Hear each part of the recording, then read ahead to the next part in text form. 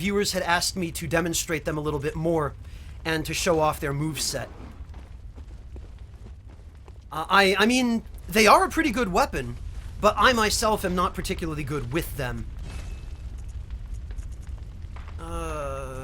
Restock on all of that stuff. And repair. Whoops, no, come on. There.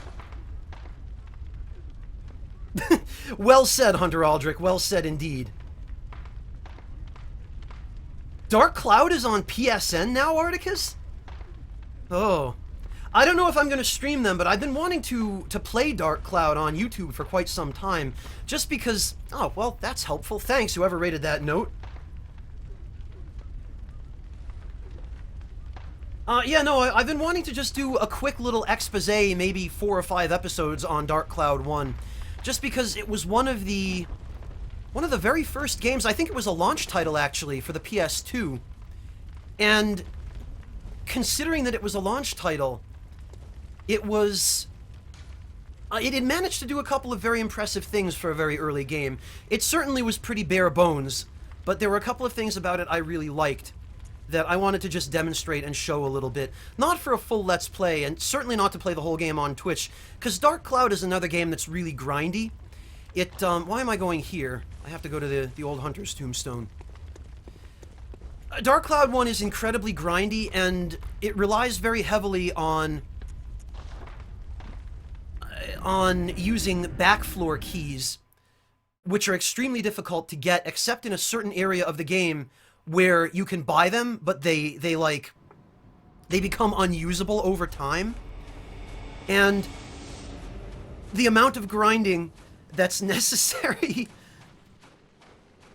to get through Dark Cloud without having too much trouble is just really, really high. Dark Cloud is a really interesting game, and Dark Cloud 2 even more so. I think Dark Cloud 2 is probably arguably a better game in terms of its design than Dark Cloud 1, but Dark Cloud initially is just about a boy who is minding his own business in his village, and, hey Silicon X, welcome! And essentially his village just gets destroyed by an evil genie who is released by a not Hitler sort of evil, generic, Germanish general. And the game centers around the boy just having to go around his village and then other villages, putting them back together and rebuilding them, and going through dungeons in order to get the pieces of the villages he needs to rebuild them. There are some really interesting concepts in it that I haven't seen introduced in too many games even since then, but the game had a couple of really glaring flaws that made it very difficult and annoying, particularly the weapon upgrade system, because Dark Cloud, at least in Dark Cloud 1, weapons had a durability system very much the same as the Souls games, except that in Dark Cloud, when a weapon broke, it disappeared and was gone forever. So you had to be really careful of your durability, and durability would go down really quickly. It was easily as bad as, maybe worse than, the durability bug in the PC version of Dark Souls 2. It was on that level of how quick your durability would go down. So you'd have a really, really good weapon that you spent tons of time upgrading, and you'd hit an enemy with it, and it'd go from like 2/3 durability to just broken. So there were some pretty major issues in Dark Cloud, but it did have some very innovative systems as well. And it had some pretty catchy music. Alright, whomever it was that needed a hand with the Orphan of Cause, I'm here now. Oh god, Ovan, that's one way to describe it.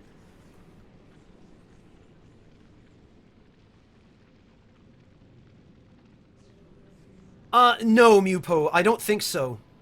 Dark Cloud 1 was a PS2 game.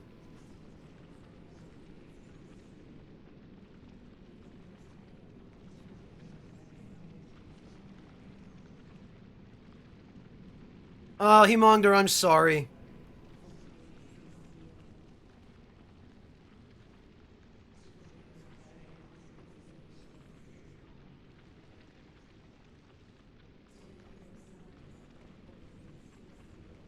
Oh, President Miyazaki, when did you get here? Hello and welcome.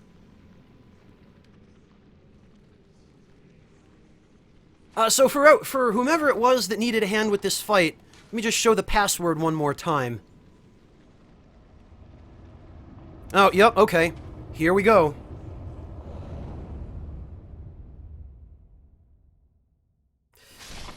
Alright. Oh, jeez. Brave Sir Robin. Nice to know I'm not the only one who's watched Monty Python and the Holy Grail. Freedom Stick, is this you? I'm guessing it must be, because nobody else would have the password. Alright, Mr. McMuscles, if you're still watching, get ready to watch me get destroyed. I haven't touched this game since I finished my LP.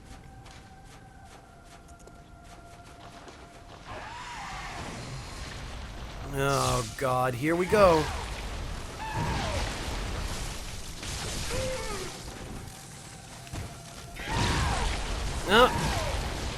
Right into it.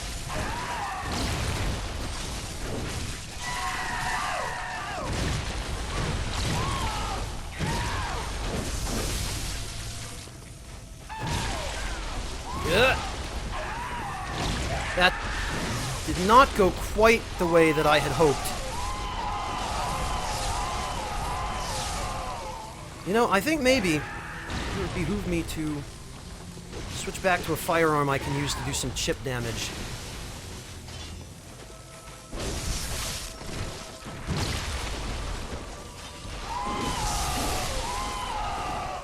That's stagger, though. Oh god, I forgot about that. Oh, this is terrible. I can't believe I helped write the guide for this game. This is a disgrace.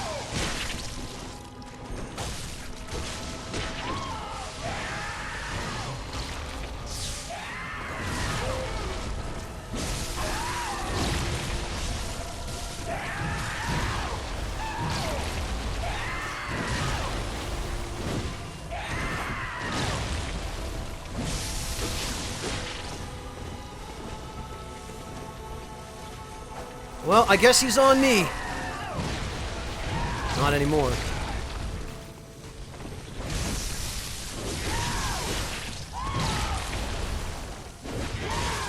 Nope, too far.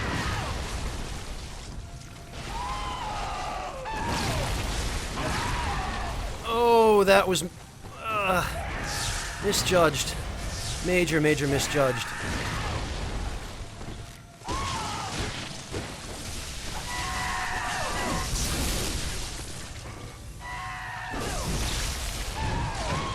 Worth. Totally worth.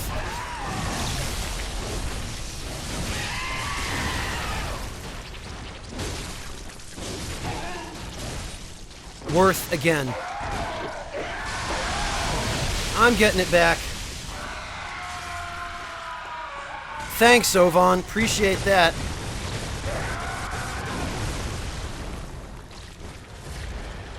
Hey, I dodged that stupid lightning attack, though. Also, for anyone wondering about this lightning attack, it sends waves of lightning out from the corpse of Kaz in 6 directions. So the closer you are to the corpse, the more of a chance that you'll get hit. You don't want to be anywhere near Kaz's body when he uses that attack.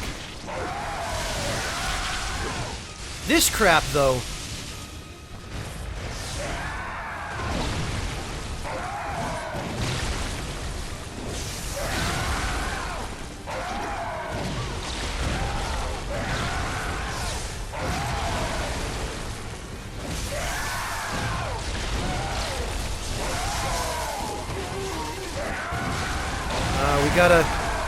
We gotta get in there while the getting is good. But don't stay in too long. That's the trick with this guy. I'm fairly sure the developers meant for you to fight him close up. They meant for you not to have any openings at all. Alright. You know what? The hell with this.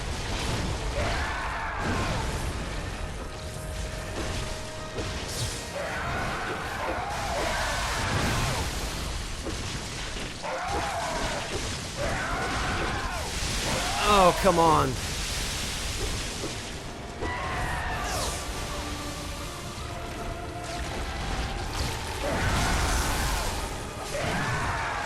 We gotta get him away from the wall. This is not an ideal place to fight here.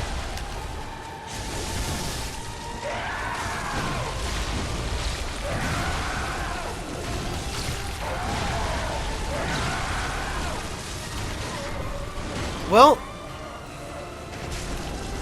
it worked. It wasn't pretty, but it worked.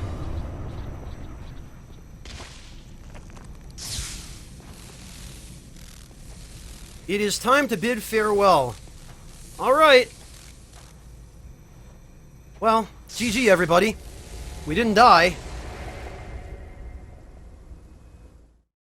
Let's see. Catching up on chat. Ryan, hey, welcome! I did send out a Twitter notification. Oh no, oops. Well, I got teleported back in on top of one of them and they're dead now. Sorry!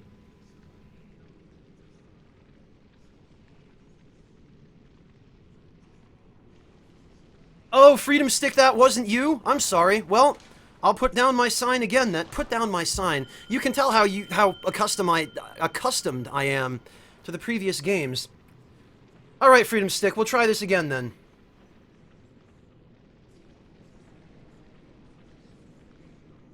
Oh yeah, Witch Doctor, the lock shield really does help with this fight, doesn't it? Ronan, welcome! See, who else arrived while I was focusing on the fight? Tony Dragon.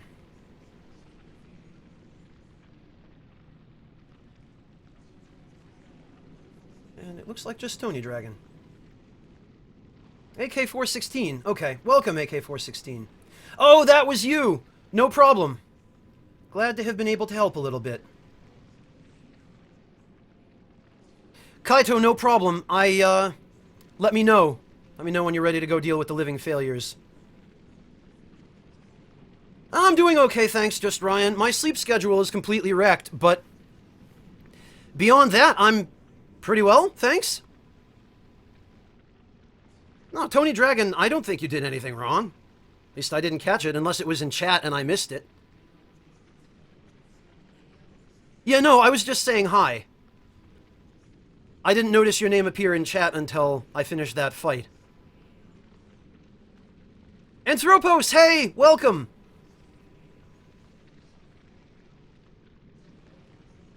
Oh, I see, Meowpo. Sounds like a solid plan, Water the Wet.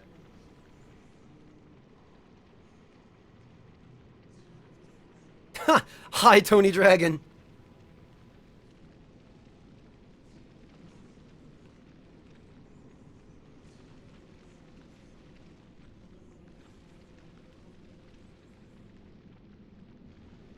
Oh, all those Monty Python references.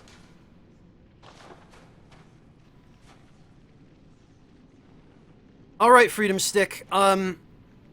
Actually, Freedom Stick, did you need just the boss, or did you need help with the area? Was I standing here in front of the boss room and you were, like, at the beginning of the fishing hamlet? Because if that's the case, I'm sorry. Lord of Spooky, hey, welcome! The Artist, it seems to me that a lot of people in chat this evening are procrastinating on some paper or exam or something. I guess this is exam season.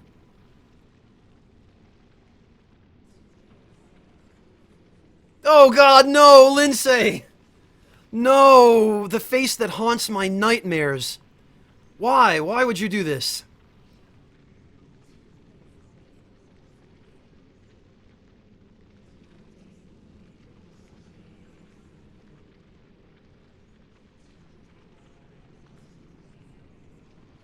The best part is, very few of the people here probably know who Penelenis was. Although I have a feeling that when Nick and Ein get around to their playthrough of Bloodborne that they're going to do for their Souls Marathon, people will be finding out all over again.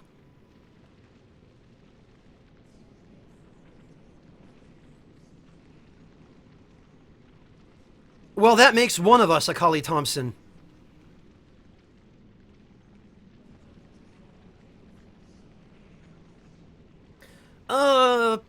Cinema Plots, Albireo. Well, what do you want to know about it? Because there's a Wikipedia article on it that might have some of the information you need.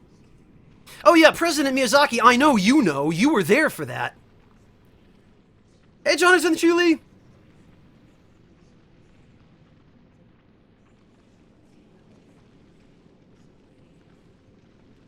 Oh, they're not playing Bloodborne Water the Wet? I could have sworn that Nick said they were. Yeah, Jonathan Shuley, this is just kind of a little bit of relaxation for me, a way of kicking back after submitting the final text on Salt and Sanctuary. Because I've been up pretty much all night for the past week trying to get that in before the deadline.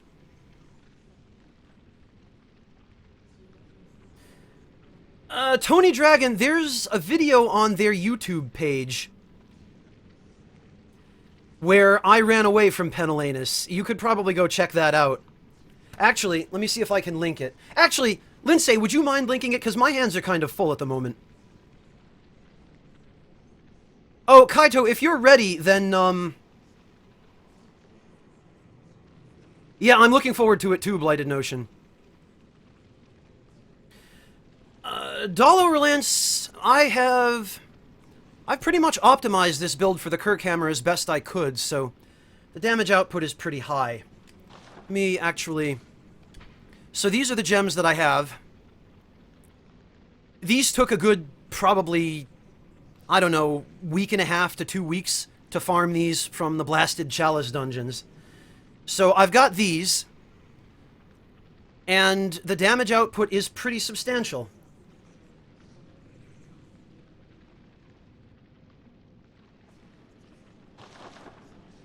To whomever it was that was looking for help with the Orphan of Kaz, I don't seem to be receiving any summons, so I'm going to go give Kaito a hand with the Living Failures. Ovon20, I'm contributing.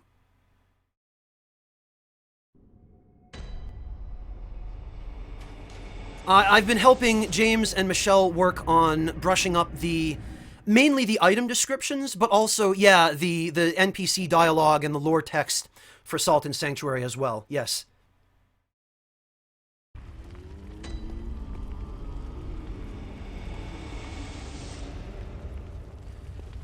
Alright.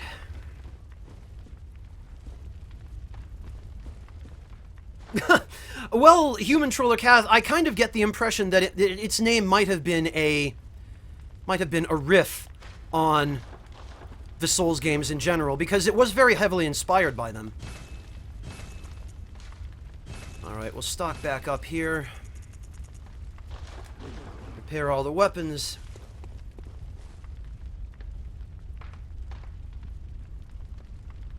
Well, Ryan, that's one of my biggest issues with Bloodborne, is that if you really want to get the best gems, and they're... Whoa. Well, okay, I didn't mean to spend all my insight on that, but sure, that works. If you want to get the best gems, you really do have to go to the Chalice dungeons, and the gems you get there are substantially better than the ones you get in the main game. Thank you, Lindsay. Yes, yeah. Thank you for linking that. And yeah, Matt, if you find that sort of trolling interesting, Matt, you might indeed appreciate that video. Alright, where was I going? Living Failures, I think? Yes. Gonna rock the good old rifle spear for this, because those guys are super weak against thrusts. Right, I need to repair my weapons.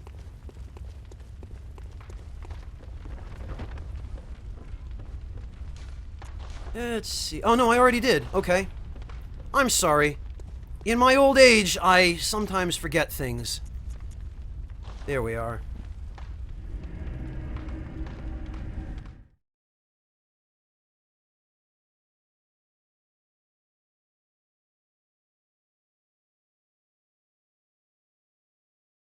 Well, exactly, Jamu, that's who. I don't know if you caught episode 4 of the LP I did when I fought Ludwig, but that fight lasted all of about 45 seconds, and 20 seconds of it was the cutscene in the middle of the fight. So, yeah, you can accomplish some pretty ridiculous things when you have good gems and when you've optimized your stats for a particular weapon. Alright, Kaito. Let's get this show on the road.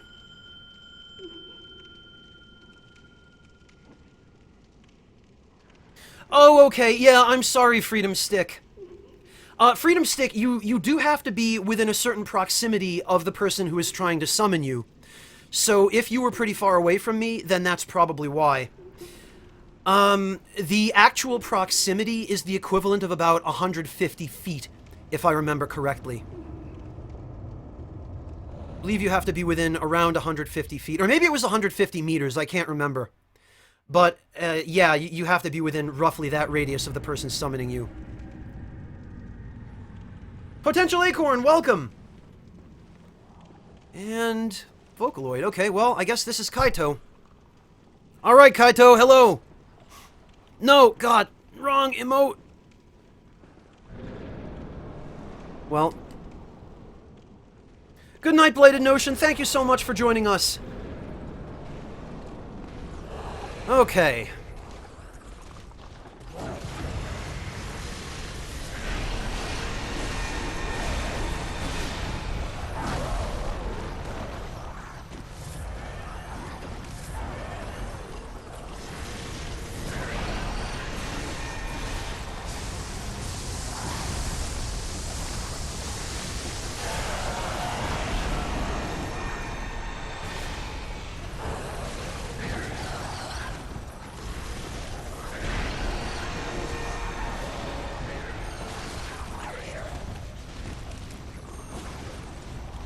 You know what?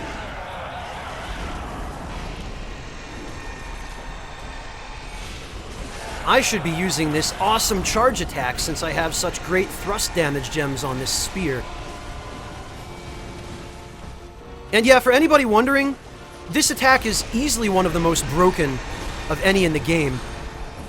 Just because of the ridiculous range it has, and the fact that enemy AI does not know how to deal with it. Now, of course, you have to make sure not to misjudge your range. But barring that, you can just sort of...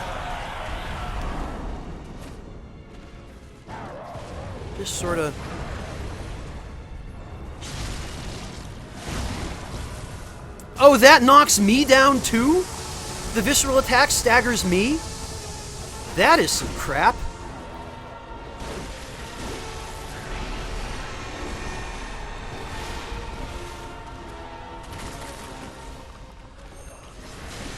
Nope. Oh, that's just silly. Really? This guy's just gonna stand there? Okay. Oh, it's well into morning, the random purrs. Oh, oh god, nope, gotta get behind the... Phew. We made it. Oh, look at this! That's handy. Oh, this AI. This super glitchy AI.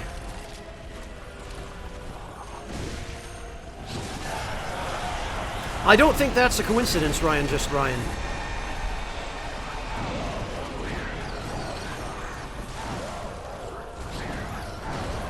Oh god, there was one behind me.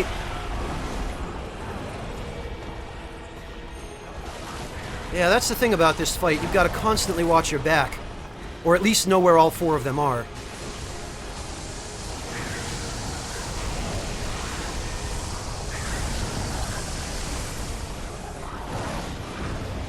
Ah! Nice parry there, Kaito. Ah, God, I keep forgetting how much range that has. I was going to try and be cool.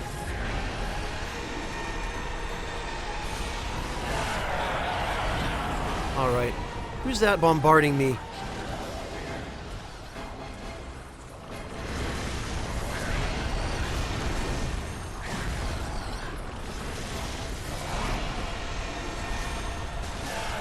I feel like having summons kind of trivializes this fight. Because it's designed entirely around you having to deal with multiple enemies at once and them all targeting you.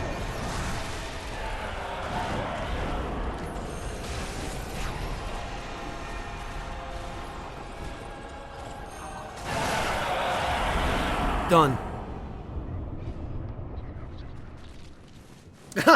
Well, who's the one who picked that username, Ryan? But all the same, I will remember that. Thank you.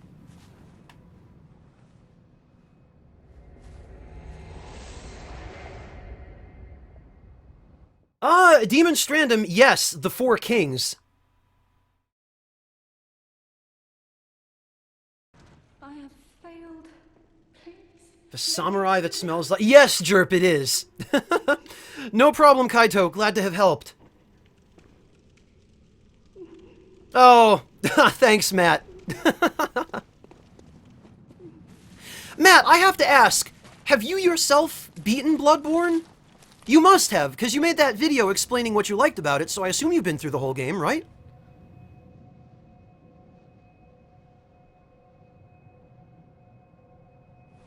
Ryan, yes, that's true, but I feel like there are a few fights that summons really don't work for, and where they actually make the fight harder. The Bed of Chaos in Dark Souls 1 is probably the best example.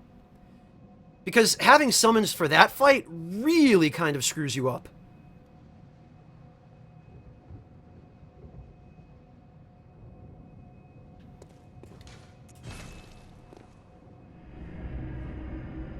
Ah, I see, Matt.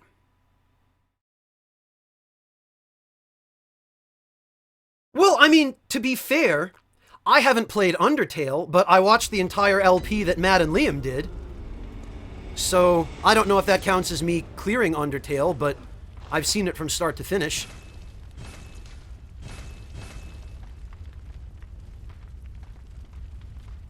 Oh, I see, Matt. So you played it at a non-Zaibatsu friend's house. That still counts. That's cool. Or, well, you watched him play it. Either way. Yes, Jerp, it is. Well, yeah, Ryan, that's true.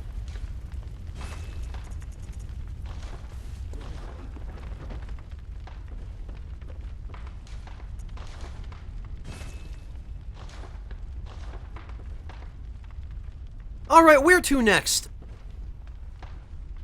Who else needs help?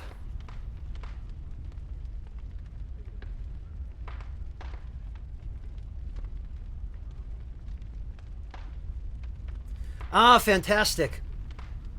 Oh, alright. Take care, Matt. Thank you so much for dropping in. Thank you again for the donation. It's been a pleasure seeing you. You're always welcome, man. Drop in anytime. Have a good night.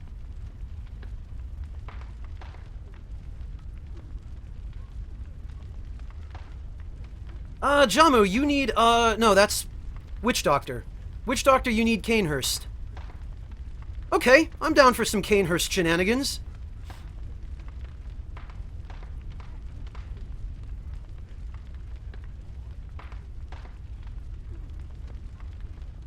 Oh, thanks, Matt.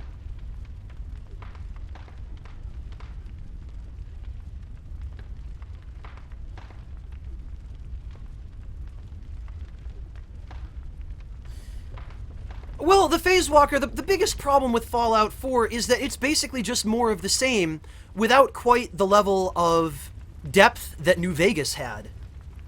And don't get me wrong, Fallout 4 is a cool game. I like some of the concepts they introduced, like the way power armor works. But it gets old so quickly. And I mean, apart from that, it's so full of bugs, but what Bethesda game isn't? Har, har, har. Kappa. Oh, hell no, Ryan, no.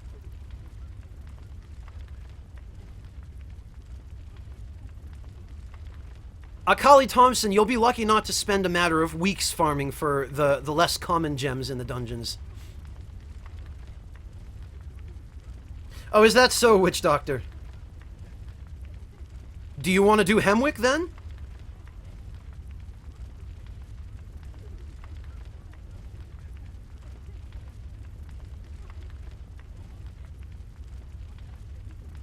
President Miyazaki, you do make a good point about Undertale there. Oh, I know, Ryan. I was just teasing.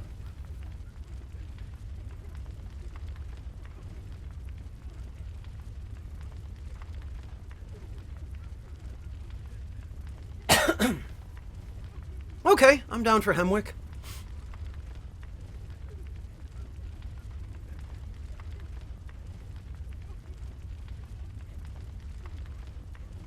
Ovan, I've never really had trouble with running out of fusion cores in Fallout 4, but then again, that's because it turns out you can just buy them when you get to Diamond City, and you can stockpile them. I think Hemwick was... Yes, it was.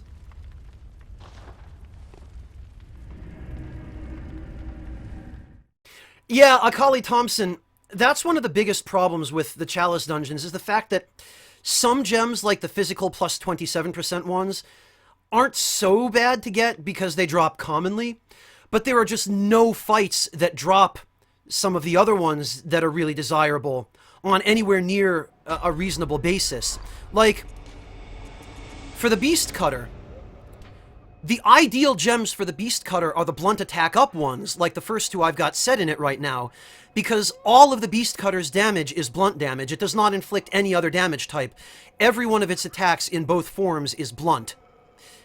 But the only place to get the level 19 blunt damage gems, which are the ones that give you 32.6%, are from the same fights that drop the physical attack up plus 27.2% ones.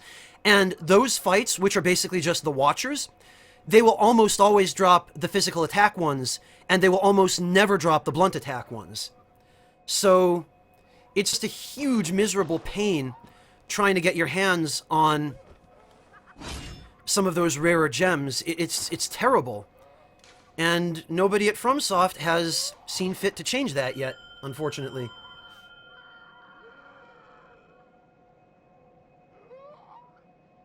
Alright, Witch Doctor, yeah, no problem. I'm down to leave the Bell Maiden if you wanna leave that up for some PvP. I'm sure probably people are going to be looking to stream snipe us, so... Yes, Jamu, the Beast Cutter will always do serrated blunt damage. It's actually a really, really excellent weapon if you can manage to put 3 of the max level blunt damage gems in it. And as it is, you can see that, but see, the problem is the stat screen does not reflect on your total attack power. It does not reflect specific bonuses from blunt or thrust, only from generic physical. So what you're seeing here is that we're getting an additional 433 blunt damage plus 179 regular physical, in addition to the 184 base attack. So with these 2 blunt damage gems, this weapon is doing a huge amount of damage, but unfortunately it's not really totally reflected on my status screen here. That additional 433 attack power is not shown in my right-hand second slot. Ryan, I have not. I honestly have no interest whatsoever in Dragon's Dogma. I've watched Peeve play it a lot, and it just looks like a less exciting version of a more quest-oriented Souls game to me.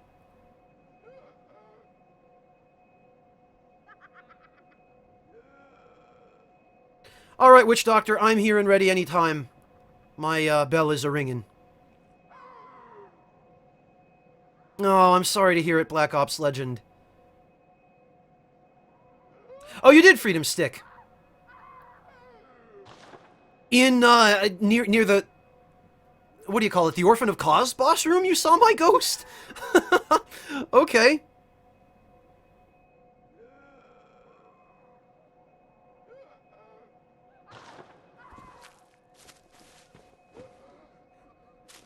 Okay, Witch Doctor. You might want to come hang out at the First Lantern, right at the entrance of Hemwick here. Because you do need to be within a certain radius of me in order to make the matchmaking work.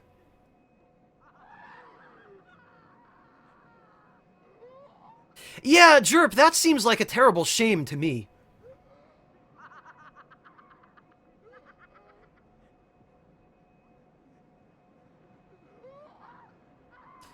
I don't know, Ryan. It doesn't look like the sort of game that I could stand to play from start to finish. Again, I've watched Peeve play it a lot, and I can't seem to feel any interest for it. And one of the worst things you can do in a position like mine as a content creator is start a game with even a hint of a promise that you might finish it, and then just give up on it partway through, especially because you're not interested in it. Because people get really disappointed, and some people get mad, and it's you know, yes, it's a learning experience, but there are so many other games that I already have on my list that I actually want to play, you know? It's not personal, but...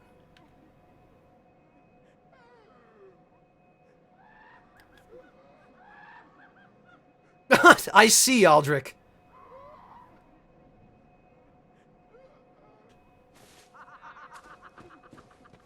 Oh, Witch Doctor, that's right. Are you using the password? Because you're going to need this password.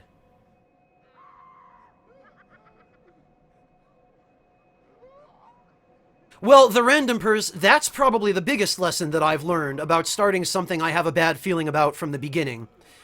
And that's why I have to put my foot down sometimes when somebody, like, I'm always open to suggestions and ideas, but if somebody suggests something that I have a gut feeling is going to lead to disaster, then, you know, I have to reserve the right to make an executive decision there, you know? And it's not for the sake of being a jerk or turning up my nose at a game somebody else likes, but it's about just having to make a good, sound decision and use good judgment. Because I do have some things to lose from making a bad decision as to what game I pick. Okay, Witch Doctor.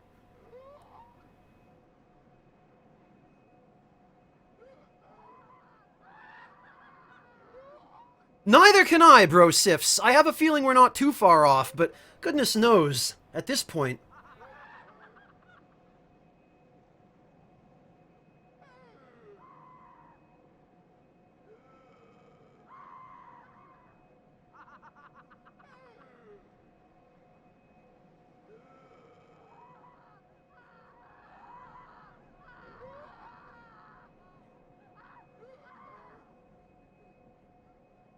Yeah, Jamu, I really do like the Executioner's gloves, especially now that arcane builds are a lot more useful. Yeah, Ryan, I understand. I do understand.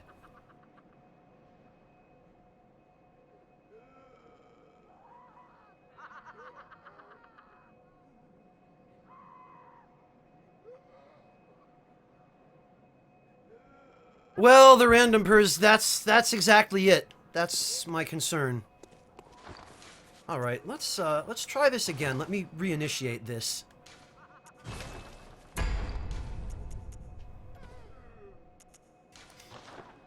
Because another thing, and this was actually told to us outright by the developers while we were working on the guide, is that you're more likely to get a successful match with the bells if the person who is offering his aid rings his bell about 10 to 15 seconds after the person who is requesting aid. So we'll try this again, maybe. Oh, Am's the Great. Yeah, I know. It's difficult when you don't have a source of income of your own and the game is exclusive to console. And to a very expensive console at that, let's be honest. Yeah, Black Ops Legend. The silencing blank is a nice touch, isn't it? Kind of like a little flare gun. Ah, welcome back, Blighted Notion. Yeah, I'm really happy for them. They finally... What happened was, the company that Nick worked for, the tech company, the software firm... Ah, we got it! Excellent! Nick's company got bought out by a gigantic corporation. And what that meant for him is that he basically, if he stayed with them, then he would have spent the rest of his life as essentially a corporate pawn. And working for a giant corporation is really not a great thing. Because they don't tend to treat their employees very well. You're just a cubicle monkey to them. You're just kind of a number on their employee roster. And so facing that prospect, Nick decided he's ready. He's ready to go full-time with Twitch. And I'm 100% behind him. Better to get out before things start going to corporate hell.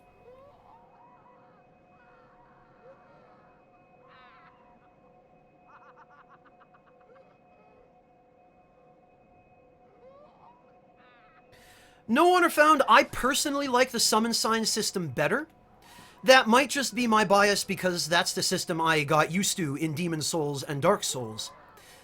But I think that it's a lot easier to be able to look at a summon sign and see who it is in advance and know whether or not it's the person you actually want to summon you.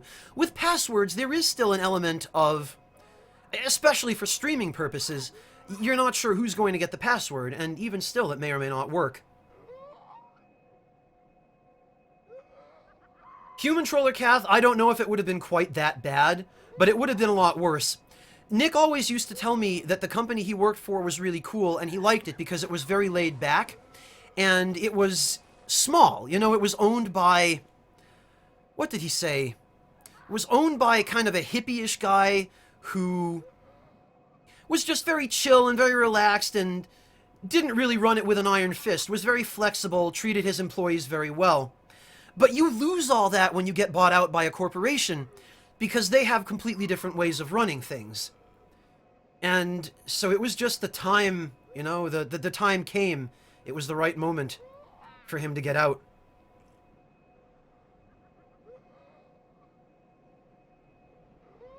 Ams the Great, yeah, it does. And in the most recent patch, they supposedly added a system that lets you see the ghosts of other people who are in your range. There we go, finally.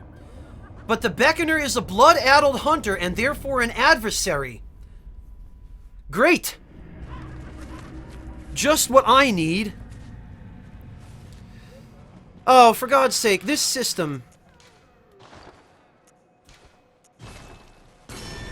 No wonder it wasn't working. Let's try that again. Of all times, the one... No, I'm not going to kill somebody who summons me into the stream for help.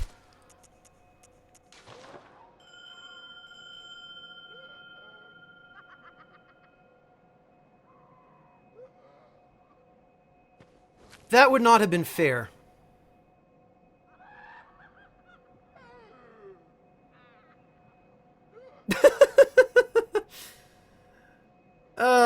Hunter Aldrich.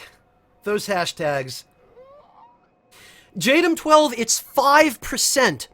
You get a 5% chance of having the blood-addled hunter effect actually work with your hunter rune.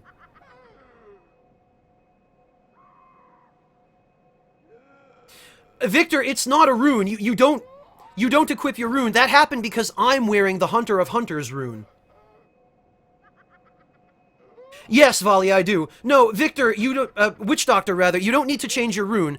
What happens is, you become a blood-addled hunter because you killed a bunch of people when you invaded them.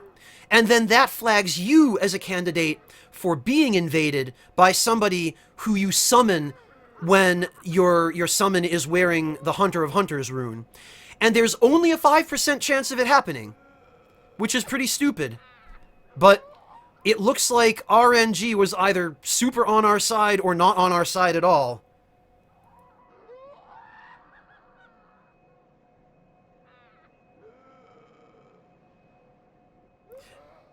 Witch Doctor, because I keep seeing the W in your name is made out of 2 V's. And I saw the V's, the I, the C, and then the TOR in Doctor, because I just glanced over at chat, so...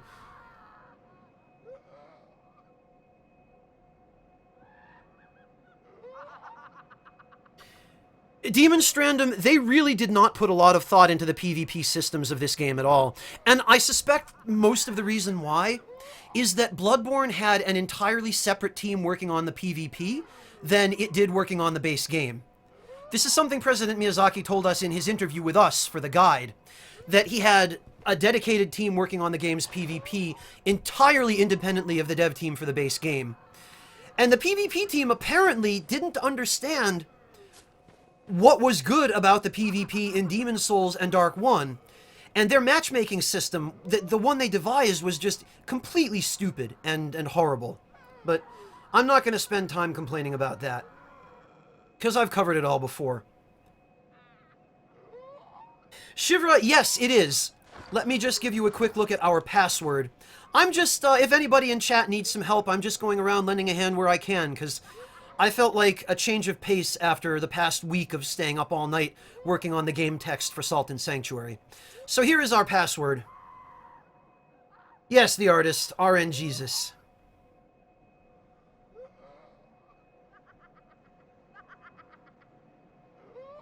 The random person, I really hope they just go back to the system they used in Demon's Souls and Dark 1. The matchmaking system. Demon's Strand, from a certain point of view, it's hilarious, but it's also really depressing.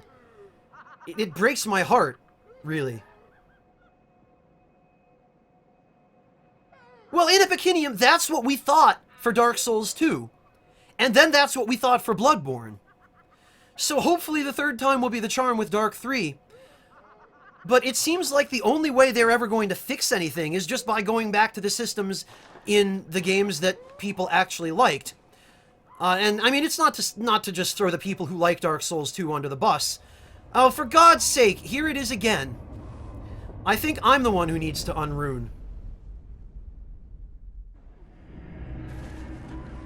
PvP and co-op.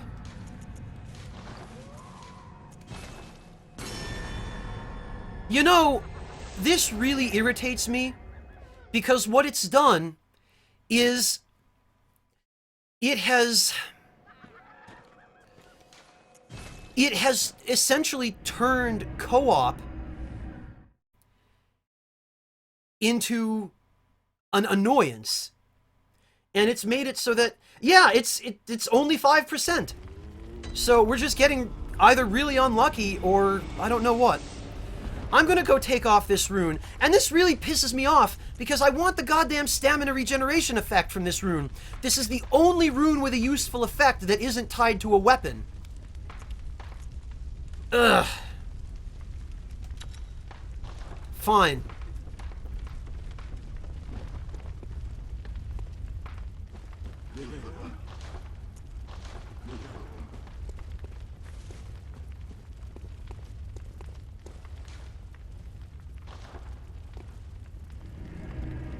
Well, 2 in a row is entirely possible with a 5% rate. Hey, Johnny Ravenous. It may also be that they have increased the rate since then because they realized 5% was dumb. Yeah, no, Am's the Great, that's what I mean. The only other runes that are worth using at all, in the absolute least, are the one that changes the moveset of the Beast Claw and the one that changes the moveset of the Cause Parasite. All of the other effects from the Covenant runes are just garbage. The Executioner's one is something like a 3% boost to the amount of HP recovered by vials. As you can see, the one from Valter's Covenant is, oh boy, 2% more max HP in co-op, big whoop. And the Vile Bloods one is, it'll regenerate HP incredibly slowly when you're at critical levels, but it stops when you get up to like 30%. So again, worthless. Hey, 27! No, bro sifs, because people are not wrong for liking what they like. Especially when these sorts of games are so polarizing and subjective in the first place. Alright. Let's do this.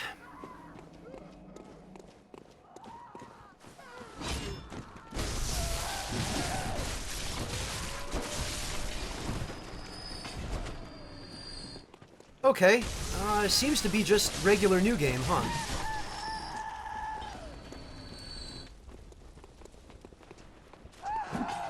Aww.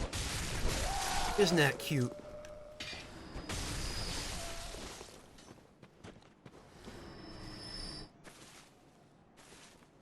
Is everybody up here already dead? No. Oh, that's right, it's nighttime here.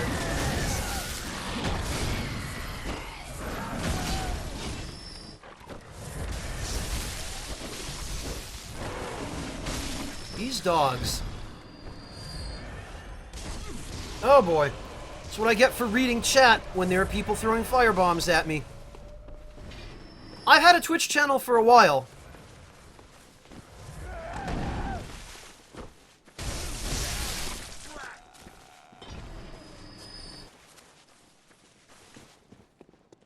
stock in bolt paper? I've got bolt paper. But I'm saving it.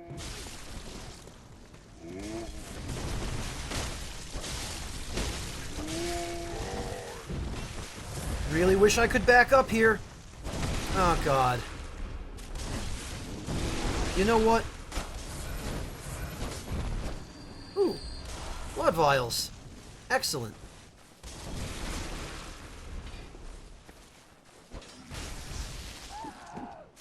I'm trying not to, Ryan. It's reflexive. I really don't want to miss anything. What you should do is that if you really need my attention for something and I'm in the middle of trying not to die, just tag me in chat. Oh, we got company!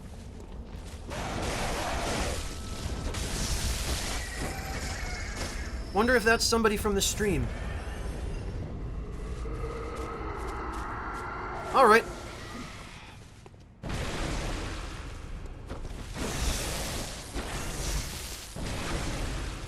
So, how are we gonna do this? Is this a gank? Are we 1v1ing? What's the deal here?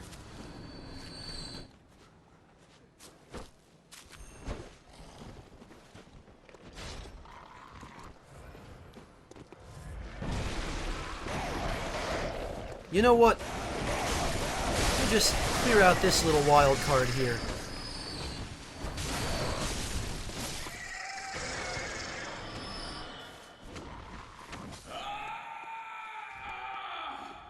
Oh, Dan DePanda, was that you? Ryan, I'm paying attention. GG, whoever that was. Not that I had anything to do with it.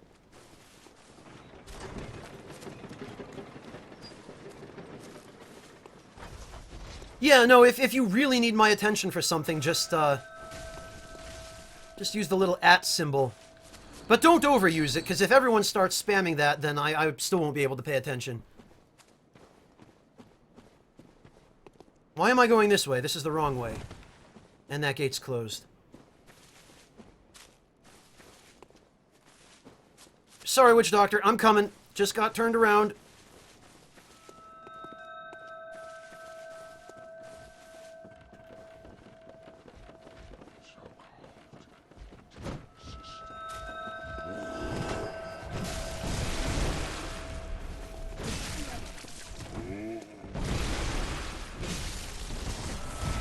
Oh, you know what?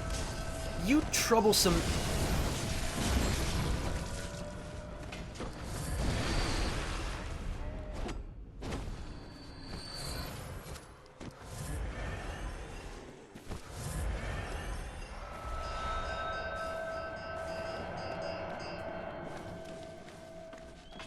Hang on. I remember this. Alright, that should be that.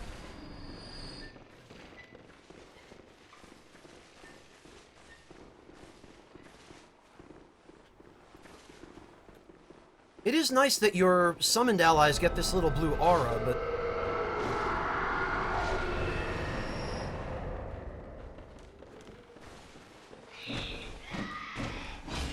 God, the lock-on range in here is horrendous.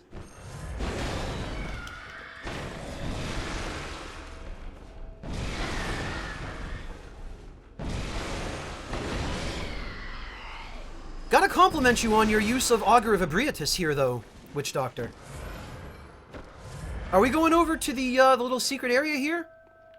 Oh, okay, I guess not.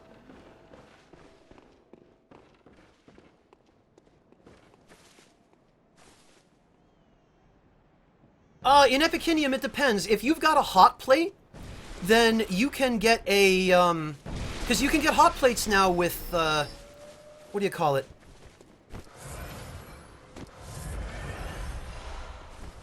The magnetized hot plates. Magnetic induction hot plates. That's what I was looking for. You can get an induction hot plate and a steel tea kettle. And that's probably the most efficient way to make tea in a dorm. Because via induction heating, you'll heat your water a lot faster and you'll use a lot less electricity. Induction hot plates are a lot more efficient.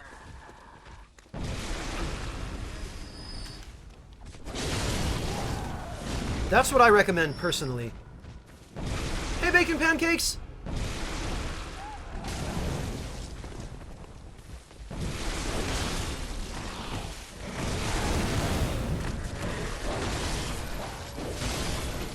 There.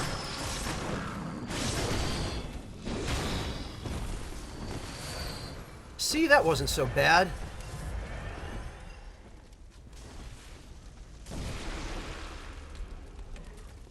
Oh, no problem, Macaulay Thompson. Thank you so much for dropping in. Ryan, at the moment, it's been kind of slow and steady upward progress, which is fine.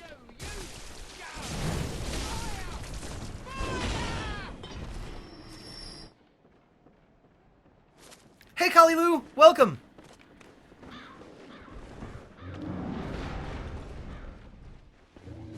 Whoa!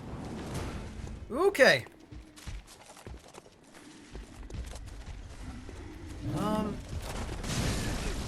You know... Oh, good. I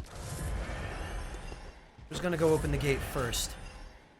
Okay, you. Get back here.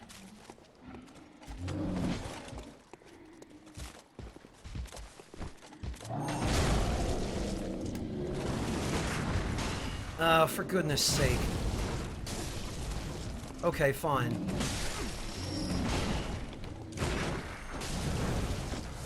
Okay, that doesn't work so well in co-op then, I guess. Fair enough. Let me just, let me go back and grab those blood vials from that dead guy.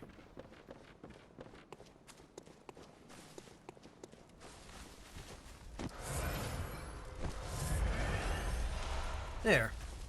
See? It's fine.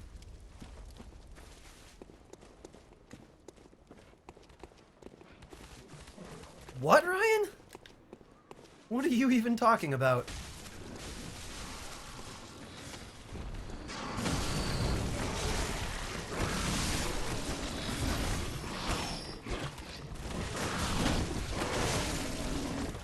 Oh, this is getting a little bit too...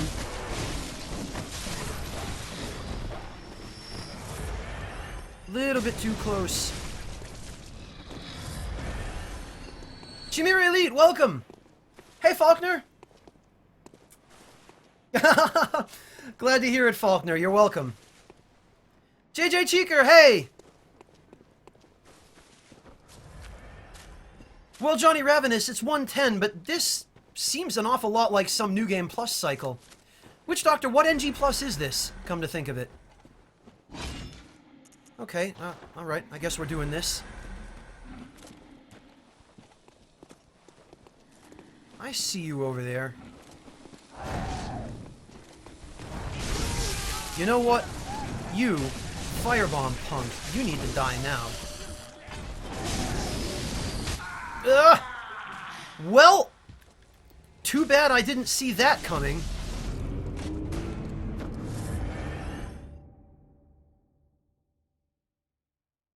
I have not yet, Indir Singh. I haven't had a chance to purchase more smelt.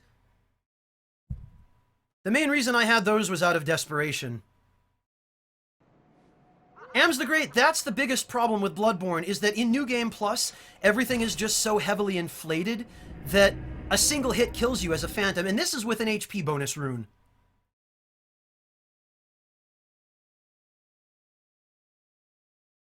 Alright, Witch Doctor, I'm gonna head to the Hemwick boss room, and I'll ring my bell for you right outside.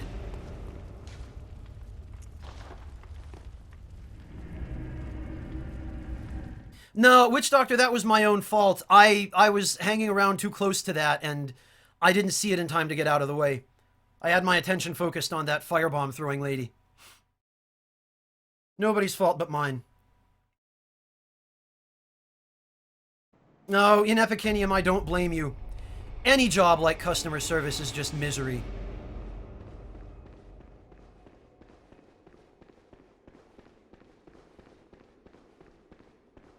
I know, Ams the Great. I don't know why I even bothered with the HP bonus rune.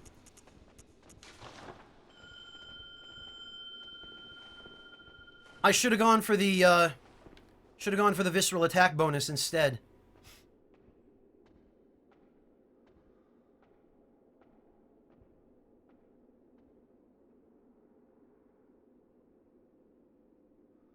Yeah, JJ Cheeker, stay as far away from the corpse of Cause as you can, because the lightning attack originates on the corpse.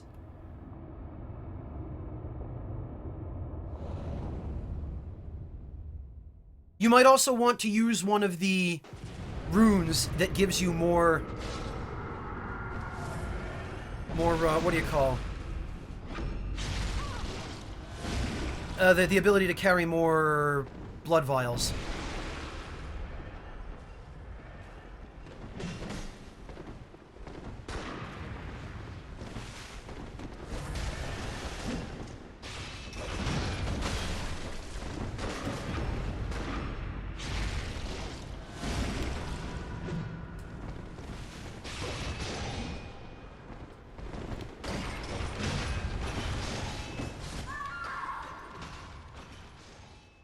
Well, I can't say I did anything to help there.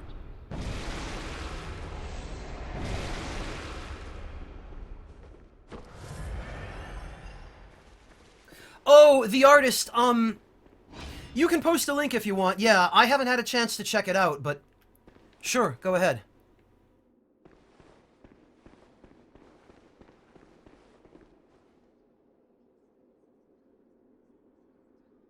Hey, Kinetic Shadow, welcome.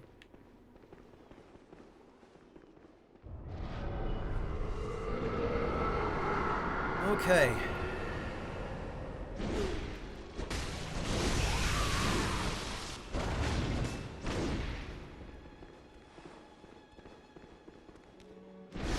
Alright, so I don't know if everybody is aware, but the trick to this fight is that if you walk on these wooden scaffolds, the madmen, the scythe guys, will instantly hear you, and they can always track you when you're standing on the scaffold, but you can use that to lure them away. For example, I'm walking around up here, and they will always chase me to this location. So when I get off the scaffold, they will still path to my last known location on the scaffold. It's kind of a way of keeping them off your back. Alright, where is this punk? Probably should buff. I bet she's on the scaffold, because she likes to hang out there sometimes. There or in the corners. There she is!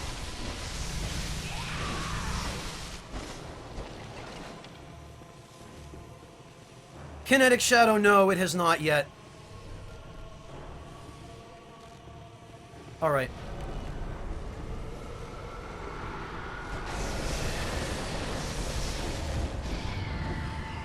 Okay. I see you, you punk.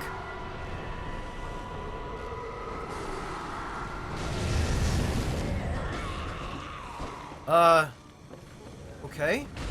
Ugh! I'll get you for that.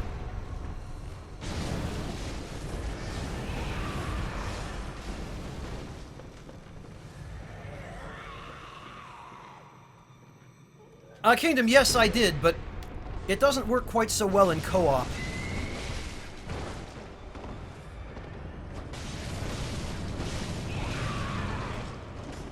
Alright, so now we need to go track down the other witch. She should be appearing somewhere around here right about now. Yeah, this is her. We gotta unload on her and kill her first.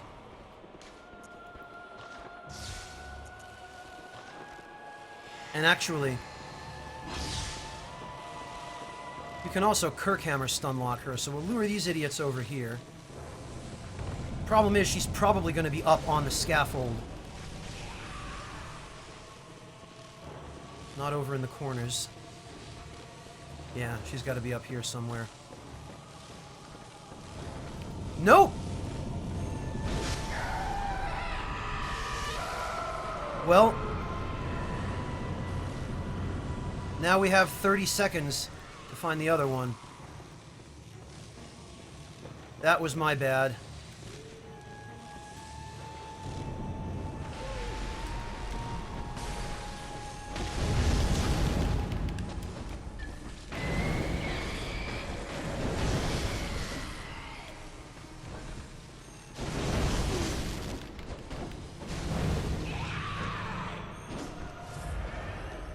Now the other one's gonna come back to life. I think actually it's 60 seconds now that I think about it. You have 60 seconds in between then and when the other witch comes back with half health.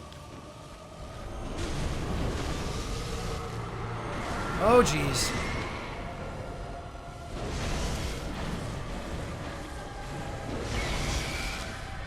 Okay. Which witch is this? This is the one we want. Good.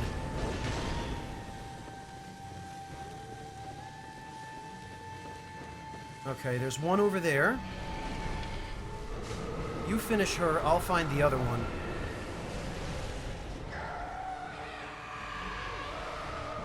Because we gotta kill them as close together as possible.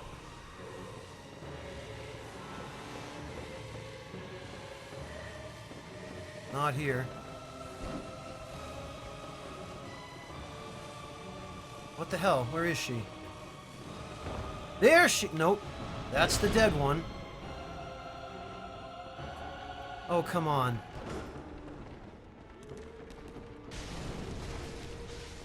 Oh, you found her. That's not her. Oh, for goodness sake. This. There we go. Well, once again, I did none of the work in that fight, but... Nah, Ryan, probably not. Well... GG.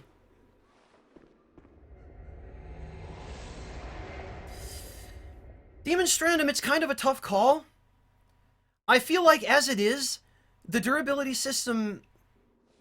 I don't know. In Dark Souls 2, all the durability system did was hurt things. Because FromSoft cannot seem to figure out how to program a game whose frame rate is not tied to things it should not be tied to. Good night, JJ Cheeker. Thank you so much for joining us. But I don't know, Demon Strandum, it's really hard to devise a durability system that makes the game better, because it's so easy to add a durability system that makes the game worse. And I feel like nowhere was that more apparent than in Dark Souls 2.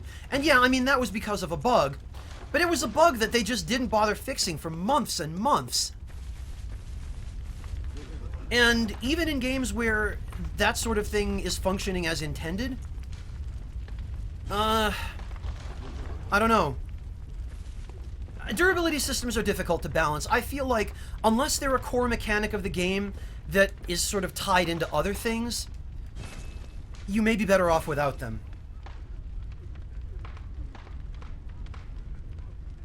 Yeah, Witch Doctor, I can't say that that was my finest moment, but we made it. So, who else is in need of a boss fight? Where shall we head to next?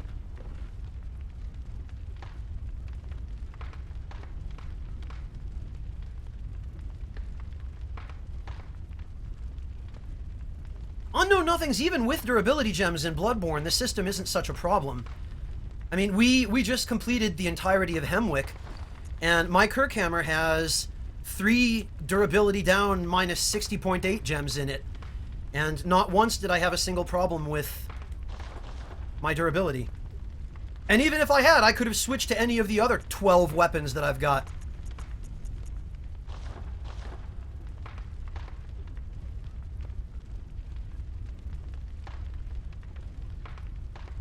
Yeah, no, Demon Strandum, it really just depends on the game, and it depends on whether durability is an appropriate design decision that fits in with the rest of that game. It's all relative.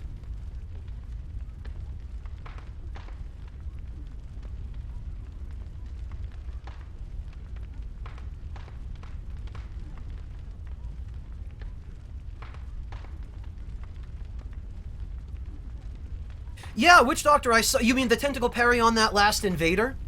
Yeah, no, that definitely was a good change. It's actually worth using Augur of Ebrietas now.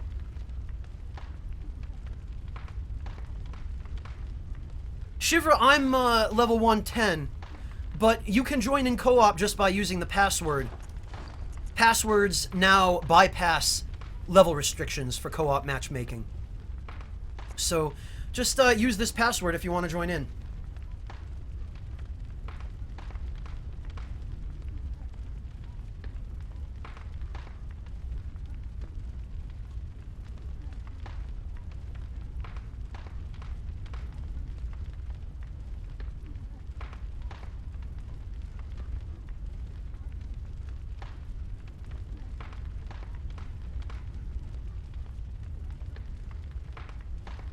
Witch Doctor, it depends on the arcane build. Builds that use something like the Holy Moonlight Sword, those can do some pretty substantial crits.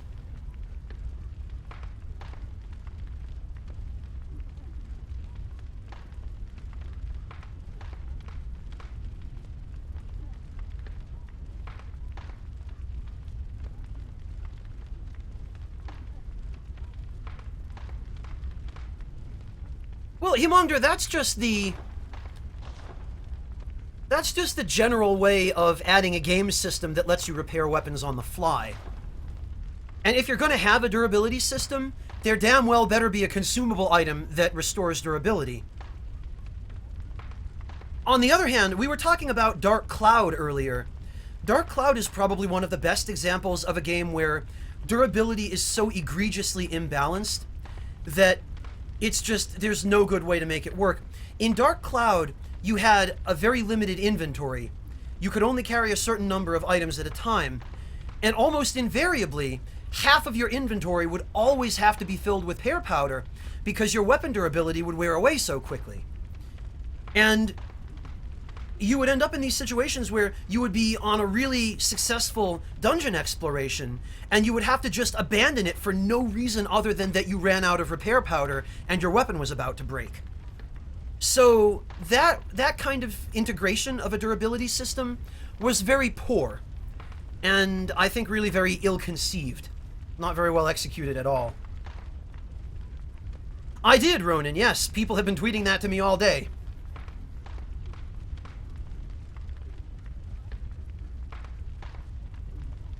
Unknown Nothings, yes, it will bypass the level difference. If you would like me to join you for a boss fight.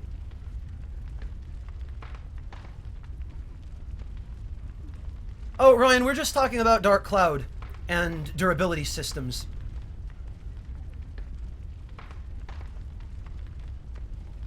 Well, the Phase Walker, the thing about the tools in this game is that they only really start doing optimal damage when you go above 70 arcane. So you have to make a truly dedicated arcane build in order to really be able to get much use out of most of the tools, other than the really low-level ones like Augur of Ebrietas and the Hunter Bone, which are just better off at minimum arcane requirements anyway. Oh yeah, you should go get some rest, Kinetic Shadow. Thank you so much for joining us. Have a good night, man. We'll catch you later.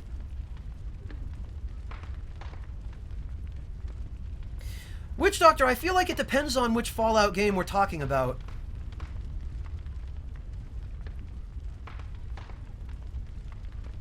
Yeah, Hemongder, that's one of the things that baffles me about Demon's Souls. And if you caught the stream I did with Matt and the others of Demon's Souls a couple of weeks ago, when I asked Pat and Liam what they thought about the fight with Phalanx, they said that it was the best designed multi-enemy boss fight in the entire Souls series, which I happen to agree with.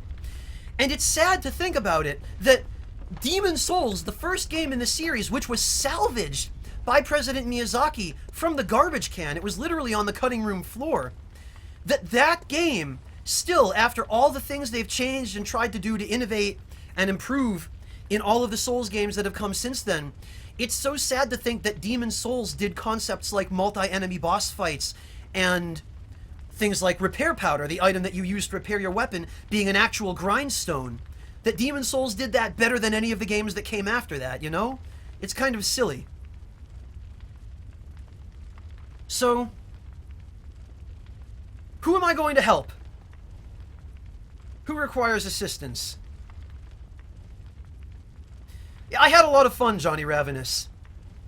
It's a shame that there was such a large element of cancer in the chat, but I suppose you get that nearly everywhere on the internet, with nearly any fan base. Except mine, for which I'm profoundly grateful and quite proud.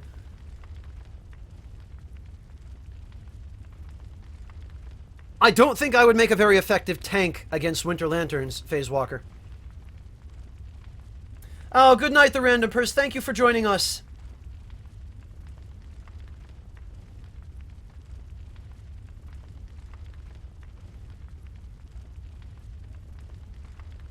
Hey, Maximus Eldridge!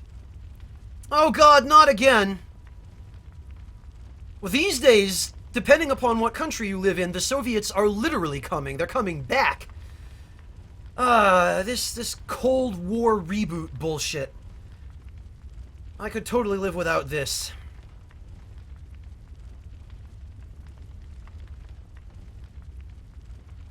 Oh, Freedom Stick, you need a help with Lawrence. That'll give me a perfect excuse to dust off my, my good old... Where is it? My good old beast grindy weapons. Sure thing, Freedom Stick. Let's see if we can get this working now. And I'm gonna put my Hunter of Hunters rune back on, because I really want that stamina regeneration bonus. So please, I really hope, you're not a blood-addled hunter.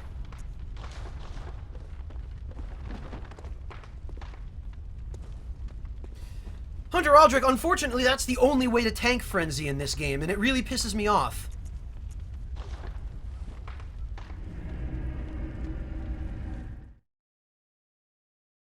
Oh, Kaito, you need a hand with Hemwick as well. I have not, Ryan, but I've learned quite a lot about Monster Hunter from Pat. Demonstrandum, with all due respect, I'm gonna pass on that. I'll take a random jab at it every now and then in a humorous context, but I really, really hate discussing politics. Alright, Freedom Stick.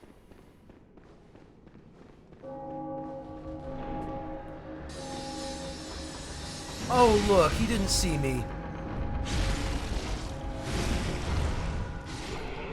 You know what?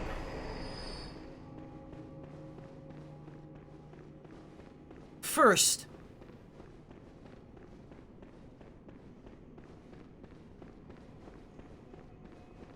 I'm going to go switch out that stupid HP bonus room, which is really doing me no good at all. Red, it turns out the Beast Grinder was not nerfed at all, as far as I can tell. I kept hearing rumors about it, but I don't believe there was in fact a nerf.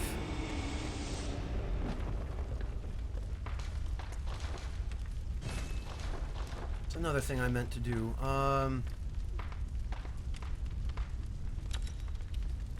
Definitely want the stamina boost. Do not need the HP boost. Instead, I think I'm going to go for the level 2 Claw Mark. That's another 20% damage bonus to visceral attacks. That I can use. Visceral attacks plus 50% is no joke.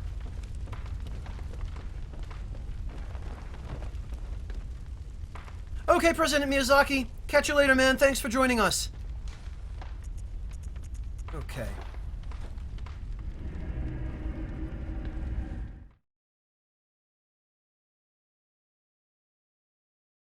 Johnny Ravenous, I don't mind. I'm going to help Freedom Stick out with Lawrence, and then I can head over to Ebrietas.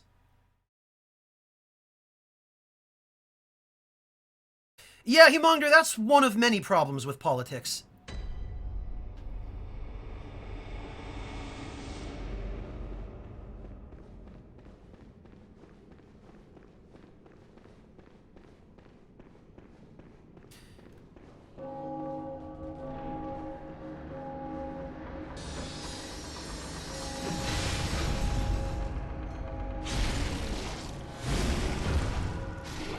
Oh, that 2600 visceral attack.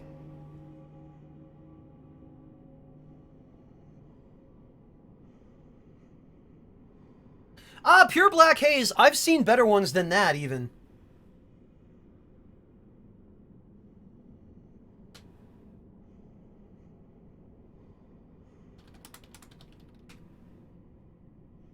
For example...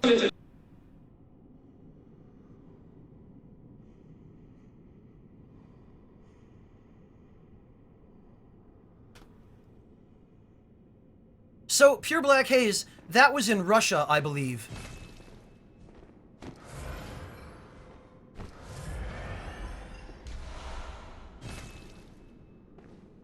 And I think that was a little bit more creative than just throwing a dildo.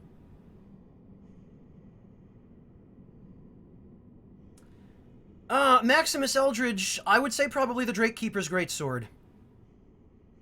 Omir, welcome!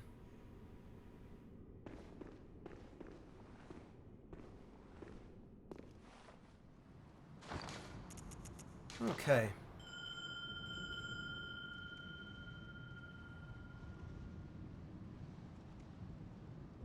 Kimongder, the gaming community has been yelling this at politicians for as long as video games have existed.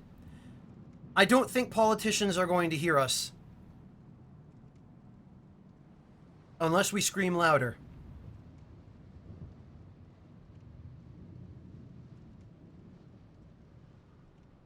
Yeah, Unknown Nothings, if you use all 3 of the Clawmark runes and you really, really spec for Visceral Attack, you can do some pretty insane damage with it.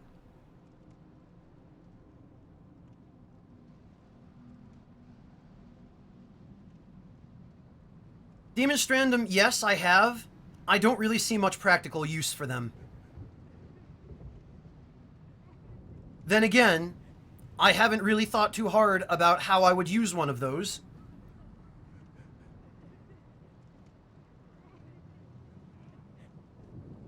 Anthro, I'm willing to bet that that game Miyazaki is working on now, which is supposedly his first original game other than the Souls series, I'm willing to bet that's just a licensed Berserk title.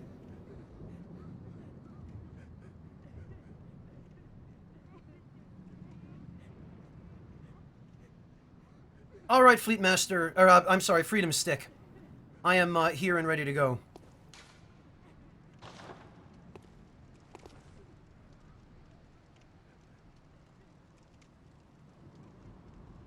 Oh, Cold Fox, we are using a password, actually. If you want to get in on this, then, here is our password. Yeah, Faulkner, I can't say that I would really ever have any reason to use one anyway.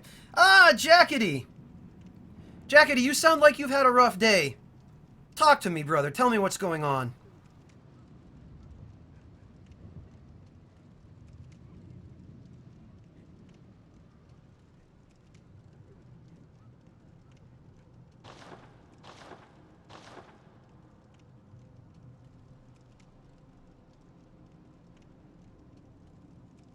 Williams the Great, he's pretty much done Berserk games with the Souls series up to now. You should have heard him at E3. That freaking goofball. I had the privilege of attending the unveiling presentation of Dark Souls 3 at E3, where President Miyazaki gave the little kind of speech overview of the game as it was being demonstrated. And one of the first things out of President Miyazaki's mouth, and there's this big goofy grin on his face when he said it, was, "Yeah, check that greatsword out. It's like Berserk. Isn't that really cool?" And I'm sitting there in the front row, like 5 feet away from him, staring at him, just watching this big grin on his face. He's just gushing about how, "Look, we did the Berserk thing." I'm like, dude, why don't you just make a licensed Berserk game already? Just get the rights. Kadokawa's got infinite fuck you money now. And I'm sure they'd be glad to fund it.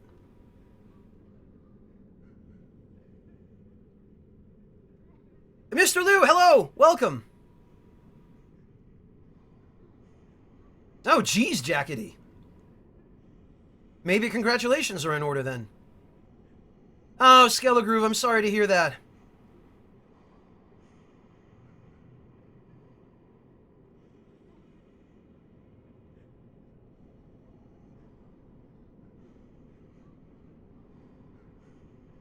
Oh, Johnny Ravenous, he has a humongous boner for Berserk. You believe me, he's... You get him talking about it during an interview, you'll never get him off the subject. Let me put it that way.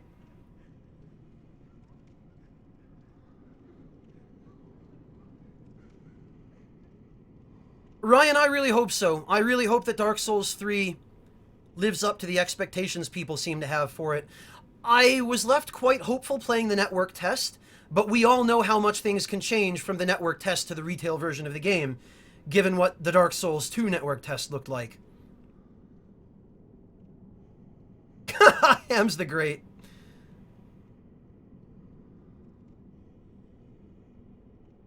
Aw, Jackety, I'm sorry, man.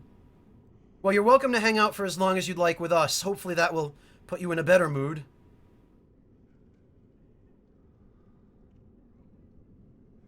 Well, to everybody who's saying that you would like to see a Berserk game by Miyazaki, I think what the Zaibatsu's LP of Metal Wolf Chaos has taught us is that if somebody really famous picks up a FromSoft game and does a Let's Play of it, they will notice, and they will have no idea what's going on, and they won't understand why.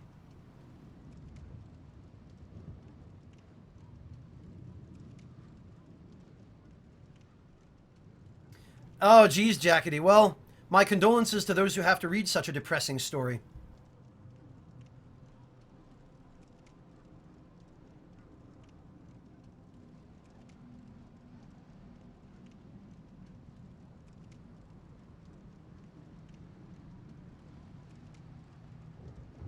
In Epicinium, you're the guy in Debate Club who always pissed me off. You know the guy, right? That one who always argues in favor of blatantly racist perspectives just to play the devil's advocate and see how well people defend their own perspectives. That guy? Yeah.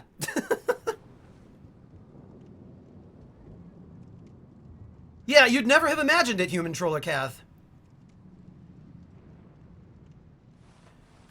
Freedom Stick, let's try restarting our bells. This might work. I'll restart mine, and then you can give yours a ring. Yeah, I heard about that, Jackety. And they got super denied, although they might still appeal it. Yeah, but I think that was the American branch of Sony that tried to issue that copyright, Jackety, because they filed it with the American Bureau of Patents, didn't they? Oh, geez, Ams the Great, that would be the ultimate troll, wouldn't it?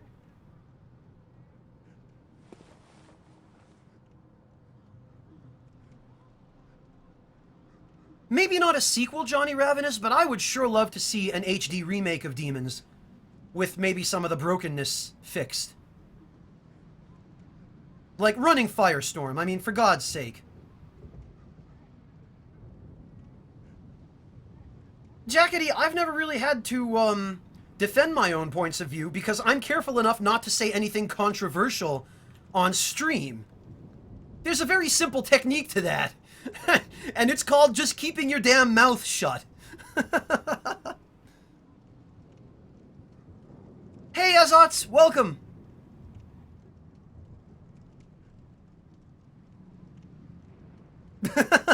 Exactly, Human Troller Cath.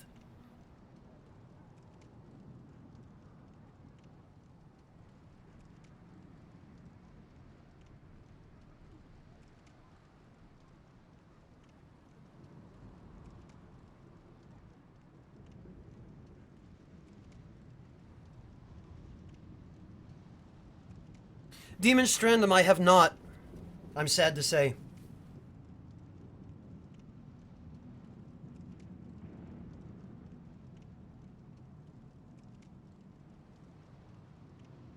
Well, Hollow Process, this goes back to the whole point of just milking your franchises to death. Look at Final Fantasy. You know, look at Naruto. Look at Dragon Ball. Look at any of the countless... I mean, look at Fallout, for goodness sake. So, there comes a point when enough is enough, and it's better to just put a franchise to rest gratefully and let it be good in people's memories and let them enjoy their nostalgia, rather than just continuing to milk the cow until there's nothing left.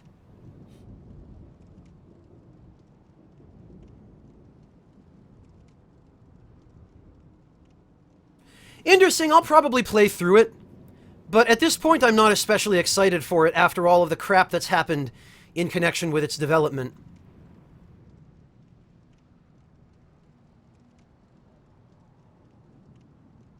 Ryan, again, I think an HD remake would be great, but I would really hope that they wouldn't change the game substantially in order to try and retcon things.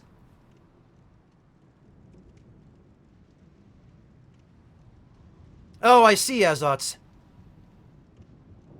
Yeah, I know Naruto ended Phase Walker, but look at all the filler they stuffed into it. They drew it out way more than it needed to be. Okay, Cold Fox, if I can't manage to match up with Freedom Stick fairly soon, I'll come join you at the research hall. Speak of the... Oh, for God's sake! Really?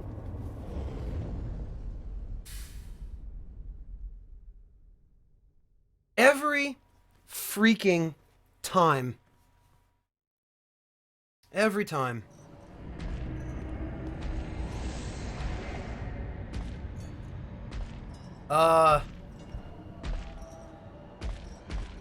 Okay. Great, I guess. Good night, Iron Paws. Thanks so much for joining us. Well... Thank you, FromSoft, for this buggy-ass netcode.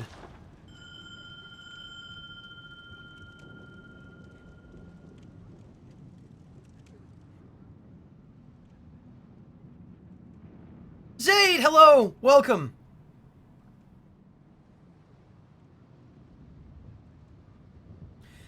Witch Doctor, I really wish I knew. I just don't get it. Kalilu, I'm not even familiar with Bleach. I've never had any interest in it to begin with. Yeah, Kaito, the purple aura comes from when you invade somebody as a hunter of hunters.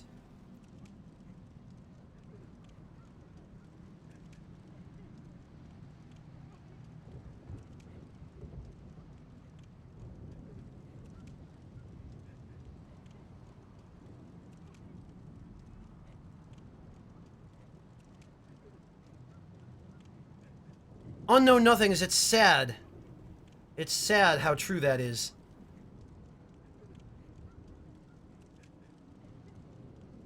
No, Kaito, it's not him. Hunter of Hunters doesn't have an opposing rune. What the Hunter of Hunters rune is opposed to is just a player character that has an excessive number of invasions. I believe it's more than 10. Or something like that. I forget exactly. I could go dig through the old documents and look it up again, but I'm too lazy.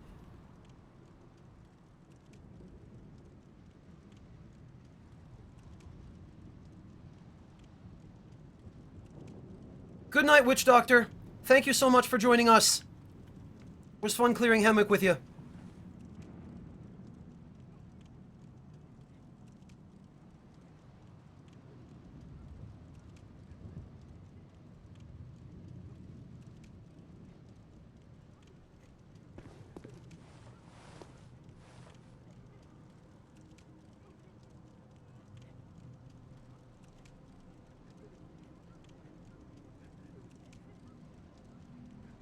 Yeah, Demon Strandum. The team they had working on the PvP in this game really had no idea what the hell they were doing. I'm gonna come out and just say that point blank. Because they didn't.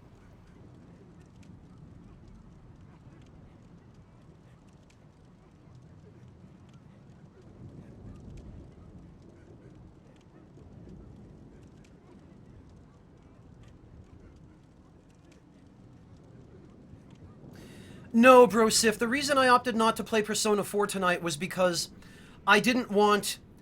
Because I was starting the stream really very late, or in my time very early. I started it at about 3 a.m. And there was no way that everybody who's been following the stream so far would have been able to make it. So rather than just leave them out, I decided it would probably be better to play a game that I didn't really have to worry about progression for. And since I've already cleared the game here, I can make a much better case for just focusing on interaction with all of you while I wait for co-op.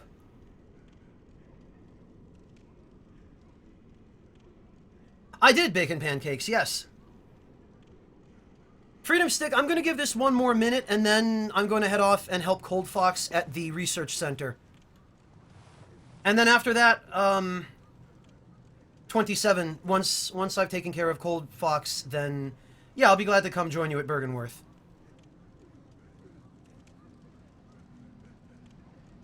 Dr. Pingu, welcome back!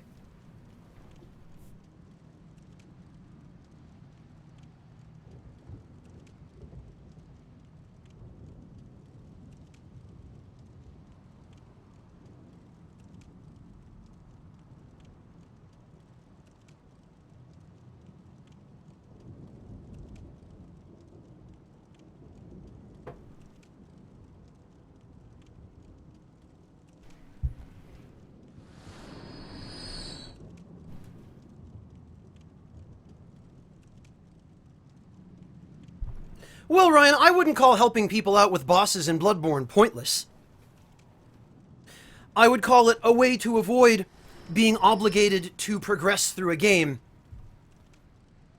while still streaming something that I hoped had been relatively interesting, but matchmaking does not seem to be on our side today. Also, who is dying? Why do I keep... Oh no, that's the hunters and the beasts fighting each other. That's what that is. I did bacon pancakes. He tweeted them to me.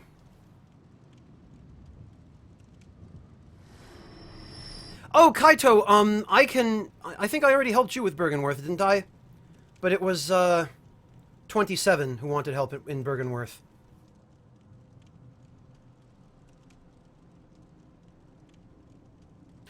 Alright, Freedom Stick, I'm sorry, man, but this does not seem like it's going to work. So, I'm going to head over to lend Cold Fox a hand, I think, at the research hall.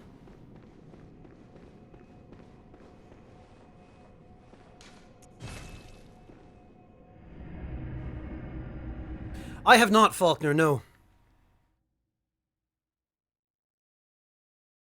Oh, okay, Kaito. That's nice of you. Thank you for taking care of that, Kaito. Alright, in that case, back to the Kirkhammer.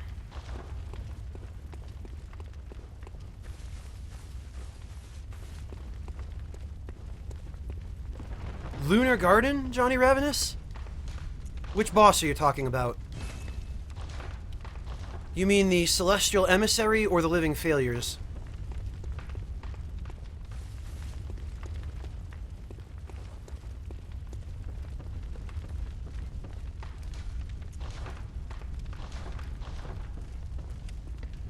Alright, so, Cold Fox, are you still here and in need of assistance with the research hall?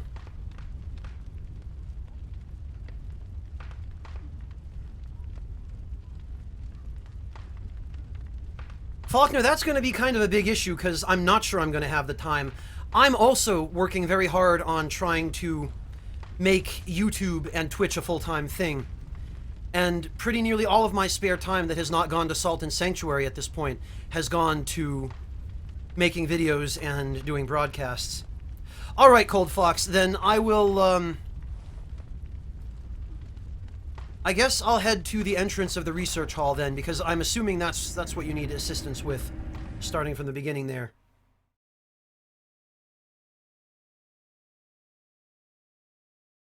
Ryan, it is 6 a.m.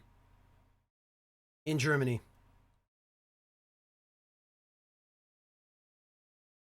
Oh, Abriatus. I see, Johnny Ravenous. Okay, yeah. I'm sorry, I'm probably forgetting the order in which I offered to help people. But, let me lend Cold Fox a hand, Johnny Ravenous, and then, I'll come join you for Abriatus. I should just be keeping a list, probably.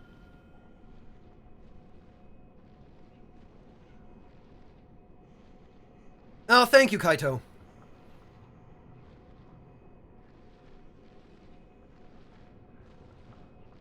Ryan, my sleep schedule is so wrecked right now that I'm nowhere near ready to go to bed. And I'm going to be working from home today as it is. So I might as well make the best use of this time, you know?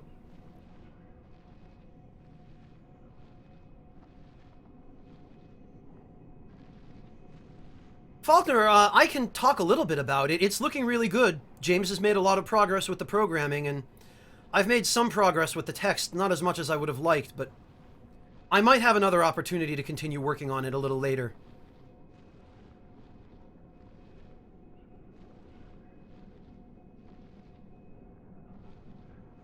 Oh, yeah, Freedom Stick, that's probably exactly what happened. Okay, Shivra, good night to you. Thank you for joining us. Aratos, I still prefer YouTube. And, I mean, it's not that I actually like YouTube specifically as an institution, because I think there are a lot of problems with YouTube, and it's very kind of poorly run, and a lot of the changes they make are pretty bad. But just the platform of being able to upload videos that are pre-produced. I feel like I'm a lot better at that than I am at broadcasting, purely because everything done on Twitch is live just by the nature of what Twitch is. And I'm terrible at multitasking. I cannot focus on playing a game well and providing coherent commentary. So my ability to perform on Twitch is really very severely limited by that, unfortunately. Oh, we do, Kaito. Okay.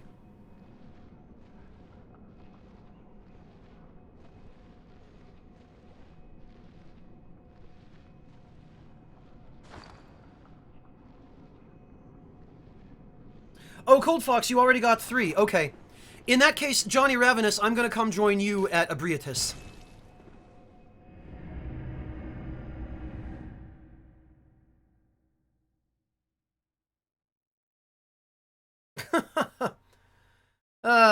All those jokes. Those adage jokes. Hey, Morbid Varg!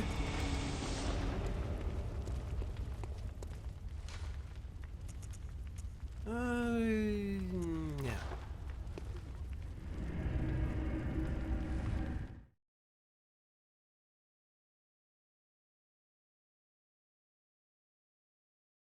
I suppose I could, Jackety, but the whole idea is that there are people already lined up waiting for me to come join them. So I don't think there's really much time in between for me to invade. Alright, Johnny Ravenous.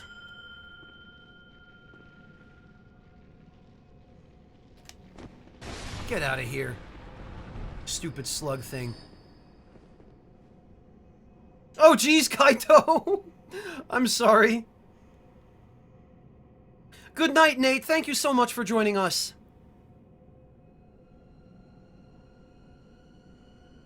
Jackety, I'm not quite sure that's what I want to achieve here.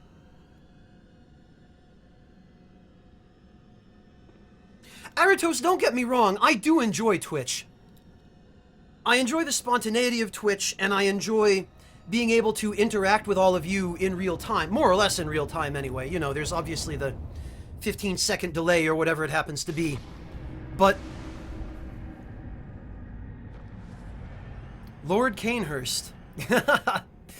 But as far as what I'm actually better at, it's definitely pre-produced videos. And I feel like I'm a lot better able to perform well on YouTube for that reason. And as a result, I feel much safer on YouTube. I feel like, I don't know, maybe a little bit more comfortable there.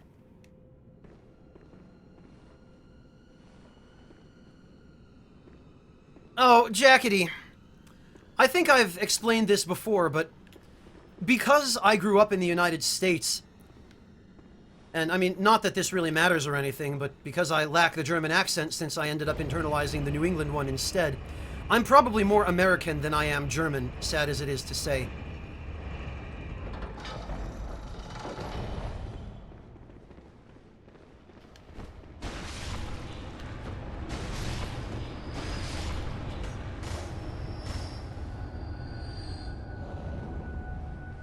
Proxy page.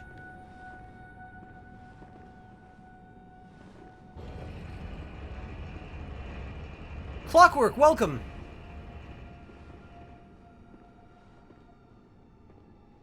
Oh, I'm glad to hear it, Clockwork. Thank you so much for coming to join us for the stream. The Phase Walker. I'm glad you really like the old, what do you call it? The old Hunter's Guide.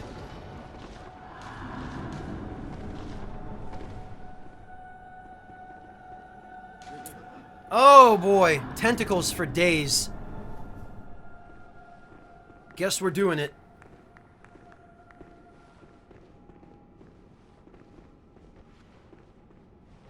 Jackety, I don't drink. Oh god, you know, it's really too bad that backstep with the cause parasite isn't actually a rearward attack. Because that butt stomp would be, Johnny Ravenous, if this is you, we can't go in until you initiate the boss fight.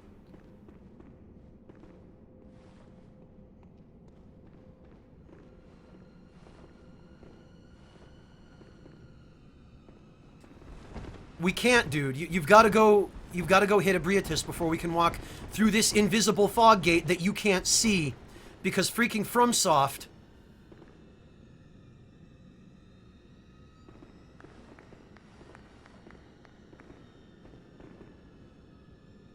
There we go.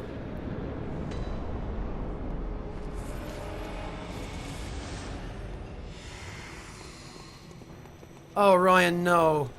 Please, no.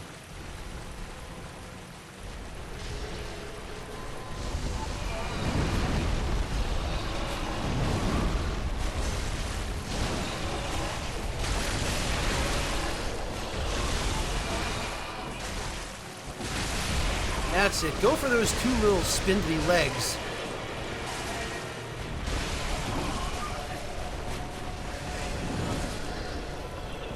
Oh, this is not ideal.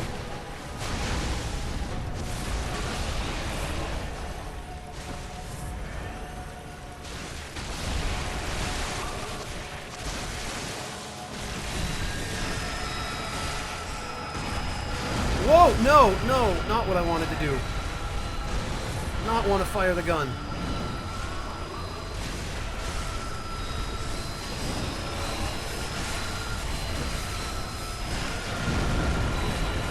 Oh, God. This buggy fight.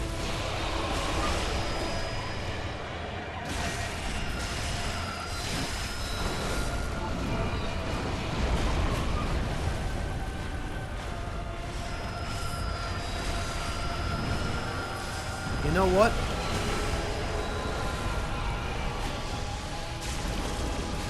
Oh, phew. Thank God, I was afraid that thing was going to continue attacking us.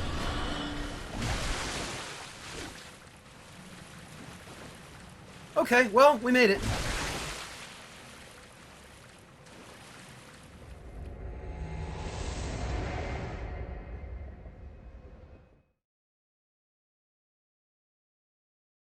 Kalilu, my personal recommendation for a headset would be the... get the tail cut. What is this? I have to check because I always forget the designation. Okay. The headset that I use is a Sennheiser 558. And it is an absolutely fantastic, fantastic headset. The audio quality it provides is peerless. Absolutely unmatched. It does not have a microphone, but if you're going to do post-commentary, I recommend a separate microphone anyway.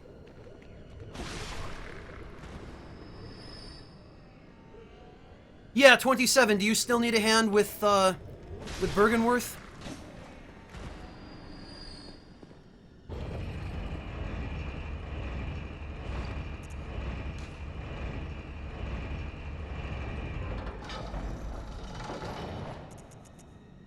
No, I think... There we go.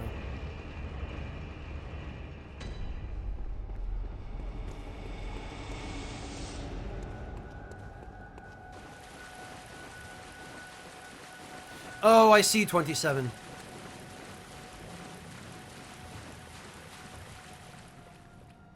No problem, Ryan. Thank you for joining us. Good night to you and good luck with school. What am I doing here? No, come on. There's... Oh, the lantern is over there. I ran past it. Glad to be able to help, Johnny Ravenous.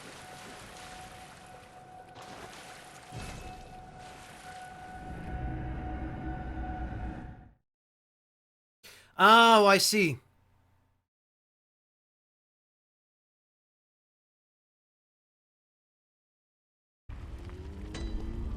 Yokogoos, hello! Glad you could join us.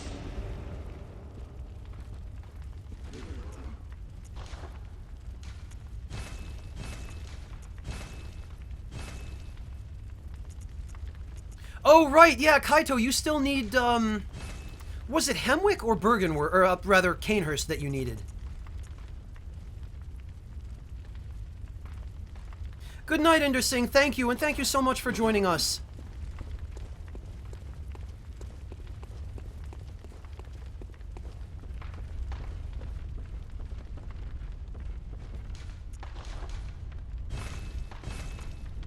Okay.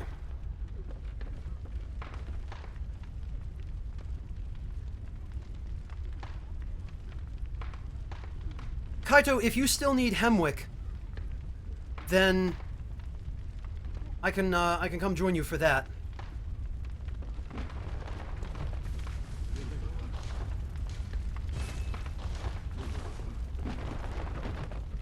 Just refill on everything here.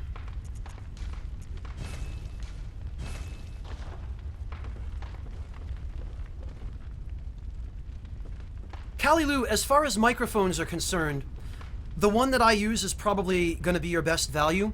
It's an Audio-Technica AT2020 Plus, and it's the USB version. So you don't need to mess around with XLR connections. You can just plug it into a regular USB port. But it is an excellent, excellent microphone, and the audio quality that it provides is incredible given that it's USB rather than XLR. So it's probably going to be your most economical microphone for genuinely good audio quality. If Nick were here, he would probably recommend to you the Rode Podcaster, which is another really good microphone, but I believe that one is only available in XLR.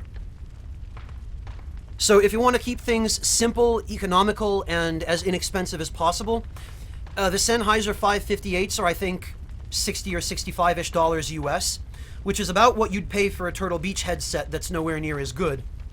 And then the AT2020 Plus, I think it'd be like $120 US, maybe?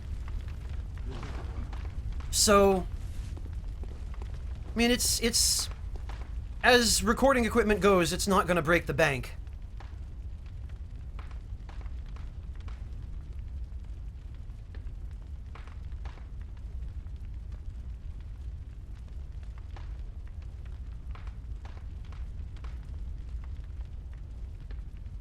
In Epicinium is exactly right. Yeah, the microphones on gaming headsets are not meant for doing any kind of commentary.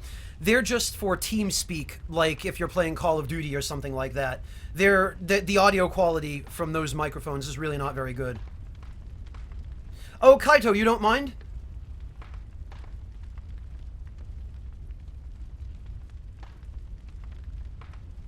Demon Strandum, are you serious? I don't remember paying any more than the equivalent of about 60 or 70 US dollars for these. It might have gone up. Oh, or it might have been Prime, yeah. Because I got mine on Amazon and it was a Prime discount, so...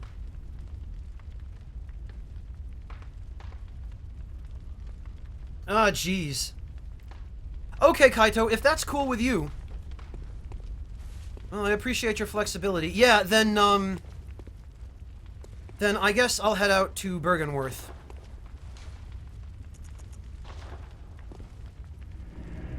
Thank you, Kaito.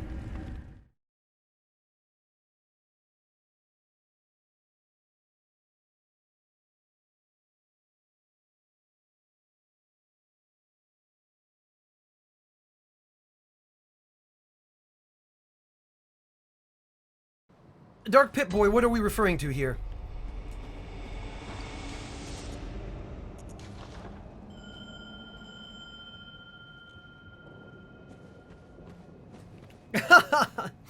Himongder, I wouldn't be the least bit surprised.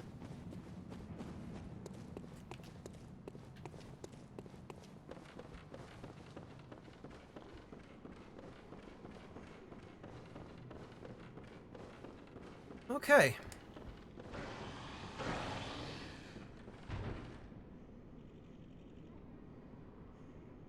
Alright, 27, I'm here.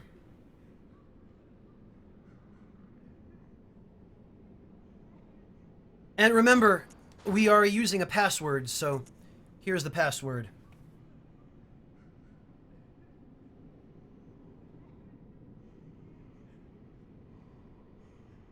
Azot's the best way to farm insight is just to look up a glyph for a chalice dungeon that has tons of insight lying around on corpses and in chests.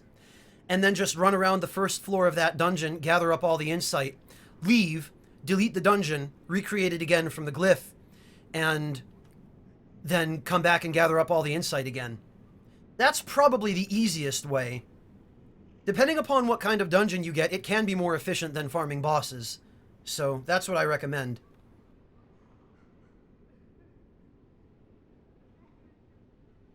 No problem, Demon Strandum. Thank you for dropping in. It's been a pleasure having you as always.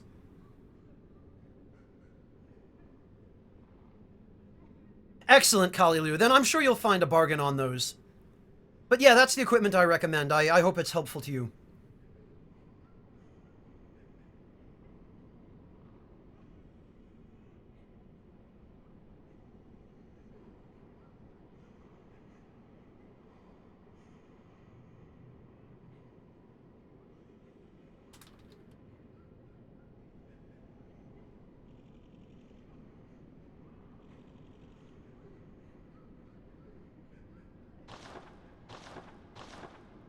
"27, just make sure you're using the password.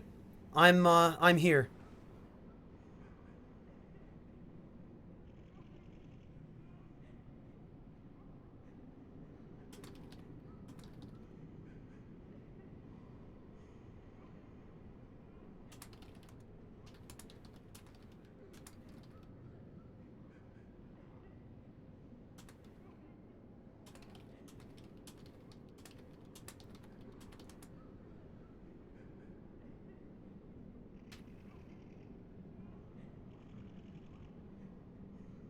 The Phase Walker, it's probably going to be easier for you to farm enough Blood Echoes for 99 Arcane in the Chalice dungeons, unfortunately. Because the enemies that start appearing in there in the deeper dungeons give you ridiculous amounts of echoes. What I recommend for farming is use the short ritual altar and continue using the short ritual altar until you get randomly a depth 5 dungeon, maybe Thumeru Ihil or Great East, one of the cursed ones. And you can just farm regular enemies in that dungeon, those types of dungeons, very early on. And as long as you can manage not to die, you'll get stupid amounts of echoes without actually having to meet the requirements for creating a dungeon yourself. That's probably the best way. Welcome back, Bacon Pancakes.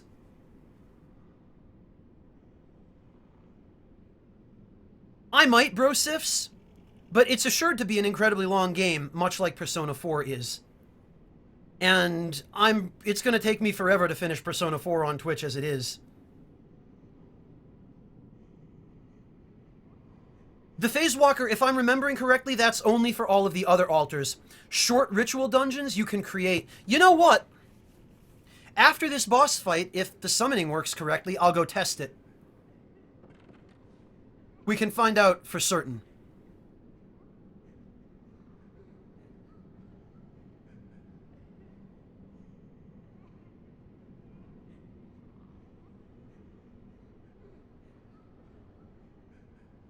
Aratos, I can give you a quick overview, if you like. Hey, Panliska! Thanks for stopping in.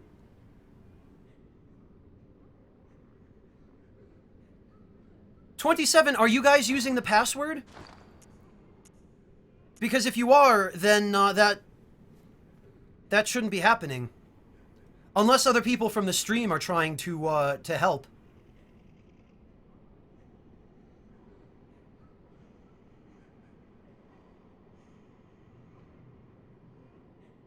Freedom Stick, yeah, I can change out that rune. It's just there are no other runes that are even remotely useful. You are okay. 27. Then my guess is it's just people from the stream trying to help you. 27. If you keep getting other people and you're getting enough to help you with the fight, why don't you go finish it with whomever you get?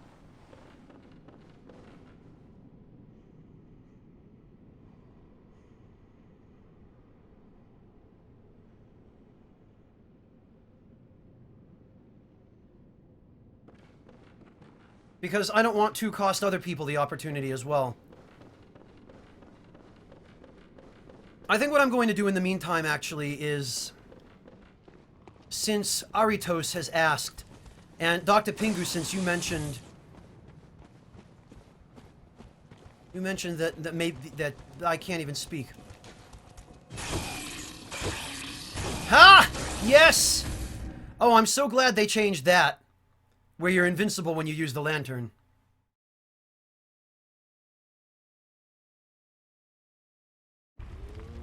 Yeah, 27, because whoever you're getting with this password is people from the stream. They're going to be people who are pretty good and can help you.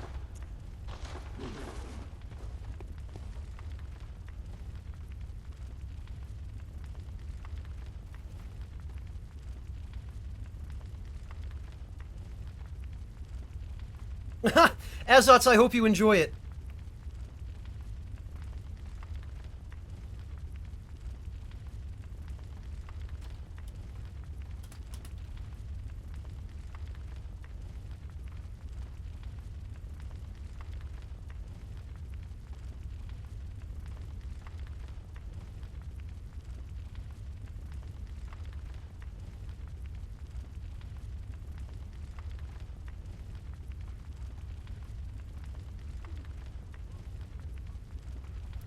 Oh, is this a Row Parkour raid? Thank you, Row Parkour, for the raid. Hello, everybody from Row Parkour's stream. Yes, I have heard of Warframe, actually. And Johnny Ravenous, I have not played Saga Frontier, unfortunately. Welcome, everybody. Welcome, Row Raiders. That has kind of a nice ring to it, doesn't it?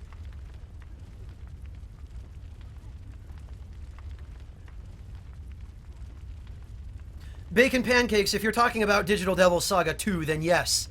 Yes, absolutely. Okay, so... Aritos, the way Chalice dungeons work... And actually, before anything else, let's try the Root Chalice, because... Dungeon quick search.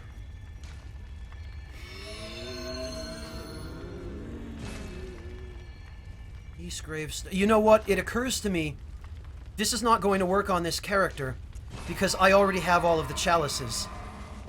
So there's no way I'm going to be able to test whether I can get a dungeon that I shouldn't be able to access. So I guess somebody else who has not yet completed all of the other dungeons is going to have to test that with the short ritual root chalice.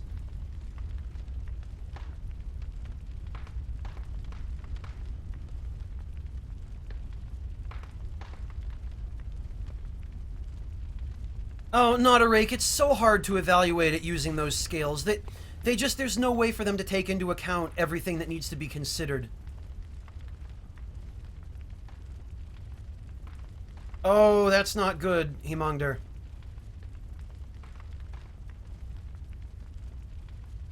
Yes, indeed, Crimson Cat. This is the very same. This is this guy.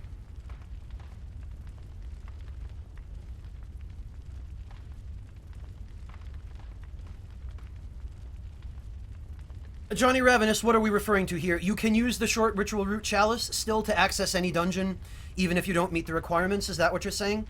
Because I was pretty sure you could, and I do not remember ever having read anything about them patching that. The only thing they did to patch the root chalice, the short ritual root chalice, rather, was I think they made it easier to get. They placed it a little bit earlier so that people could access it without having to get too far into the game. Okay, Kaito, let me give Aritos a quick rundown of the Chalice dungeons, and then I'll come join you in Hemwick.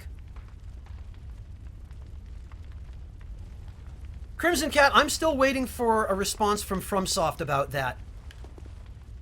I do not know what the deal is. The thing with that stupid rune is that it does exist in the game files, but it does not seem to be obtainable anywhere in the actual game. That's the problem with it. And because it exists in the game files is why it ended up being printed in the guide. But so far, nobody has actually managed to track it down. So, it may or may not be a thing, and I'm still waiting to hear back from FromSoft as to whether it's accessible anywhere, and if it is, where the hell we can find it. Okay, thank you, Johnny Ravenous. Alright, so, Aratos, first of all, the Chalice dungeons use these tombstones lined up around the perimeter of this staircase. And you first become able to access them when you get...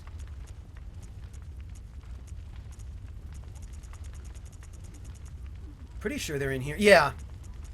No, that's the short ritual route chalice. Chalices, here we go. I knew there was a separate menu for them.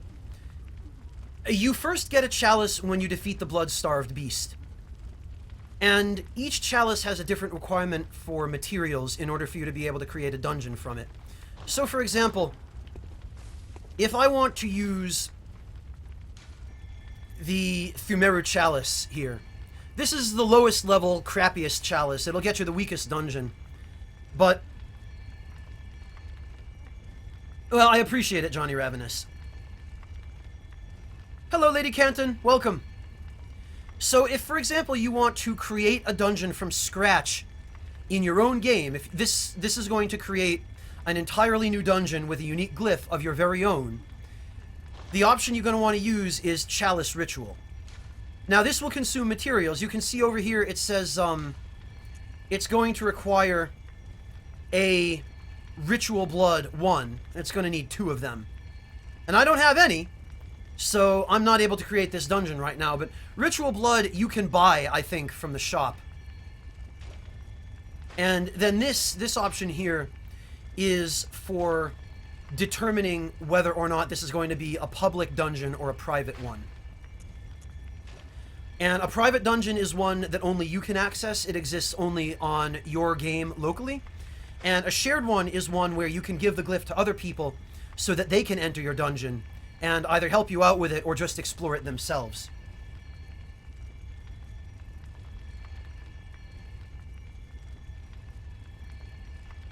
"27, you're not wasting my time. That's actually a very relevant question here. The Hintertomb chalices are found within other chalice dungeons. And I don't remember off the top of my head which ones, but the way it works is basically you'll be exploring a kind of crappier, lower level chalice dungeon. And usually what it is you'll find a shop. And the shop will have another chalice in it for a stronger dungeon. And then you'll buy that chalice and create another dungeon with it. It's this whole series of... You start with the crappy dungeon, you go through that dungeon and farm a bunch of materials and pick up the chalice for the next dungeon. And then you use the materials you got in the first dungeon to create the next dungeon. You go through that dungeon, you get the chalice for the third dungeon, you pick up some materials, and you just continuously... You do a dungeon in order to access another dungeon. And you go through dungeon after dungeon after dungeon after dungeon with all these crazy chalices, all these different effects. There are 4 different classifications of chalices, and each one leads to a slightly different type of dungeon. On top of that, you can choose to add different curse effects to your dungeons, which will make the enemies stronger, but do things like cause them to drop better gems, or more souls, or... Oh, hey! We're being raided by Yukis Legion! Nelson! Thank you so much for the raid, Nelson. Muchas gracias. It seems we've got... paying me back for the other day, I see. Bienvenido, Nelson. ¿Cómo estás? Nelson, a esta hora, ¿estás un poco cansado? Es muy tarde, ¿no? ¿En los Estados Unidos? ¿Qué hora es? Yo soy un poco cansado, Nelson, gracias. Claro, claro.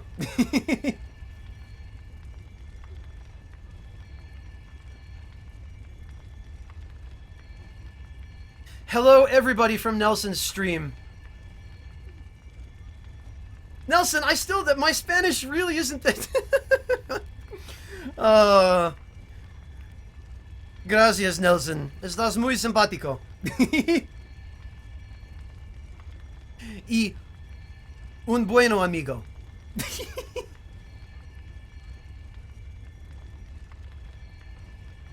Well, welcome everybody. Thank you all for coming to join us for some Bloodborne shenanigans.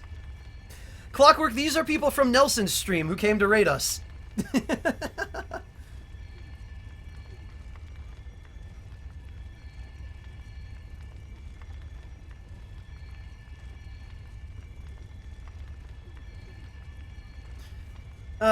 Okay, so...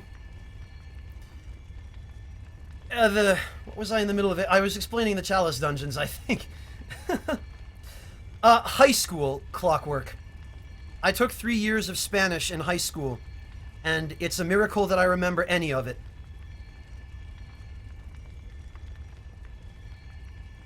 I think it is Hollow Process. I owe that largely to Nelson's raid.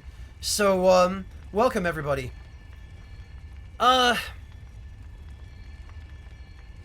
So Aritos, yeah, the whole point about the Chalice dungeons is you do Chalice dungeons in order to be able to do more Chalice dungeons. And the deeper the dungeons get, the stronger the enemies inside the dungeons become. Now, another way that you can access dungeons without having to spend materials is using glyphs. And you can look glyphs up online. The community has tons and tons of glyphs for dungeons that are popular for farming or for getting certain pieces of equipment. Oh, Hunter Aldrich, there are a lot of things I can't do. Oh, Nelson, thank you. You're way too kind. I appreciate it. I think what happens was I was just fortunate enough to be able to take a foreign language while I was still young enough to be able to internalize it without too much trouble. So I count myself lucky that I at least learned something useful in high school. Other than how to cheat on tests. And how to pass standardized fill-in-the-blank. Don't even get me started on that. Too depressing. So, Aritos, the basic idea is, if you want to access stupidly powerful areas to farm very early on in the game, all you have to do is get your hands on... Where is it? This. Which I think is one of the first chalices you get. It's in one of the very early dungeons. You pick this up, and once you have it, you can use the makeshift altar and conduct a dungeon quick search. And that will instantly pick a random dungeon from the ones that are publicly available without consuming any materials, and then you can just explore that dungeon as you like. You can farm it, you can grab all the items. So that's your way of farming. Alright, Kaitos. You've been waiting very patiently. I really appreciate it. Hemwick, right? Yes. Kaitos, did you need the entirety of Hemwick, or just the boss? Am I meeting you at the very beginning? Oh, is it? That's right! Johnny Ravenous! Thank you for reminding me. That's what the patch did with the short ritual root chalice. I couldn't remember, but yeah, the last patch, or I think one of the patches not too long before the most recent patch, they put the short ritual root chalice in the insight shop so that you can just get it right away. I knew it was something like that. Okay, Kaitos.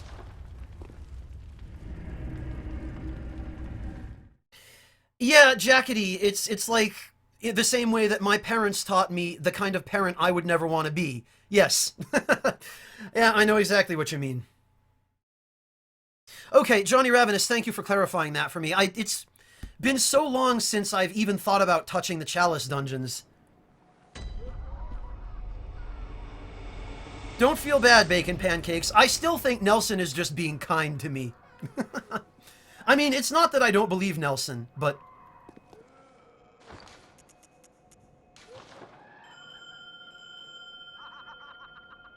Oh, well, see, Aritos, unfortunately, that's the biggest drawback to the Chalice dungeons, is that they really are very dependent upon online functionality. I can't even speak English, much less Spanish.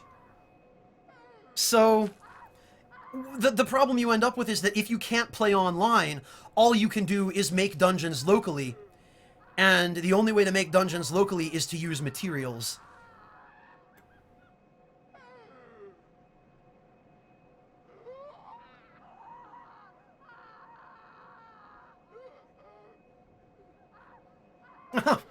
Vice 122, I appreciate it, but I'm pretty rusty, so don't expect too much.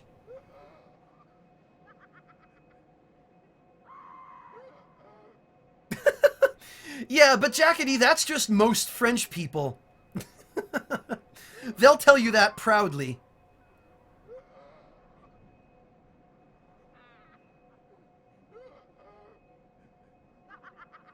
So, Kaito, in before it turns out I invade you as a hunter of hunters again.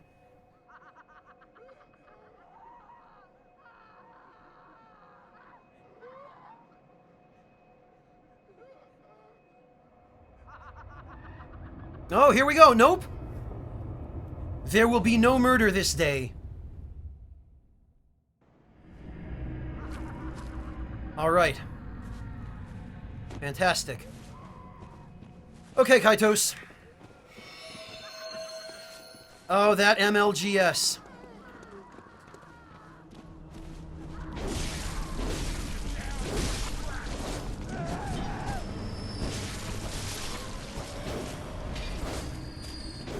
Oh, this is... Oh, okay.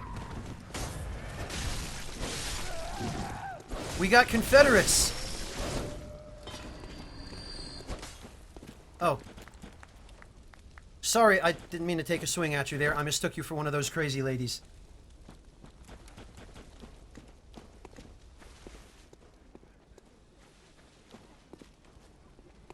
Yeah, well, Aritos, that's the unfortunate problem with the Chalice dungeons in general, is that it's just the same thing over and over again. And I mean, there are some bosses that are unique to the Chalice dungeons, and those are cool. But later on, it just gets to the point of ridiculousness where, you're having to fight Curse with half health against bosses that kill you in one hit and have 20, 30, 40,000 HP sometimes. So yeah, it's challenging, and if you like that kind of challenge, it can be very rewarding. But if, like me, your only reason for being in the Chalice dungeons is to access the final tiers of character progression, then it just becomes an enormous chore.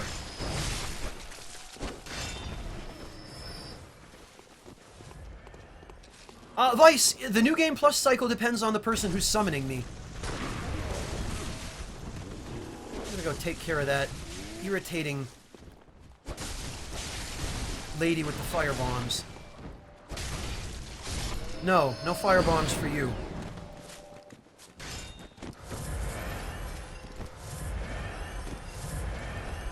There we go. And I believe, Kaitos, this is what New Game Plus cycle? 2? 3? It's hard to tell just from fighting the enemies.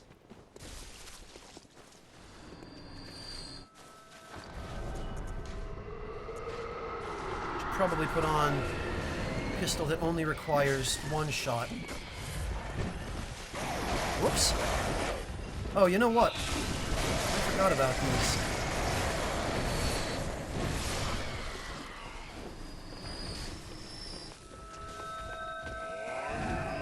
Hey!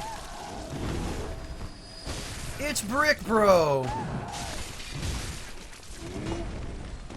Okay. That did not go at all the way I was hoping. You know what? We'll lure these idiots over here. Later, dog! Something must be done about that bell ringer. This way, everybody who's helping out will be able to get the jump on these guys from behind. Where is my lantern? There. Now I can see.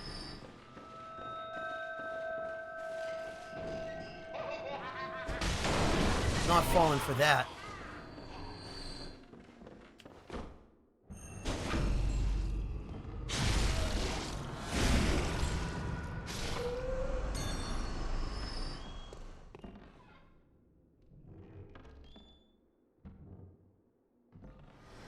Oh, Aratos, it's possible. If your playstyle involves massive over-preparation and min-maxing, then yes, we probably are very similar. Whoops. No problem, Clockwork. Thank you so much for joining us and sticking around. Katamai, hey, welcome!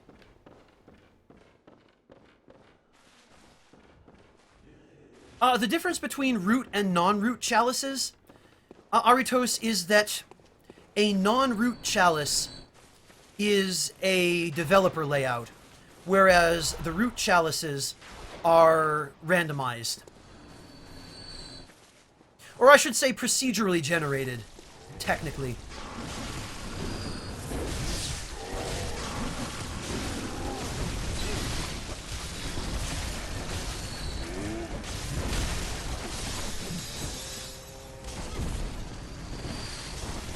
That was perfectly orchestrated and not at all botched.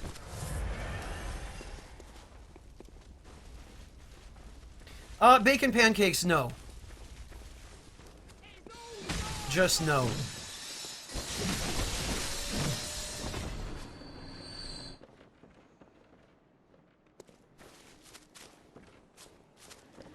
Well, Aritos, the benefit to one over the other is that with the root chalices, not only is the layout randomized, but so is the loot, and so are the bosses. So, if you're looking for a chalice in which you can farm really easily, or with a particular boss you want, root chalices will give you a chance of getting a favorable layout, whereas you won't necessarily get that with a non-root chalice.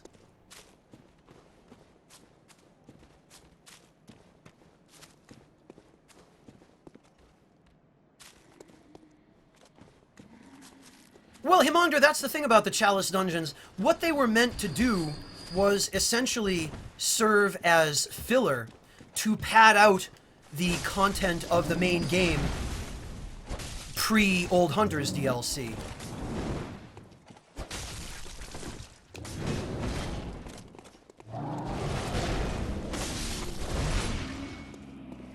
And as an unfortunate result of that, they ended up being basically integrated into the game as semi-mandatory in order to acquire certain items and achieve certain elements of character progression,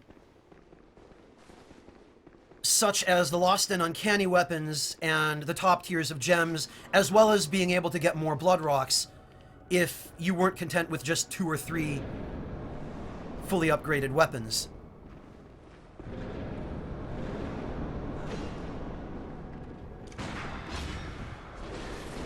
Okay.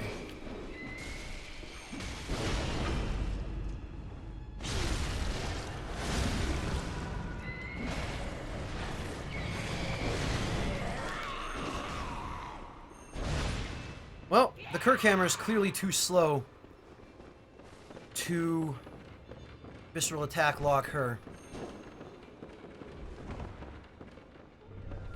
Now, I see you.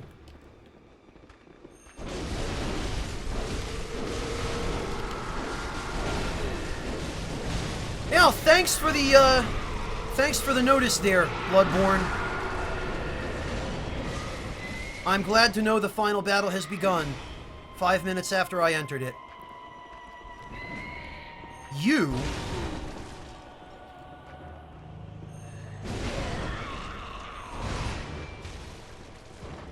Alright, where's that other witch? She's the one we're gonna need to focus on first. I'm willing to bet she's over here. Yup.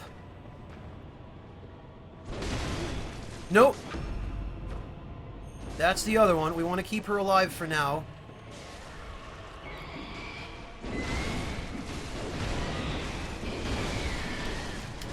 God, that hyper armor, though. Okay. Now we have 60 seconds to find the other witch. Whom I'm guessing is up on the scaffold. Nope.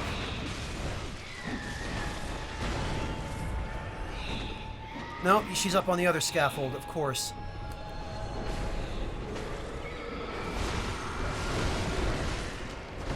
There's no way. We're not doing this in time.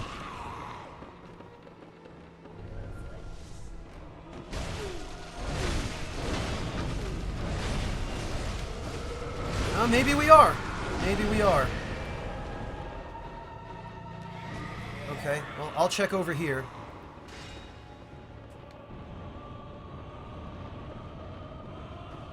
No, why would she be over here?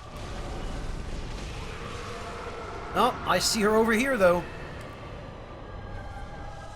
Get wrecked, witch. No, for goodness sake, that follow-up. I don't remember the netcode in this game being quite this buggy.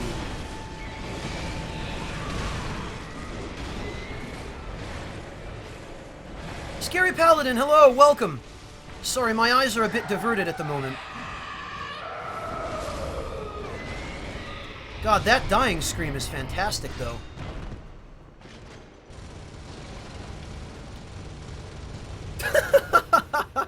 Nice.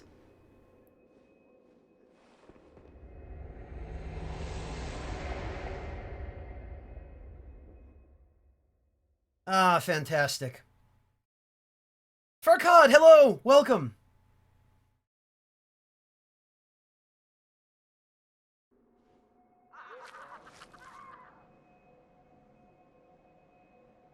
Alright. Nobody has anything on Old King Doran, Hollow Process. You want to talk about a busted NPC. Oh, Freedom Stick! I'm glad it was able to work out somehow.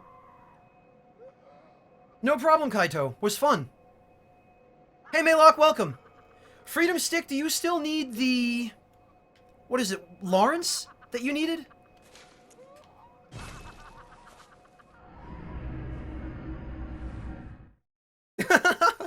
Hey, Spartan Man EXE, welcome.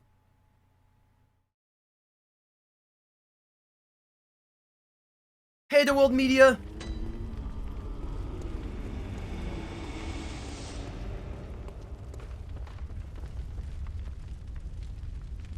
Oh, geez, Jackety. Yeah, don't let me cost you a reprimand at work, I guess. Take care. Thanks for joining us, Jackety. Pleasure having you as always. Okay, nothing else needs repair, it looks like.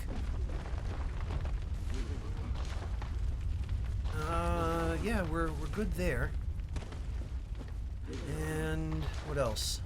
Nothing. I didn't use a single blood vial that whole... Oh, no, because I picked some up. Okay. Well, so much the better.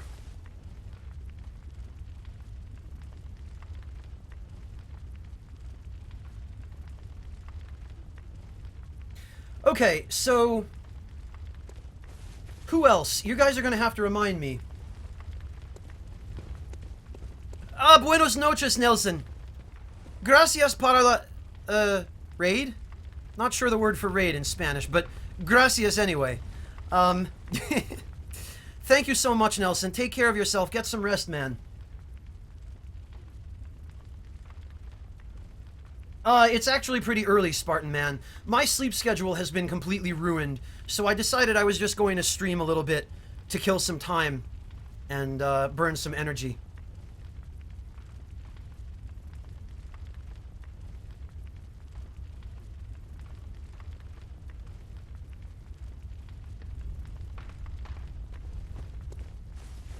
So, who else? Who else needed a hand with a boss fight or an area? Freedom Stick, you've got dibs on Lawrence if you still need. RBS Davies, welcome. Thank you so much. I'm glad you could make it to a stream. Good night, Hollow Process. Thank you for joining us. Sleep well, man. Yeah, Spartan Man, part of my problem is that I've been helping James and Michelle Silva with the game text for Salt and Sanctuary, which was due yesterday. So I ended up staying up all night for about a week, trying to make sure I had made all of the necessary corrections and changes before James submitted the build to Sony. So it's been a really hectic week, and my sleep cycle was just completely ruined as a result. So here I am. Hey Chimeri Elite, welcome back. Things are going about as well as could be expected, given that the good old Bloodborne netcode has been cooperating on a sporadic basis all evening.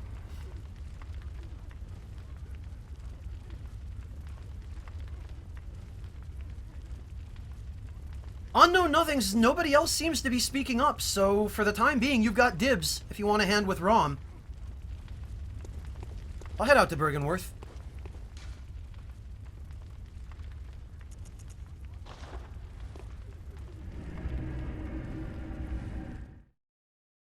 Brosifs, you say that, but I would advise that maybe you be careful what you wish for.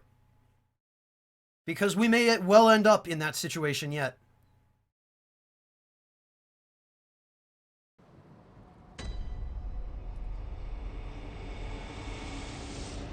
Freedom Stick, I can just unequip the rune.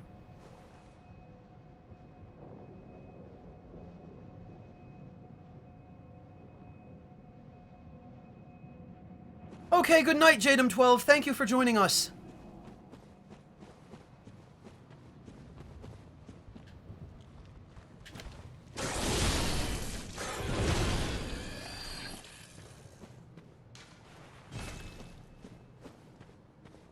Alright, yeah, who was it who needed help at Bergenworth?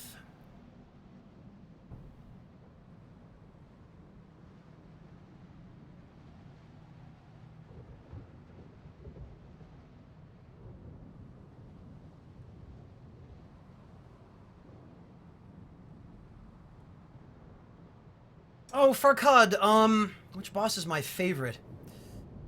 Probably Logarius, because he reminds me so much of King Allant.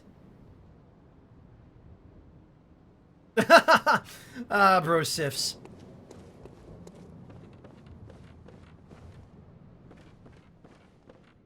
Chimera Elite, it depends. What I find with cooking is that the hardest part of it is becoming comfortable in the kitchen. And once you're comfortable in the kitchen, once you're not afraid to do something like use a stove or an oven or to experiment a little bit, then cooking becomes a lot easier and I think a lot more fun, personally. Alright, let's see.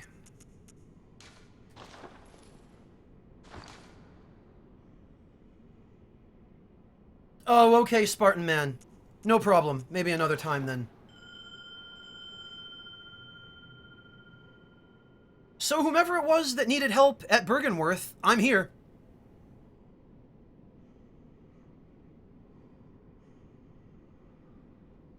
Maylock, we're basically just doing, some laid-back, casual stream co-op. Anyone in the stream is welcome, and actually, I should probably, since everyone from Nelson's chat is now here, I should show off our password again, in case anyone wants to join in. This is our password. Yeah, Hemongder, that's a great way to make yourself more afraid to cook, but you can't let experiences like that deter you. You've got to just keep going. And maybe next time, remember to wear an apron. Oh, okay, yeah, or that's one way to help you become more brave in the kitchen, yes. My least favorite boss, Aritos, it's really difficult to say.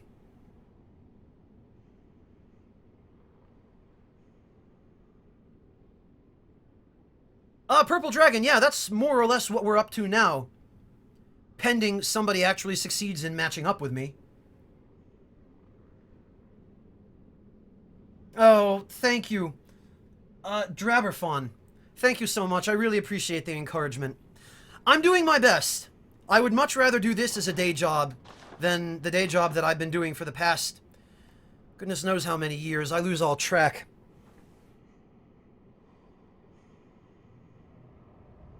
Oh, for goodness sake. Here we go again. I really should take off this damn rune.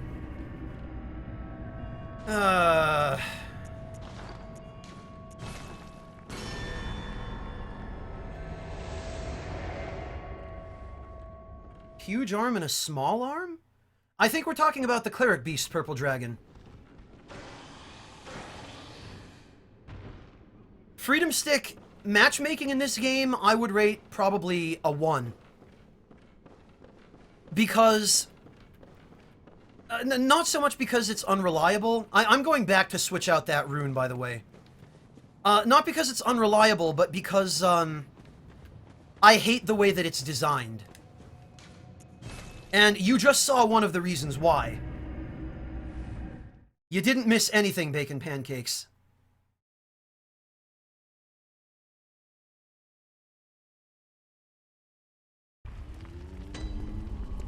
God, I really... Freedom Stick, I guess they must have updated it, because in the launch version of the game, it was 5%. So I guess somebody complained, or somebody at FromSoft realized how stupid it was.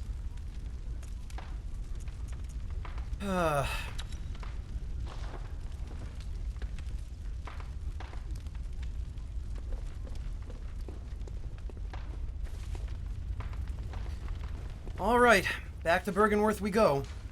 Not there. Here. In before I now get matched up with a Vile Blood.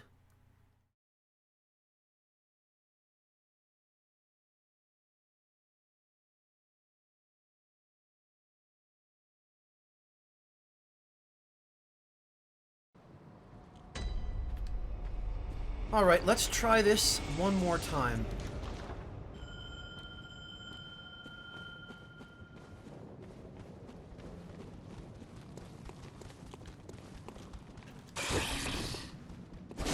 Oh, go away. Stupid evil fly thing.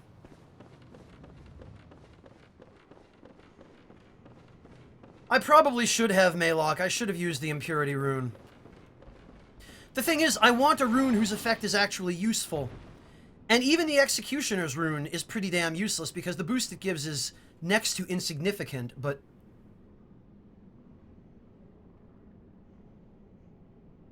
Those guys didn't want a PvP match, Ams the Great. They were specifically waiting for my help.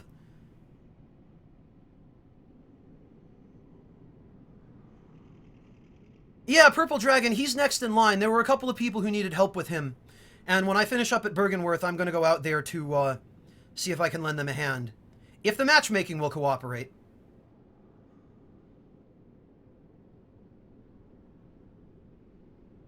Yeah, Himonder, self-inflicted kitchen incidents are the most unfortunate, aren't they? Okay, good, finally. We got it.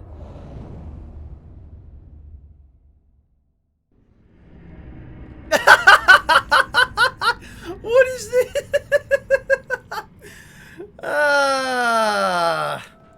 Unknown nothings, you scamp.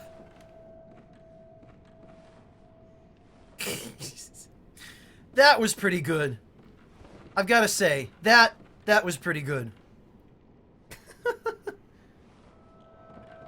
I have not, Draberbomb. Or, Draberfon. I'm sorry. Glancing over at chat.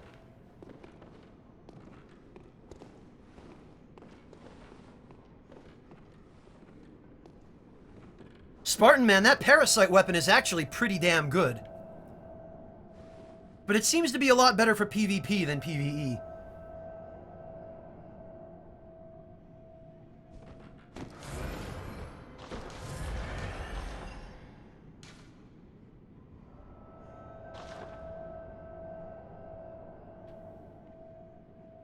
Alright. Now we wait.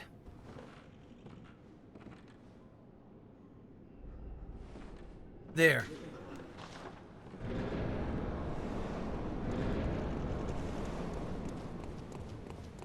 Whee!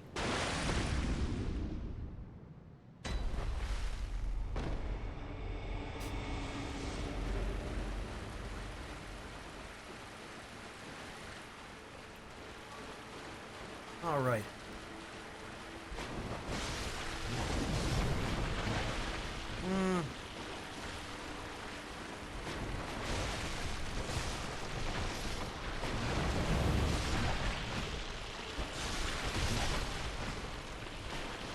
Okay, let's get rid of these. Okay, fantastic. Well... No, no. No! Ah, damn it, I couldn't stun lock him out of that teleport. Now he's gonna be pissed.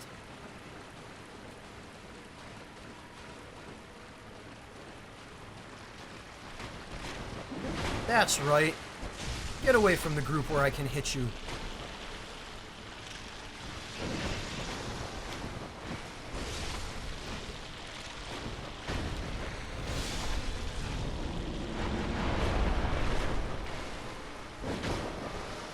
There we are. I'm getting my groove back! I'm getting it!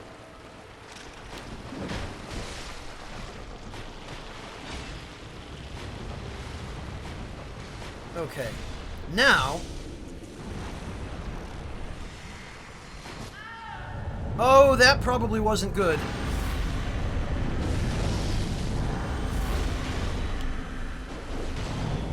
Well, sorry, Proxy Page. We tried.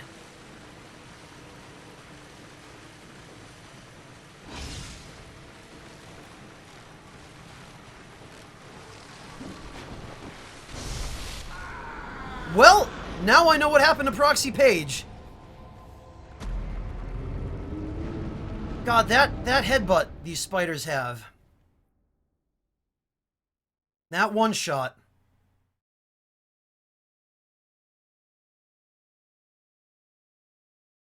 Ams the Great, they couldn't make it slow down because they don't know how to not tie frame rate to things frame rate should not be tied to. Oh god, hang on.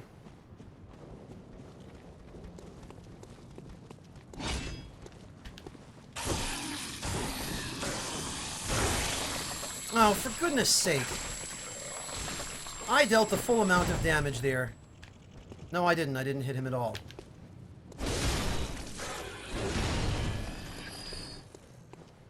Okay, hang on a moment. Ring that again while I am dealing with this donation. Yes, fistake indeed. Okay, Ninetails8492 says nothing. Ninetails8492, thank you so much for the $2 donation. I really appreciate it. Even if you don't have anything to say, I appreciate your good intentions nonetheless.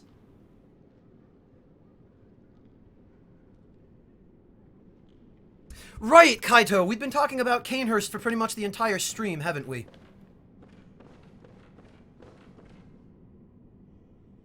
Unknown Nothings, did you win? Because if you did, I'm going to go help Kaito with Canehurst. No problem, Ams the Great. If you need to go get some rest, get some rest. I know it's late, or early.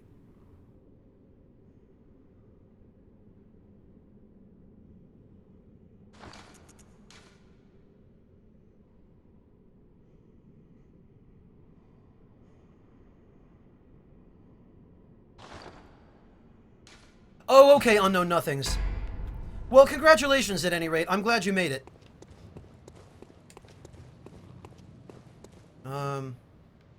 This isn't where I want to be. Why did I come out this way? Wait, what?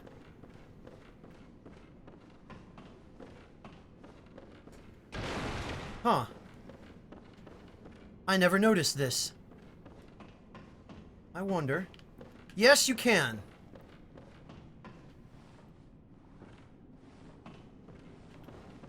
Alright, let me see. Hang on. I must...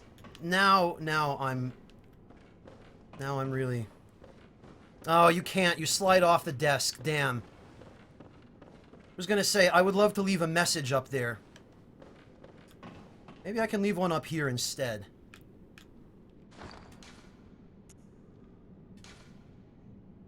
I can't. Damn. Well, I tried. Good night, Ems the Great. Thank you so much for joining us.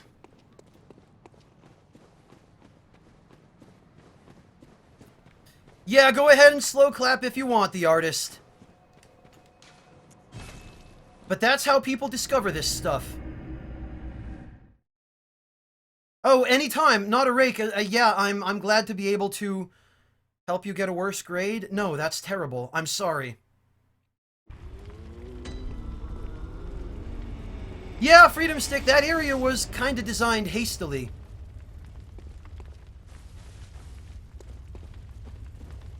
Alright, let's see.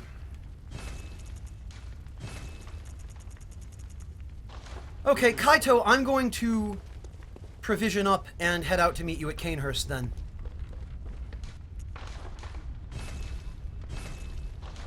And being that we are going to Canehurst, I'm going to switch to a weapon that is good against Canehurst residents.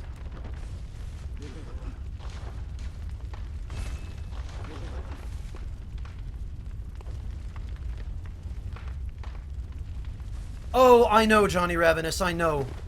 It's really a shame they patched that out, because that skip allowed you to get some weapons a lot earlier in the game. It's really, really stupid how so many of this game's weapons are locked away behind most of the game worth of progression. Really disappointing.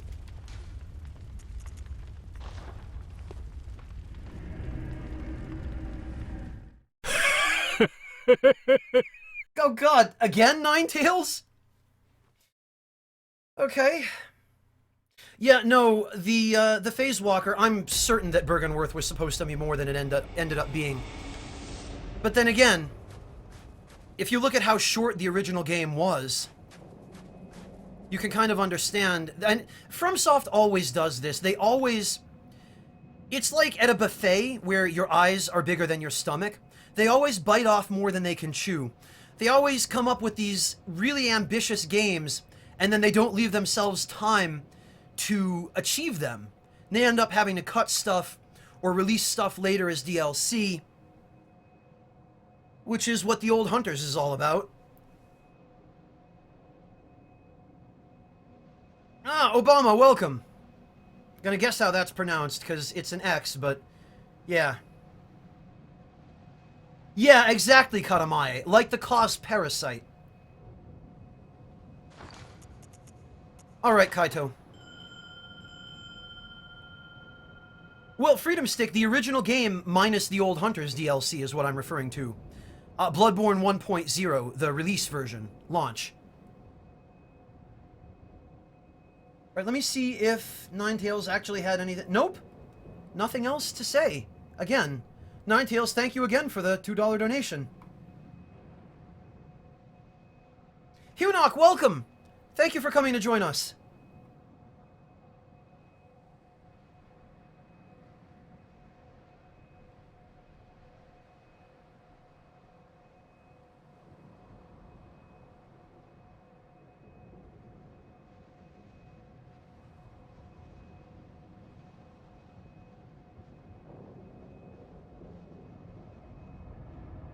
Going to assume that's you, Kaito.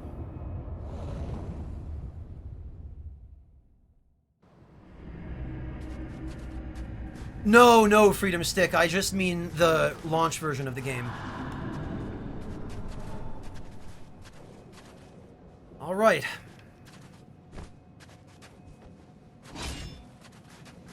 Off we go, then.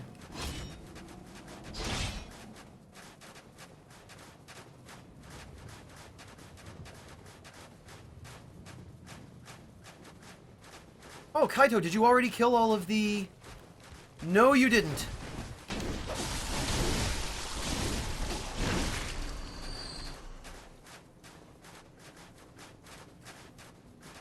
I love the smell of tick guts in the morning. Ugh! Oh my god.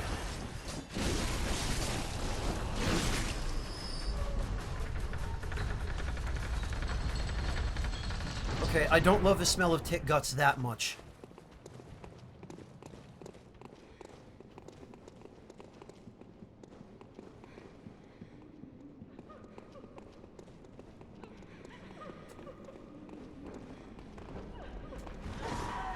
I saw that.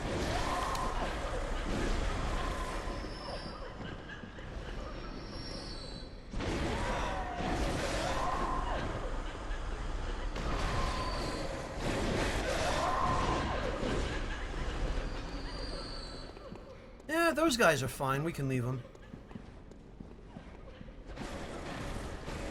Apparently they do, Ams the Great. Apparently they do.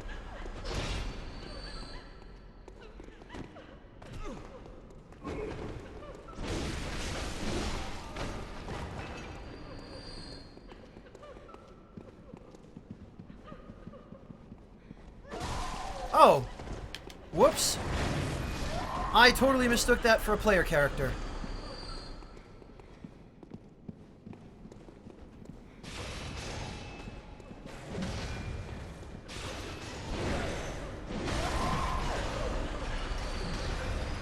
Oh. Okay, this is dumb. The fact that you can do this to a ghost.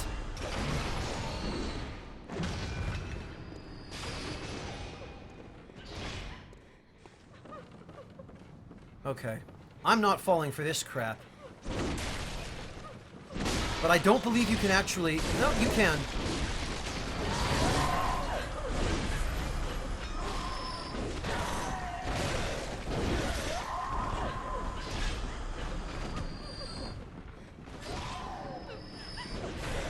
Oh, somebody's still over there. All right.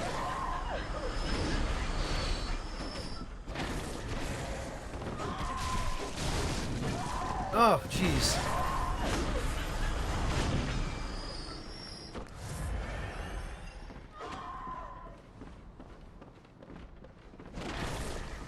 Well, 27, that's the thing. FromSoft is stretching traditional conventions a little bit. Silver is supposedly normally effective against werewolves and that sort of thing. Really? We're gonna trash the dining room?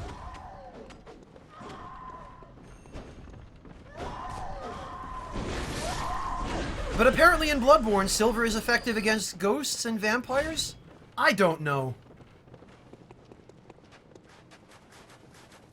Freedom Stick, they spawn where you kill an enemy with a visceral attack, because it splatters blood everywhere. And what'll happen is, it might not just be a visceral attack, it might just be when you kill any enemy. What'll happen is, wherever there's a lot of blood on the floor in the Chalice dungeons, when you leave the room, and you're out of the room for a long period of time, blood lickers will spawn wherever you killed an enemy. And they'll be licking the blood of that enemy's corpse. That's why they're called blood lickers by FromSoft. So that's what causes them to appear.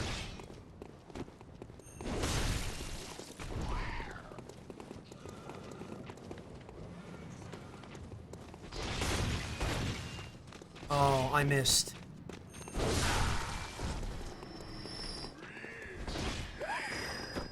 No. Yes. No, I know that, Row Parkour, but silver in general. He was talking about a silver sword, Row Parkour, not the quicksilver bullets.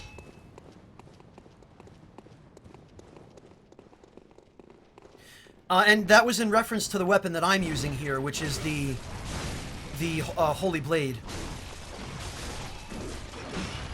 Which I guess is supposed to be more effective against vampire-type enemies because it's made out of silver? I don't know.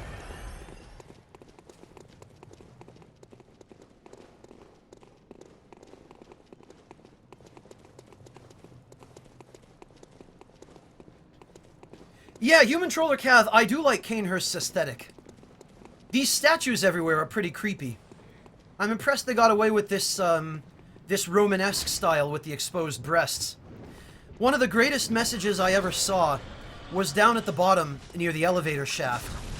And it was a message of somebody doing the halt gesture. But he was doing the halt gesture in such a way that it looked like he was groping the breast of one of these female statues. And I forget what the caption of the message said, but it was something equally appropriate. Or, well, inappropriate, but you know what I mean. Alright, so first of all, this asshole with the freaking blowgun, he has to go. Because he brands you with that stupid Canehurst mark.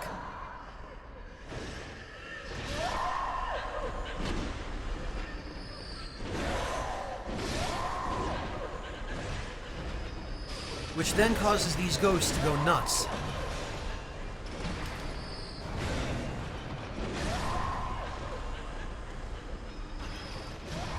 "27, I'm not entirely sure about the mythological justification for silver working against ghosts. Normally, as far as I know, it's not usually silver that works against ghosts. It's holy symbols like crosses.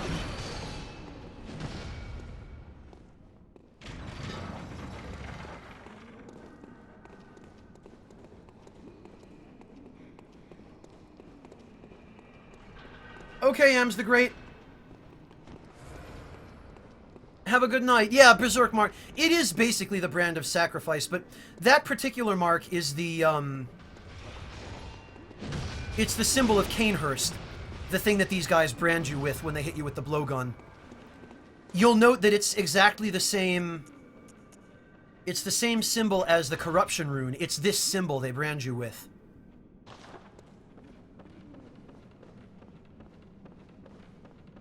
Whereas the Berserk symbol is actually this, which is, for all intents and purposes, the brand of sacrifice.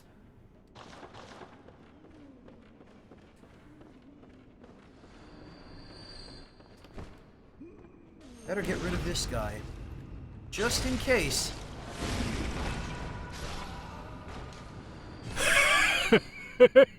Oh, again, Ninetales. Let's see.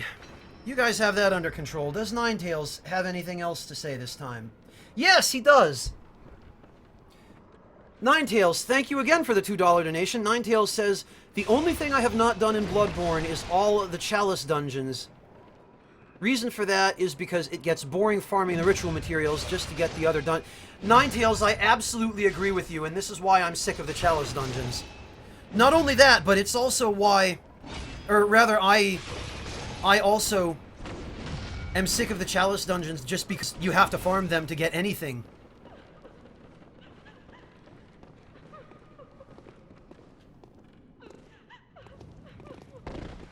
Alright.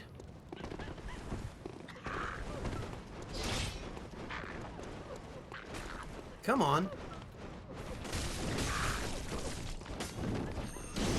Gotcha!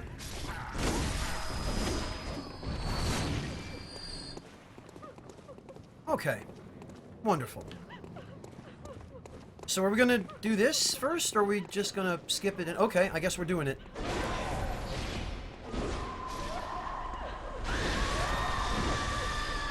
Oh no, she's holding her own head. What are we gonna do?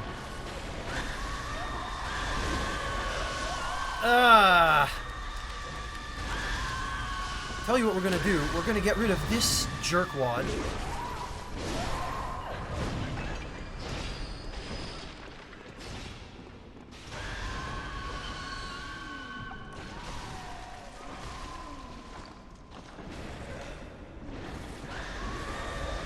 Not what I wanted. Oh, I shouldn't have come quite so close. Quite so soon.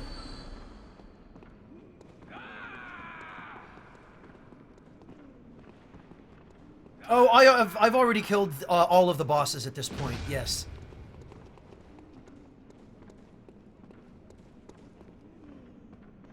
Katamai, if you only did one normal dungeon, then you won't have gotten to the point where you have to farm.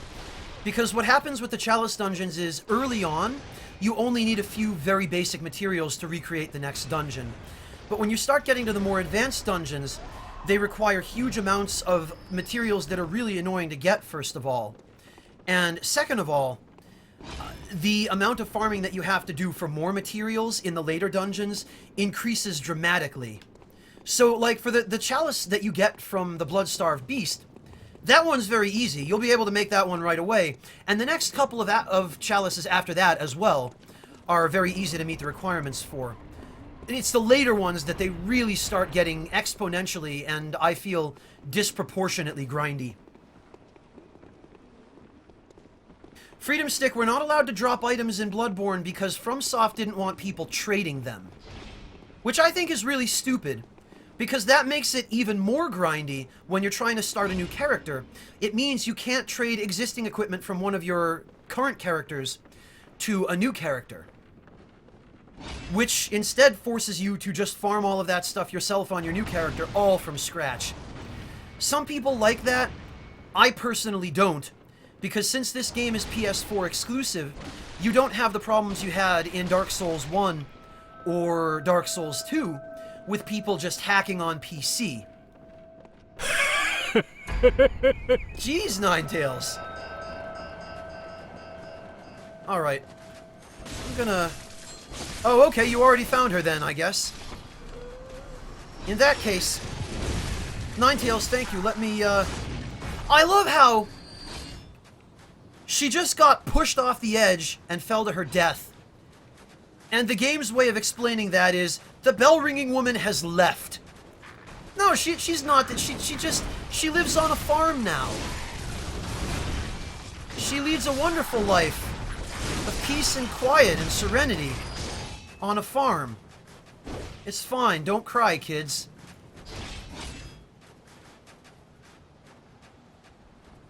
Yeah, exactly, Johnny Ravenous, which is one of the reasons I don't do much PvP in this game. Because I really don't feel like going to the months of work it takes to create another build. 27, Moonlight Greatsword, no contest. Ninetales, thank you again for another $2 donation. Ninetales says, it should have been when you beat a dungeon, you have earned that right to go to the next one. Ninetales, that would work okay.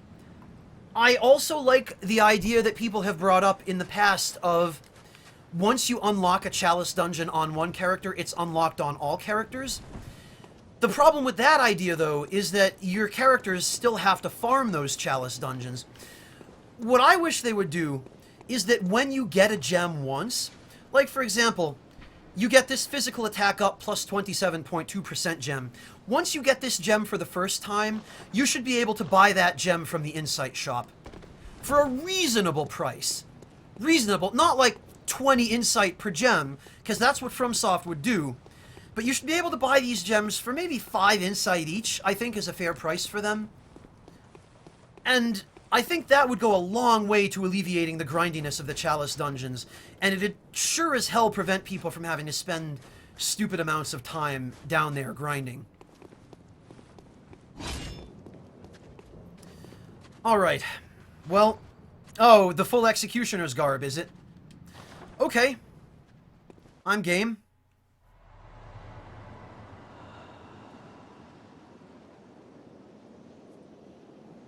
Bacon Pancakes, Ninetales is the guy who shows up at a strip club and just puts $1 bills over and over and over again. And then by the end of the night, he's finally earned the stripper's favor.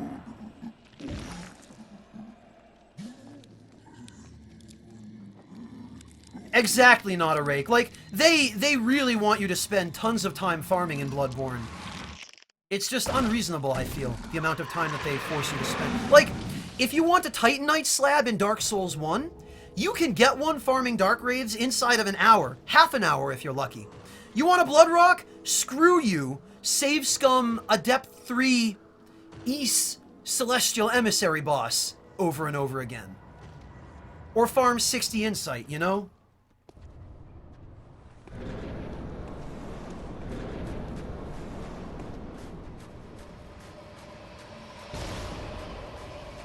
Yeah, I know, Johnny Ravenous. It's a shame they haven't done anything with it, isn't it?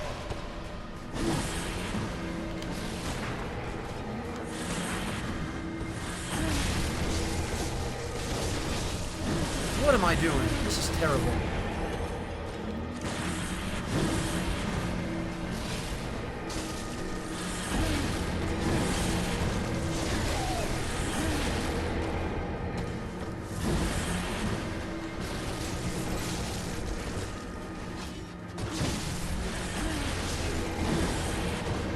Trapping him in the corner probably is not the best idea. Or maybe it is the best idea. Running back into that was not the best idea, though. Ah. Or that. My God. Okay. Get your Fists of Gratia ready.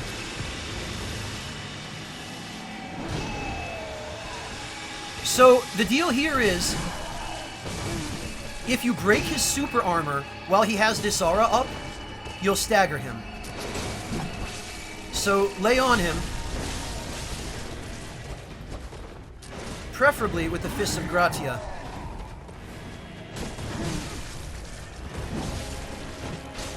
God, the range on this weapon is so bad. Ugh.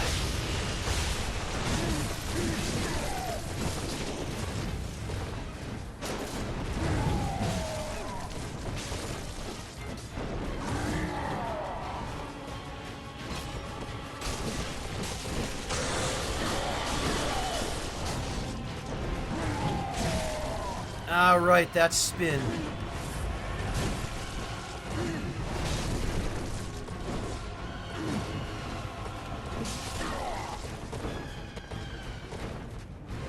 Well, his aura is gone, so clearly his super armor is broken.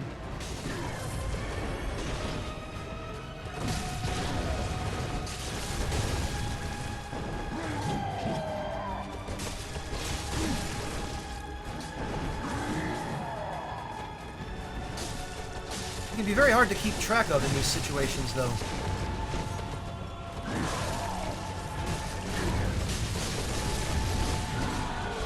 There we go. Yeah, in Epicinium, I feel like Logarius is a lot easier to fight solo. Because in co-op, it's impossible to parry him.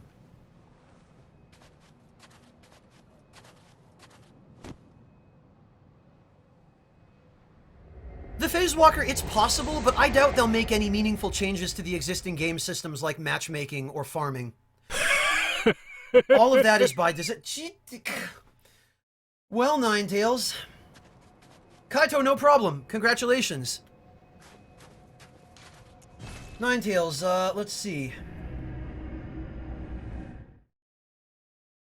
Ninetales says, yeah, that would have been great just to save you the time. Thank you, Ninetales. Hunter Aldrich, my God. Hunter Aldrich, thank you so much for the $30 donation. Hunter Aldrich says, I'm getting ready to sign off, so I just wanted to say that you're still one of the best guys out there, Franz.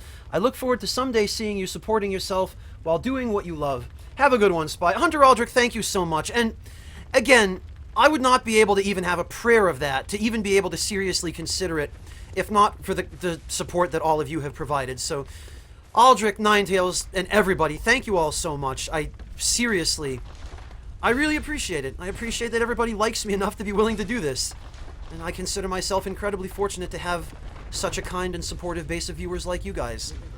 Really is a tremendous privilege and far more of a fulfilling way of life than I would have had at my regular day job. So, thank you all again. Let's see. Because Game Design 27, it's one of those things where there really is no rhyme or reason to it other than the fact that they took some liberties with physics in order to make the game fun.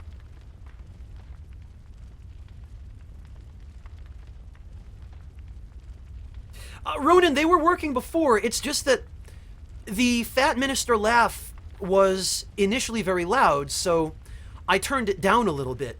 And it turned out to be so low that I couldn't hear it, and I was missing donations because I couldn't hear it.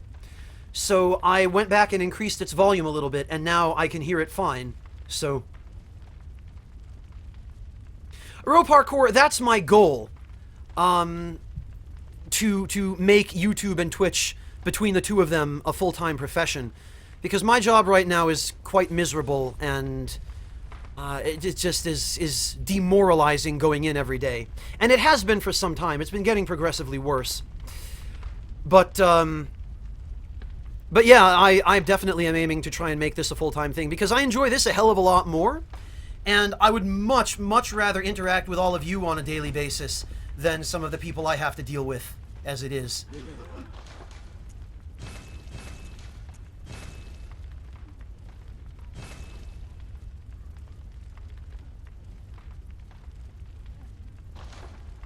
Yeah, Road Parkour, at Jackaty's urging, I've already submitted an application. And I've been trying to get in a few streams recently just so that they have something to evaluate me with. I have not yet heard back.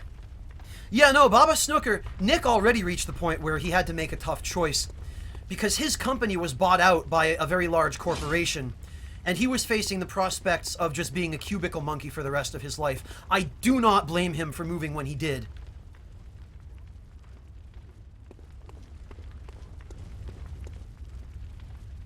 Basically not a rake. I hope not, Road Parkour. I really hope I was able to make a strong enough case. Alright, so who is left in chat? I believe I had promised to help somebody out with Lawrence. Was anybody left in chat that still wanted a hand with Lawrence? Freedom Stick, I think that was you, right? Thank you, Ronan. I'm going to need it desperately.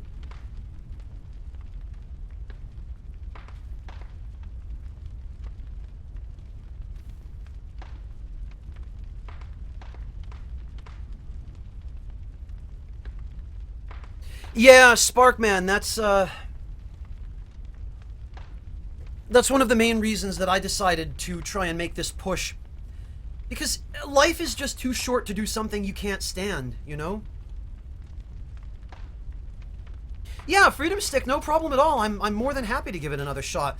And I changed out my runes, so I hopefully will not be summoned as your adversary this time.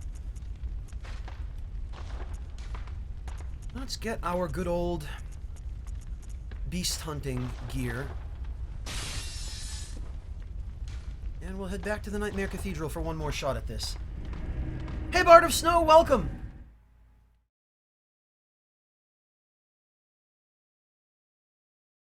Road Parkour, I hope so. I really hope that they take that into account.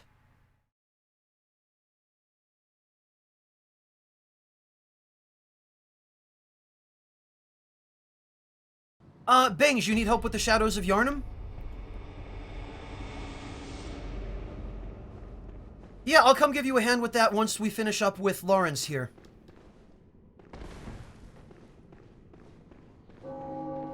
Okay, Road Parkour, thank you so much for stopping in. Have a good night, and thank you for the host.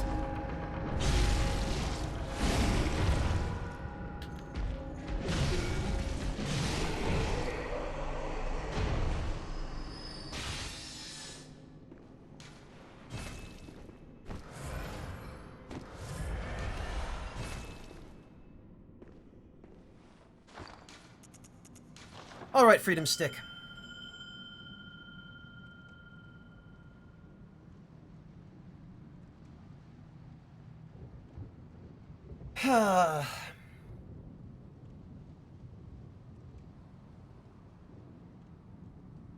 Now we cross our fingers and hope that the matchmaking works. Ronan, I've thought of that. This is actually something I talked about with Marcus a while ago, because he had the same idea, but we mutually agreed that we don't want to encourage cults of personality surrounding ourselves. And we both feel like giving our followers a name,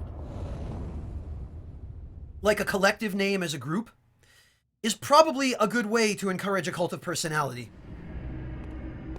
And cults of personality have a tendency to attract that really cancerous element that you get on larger channels. And, I mean, poor Marcus has to deal with that as it is, but... Alright, excellent. This appears to have worked, Freedom Stick, so...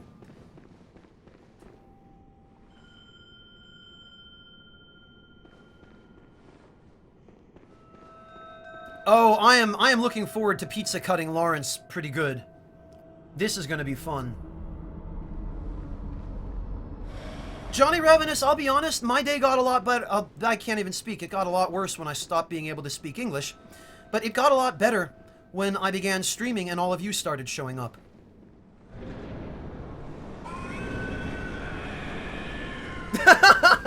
Omir, yes, that's very true. They could.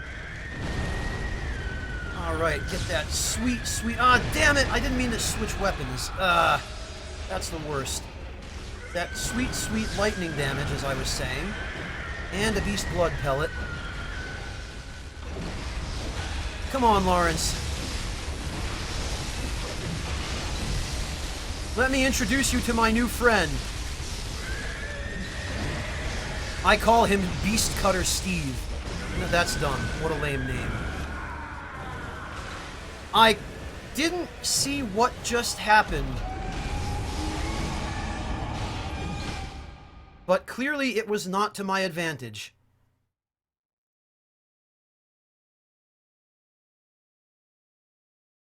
Kids, never back a boss up against a wall.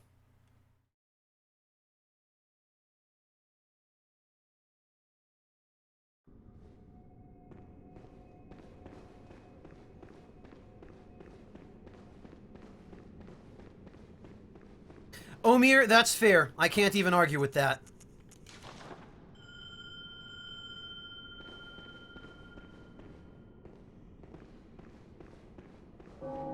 Sorry, Freedom Stick, when we finally match up.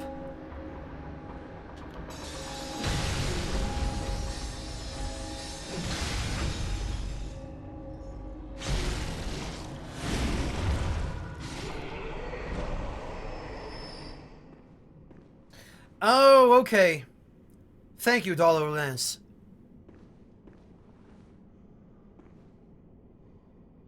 This is one of those situations where I can't really go back and watch it during the editing, because there will be no editing.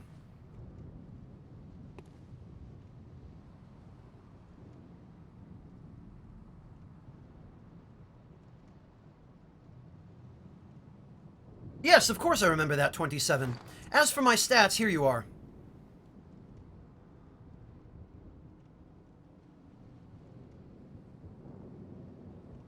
Johnny Ravenous, I'm glad too. Hanging out with you guys always brightens my day. And again, that's one of the many reasons why I would like to make this a full-time thing.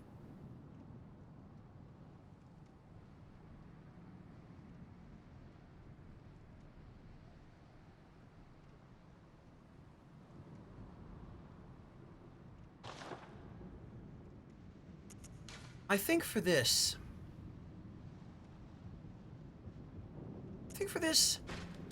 try the Gatling gun.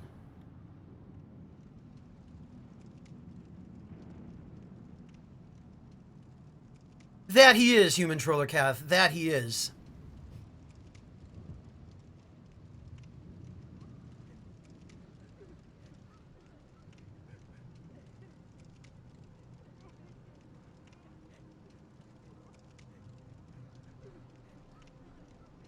Oh, thank you, Twin Snakes. I appreciate that.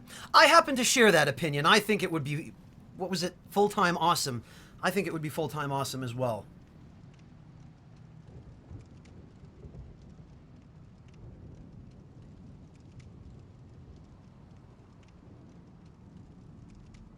Yeah, 27, the Clawmark runes with a really high physical damage weapon, super dangerous. Really, really dangerous. Oh, Twin Snakes, thank you. You're so kind. Mayo, it would ruin my sleep pattern too, but I would be totally okay with it if I could support myself that way. Hey, Duke Luke, welcome! Oh, no, Brephus, no. You guys are a lot higher class than that.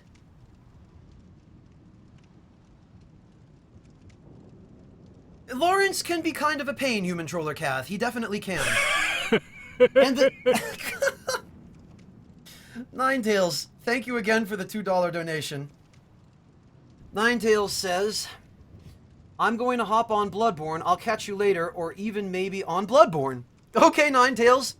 Thank you very much for stopping in to hang out with us. Good luck with Bloodborne, and thank you for all of the $2 donations.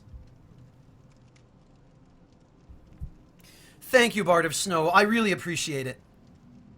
I'm gonna get that sub button as soon as I can, because I know people want those quality options, and I really want to be able to offer them.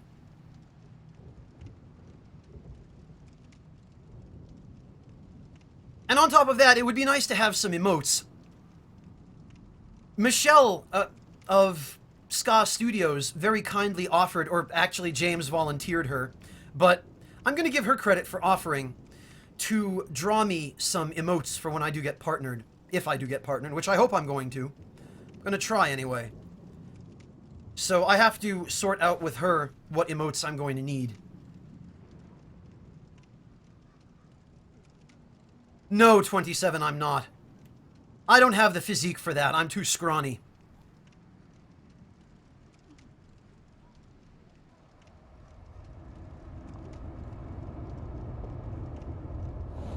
Alright, here we go again.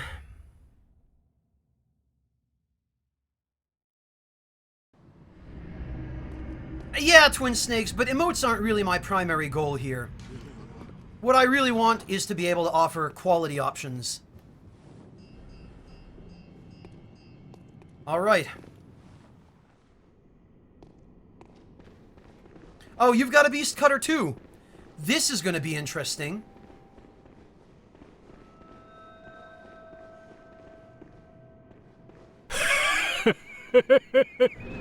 Full-time awesome. Thank you. I'm going to have to get to that after this fight, whether we win or lose.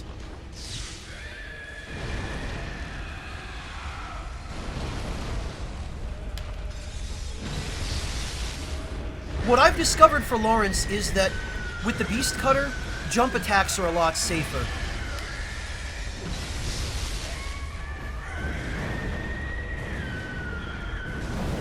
Because this fight, probably more than some others even, really tempts you to want to get greedy with that L2.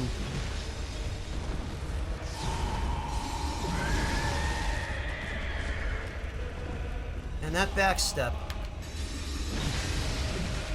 God.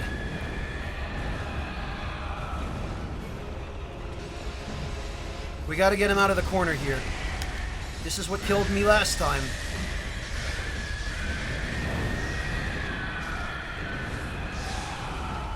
Did you get killed? You did. Oh. I'm so... Well...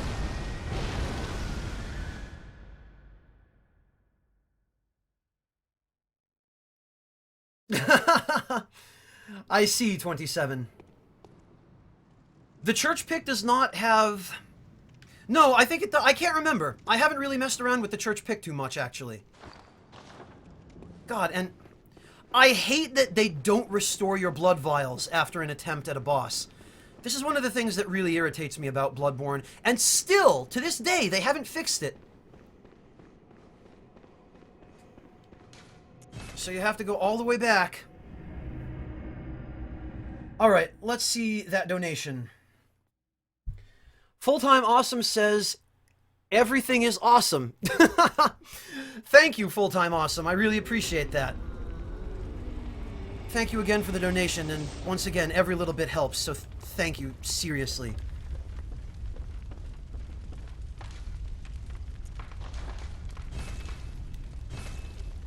No problem, Freedom Stick. I'm sorry we couldn't manage to make that work. Have a good night, man.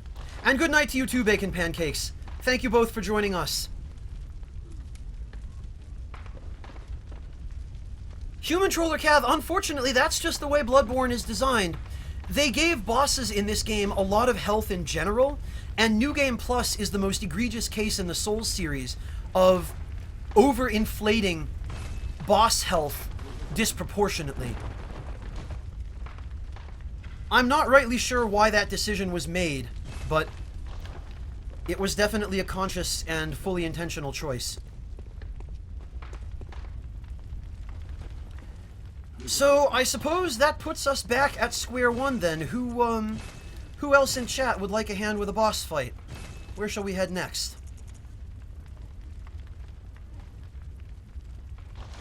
Good night, Freedom Stick. Good night, Bacon Pancakes.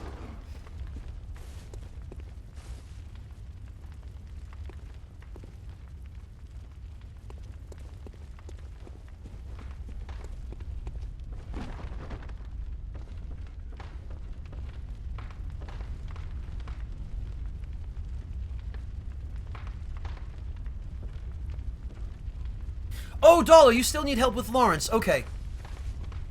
I'll be right out.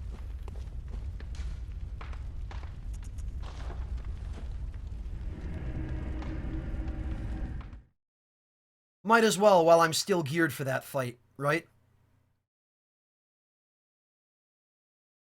Crowbar Facelift. I like that username.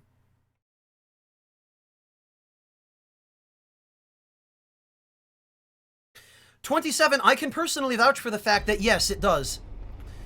Cows in the EU are treated very differently than they are in the United States. And it, to some extent, depends upon which part of the EU you're talking about. But in Germany, especially, yeah, milk here is quite different.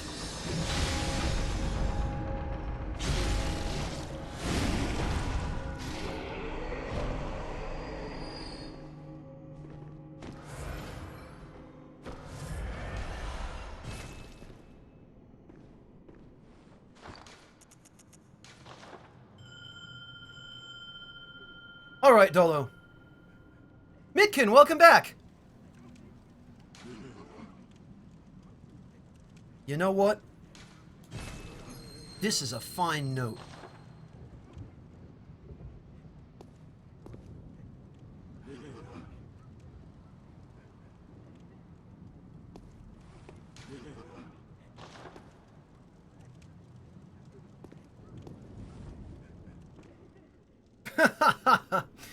You wish, the nonchalant ostrich. You wish. Granted, I wish too.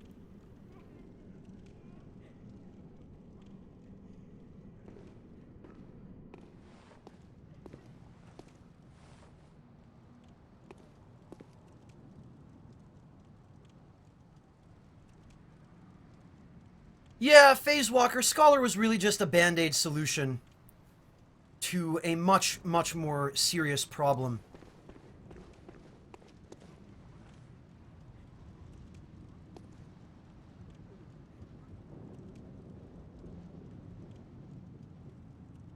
Ah, 27, it's sweeter, maybe, and a little bit more flavorful. What do you mean about lactose intolerance? I'm not sure I follow.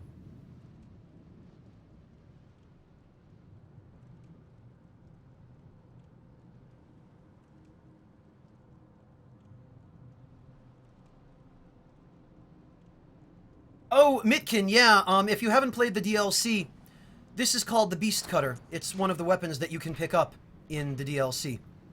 Not the Beast Cutter, I'm sorry, the Whirligig Saw. God, the Beast Cutter is the other one. Johnny Ravenous, yeah, the food here is pretty good, all things considered. Mr. Acidic, yeah, the reason I have no accent is because I spent most of my childhood in the United States. I grew up in Connecticut and only repatriated to Germany much later after graduating high school. So the accent that I picked up was much more of a, I suppose, a blue blood New England accent. Although from what I understand, my dialect of English is considered not to have any accent at all. Yeah, Dolo, Pizza Cutter is a little bit more apropos.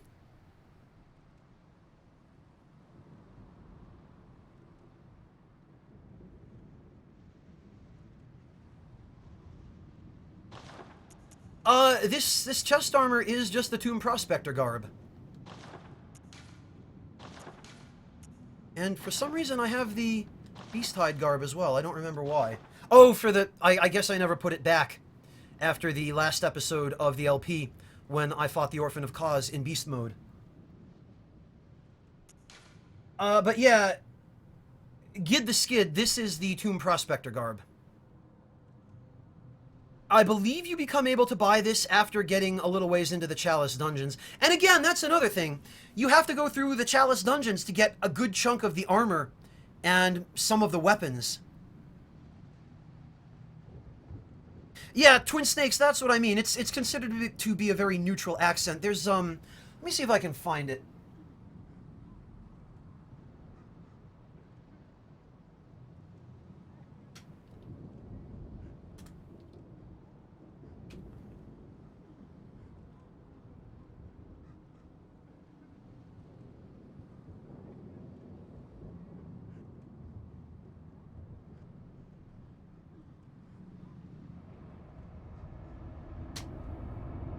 There we go. Oh, and looks like you found me, Dolo.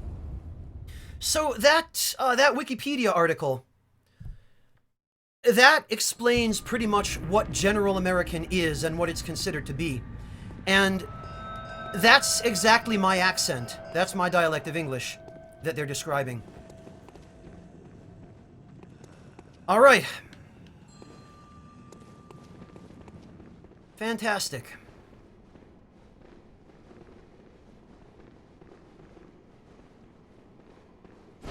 Well, no, Twin Snakes, I knew it existed already.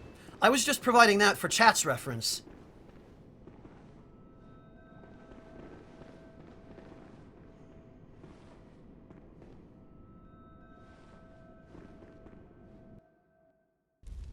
Alright, here we go. Oh, and this is your first time fighting him. Is it the Radiant Sword Hunter badge that gets you the 2 Prospector Garb? I can't remember. I think I might be thinking of the Watcher's set. Or something. There are a bunch of armor sets that you can only get after you mess around in the Chalice dungeons for a while. You didn't force me, Twin Snakes. I could have, you know, chosen to be a jerk and not provide external references for chat.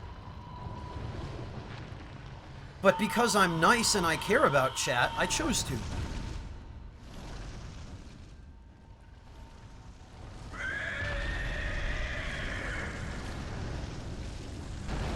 Oh, it is that for sure, Phase Walker. The final boss of the main game is, at least for me anyway, nowhere near as difficult as the final boss of the DLC.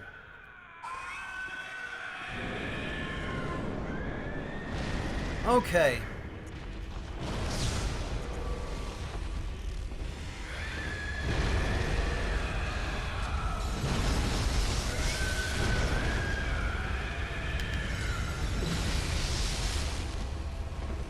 Oh yeah. That beast cutter damage though.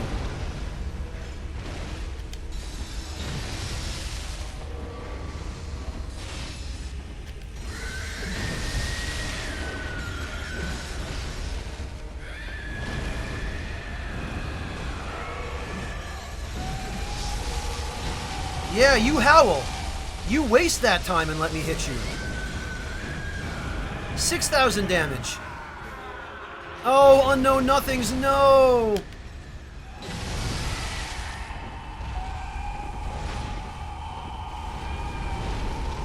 We can still salvage this. No, we can't.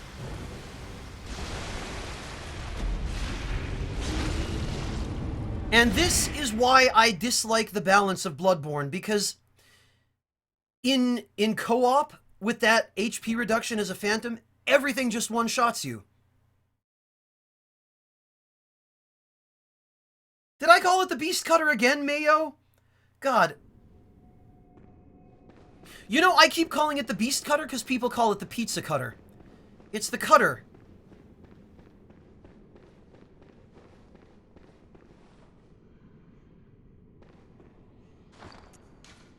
FNC, that's the thing. You shouldn't... The only way to survive in co-op is if you gouge vitality. So yeah, it's pathetic, but...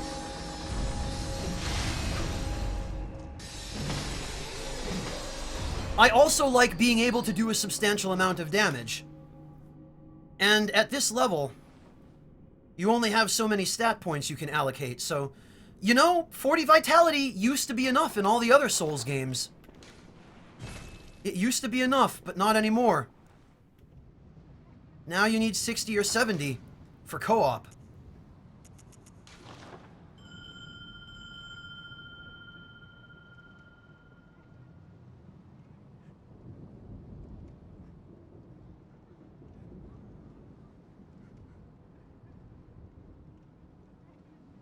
Omi, your health reduction works by when you invade somebody as a phantom or when somebody summons you, you are struck with, I believe, a 30, maybe 35% reduction to your max HP.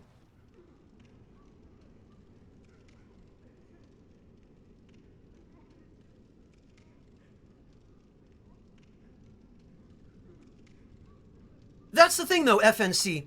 Yeah, you can achieve a reasonable HP bar if you dedicate 2 of your rune slots to HP runes and pump vitality to 50.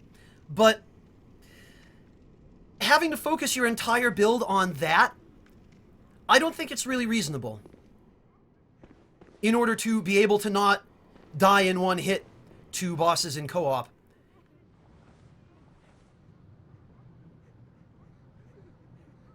Because that's so much of your build, where 50 points in vitality, that's a lot of points. And yeah, okay, some builds maybe I didn't need to go for the extra 50 points of strength, or the extra 10 points of strength. I could have gone 50 vitality, 40 strength, but that 10 points of strength on a strength build with the Kirk Hammer, or even another strength weapon that doesn't get quite such good scaling like the Whirligig Saw, that 10 points of strength makes a huge difference. So, could it be argued that I need to get good and just not get hit? Sure, yeah, it could. The cynic might argue that.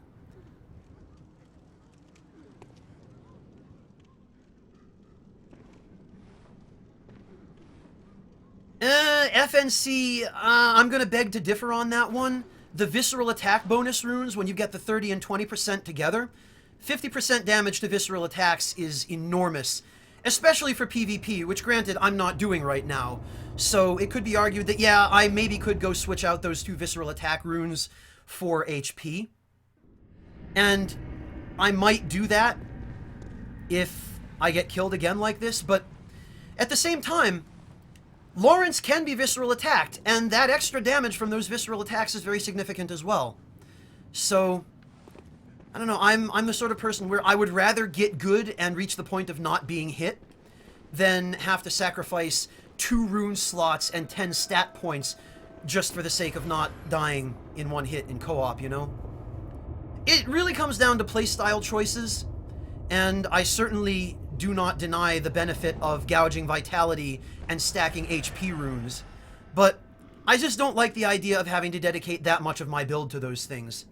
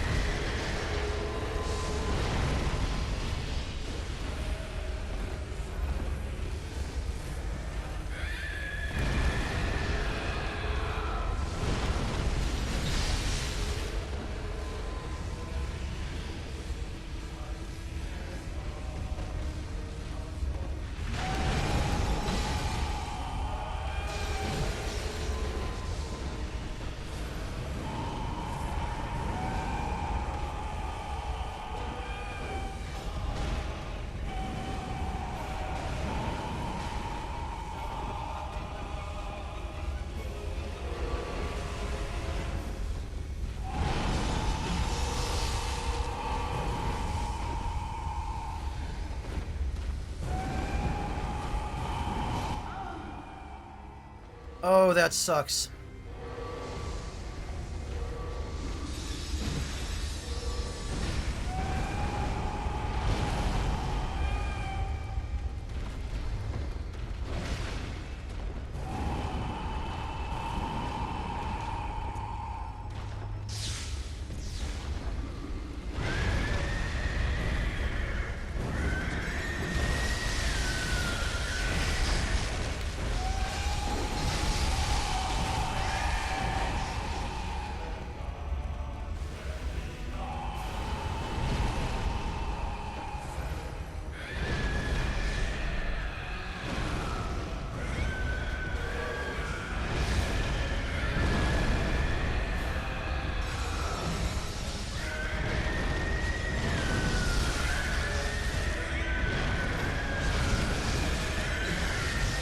Is chat getting salty? I'm catching bits and pieces out of the corner of my eye. Do I need to step in here?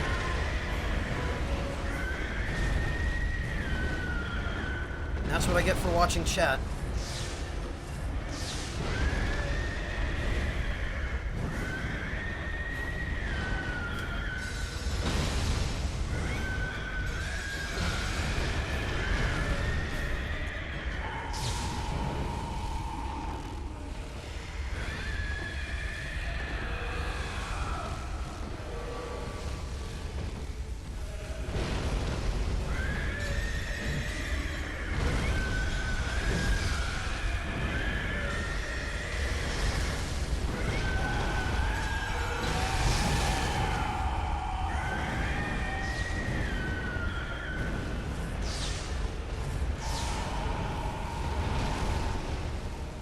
Oh, okay, thanks, chat. Ah, damn it. This is what happens when I follow chat. To be fair, I can't blame that one on my build. That was just me not looking where I'm supposed to be looking.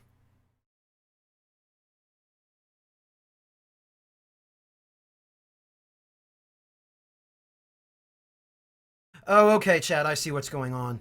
Thank you.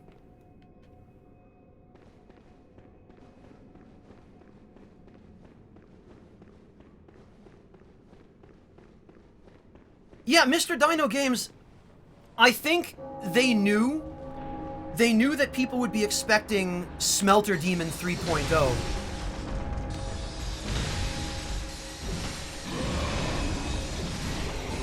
And I think they capitalized on that.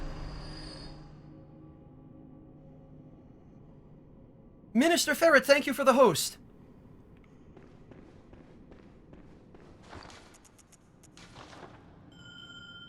Okay.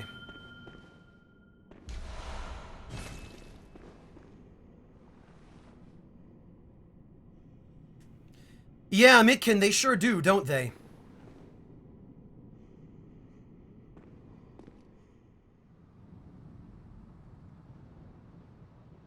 Dolo, I'll ring my bell again. Sorry, man.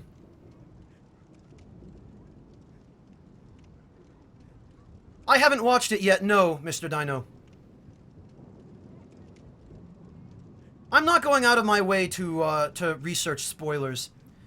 I figure if we're not going to get to write the guide for this game, I might as well make some effort to preserve my my blindness going in. Fiery Wyvern, welcome!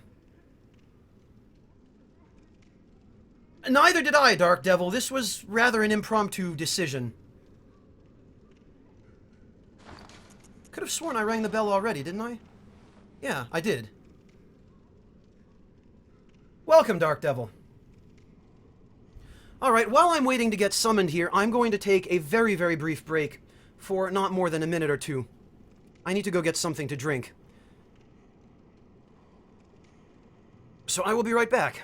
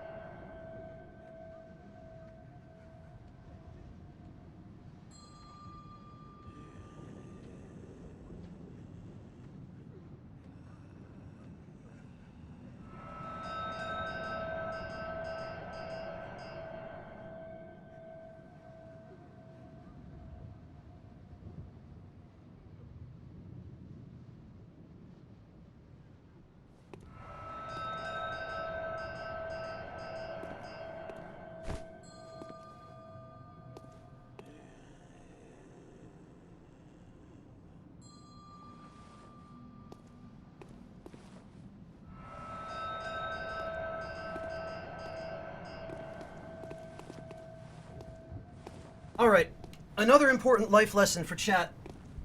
If you drink lots of tea, always make sure you bring a glass of water along as well, because tea will dehydrate you quite quickly.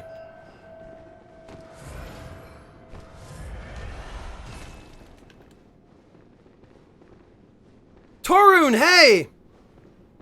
No problem, man. Welcome back. I'm glad you could make it. Happy birthday. Happy actual birthday, not people wishing happy birthday for no reason because they came from Peeves chat.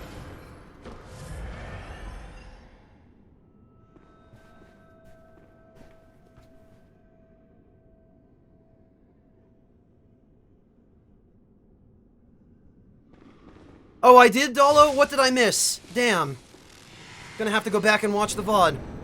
It figures the minute I turn my back to go get a glass of water, something funny happens without me. Oh, Brephos, I'm glad to hear that.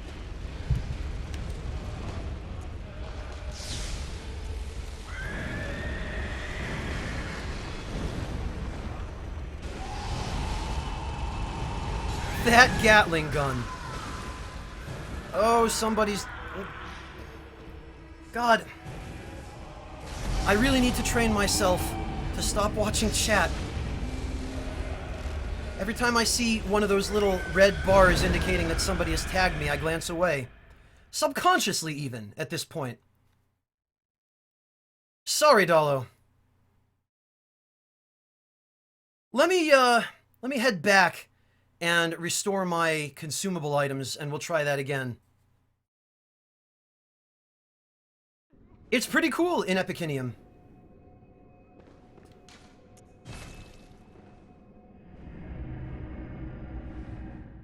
This is another reason why I feel like I'm not so good at Twitch as I am at YouTube, because on YouTube this doesn't happen. Oh, Dan the Panda, don't do that to me, man.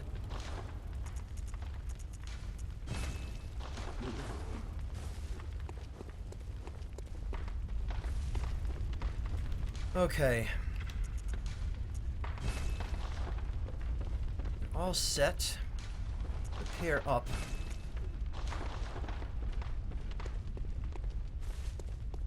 Is that so, Dolo? Alright, I'm going to have to go back through then and check that. After the stream, maybe.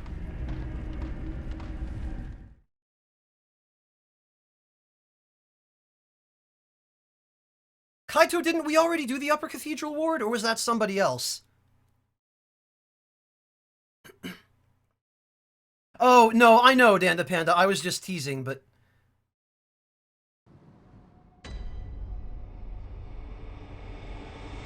Mayo, I wouldn't say that Twitch Spy is no fucks given Spy. I still care. It's just that I can't edit out all of my fumbling around and stupidity on Twitch. And I understand that some people like that.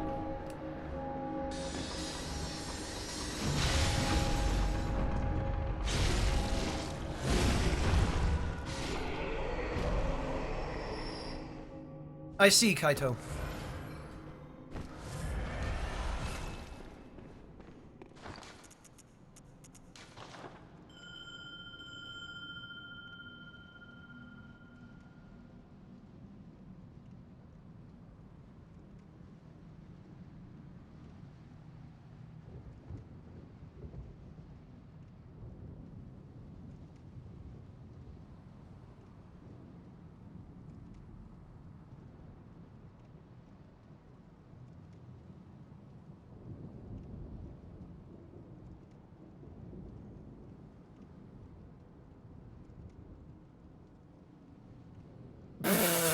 Dr. Pingu. Fist stab him, Dr. Pingu.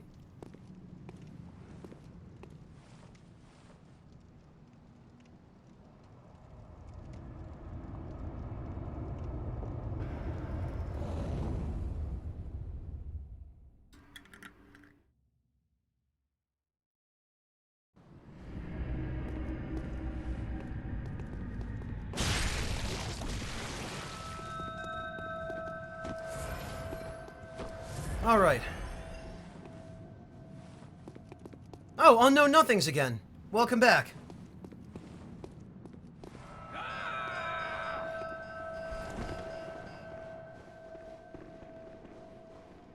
Okay. Must not glance at chat. Must not glance at chat. I'm sorry, chat. You're gonna have to bear with me here.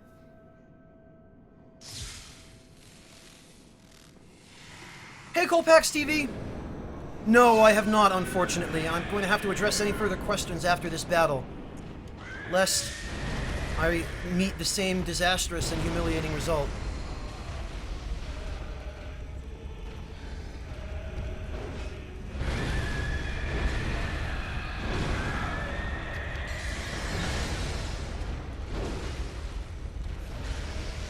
Oh no, not in the corner again.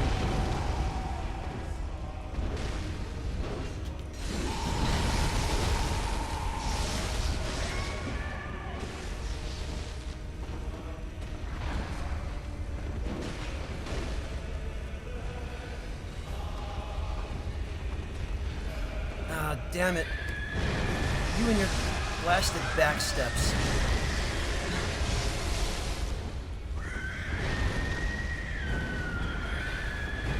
Oh. Oh, that doesn't bode well.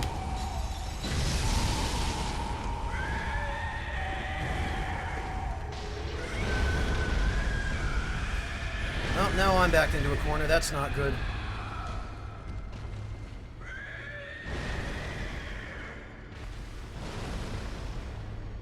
You know what? I'm going to take a quick moment here. No, not what I meant to do. No. Damn it. There.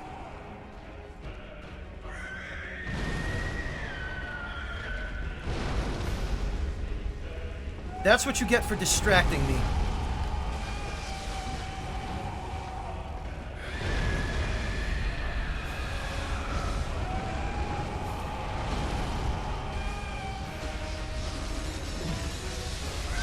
Ah, perfect. Perfect.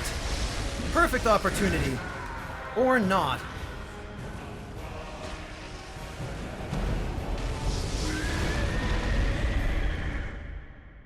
Torun, why?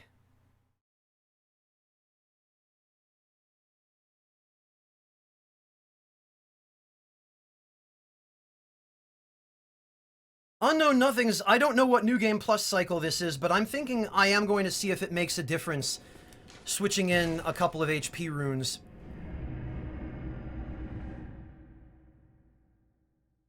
Because if it does not, then I will feel vindicated about sticking with the claw mark ones.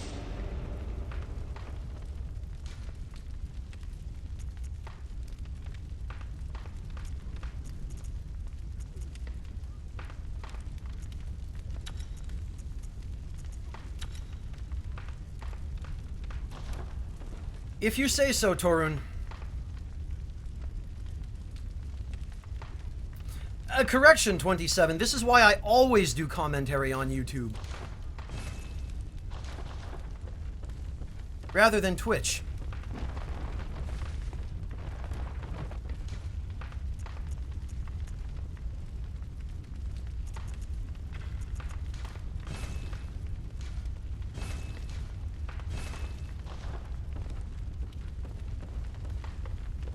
Kaito, I would like to see if I can get this boss battle with Lawrence finished up. You're next in line after that.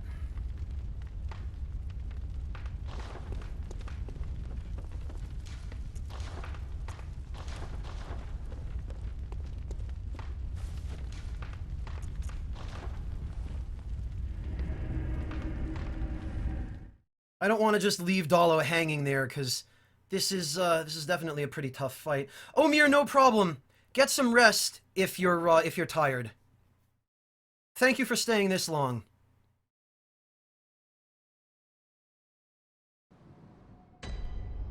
Unknown Nothings, I think that might be a bit excessive.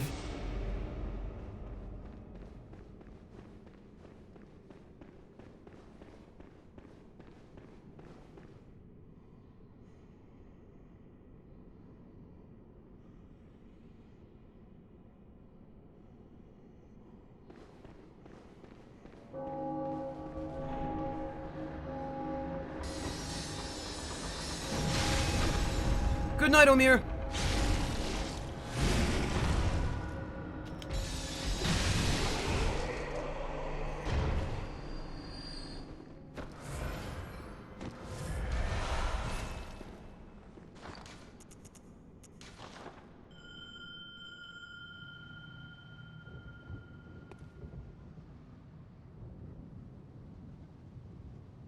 Alright, Dalo.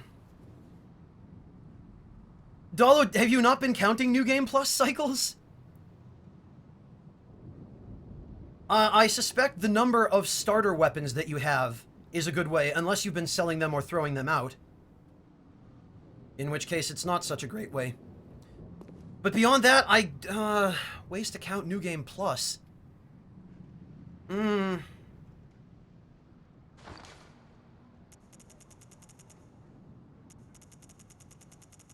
I'm not really sure. I can't think of any items that you only get once per playthrough that aren't taken out of your inventory immediately when you start another new game cycle.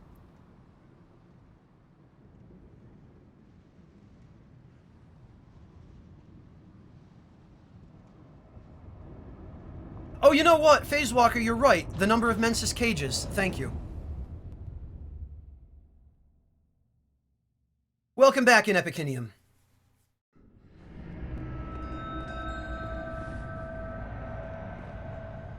Yeah, I completely forgot about the Mensis cage.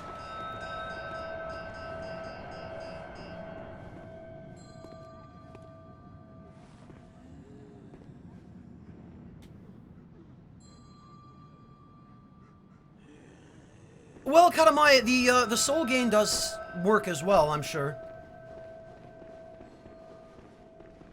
So, Dolo, that would mean if you haven't already beaten Mikolash in your current game cycle, you're in New Game Plus 7. And I believe that's as high as it goes, as far as increases to boss stats and everything like that. It might be more, I don't remember.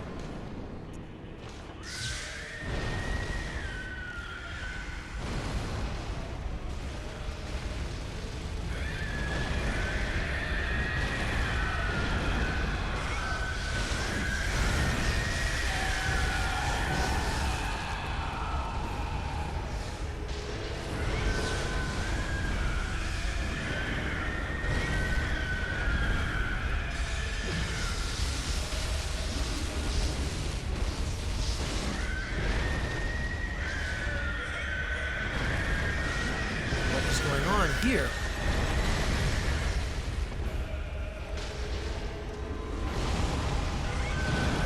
New Game Plus 7 would certainly explain the one-shots, though.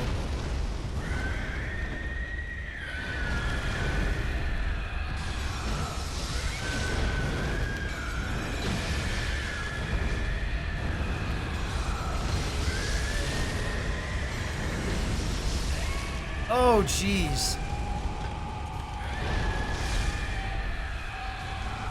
That call beyond, though.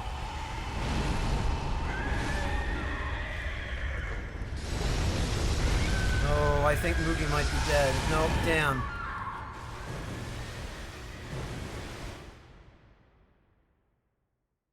Take care, 27. Have a good night. Thank you for joining us.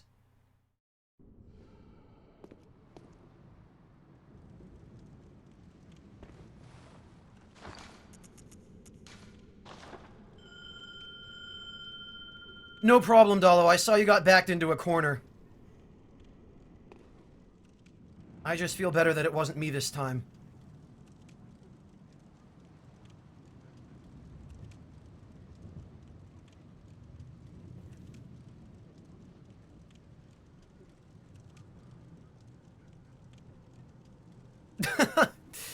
Well said, Torin. Well said.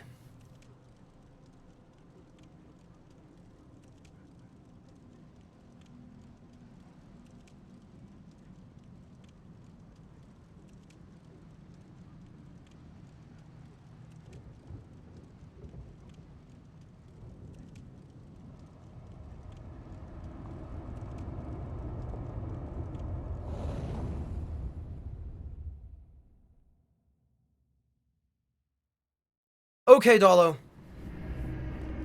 If that's alright with you.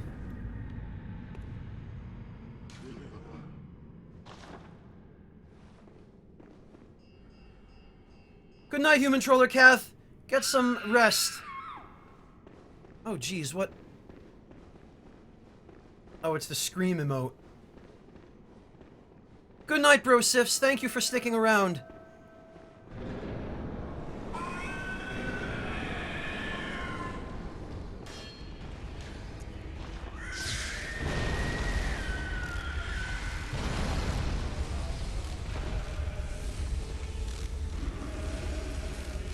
Oh.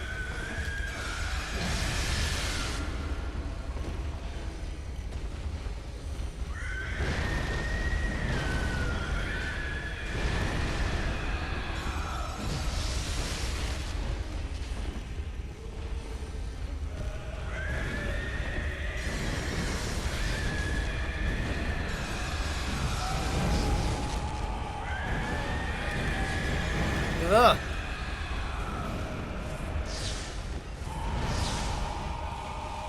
Torin, why? Why you do this? Oh, jeez.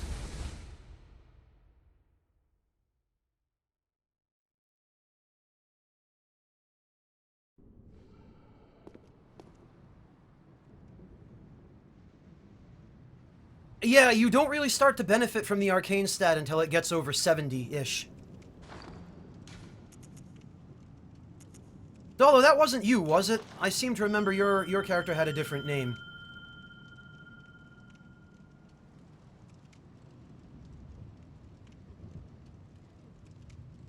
Ramen sounds good, Twin Snakes. You should definitely go get some ramen. And probably some rest.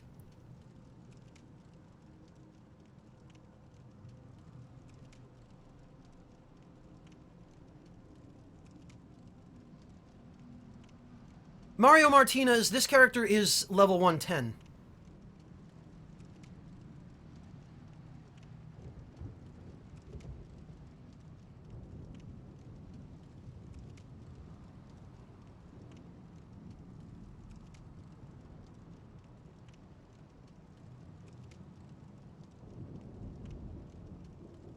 Yeah, Katamai, it does depend on the tool. For some of them, there's no benefit to going any higher than their base requirements. The Hunter Bone is one of them. I don't believe you gain anything, or barely anything, by having higher arcane than is required to use the Hunter Bone. And Augur of Ebrietas is good no matter how much arcane you have, because it can parry.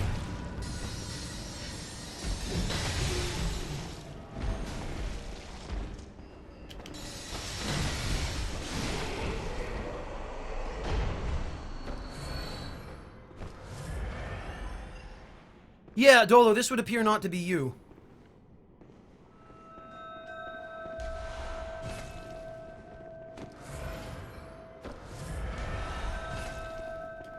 Oh, that's a lot of blood vials.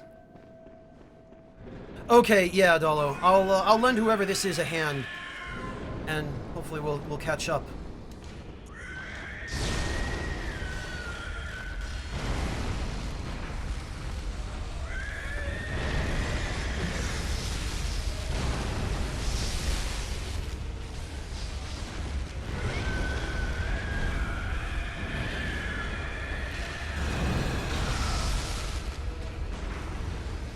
Oh, backing up.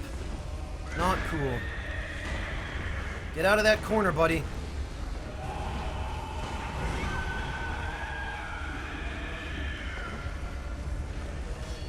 Get out of that corner too, damn it.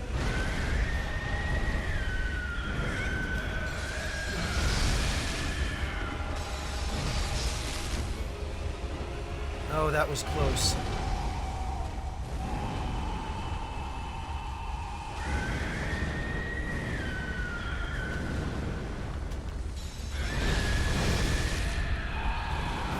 That blasted backstep.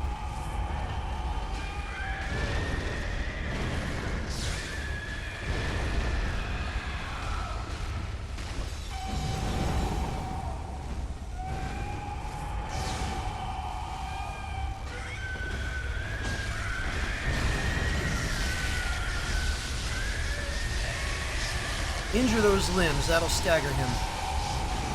Oh god, that noise! That noise just glitching the hell out.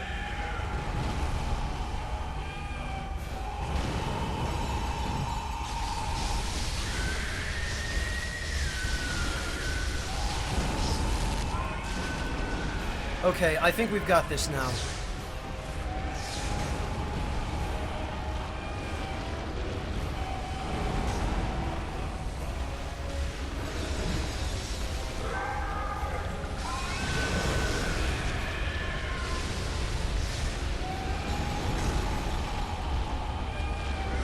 Yeah, this is definitely not such a high New Game Plus cycle.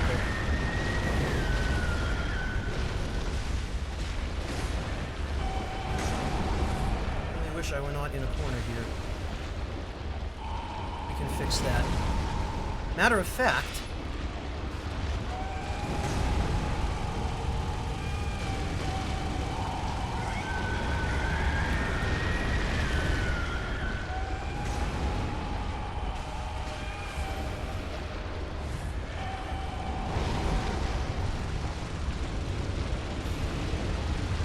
Matter of fact, I think we can just chip this out the rest of the way.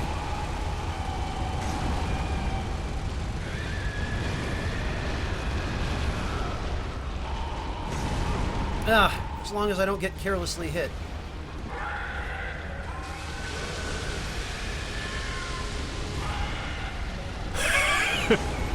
Oh jeez, do not get distracted. Thank you for the $5 donation, you devious bastard.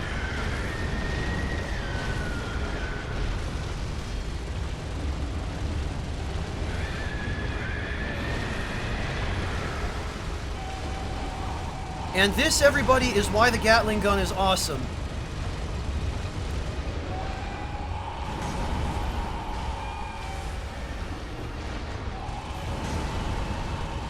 I have to say, what I do like about this fight a hell of a lot is the soundtrack.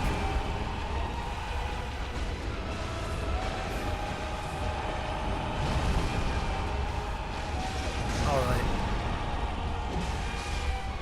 There. Pryor, welcome! Yeah, Katamai, Simon's Bowblade is better for that, but only if you're on a Dex build.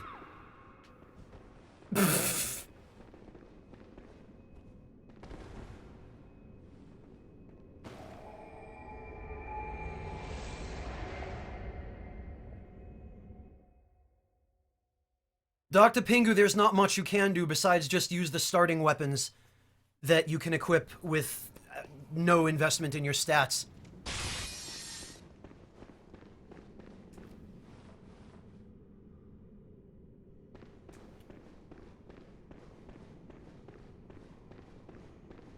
Hey, Tsuyokomi! Welcome! Great to see you. Yeah, did I say, Dex, Katamai? I guess for blood tinge for the projectile part of that weapon. Hey, Howie Jung, welcome.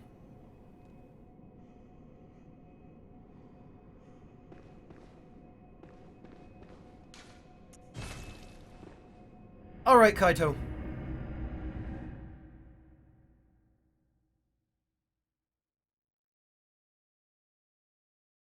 Hey, Pierre, welcome.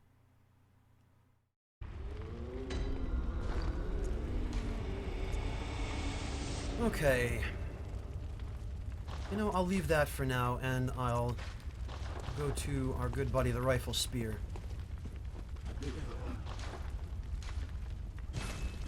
No, I need a few more than that.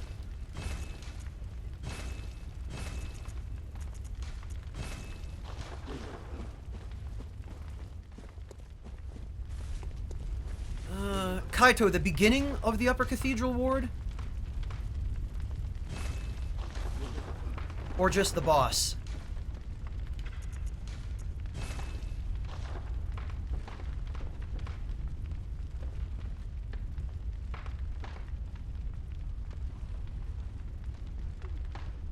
Well, in Epicenium, you can still level up, but you would still have to put all of your levels into either HP, which you're probably going to want some of anyway on an arcane build, or just arcane if you're going to ignore HP completely and focus on a glass cannon type of setup.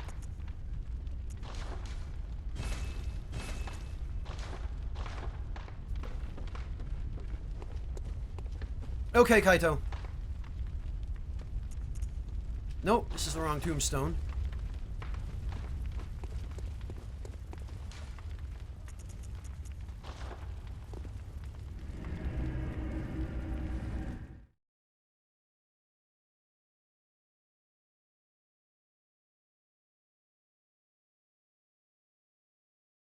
Phase Walker's advice about that fire gem is pretty good, though. No, Prior, I've been streaming for quite some time now. About 5 hours, as it happens. My sleep schedule is pretty much destroyed, so I figured that I would try to kill a little bit of time that I'm going to be awake anyway, and do some streaming, you know, get in another broadcast, spend some time with you guys. Now, I received a donation during the fight with Lawrence, so let me... Yeah, take your time, Mayo.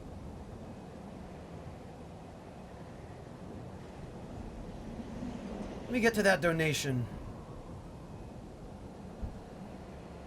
Do not get distracted, says har har. Alright. Alright, wise guy. Thank you for the $5 donation. I appreciate that, and apparently I managed not to get distracted. So take that, I guess. Pierre, better to send me a message on YouTube if you have a YouTube account.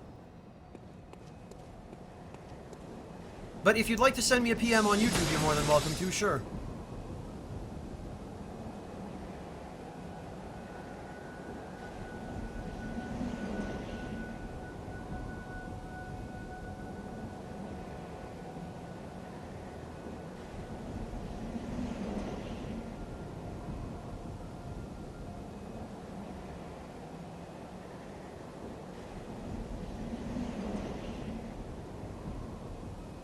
Alright, Kaito.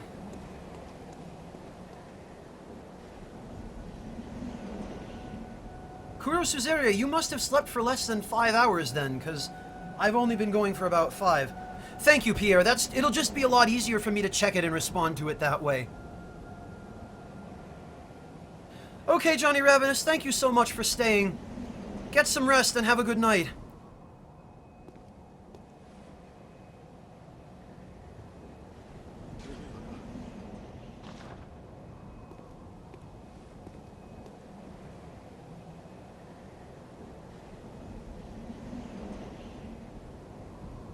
Katamaya, if you want to post a link, it's fine.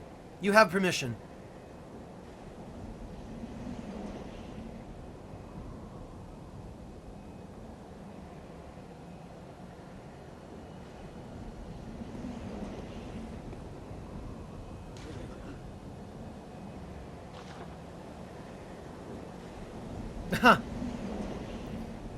We don't have that command in Epicinium. Yeah, Kuro Suzeria, you have a point, even still.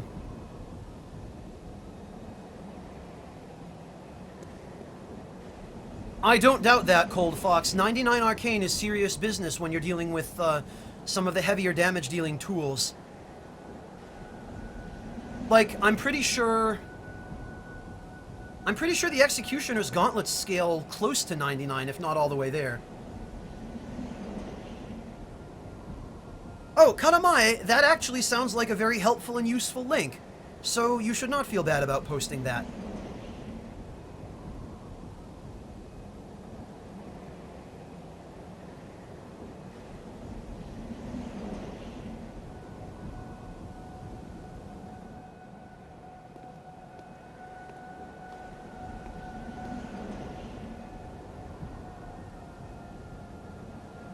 Thank you, Pierre.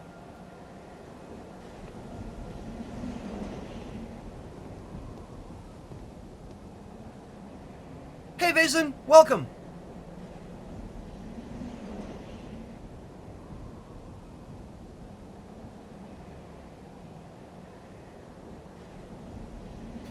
Yeah, Unknown Nothing's Blood Tinge is one of those stats that really doesn't pay off unless you're using it for a main weapon. Or maybe the Evelyn, because the Evelyn does have really good Blood Tinge scaling, but the only other things it's going to be really useful to you for are Simon's Bowblade, the Chikage, and the... what's it called? I forget. The Blood Mace.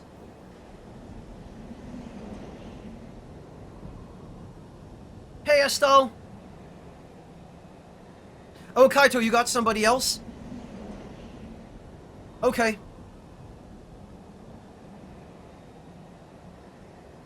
Prior, unfortunately,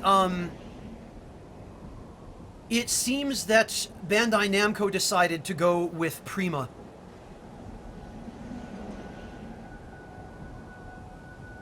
The Bloodletter, thank you, Unknown Nothings and Karamae. And girl, please, I'm Fab. I hope I pronounced that correctly.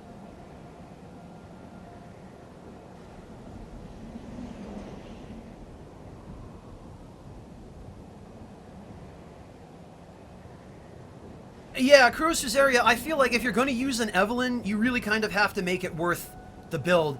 Yeah, and I'm very disappointed about that too. I was really hoping we'd get to work on it, but what I suspect it boils down to is that companies like Prima and Brady, they can offer tremendous amounts of money as guarantees of sales to developers that might want a guide.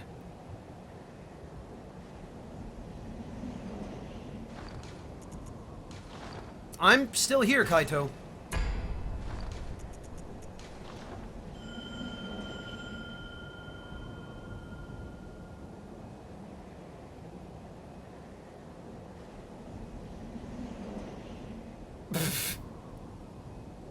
Well, girl, please, I'm Fab, if that is indeed how it's pronounced. You're welcome, I guess?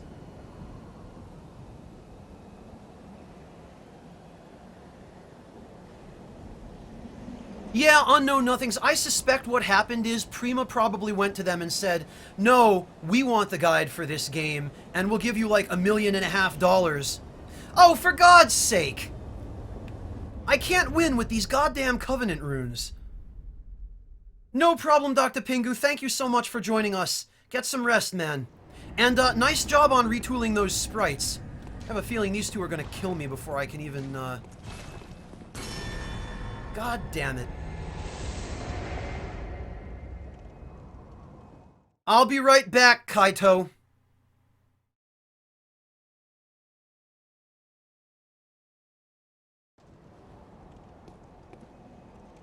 The Phase Walker, I'm not sure that Bandai Namco made that decision for the sake of a quality guide. I think they made that decision probably because Prima offered them an enormous guarantee, is my suspicion. I want to make clear that's not an official statement, that's just my own speculation. Because I'm not aware of actually what happened, but that would be my best guess. Oh, you did get him eventually, Dalo. I'm glad. Congratulations. Hunter. Alright.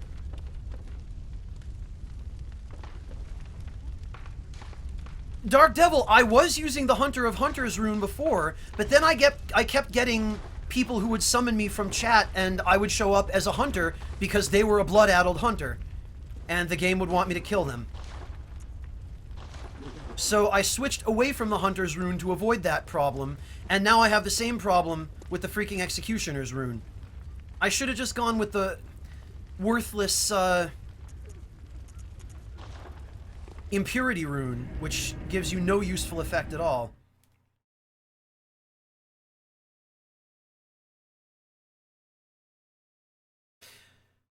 Mayo, yeah, bluntly said, but probably true. I suspect that's what happened. Dalo, the only thing I can think is that they changed the percentage in one of the patches and didn't say anything, because it's very like FromSoft to do that sort of thing. To make changes in patches that they never mention. And I suspect they wouldn't have mentioned that particular change because it was an embarrassingly poor design choice on their part in the first place. So, of course they wouldn't mention that they were changing that, because that would constitute an admission of failure. Dark Devil, there always was, but initially, there was only a 5% chance of the Blood-Addled Hunter mechanic ever taking effect. The way it works is, if you're wearing the Hunter of Hunters rune, and you get summoned into the world of somebody who has invaded and killed a certain number of other players, I believe it's 10, then there was a 5% chance that you would be invading them on adversarial terms instead. Apparently that 5% chance has been increased in one of the patches since then. Alright. So, finally, we are not adversarial.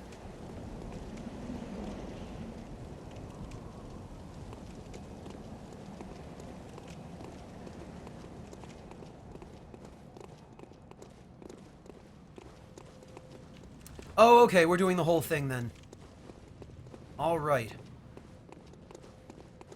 Time to get out the good old thrust damage then. Oh, am I meant to go first? Very well. Oh. Or everyone could already be dead. Everyone is already dead. Okay, Kaito.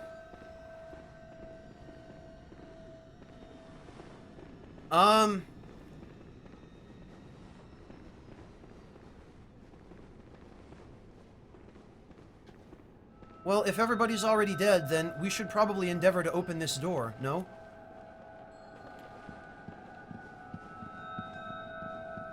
Do you have the key? We're about to find out. You don't. Okay. So, we need the key from up top, then. That freaking music box.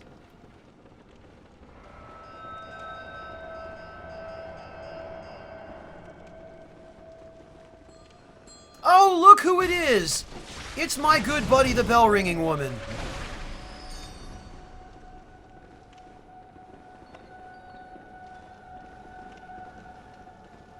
We splattered her guts all over the floor, and yeah, she left.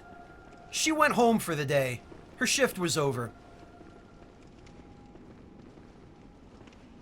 Okay, so it should be this guy.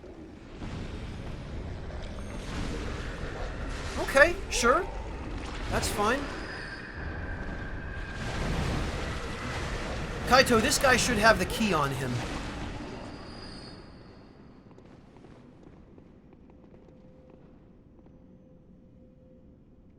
Once you get the key, you... Whoa. Was that? That was creepy. Once you get the key, you should be able to open that shortcut door down below. Oh, okay, fine. Are we really doing this? Alright. Alright.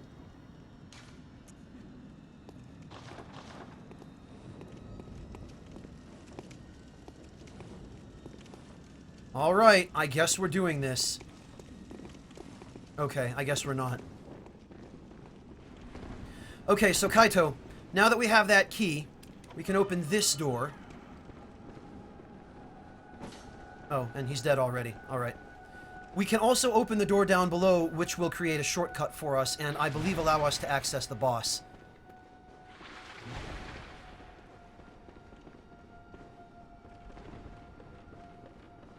Hey, how's it going?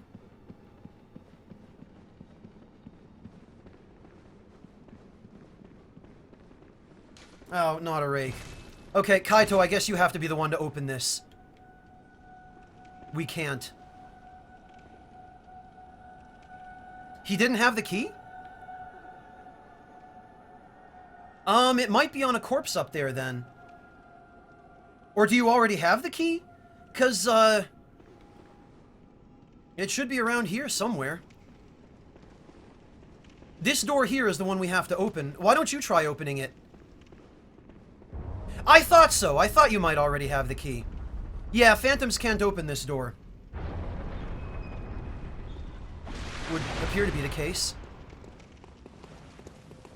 But we can open this one.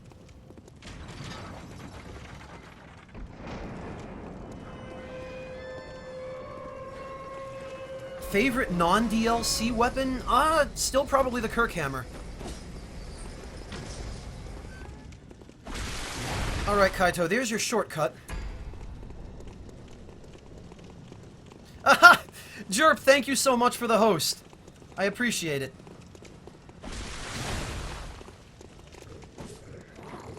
That was embarrassing.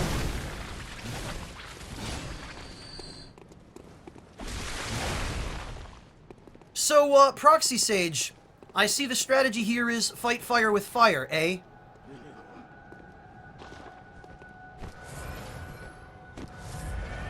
Yeah, I know, not a rake. I like the Burial Blade too, but strength weapons are my go-to. And no strength weapon in this game is more powerful than the Kirkhammer.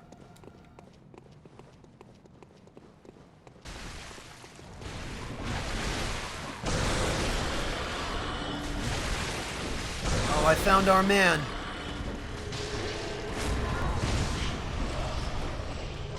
That was embarrassing. I thought I was far enough away, but... Then again, this whole fight is embarrassing. It's just a nothing of a fight. Seriously, Kaito? You needed my help for that? I mean, granted, it's something to do. So, I take it Ebrietas is next. Oh, I missed.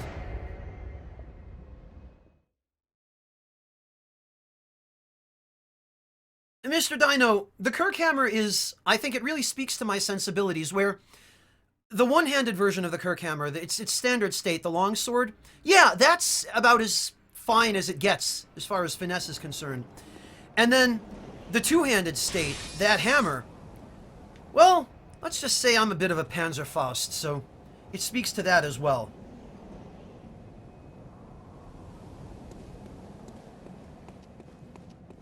Girl, please, I'm fab. Personally, I like the church pistol best. But I think the Evelyn would be a fairly close second. The Evelyn or maybe the cannon.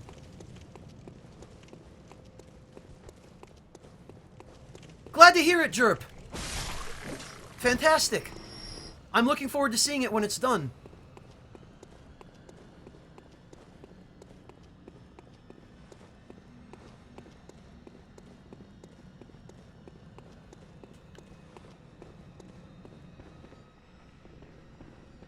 Okay, Kaito.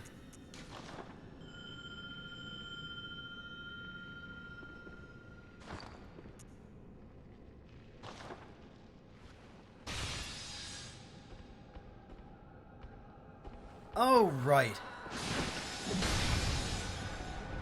I forgot about that cute little squeaky thing.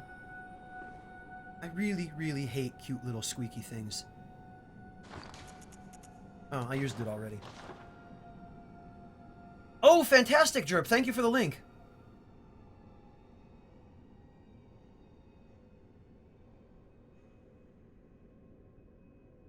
Oh, man. Looking good.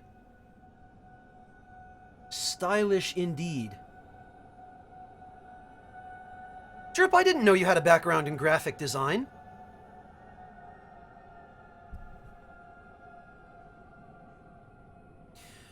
Not a rake. I don't really get the aesthetic appeal of the scythe. I understand it's a really good weapon in PvP, but it just seems so plain to me.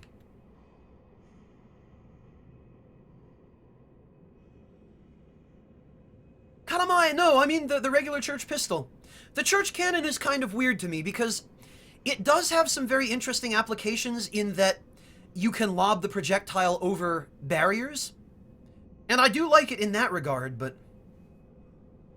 Oh, just like me then, Jerp. Glad I'm not the only one. Hey, Polylube! Welcome!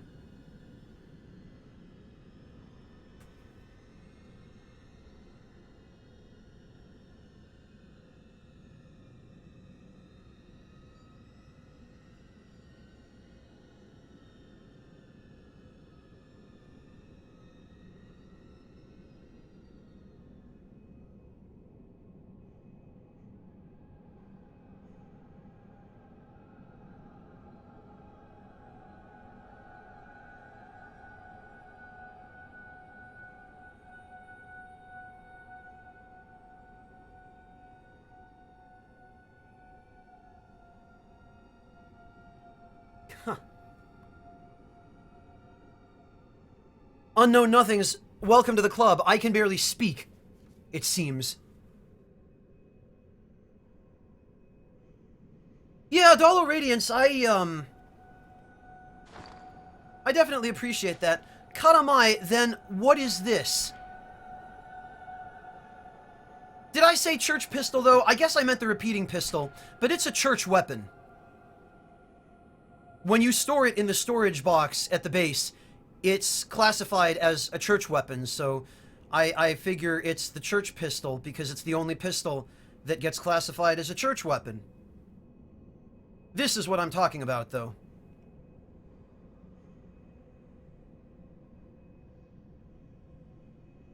Sorry for the confusion, Katamai. Oh yeah, no, Maylok, I realize that the scythe is an excellent weapon as far as how good it is as a weapon. I just mean aesthetically in terms of its appearance. I don't find much personal appeal in it, really. Hey, Silent J.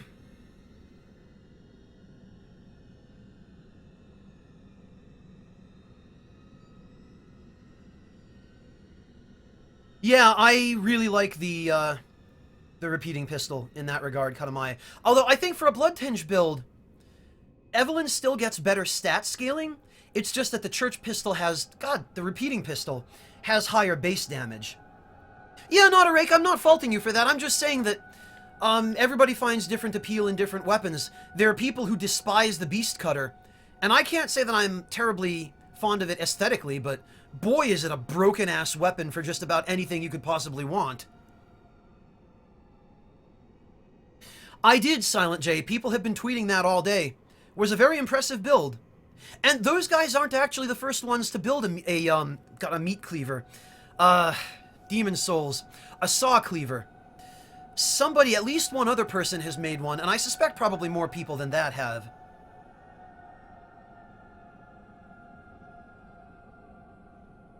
Oh, Sun Sol Joshin, thank you. I'm not on one of my best days for speaking clearly, but I'm doing my best.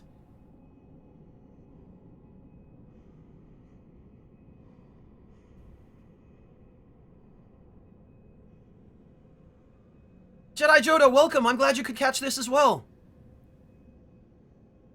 Yeah, I'm used to uploading to YouTube, so Twitch streams are a little bit, out of my comfort zone, even now. Maybe I should say out of my talent zone, because I'm comfortable enough with them. It's just, I'm not the best at live commentary.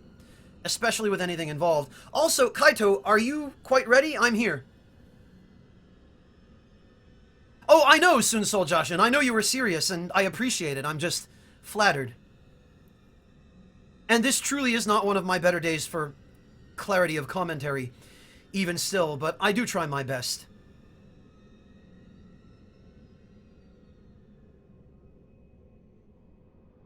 Dalo, the poor man's gems are...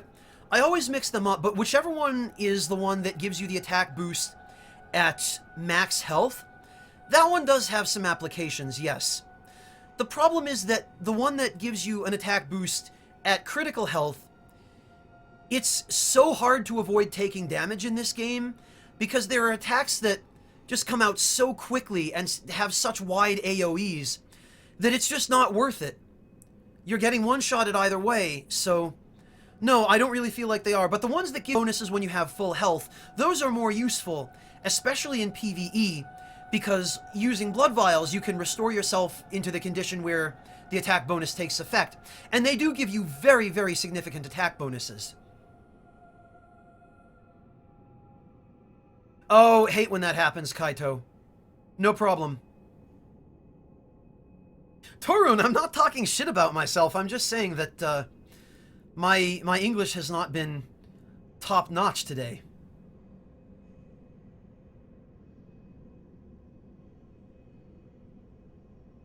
Yeah, Unknown Nothings, that's pretty significant. I'm getting plus 72 with the Church pistol, but that's with Blood Tinge not leveled at all. Yeah, that's at base Blood Tinge, 9. Silent J, no, I have not. I've actually been... I wouldn't say really going out of my way to avoid them, because I don't care that much, but I haven't gone out of my way to read or watch any of the new media coming out regarding Dark Souls 3. Because since I'm not going to be able to participate in writing the guide for that game, I figured I might as well do what I can in order to preserve some semblance of blindness going into it. Because I know that knowing I'm not going to be involved in the guide, people are going to really be looking forward to me going in blind. And I might as well try and do them justice as best I can. Good night, Jerb. Thank you so much for stopping in. Have a good night, man, and good luck with the layout.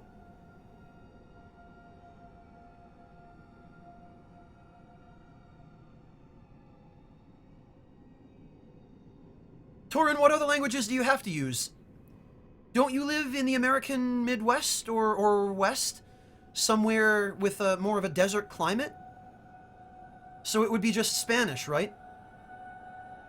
Ilani, hey! Welcome!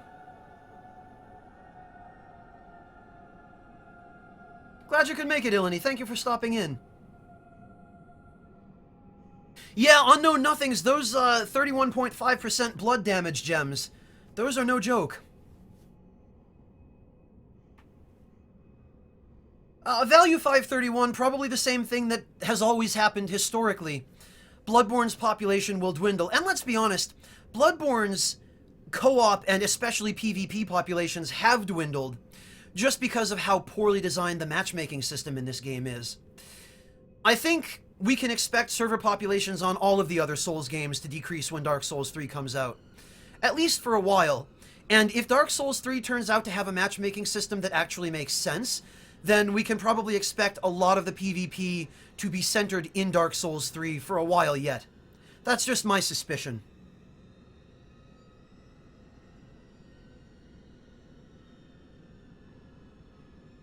Silent J, when have they ever made sense before? I'm sure it's going to be something contextual that won't really make any sense until we actually get a certain way into the game. And I suppose I wouldn't have it any other way. Oh, Ilani, was school canceled? Did you get a lot of snow today? Ilani, I think there's a certain timelessness to Dark Souls 1, where people will always be playing that game for the PvP, just because Demon Souls is PS3 exclusive, and none of the other games have a matchmaking system that even remotely makes any semblance of sense. Yeah, Valis, no problem. I really, really hope, personally, that Dark Souls 3 has good PvP. The network test was very encouraging, but I hope that it works a little bit differently in retail than it did in the NT. And it well may, just because in the NT they would have been setting up specifically for server load.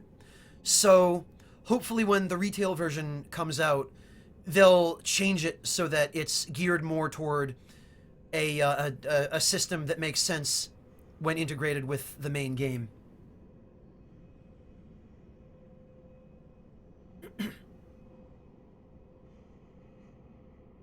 Kaito, does that mean all set? I will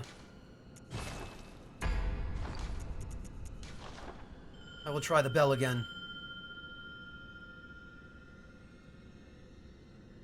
Soon, the only reason Peeve wrecked me is because he stabbed me in the back. Literally stabbed me in the back when I was not expecting him to attack me. He just dashed in from behind, and with that running attack, just ganked me.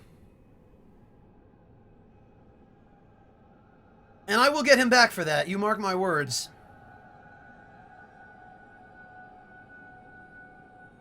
I take it you were there and you saw what happened if you know about that in the first place.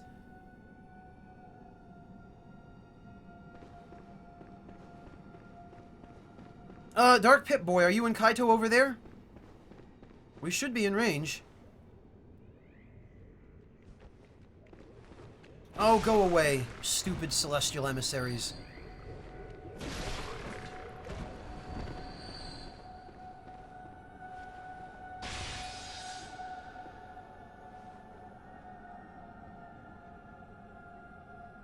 Well, Ilani, that's what I mean about the NT being encouraging. Because it seems like they finally found, if not perfect solutions for a lot of those problems, then solutions which will at least work better than the existing systems in Demon Souls and Dark Souls 1, and certainly better than anything in Bloodborne or Dark Souls 2. Ilani, the password is Oolong. Ken Fredo, welcome! Thanks for stopping in.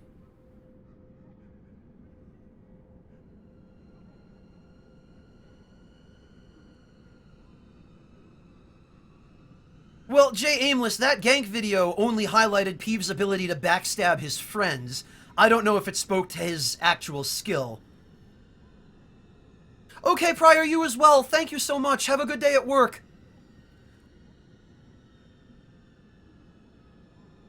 In Epicenium, that makes two of us, my friend. I cannot wait either. That greatsword PvP tech is going to be something else if the NT was any indication.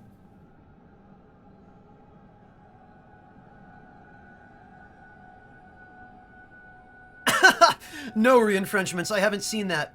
Also, hi re-entrenchments, welcome. Miyazaki is best waifu. Welcome as well.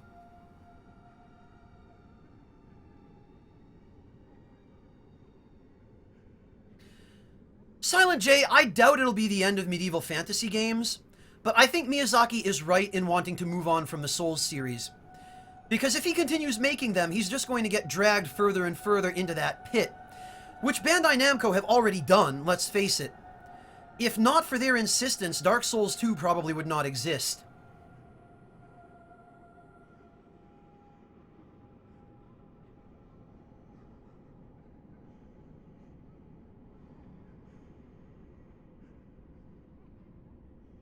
I'll go back and try and find it when the stream is over, Dolo. You're hyping it up so much, though, I'm now worried that I'm going to be disappointed.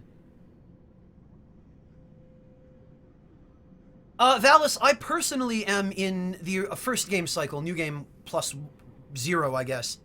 And these are my stats. Did you, Ilani? Have you had a chance to play it yet?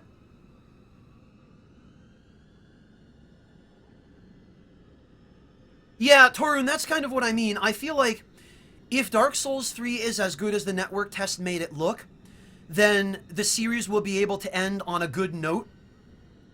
And hopefully people won't remember it so much for the abject disappointment that was Dark Souls 2 and the largely failed experiment that was Bloodborne. As good as Bloodborne is in many ways, they tried some things in this game that really didn't work very well. Matchmaking not the least among them. Oh, you did, Kaito. It's no problem. Go ahead and attempt the fight. And if you guys don't make it, then I'll come join you. Re-entrenchments, supposedly he is working on a new IP that is not related to the Souls games. And I guess this is now his first IP that is not Souls ever since he became involved with Souls. I see, Dalo. I will look forward to it then. Torun, we were talking about that before. Yeah, Nintendo is an excellent example. But Squaresoft, or at this point Square Enix, I guess, with the Final Fantasy series, and a number of people brought up examples like Bleach and Naruto, and just various other franchises that either suffered terribly because they got so much filler that it kind of ruined the story, or where the franchise owner just milked it to death and kind of ruined it.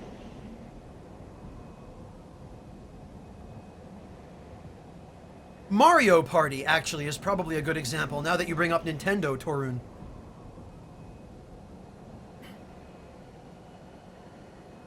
Re-entrenchments, I have a feeling whatever President Miyazaki does decide to do, he probably will do at least okay.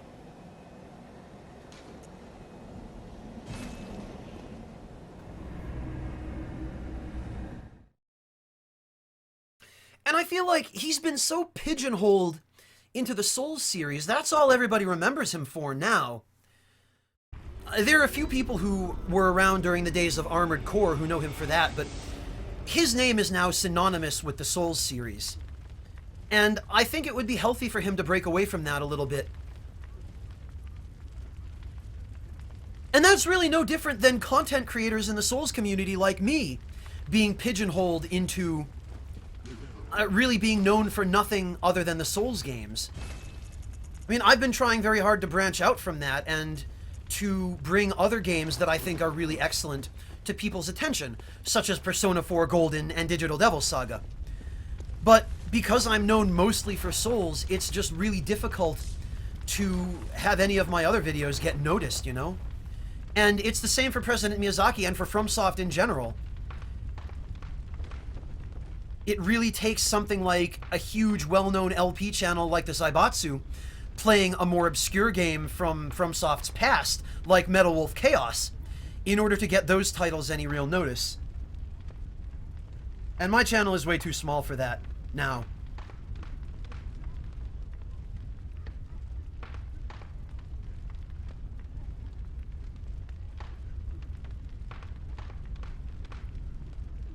I hope that too, Reinfrenchments. Yeah, no, I totally get where you're coming from with that. But I would like to think that, at the very least, President Miyazaki is competent enough as a game designer that whatever he chooses to do will at least be decent, and maybe even good, you know?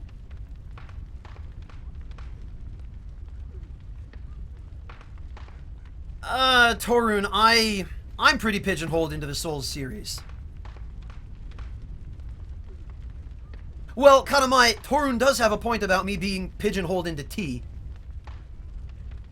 Yeah, go ahead and high-five each other there.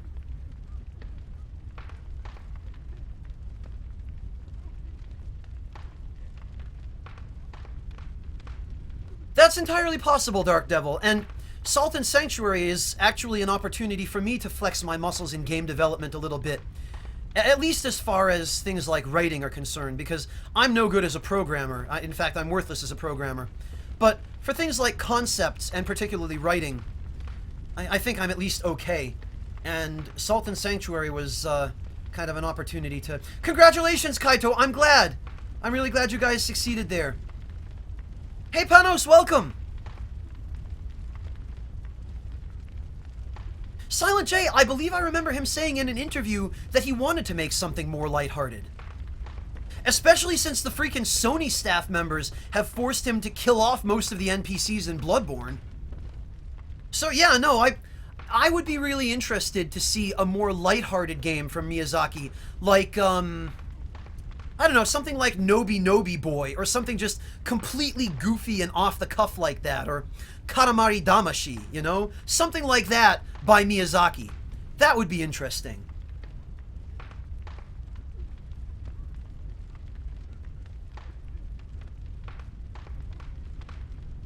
Oh, no problem, Ilani. I'm glad I was able to help introduce you to those. So, who else in chat was in line for a hand with a boss? Did we have anybody else? Anyone else need an assist with a boss fight?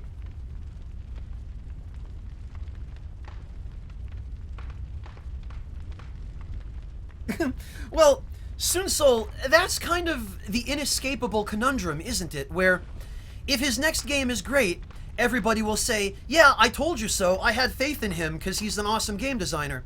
And if his next game sucks, then everybody will say, I knew it, the only thing he's good at making is Souls. So, like, he's kind of stuck in a catch-22 already. He's trapped between a rock and a hard place before he even lifts a finger to work on whatever new game he's working on. The Japanese equivalent to Saints Row. Jay, that already exists. It's called the Yakuza series. And if you want to see that game, hang out with Pat.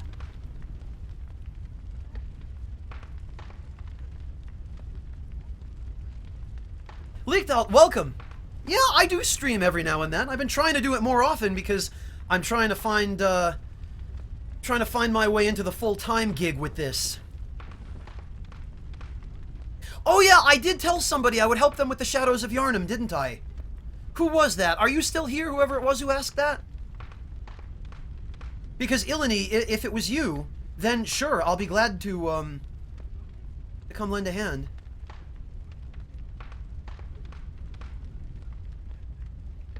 Yeah, Katamai, it's one of those sorts of things that you try your hardest to be successful, and then when you become successful, everyone just expects you to strive for even greater success. So there's all this pressure. And that can make it a lot more difficult to be motivated. And I think President Miyazaki is acutely aware of the pressure on him. And I think that's probably why he doesn't talk much about Dark Souls 2, because he was ashamed of it. And I think to a certain extent he's even maybe a little bit ashamed of Bloodborne, is the impression that I get. Sunsol, I am... How old am I? I have to think about that. That's sad. I'm 30. I'll be 31 this May. Jay Aimless, it's funny you ask that. Every day, every time I stream, I do get at least a couple of people who show up and they're like, Spy? I didn't know you were active on Twitch. So I guess word has been traveling fairly slowly. Yeah, no, I've only been doing this for a few months, I think. It feels like it's been a lot longer. But, yeah, I think it's only been a few months. Well, Valis, you're welcome to help out as well. This is the password that we're using. So anybody in chat who wants to get in on this too, it doesn't have to be me. If anybody is looking for help, just use this password.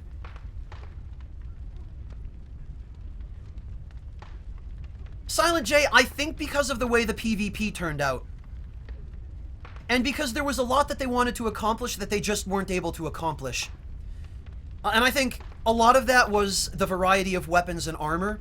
That was one of the biggest complaints they got, and it's something that I'm aware was a concern from the very beginning.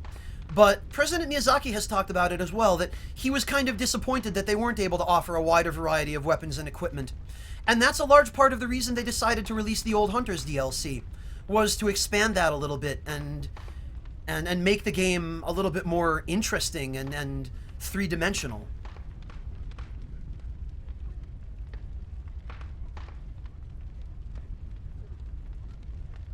Torun, it feels just like it did when I turned 29, which was, I'm a year older now, I really hope I don't die tomorrow, and what can I do but continue trying to make the best of the time I have, you know?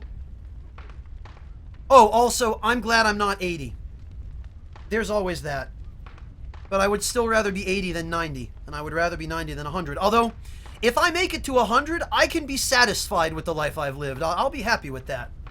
I just hope that I don't have arthritis at 100 that prevents me from playing video games.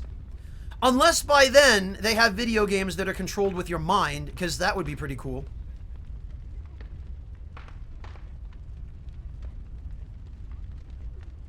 Oh, Silent J, I'm not saying they didn't do a great job with the game overall, but there are a number of elements of Bloodborne that really were poorly executed and ill-conceived. I think the overall experience of Bloodborne is absolutely worth playing through the game once. And if you don't care about character progression, then sure, it's worth playing through the game multiple times. It's just that because I have a much more hardcore approach to games like the Souls series, I really don't enjoy some of the elements of Bloodborne which really kind of punish my approach. But for people with different approaches, you know, that's not an issue.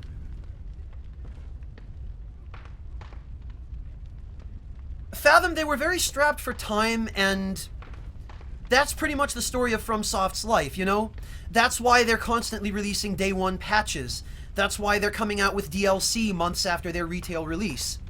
FromSoft has this habit of, and I talked about this earlier in the stream, but I guess you must have arrived after that. FromSoft has this habit of just, they'll take on these really ambitious projects and they'll come up with these crazy ideas for really awesome games, but then they won't leave themselves enough time to finish developing those games, and they'll end up rushing them to development. So you get problems like game systems being entirely broken, PvP just not working at launch in Bloodborne, and them having to release a day one patch to fix it. So that's a problem endemic to FromSoft. So, Ilani, am I coming out to the forest to lend you a hand with the Shadows of Yharnam? Haven't seen any other requests, so, I guess I am. Ilani, do you just need the bosses, or is it the entire area?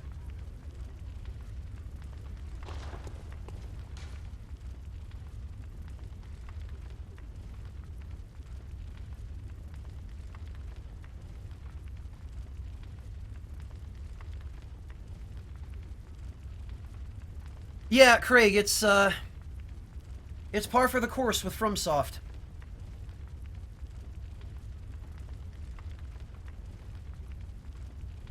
Gurston, I admire your ambition.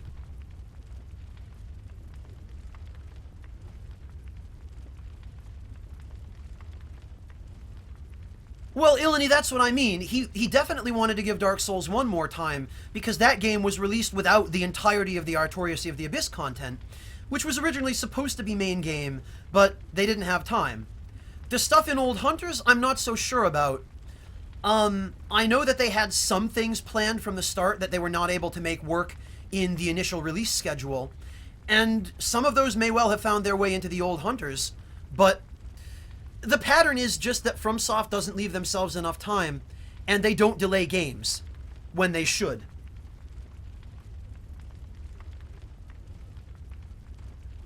Oh, it's the boss, Ilani. Okay. In that case, I will meet you there.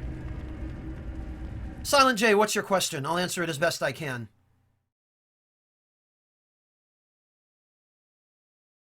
Well, Mitkin, that pretty much covers all of your bases, doesn't it? Okay, Dark Devil, good luck. This is the way out, yes.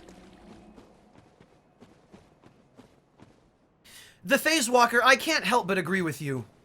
It saddens me to say that, but I can't help but agree.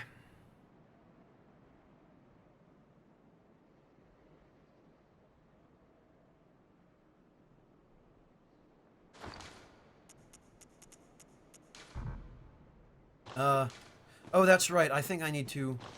Yeah, I need to walk a little farther forward for this. Because for some reason, this little annex here is considered an area where you can't summon. I'm not sure why.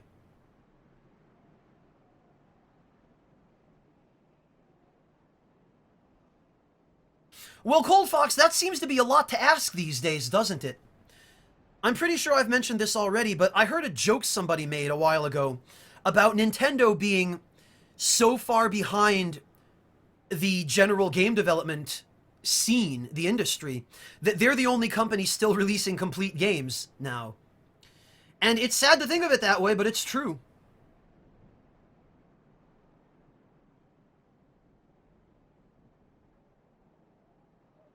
Hey Rogan, welcome! Well, that works too, Griston.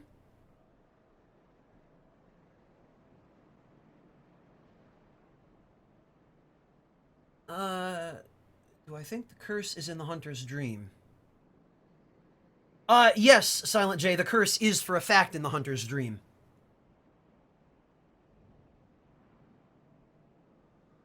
That nightmare thing inside the corpse of Cause that shows up after you beat the Orphan of Cause, that is the source of the nightmare. That little humanity-looking black shadow.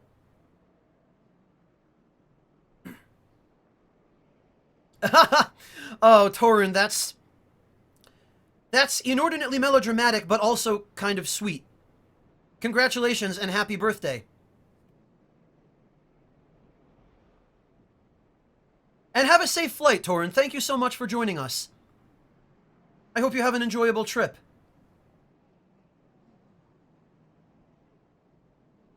Well, yeah, Pablo, it was a joke. It was a joke that I heard somewhere not too long ago on the internet.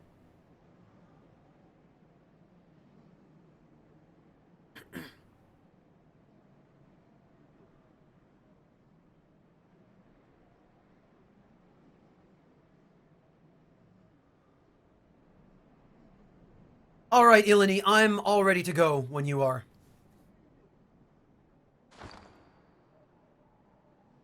Actually, I think I'm going to bring out the cannon for this, because multi-boss fights. Leica, sir! Hey, how's it going? Glad you could make it. Thank you for stopping in. I'm alright, thanks. How are you doing?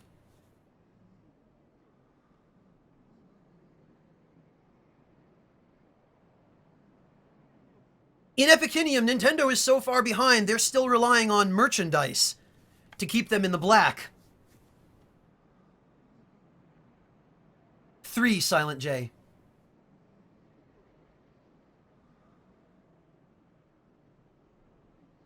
Panos, I really hate that thought, but yeah, sadly, there's a fairly high likelihood that that might end up being the case.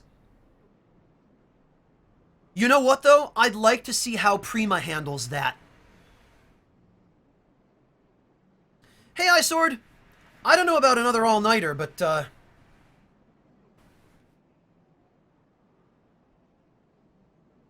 Oh, Ilani, I could have shown up to help you clear through the forest. But speedrunning is valid, too. Well, Isword, it's not that I don't sleep. It's that at this point, my sleep schedule is completely destroyed. I've been spending so much time working on Salt and Sanctuary for the past week leading up to the due date for the game text, which was yesterday, that I haven't gotten a lot of sleep, and now my sleep schedule places me awake at really weird hours.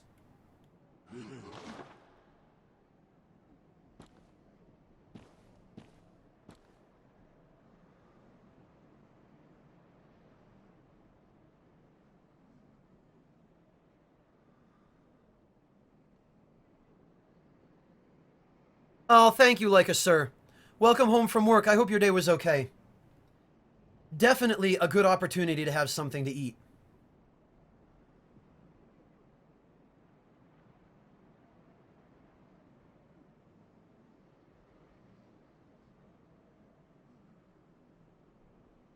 Shirvit, welcome. I didn't see you come in, but glad you could make it.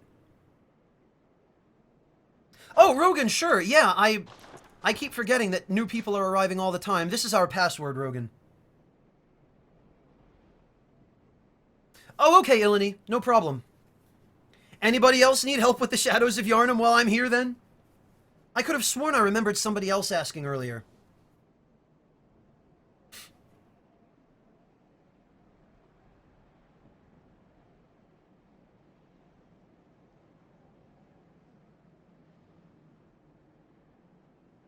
Well, Gwirston, that profession has existed for a long time. It's called the debug team. But what's happening is, more and more developers are seeing that people in the gaming community are dumb and gullible enough to just continue eating up paid DLC over and over again. And because people keep on putting up with it, the developers keep doing it because they know they can get away with it. Good night, Josnavar. Thank you for joining us.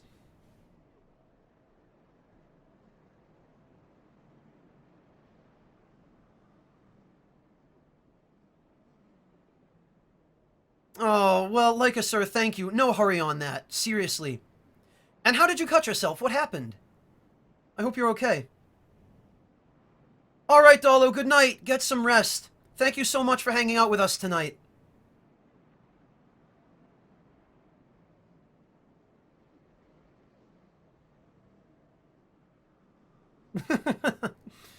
I suppose I probably should set Moobot up to do that. Hey, how's it going?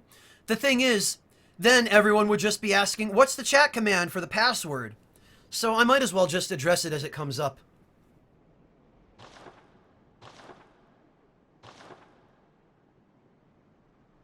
Oh, okay. At least I'll know what to look for, Dalo. Thank you. Thanks, Soonsoul. I appreciate it.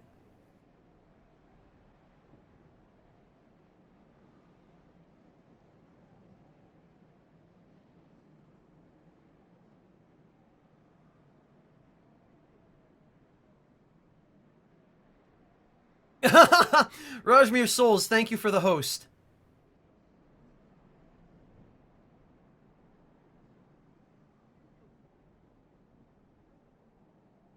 Mitkin, that's pretty much the crux of it. And it's unfortunate, but people just don't put their foot down. You know, you really have to vote with your dollar. Because if you don't, nobody else is going to step up and do it for you, you know? Thank you, hey, how's it going? Well, I appreciate that, Silent J, and I need some variety in my life too, you know? You can't just play nothing but Souls, because otherwise you get burned out. At least I do. And that's why I feel so bad for guys in Marcus's situation, because Souls videos are all anyone ever wants him to upload, and when he tries to upload something else, people scream at him. They say terrible things to him. You know, I don't want to end up in that position.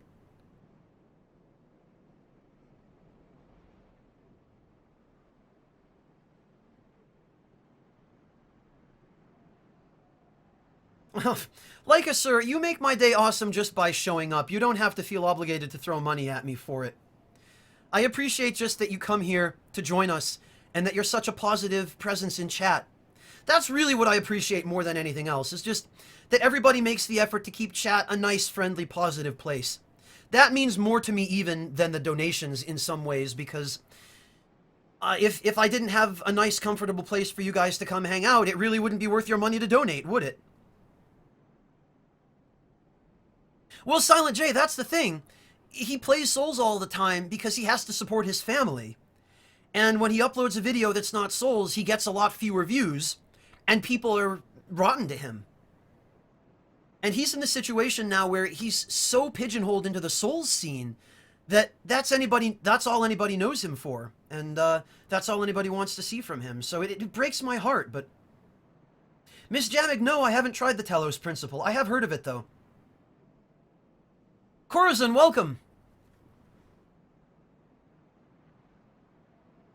Well, Silent J, that's the rub, isn't it? Technically, the content creator has the right to do whatever they want with their channel, but there are some choices which will lead to more favorable results than others. And especially when you go professional, you have to weigh, do I want to make the choice that's going to allow me to stay true to myself, or do I want to make the choice that's going to allow me to earn a living? And that's why so many content creators get labeled as sellouts, because ultimately they place themselves, they dig themselves into the hole of having to make money to survive, but having to compromise their morals or their ambitions to make money. And that's what I'm trying to avoid here. I'm trying to stay true to myself from the very beginning, so that everybody expects that of me, and so that I have greater leeway to do what I want with my channel, and to play what I want, and to stream what I want now. So I really feel like, you look at what's happened to Marcus, he was a Souls guy from the very beginning, and unfortunately he ended up pigeonholed, or pigeon-soled, as Nick likes to say, into that role from the start. And I feel like the only way to avoid that is to provide a variety of content so that people just don't come to expect a single thing from you. Because if I'm going to make this a living, I had damn well better be able to have fun doing it for a long time, you know? I don't want to end up in Marcus's position. I want to have the freedom to play what I like, what looks good. Ice Sword, yeah, that's true, but I feel like some more than others. And it's especially risky as a content creator. It's especially easy to end up in that position if you're not careful. Well, Silent J, the thing is, it is possible to avoid. And I would be a lot happier doing this for a living than the job I have now. Far, far happier.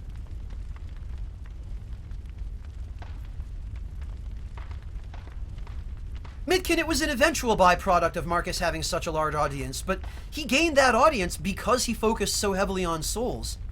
He drew a lot of people to him, and the people that he drew to him were only interested in Souls.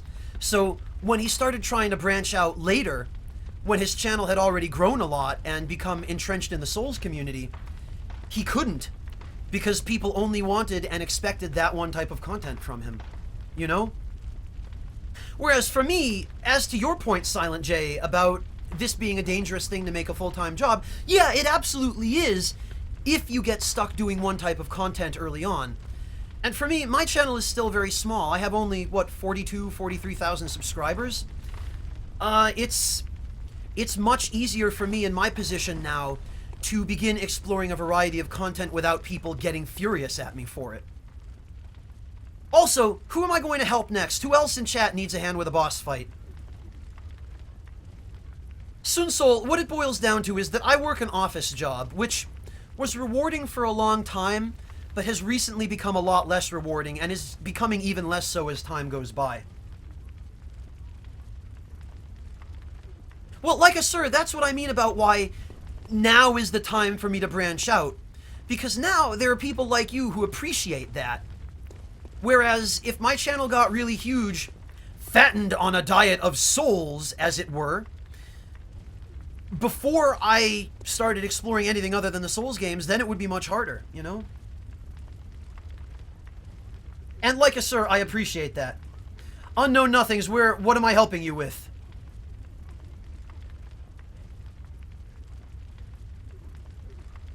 Mario Martinez, I will add you to the list as well.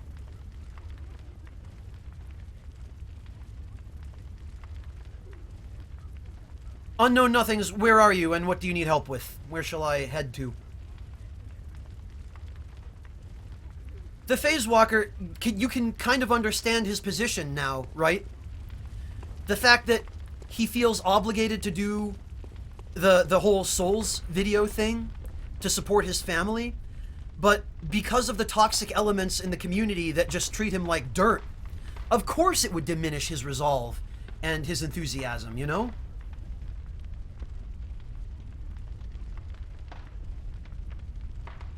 And I feel terrible for that, because Marcus is such a nice guy. He's one of the nicest guys I've ever met. And to see him treated like that just breaks my heart. But that's another reason that Marcus is trying now to branch out in ways that don't put him in the public eye, so that nobody can bitch and complain at him when he uploads a video that's not Souls. He's got plenty of other projects he's working on. He's developing his own game, he's doing all kinds of other things, and hopefully when he succeeds in that, because I do have confidence that he will succeed, he will develop a fan base that is not rabid for Souls content and vitriolic when he provides content for free, mind you, that is not Souls content.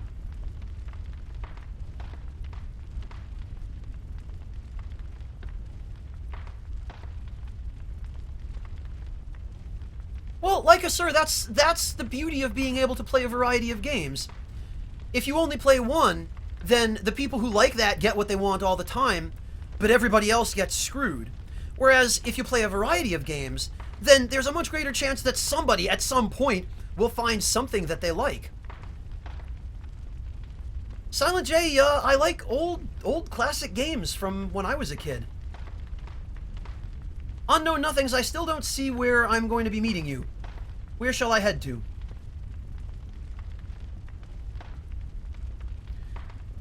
Kunun Tour, it's really difficult for me to pin down a favorite game. If you were to put a gun to my head and demand that I pick one, it would be Demon's Souls. But there are so many other games that I enjoyed when I was growing up that I really like and plan to play on my channel, actually. Silent J, the best way to get a sampling of the kinds of games I like is just to check the playlists on my YouTube channel. That'll give you a better idea than I can in an explanation here.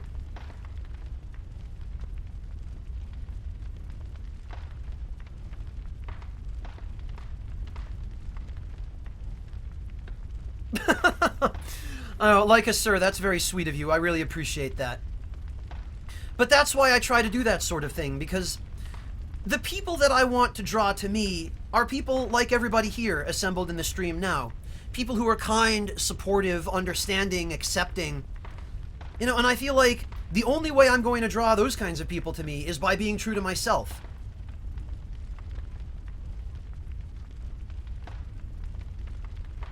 The Last Man, besides Dark Souls 3, I still have to sit down and think about what other games I'm looking forward to.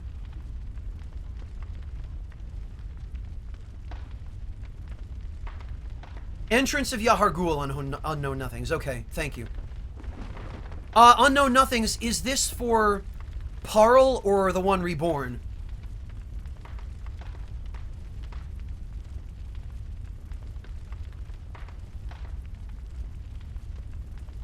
The other thing, Leica sir, is that what I want people to come to me for isn't even so much necessarily the games I play, but just people who appreciate me, you know, my personality.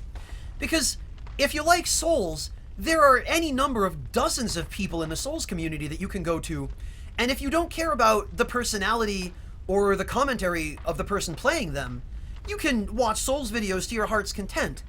But I feel like most of the people who come to me for me, not so much just for the games.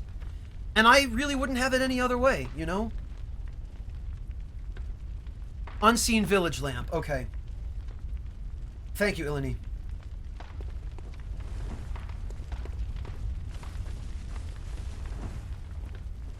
Oh, Leica sir, I have a cursory familiarity with Digimon, but I've never really had terribly much interest in it. Where are we going? Yahar'gul, Unseen Village. Yes, Valis, they are.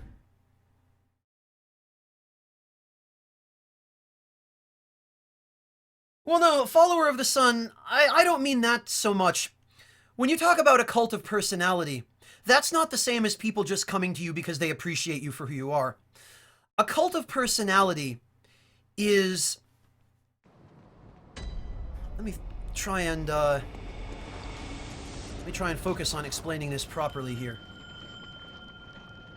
A cult of personality is where people come to you because you're famous, not necessarily because they really like you. A cult of personality isn't necessarily made up of people who actually appreciate you.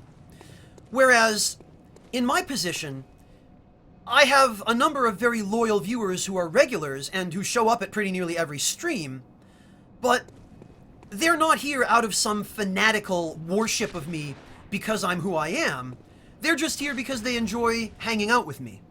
That's not really a cult of personality, that's just people who like and support me because I'm me, you know?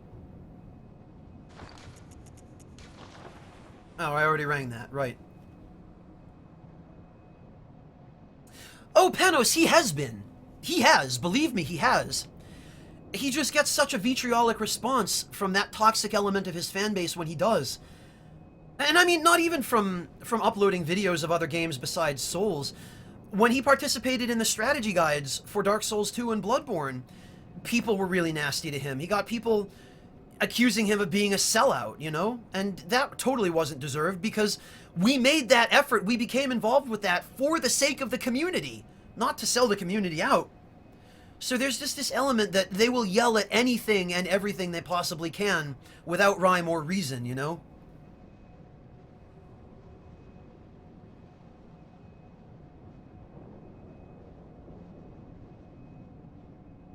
Yeah, in Epicinium, Hellkite is he's a very, very good content creator.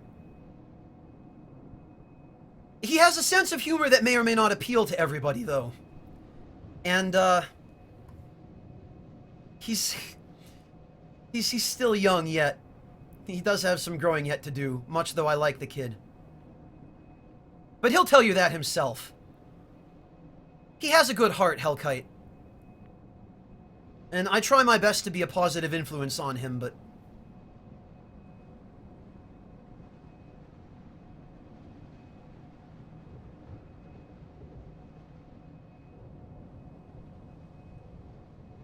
Oh, Dark Pip-Boy. Well, I suppose I should thank you. But I don't want anyone to worship me. I'm no different than any of you. I'm just a human being doing his best to get by in this world full of uncertainties and risks.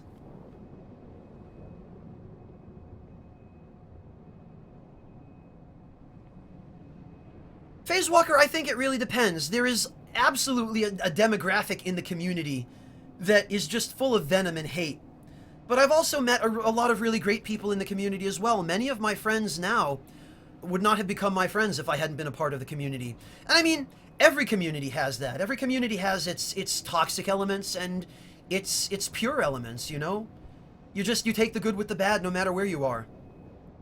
Except my fans, because there are no toxic elements among my fans. Maylock, I really don't like the idea of going that step. That's the kind of thing, like German spy t-shirts, that kind of thing. No, I feel like that really loses the, some of the value of this being just kind of a comfortable and non-commercialized enterprise, you know? Odessa, hello, welcome. Alright, Unknown Nothings in Illini, I'm here at the lamp. Right, Kunentur, sure.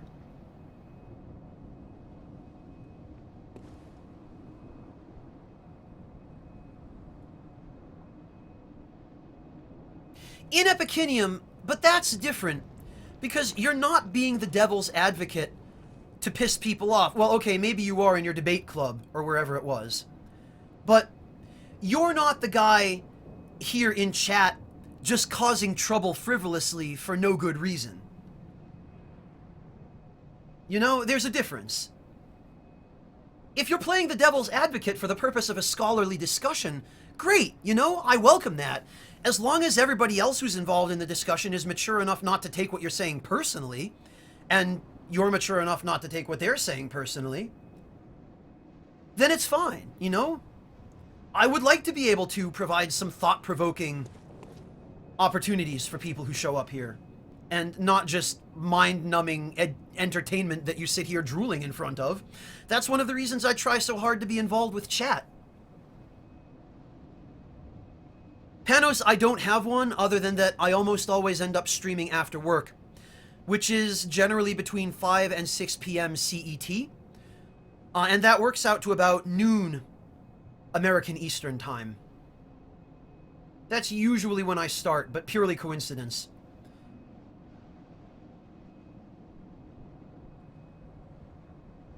Yeah, Phase Walker, I really try to avoid that. And, I mean, there are people who can pull it off without seeming really scummy. Like, if you look at Peeve every so often will run a t-shirt campaign. And for him, that's fine, because he has a large enough channel and a large enough brand, and he spawns enough clever in-jokes that making a t-shirt out of one of those in-jokes from his stream, yeah, you know, you can make a case for that without necessarily being branded a sellout. Yeah, Heartless, there's an idea. But like that sort of thing, Heartless, I feel like I would just be a shameless shill if I were trying to push teacups on people that just had fedoras and German flags on them, you know? Anybody can get that kind of thing anywhere. You don't need to come to me for that. Like, if I were going to offer any kind of merchandise, I would want it to be something unique to me and something worthwhile, something that people could use and that they couldn't get anywhere else, you know? And I don't really think I have anything like that to offer.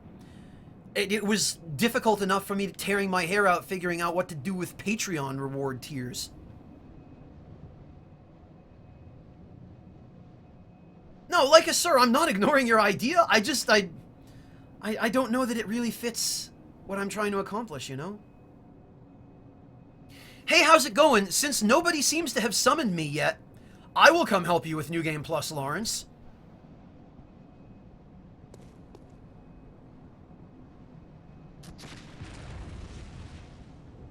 JDS, yeah, if I were to advocate for any brand of tea, there's already a brand in existence that I would be advocating. Silent J, there are none, that's the point. I don't have any tangible rewards to offer, so the way I set Patreon up was that rather than wall off content behind different tiers of reward, there are no rewards, and everybody gets to access all of my content whether they donate in the first place or not. I feel like that's the only fair way for me to handle that.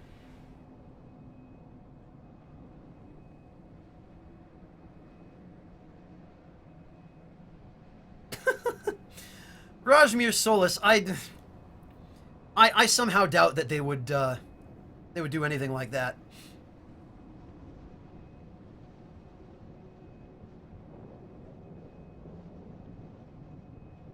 Jack, that's not anything unique to a particular player. That's just hate mail. That's a universal concept in the Souls games when somebody can't kill you or when you defeat them in a humiliating way. Well, JDS, that's kind of the only reward I have to offer, really. So yeah, that's more or less the principle.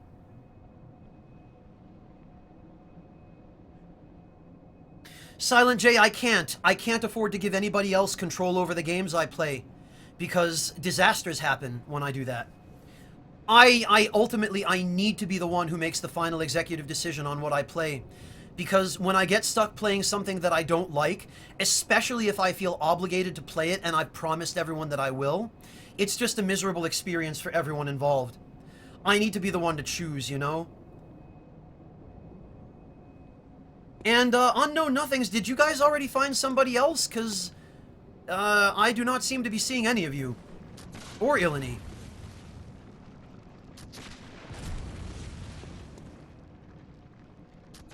Alright, Ilani, let me try again, then. Or, Unknown Nothings, rather.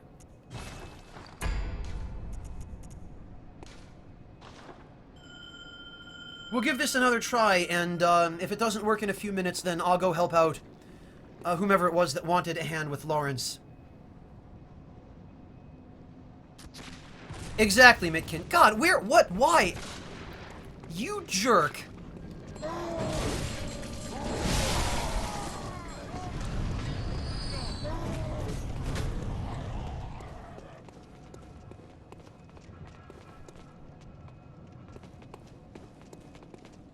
Kunentwer, no. Unfortunately, I cannot say that I do like coffee. Coffee has always been far too strong and acidic a flavor for me. Which is a disgrace as a German, because most people in Germany love coffee. Apparently, we're one of the largest consumers of coffee in the world. I think it's, the United States, France, Brazil, and then us. And then Japan or something like that. I forget the exact order, but people in Germany love coffee. But not me.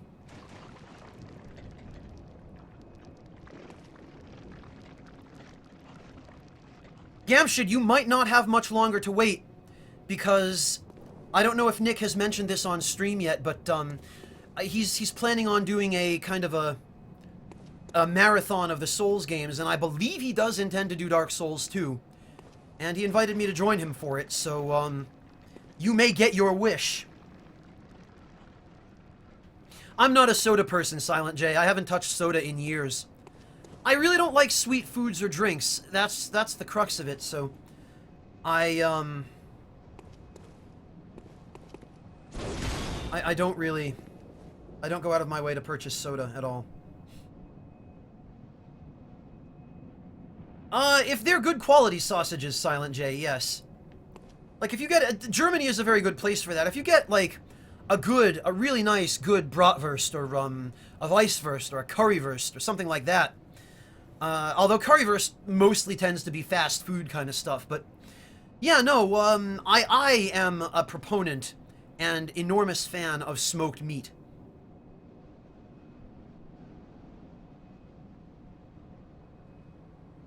I haven't, Gamshid. Yeah, Gorston, sometimes your palate just changes as you grow. Mine certainly has. Failure of the first sin, Silent J. I like that.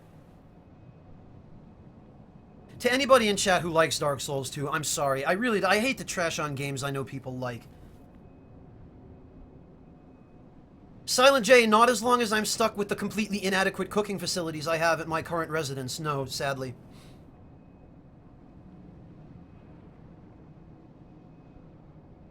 In Epicinium.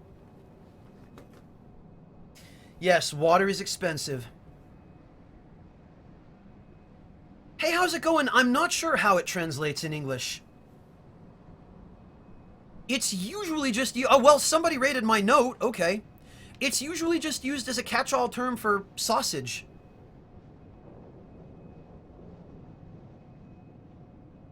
Well, the thing is, FaZe Walker, I do want to try my best to be respectful to people with different opinions. I have to be the role model for that, because if I don't do it, I can't expect anybody in chat to.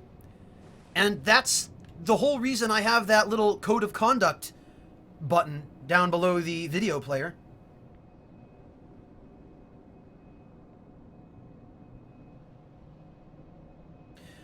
I'm thinking this isn't going to work. So, Unknown Nothings, are you guys using the password? And also, are you within 150 feet of me in the game? Because that's important too. Hey, Blubberburned, welcome! Thanks for joining us. Kunentwer, absolutely Demon Souls, my favorite out of the entire series by far.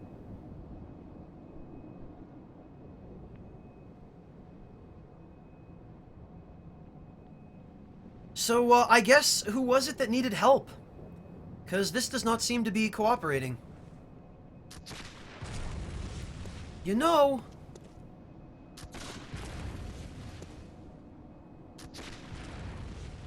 I don't know, Unknown Nothings. I don't know what to do. Jack, the lead elixir basically gives you temporary hyper armor. It gives you a deflection effect that will cause other people's weapons to bounce off of you. And it also prevents you from being staggered for a short period of time.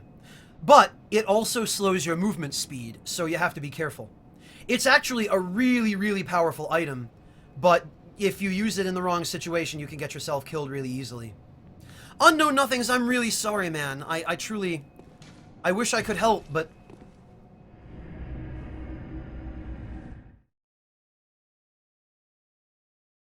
Well, Valis, it's just there are two very different schools of thought on that. One of those schools of thought is that, in its own right, Dark Souls 2 is not a bad game. And sure, you know, I can accept that.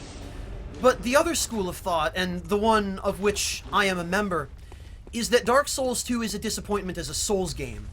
And people who are expecting a lot more from a Souls game and got Dark Souls 2 instead were just left very disappointed by it overall.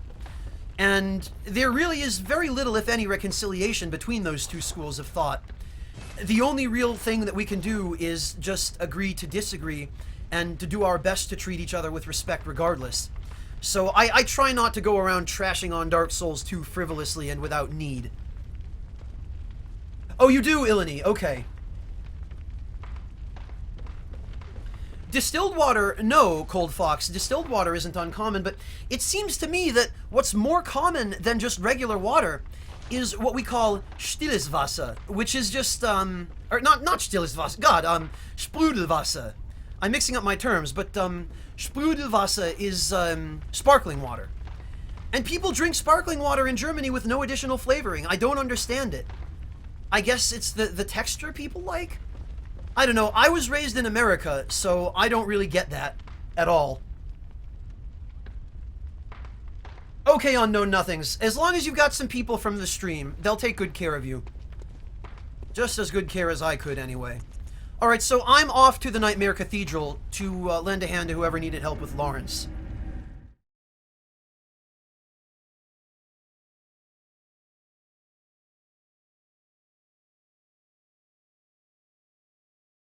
That's how I personally feel, Phase Walker.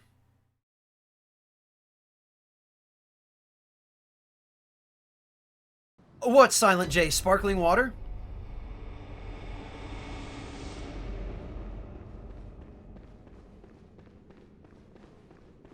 Well, in Epicenium, spring water is actually better for you.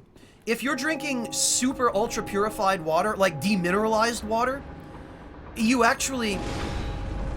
If that's all you drink, if that's your only source of water, you can end up with a mineral deficiency. You can deplete your body's reserves of minerals that you would have otherwise gotten from sources of harder water.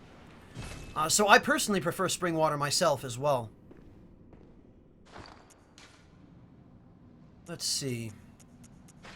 The Beast Troller, the Beast Whipper, and... yeah, we'll go with the Gatling gun.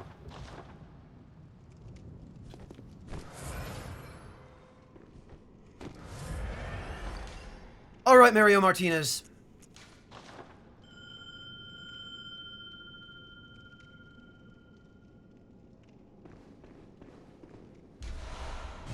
Silent J, if you like sparkling water, I believe...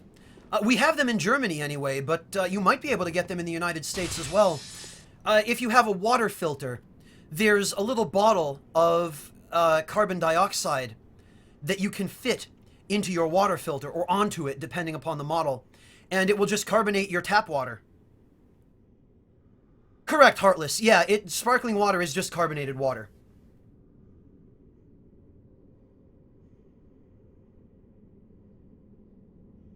Nominanza, hey! Welcome, man. I'm glad you could make it. Thanks for stopping in.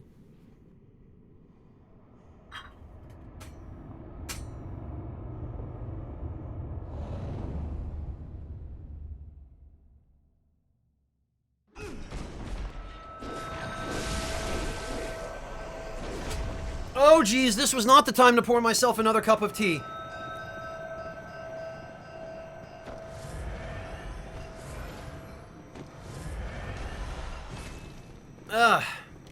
Boy, that was bad timing on my part.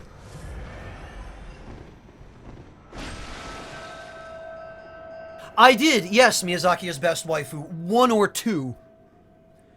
The out-of-shape ones are the biggest load of crap in the entire game. But yes, I did get a couple. Well, Silent J, there's a good reason for that, which is that a lot of the food in the United States is filled with additives or pesticides or just otherwise genetically modified. It's not perfect even here in the EU either. People are a little bit more conscious and careful of it here, but it still exists. America is by far not the only country that does it.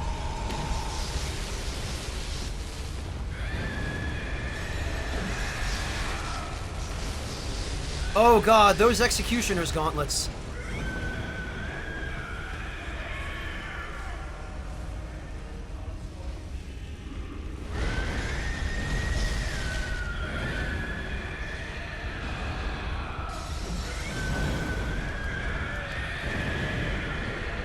Oh, that damage.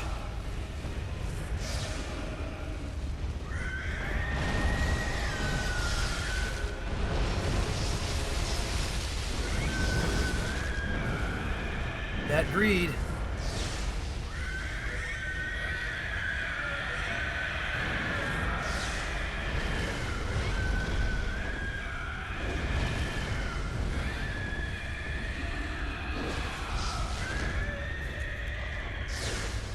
Damn it all, every time. Every goddamn time.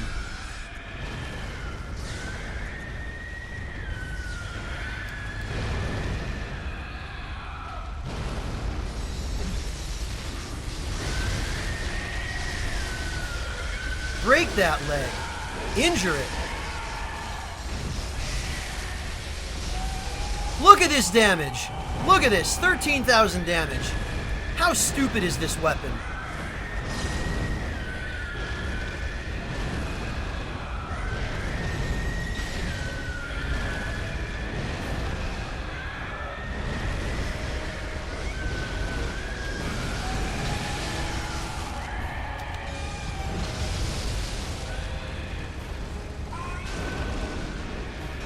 Alright, hit him while he's down.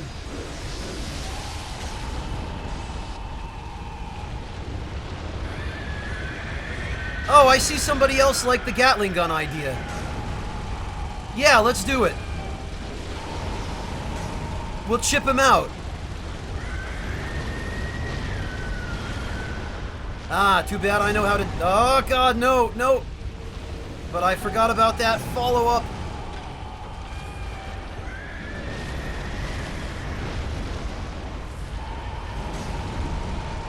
God, this is so stupid.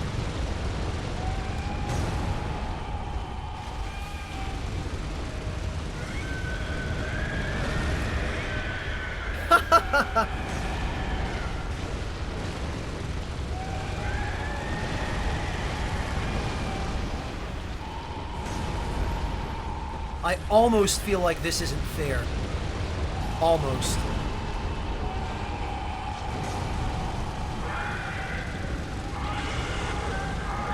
The Gatling gun is a hell of a fun weapon, though.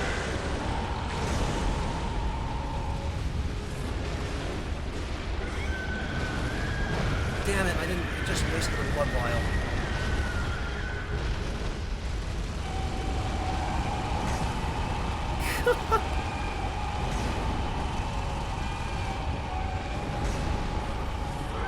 You know what? Enough dicking around. This ends here. God, that soundtrack, though. Yeah? I can hit you past your lava, idiot. What are you gonna do?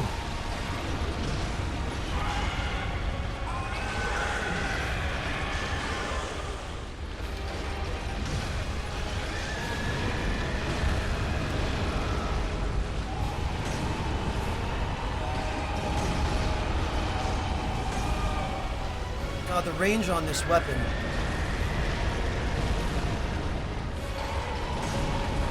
Ugh, I always forget about the follow-up, always. That rust.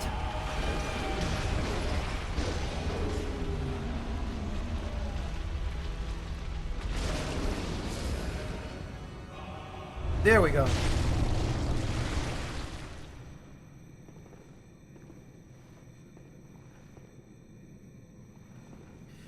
Miyazaki is best waifu, that's par for the course for farming the Chalice dungeons. If you want anything that is not a primary drop from a boss fight, you're going to be down there for weeks.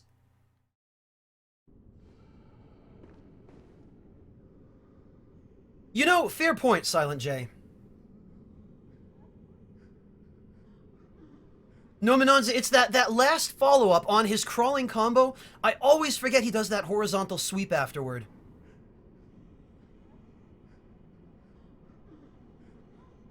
Now, was there somebody else who needed a hand with this fight?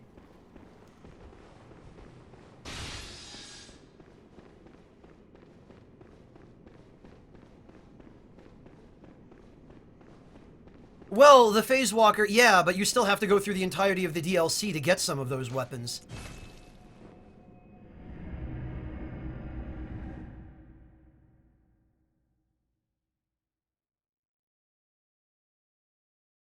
Yeah, Mario Martinez, that wasn't you?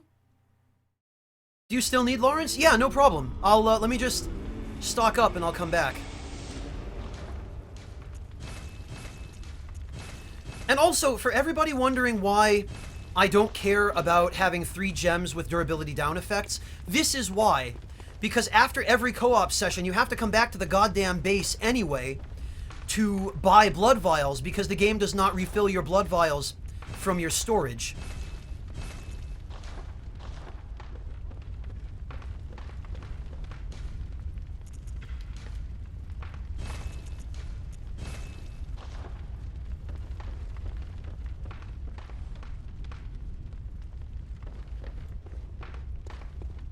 Okay, Mario Martinez.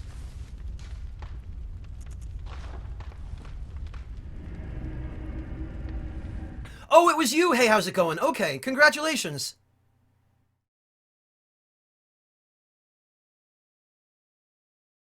It is now, Phase Walker. Now that they've buffed Arcane.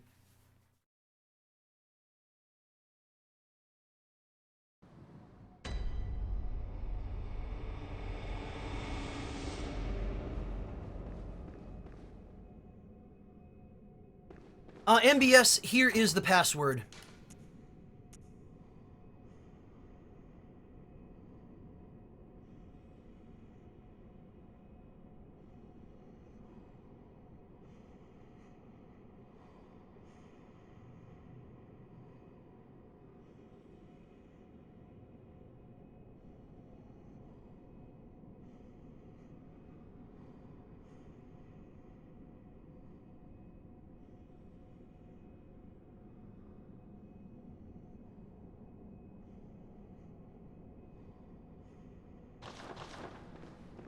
That should be enough time, I imagine.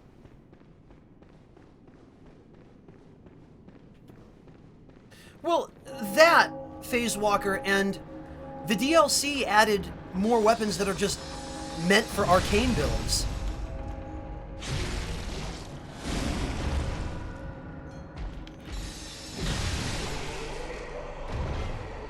Kunantar, probably King Allant in Demon's Souls. Because I feel like King Allant was the closest they got to a final boss fight that actually was well balanced. You can't parry him.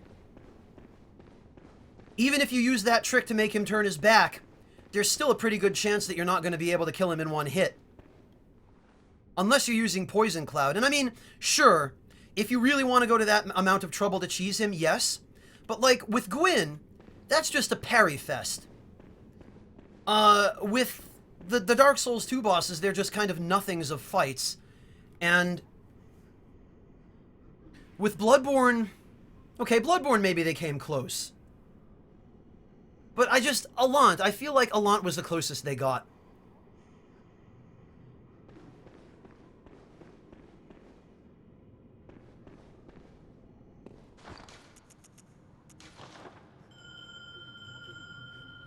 Alright, Mario Martinez, or whomever it is that was planning on summoning me here.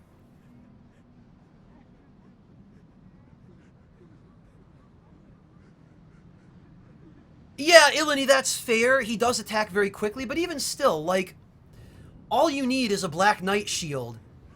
Or even a parrying dagger. He's pretty weak against that.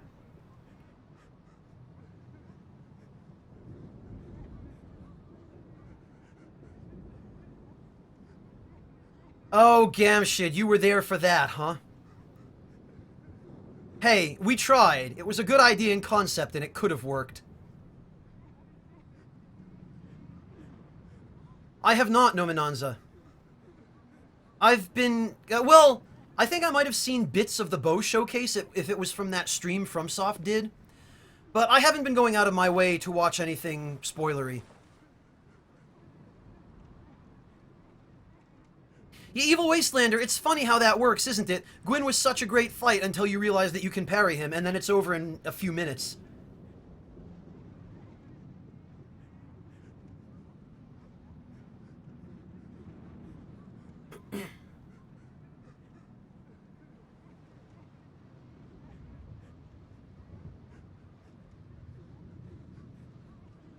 Silent J, I recommend you finish Demon's Souls. It's a fantastic game for what it is.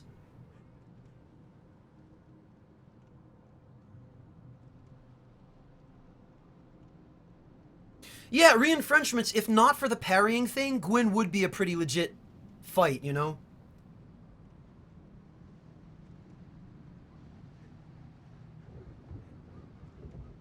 I haven't, Kaito. I've been kind of staying away from spoilers.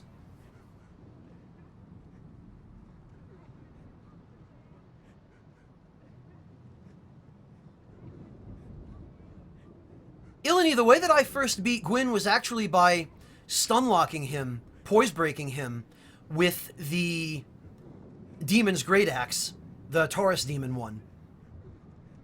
Because you can keep him pretty much stun-locked throughout the whole fight for that, with that weapon. And you can also do it with Combustion of all spells.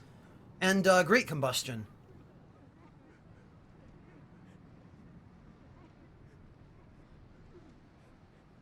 Yeah, Gamshid, one of the most satisfying ways to beat Black Phantom Ostrava is to lead him out to where Bjor is, and watch Bjor just kick the crap out of him.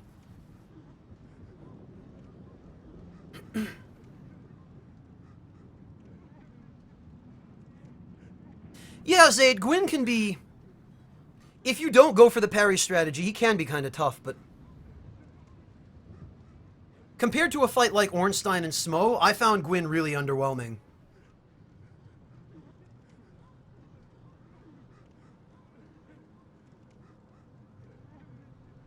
Oh yeah, absolutely, Ilani.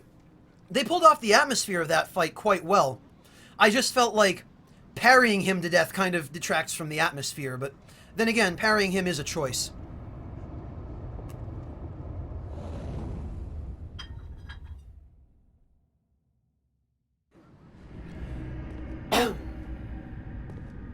Alright.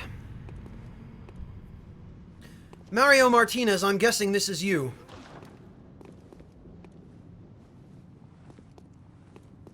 No, Menanza, go ahead.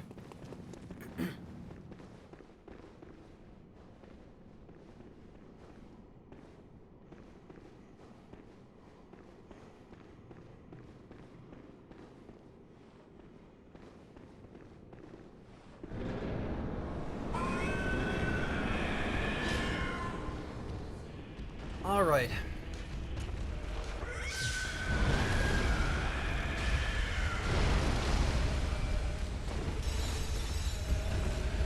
Really? Oh, there we go.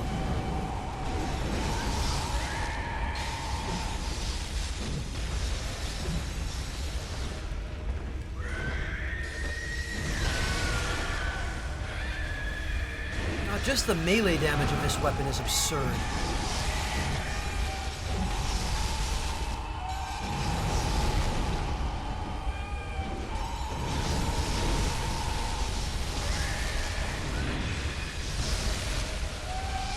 Work it! God. Yeah, it's a little bit more broken when it's not against a New Game Plus 7 boss. You know, I should be using lead elixirs here. Ah, damn it. Couldn't get out of the way in time. Well, that's the fight won at any rate. You guys should be able to take it from here. A lead elixir would have saved me there, though. Do I even have that set? I should. I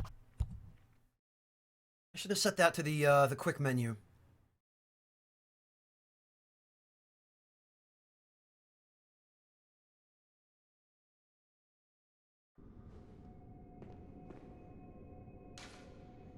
I don't.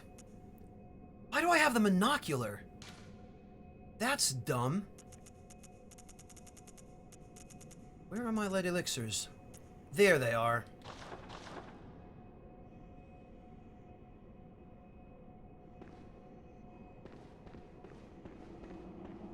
Well, you guys should win now at any rate.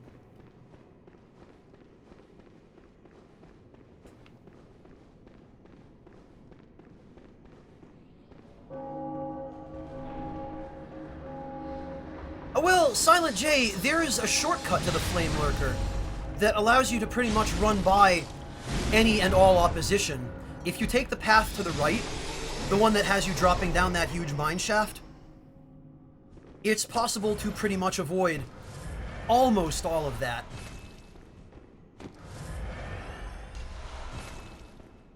Okay, I seem to remember there was somebody else who needed a hand with this, so I'll ring my bell again.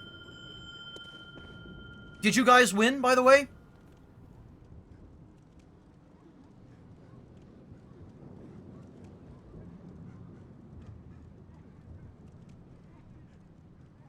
Yeah, re-infringements, I agree. I think this hotbar is one of the things that Bloodborne did actually very well. This is one of the things that makes the game a little bit more convenient, and I like this. I also like it for emotes. I just wish that you could turn off 6-axis input, because you can't. There is no 6-axis setting.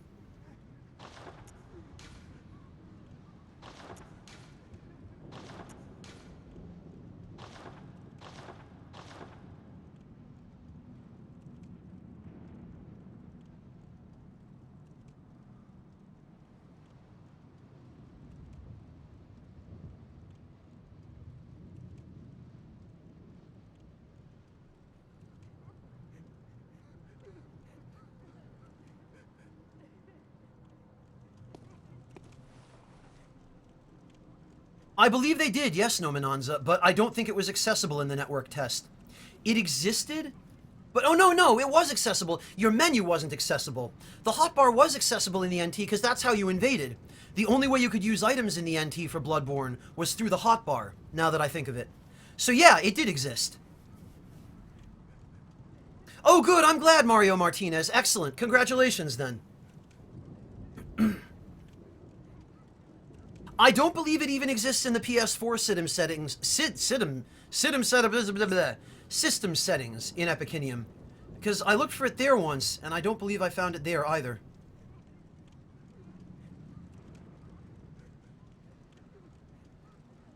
Yeah, I understand, Silent J. Well, you can always watch a Let's Play, then. I mean, that's what they exist for, right? Good night, Maylock. Thank you so much for joining us.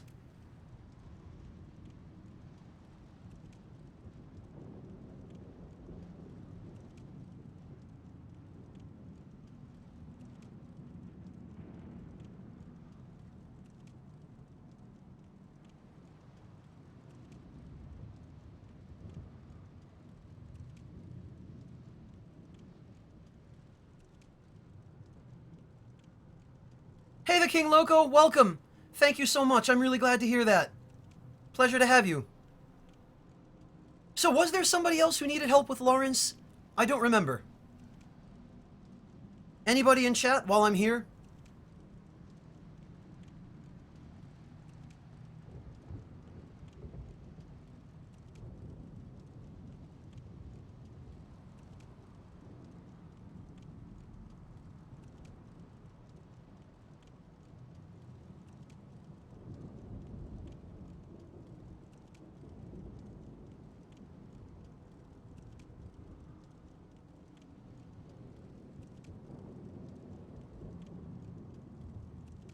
Jiggle Juice Reborns. That username. Welcome. Welcome. I'm glad to have you.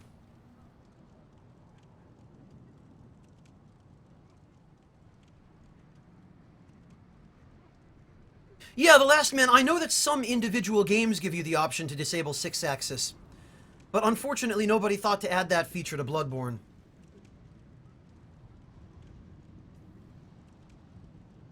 So, anybody in chat, anybody else still need a hand with Lawrence while we're here?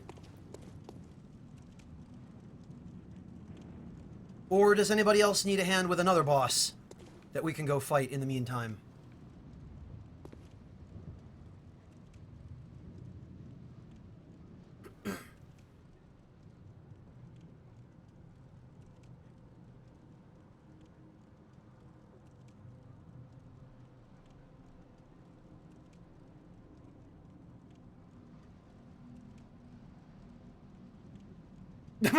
I see, Jiggle Juice.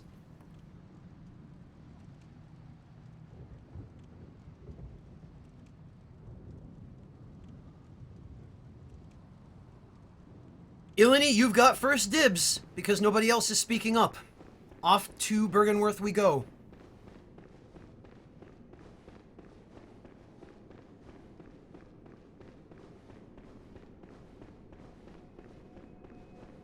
Yeah, not being able to disable the light on the PS4 controller is kind of a pain, too.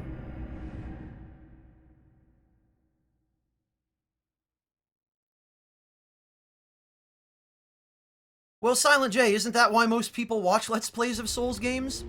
Oh wait, no, people complain when the LPer doesn't wreck everything without getting hit. I forgot.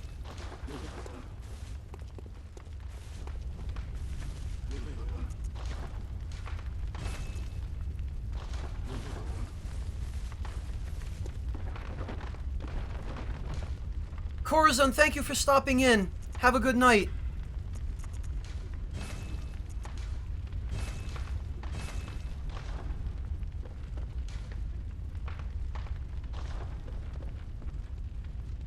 No problem, Dark Pip-Boy. I'm glad you enjoyed it. Thank you for staying.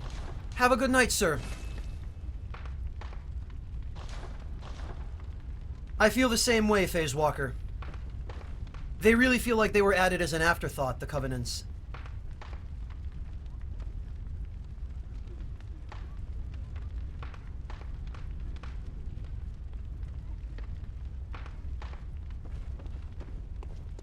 Oh yeah, in Epicinium, I got...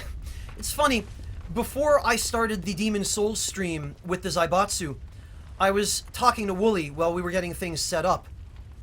And we were talking about how when they fought Ludwig, they got so much crap from their viewers about how badly they did.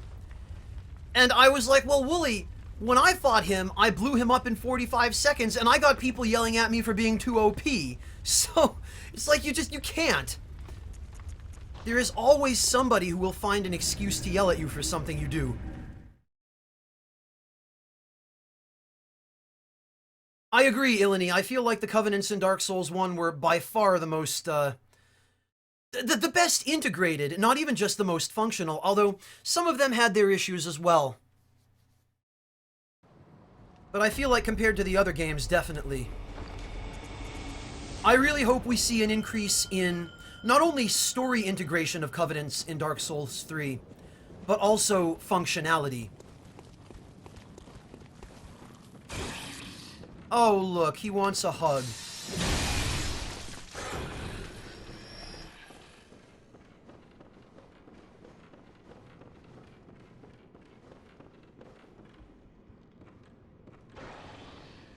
I hope so, Silent J. I hope they make that improvement. Alright, Ilini. Oh.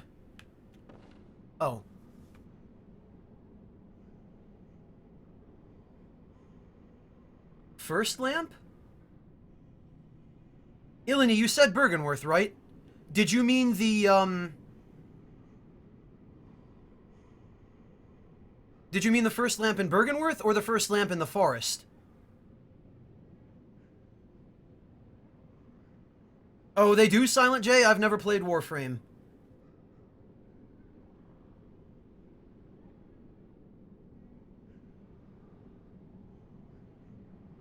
I hope so too, Reinfrenchments. I hope they learned their lesson from Dark Souls 2 in that respect. Hey, Vitro, welcome! No, Vitro, I'm staying away from Dark Souls 3 spoilers if I can manage to.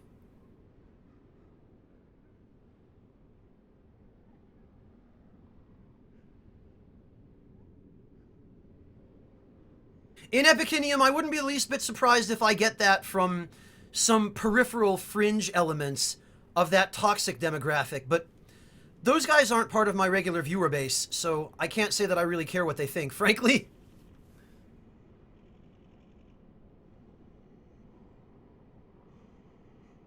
And I'm just as happy not to have that toxic element stick around anyway.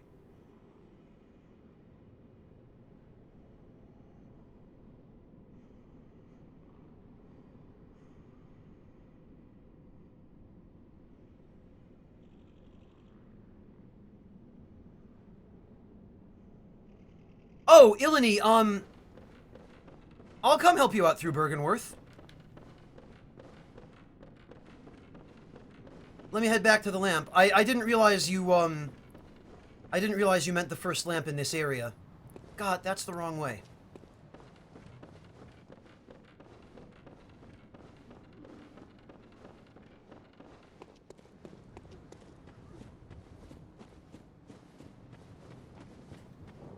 Here, Ilani, this should work. Just make sure I'm not about to get ganked by that guy around the corner. No, I'm not.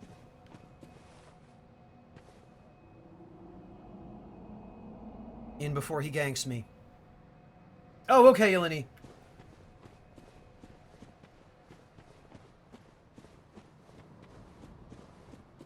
Well, in that case, I'll come back in.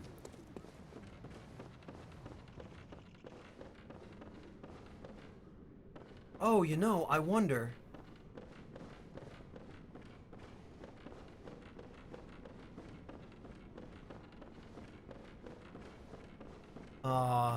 Nope, yes, yes! Damn. Well, I tried.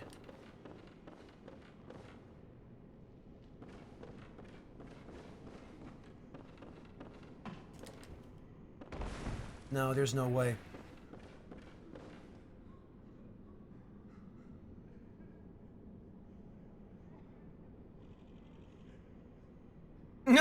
Nice job, Nominanza.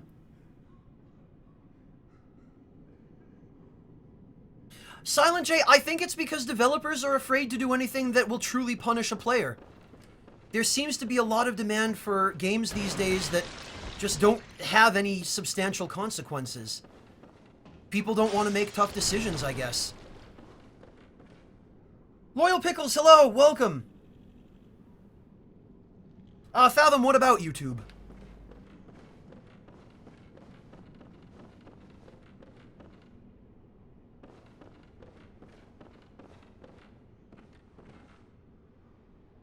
Ilani, I guess I'll try, refreshing this.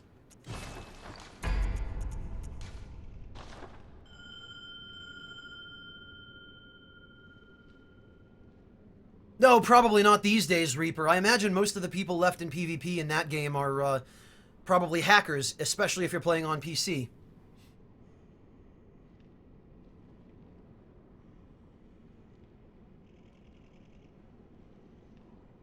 Hey, Russo Hayden. Welcome. Loyal Pickles, I'm glad to be able to help.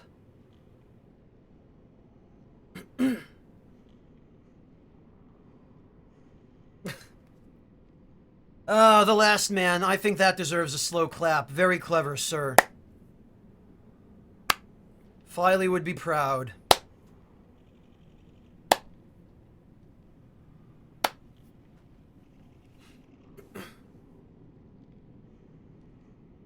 Yeah, re-enfrenchments, that's the problem.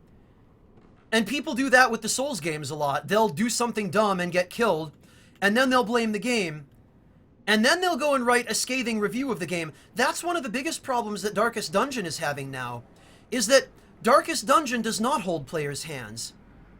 And it has very vicious RNG. So, people will whine and complain about how impossible Darkest Dungeon is. It's a fantastic game, but it's not for people who want the easy experience. If you want your handheld, do not buy Darkest Dungeon. But then people will buy Darkest Dungeon because they hear about how good it is, and then it'll kick their asses, and they'll go and whine about it and leave a terrible review on Steam.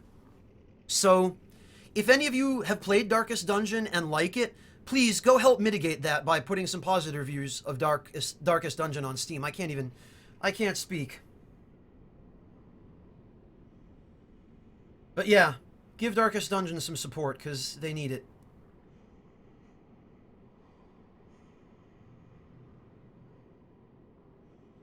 Hey, how's it going? I'm pretty sure I know how those entries are already set up.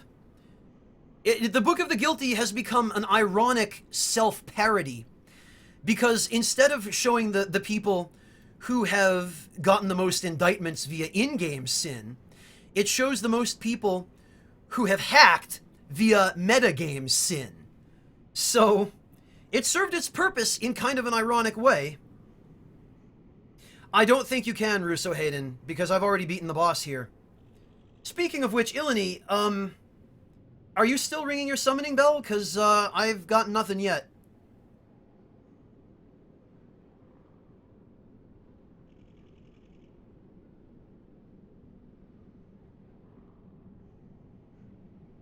I have not played Nimbus, Silent J. That's what I mean, Ilani. Yeah, it shows the people who are legit guilty, not the ones who are good at PvP. Ilani, why don't we both refresh these bells? Why don't you come stand here by the door and ring your bell? I'm standing right by the boss room entrance, Ilani. And also remember that if you're standing inside the boss room entrance, you are not going to be able to summon me, because that's a non-summoning area.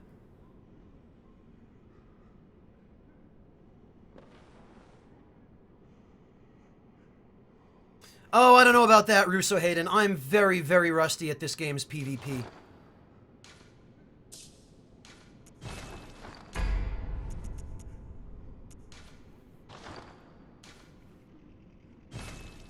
Oh, what am I doing? Wrong item.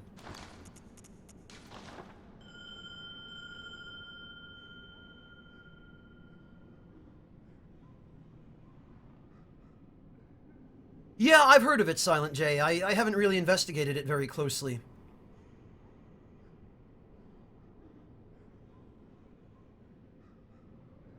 Yeah, that sounds about right. Hey, how's it going? Of course. Of course. No, Minanza, I think that reflects the fact that they finally just gave up trying to innovate with Souls games, and they just went back to everything being like Dark Souls 1, because they know that's what people liked. I really hope that it's not just all blatant copies of Dark Souls 1, though. I really hope that at least there's something reasonably new and interesting. Oh, you do, Ilani? Oh, okay, sure. Well, I'm still here.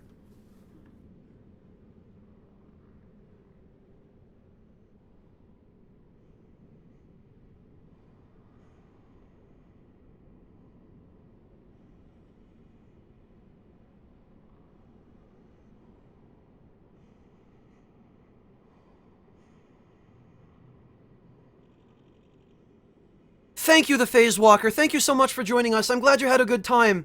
Have a good night, man. Look forward to seeing you next time.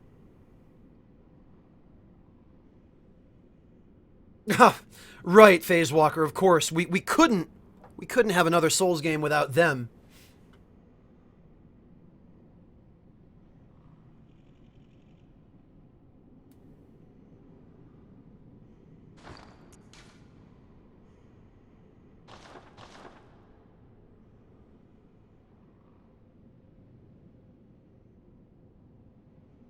The Last Man, you can always go listen to Vadi. He'll always have something to say. Russo Hayden, unfortunately, Thylee has her Japanese exam today, and she's probably still studying as we speak. The poor girl's been up all night. So, she will not be stopping in, I don't think. She came to say hi at the very beginning of the stream, but no, she's got her exam, and I do not want her failing that. I mean, who am I, obviously, but she doesn't want to fail it either, because she only gets 3 chances at it, and if she fails 3 exams, then that's it. So, no, she is off doing what she needs to do, unfortunately.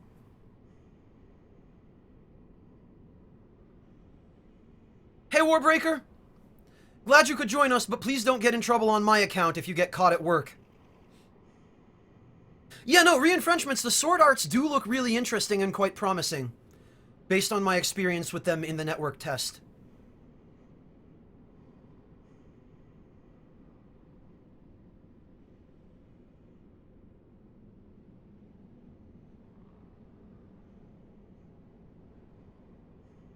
So, Ilani, are you still around? Are you still looking for a third person?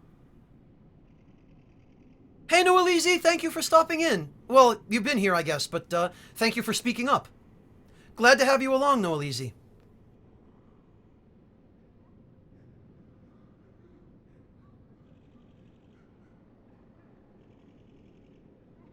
Thank you, Russo Hayden. She'll very much appreciate that.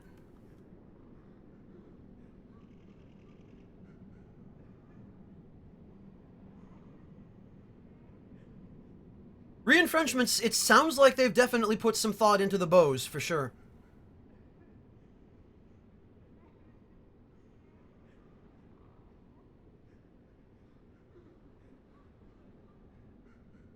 Yeah, Ilani, I guess they must have patched the adversarial mechanics so that it's more than just a 5% chance now. It's the only thing I can think. Jeez, Ilani. Ilani, would you mind coming up to stand right in front of the boss room door? Like right in front of these stairs? Because I'm curious. They supposedly added a mechanic in this most recent patch that shows you the ghosts of people whom you're able to summon. And it's supposed to show this little resonant bell effect at the feet of those ghosts. I'm wondering if it actually works. Another thing, Ilani, is, are you using the password? Because if you're not, that might explain why this isn't working. Silent J, I personally would never kill Solaire, unless, you know, I was doing his quest and had to. But I tend to guide him through the path of his quest that results in him staying alive. So, yeah, no, I avoid that. Oh, you did, Ilani, okay. Well, if you've got 2 summons, then who else needs help? Yeah, okay, Ilani, I see you now. I saw that, yeah. Now I'm seeing everybody ringing their bells. Of course, it would be when your group fills up. Well, go on in. Take a shot at the boss, and if you guys don't win, then I'll still be here. Unless anybody else needs help with something else in the meantime. I feel like so much of this stream has been, go this place, find out that somebody who was waiting for me already got 2 people. Go somewhere else, find out that the person who was waiting for me there already got 2 people. It's fine. It's nice not to have to focus on making progress, but... Oh, okay, Ilani.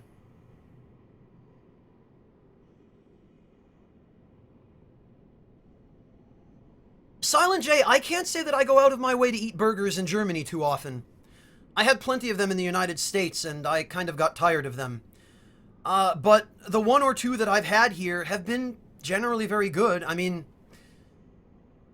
the quality of beef here, though, is, I think, somewhat better than it is in the United States. For a number of reasons. But the burgers here that I've had, the very few, have been, you know, pretty good, I guess. The thing is, living in Berlin, there are so many other things I would rather eat than burgers. There are so many restaurants around here where you can get kebabs or various different Indian or Turkish food.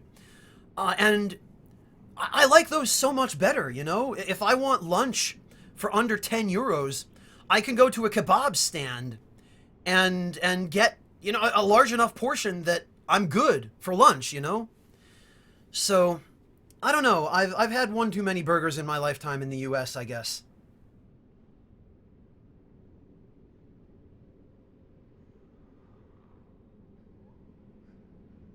Oh, Ilani, you're using a Moonlight Sword build? I see. MBS, if you need a hand with Dark Beast Parl, I'm perfectly equipped for beast hunting. Hey, Driverphone, welcome back. Quite a few, it seems, Draberfon. Okay, Odessa, thank you for joining us. Go enjoy your video games. Have a nice night to you as well. Thank you. I have. Hey, how's it going? I've actually spent some time in Montreal over the years. And I have indeed had poutine. Boy, did I feel like my arteries were clogged afterward, but yeah, actually, poutine is pretty good. If you get it at a good place. Super high calories, but when it gets to be winter in Canada and things are negative 30 degrees Fahrenheit and there's 5 foot worth of snow, you need that source of calories. It's helpful. Oh, excellent, Loyal Pickles. What are you making tonight? Or today, depending on where you are.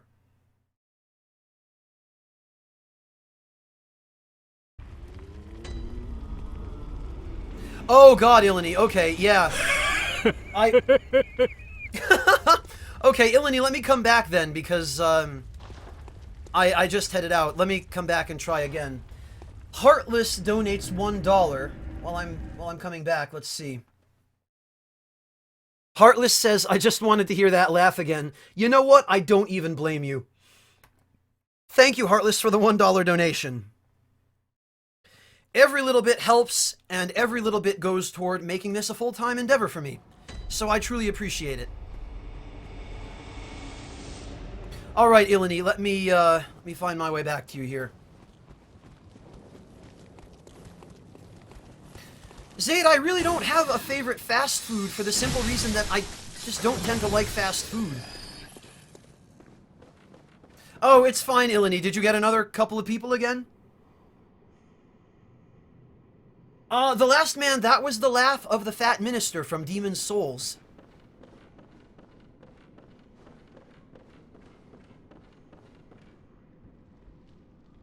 Silent J, I would be kind of sad if they brought back the fat ministers in the exact same form, because I feel like that would just be cheap. But if they had an enemy that operated and looked differently, but maybe had enough of a resemblance to be like, yeah, okay, you know what? Yeah, that's a nod to Demon Souls, without being like Dark Souls 2, where, yeah, hey, look, Artorias' greatsword is here for no reason at all, then I'd be okay with that. Oh, Loyal Pickles, yeah, their Earl Grey is really good, but the Blood Orange, that one is fantastic.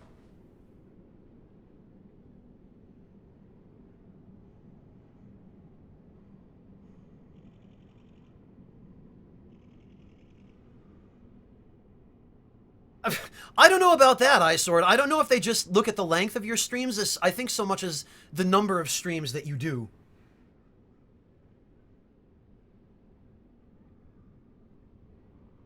Oh, yeah, no, Zaid, I quite literally would rather go hungry than touch fast food. Especially because I've been so spoiled by living here in Berlin, where the definition of fast food here is, at worst, maybe this is kind of a pun. At worst, it's a currywurst stand. Ha ha ha. Everybody, please don't all throw your hats in the air at once. But, you know, at worst, it's a currywurst stand. And the next step above that, which is still, you know, a full meal for under €10, is a kebab shop. And the quality of the kebab shops is generally really good. I would be okay with that, Jay. I would be totally okay with that. So, does anybody else actually need help at Bergenworth here? Or, shall I head somewhere else? Let me know in chat, guys, if you still need a hand, because I think Ilani went back into the boss room again. Or Ilani, if you already died and you need help once more.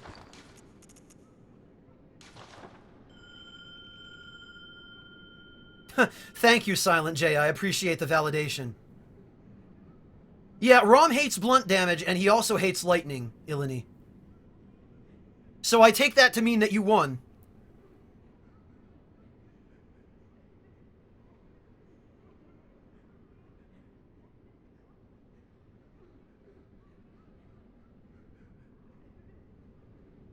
Yeah, Jay, I've heard all kinds of different things.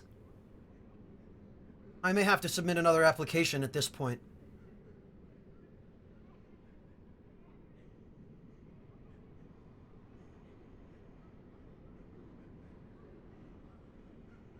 Yeah, Zaid, and especially considering fast food here in Germany is...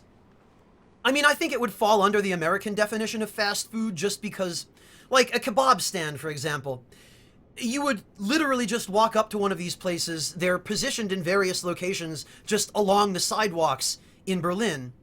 And you can sit down at what sometimes they have tables, but sometimes there aren't any tables and you just stand. And you order your kebab and you get fresh vegetables, meat, which usually is pretty good quality meat, and then you get, it's not even really that heavy on the sauce usually. It's you'll get your kebab, your fresh vegetables, your whatever it happens to be. They might give you a little bit of sauce, but usually it's pretty light. And that in itself, that's got all of the reasonably healthy essentials for a meal, without being full of grease or all kinds of additives and other scary things like that, most of the time.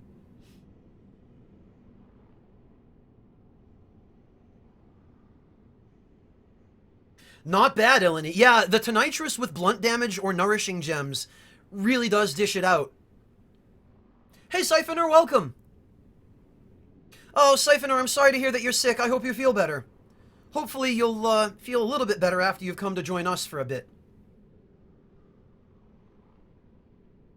Yeah, Jay, I'm not too big a fan of sauce either. Where sauce is put on, usually I just ask for none. So yeah, who else in chat could use a hand with a boss?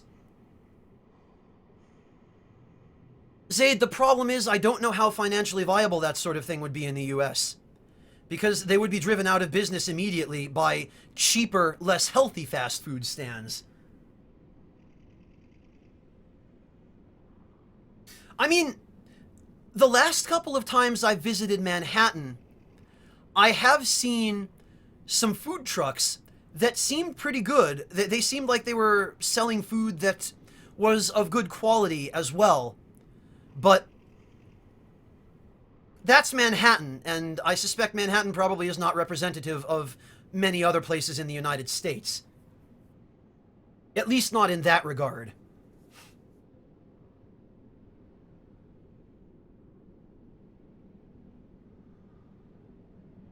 Oh, MBS, thank you. I'm sorry. Did I completely gloss over that?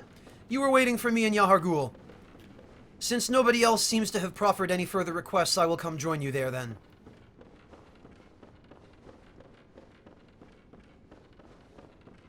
What part of New York's Silent J? Manhattan or one of the boroughs?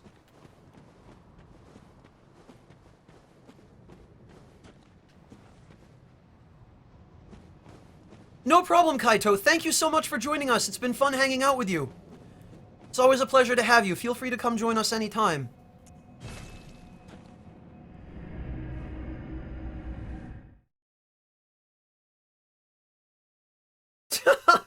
Wow, Rajmir Solis. Getting a partnership on that basis is pretty impressive.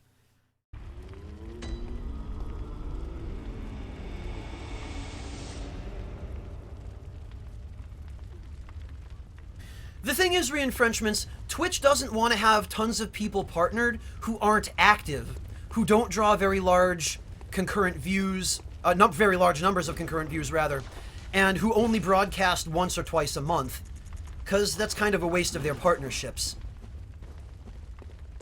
It's actually easier to get partnered on YouTube than it is on Twitch, I think, and that's kind of sad.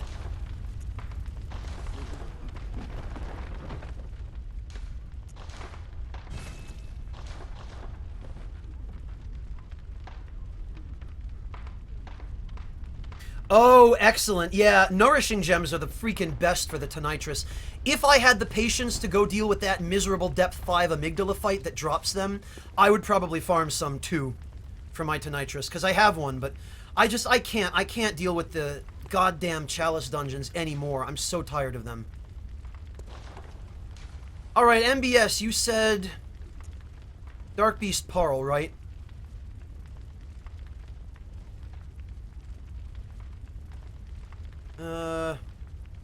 MBS, do you need the entire area or just the boss fight?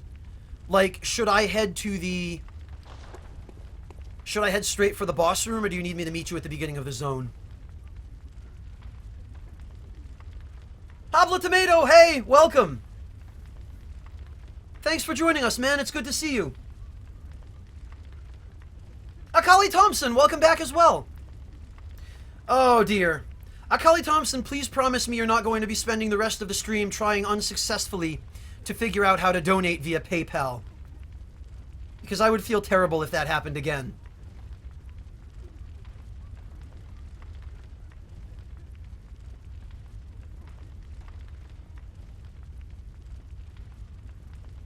Oh yeah, no, Ilani, no way. ROM is probably worse than amygdala for sure. But amygdala is bad enough. Okay, MBS, thank you. In that case, I think the one I want is Graveyard of the Dark Beast. Invierno, hello, welcome.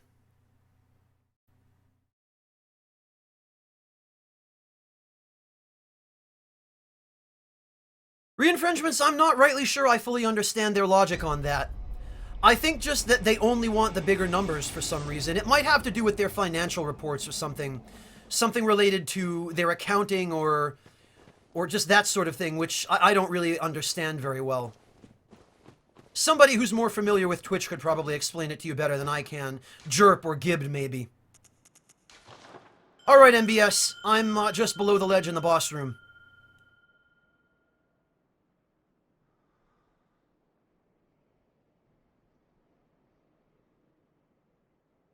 I had very brief contact with him on Twitter not too long ago, Siphoner, but the poor guy has been so busy, I just feel like I'm not doing him any favors by demanding any more of his attention at the present time.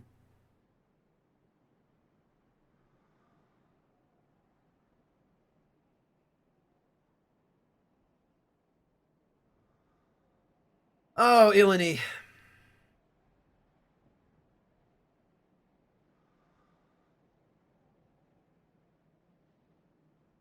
Oh, Christ, what? Oh, jeez, what is this?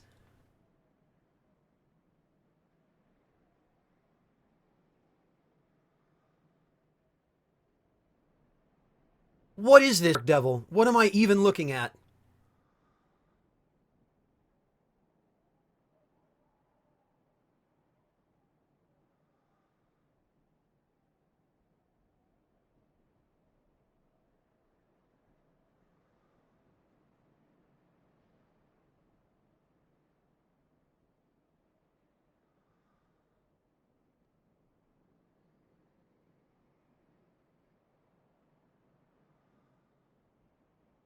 I hope that's the case in Epicinium, because, 150 concurrent viewers is about the most I ever end up pulling. And I certainly qualify in the weird personality department.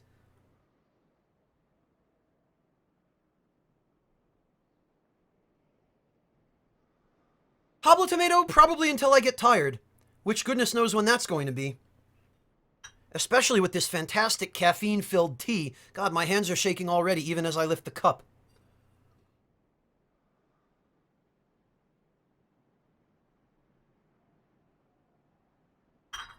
But God, this is such good tea.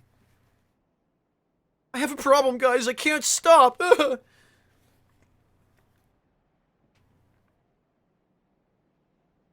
What, Silent J? I'm not sure I understand what you're saying there, bud. Ilani, my next question to you is, may I send you my save data so that you can farm Depth 5 Amygdala for me?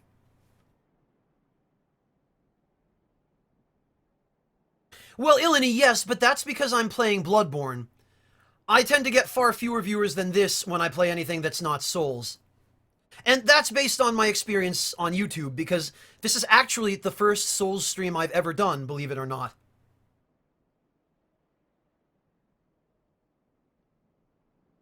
Oh, Mitkin, now that you mention it, you're right about that. I think I remember Gib telling me something like that. Yeah, that quality options are limited, and if they give them to everybody, it overloads Twitch's servers or something like that. It might have been Peeve's girlfriend, Kazi, who explained that to me, or maybe Peeve himself, I don't remember. Kazi is a Twitch admin, and Gibbed is a global mod who's also on Twitch staff, so...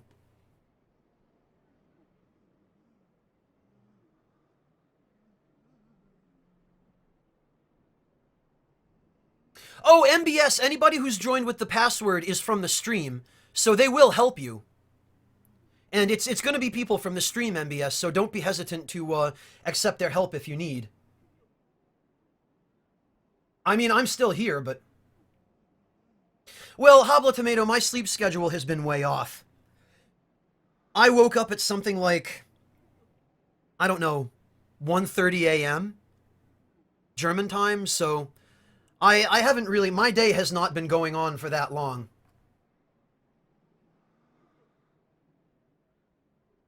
Oh, Silent J, that's ESCARGOT. It's all one word. I didn't realize that was what you were referring to. I'm sorry. Oh, Ilani, believe me, you're going to be glad you made those purchases.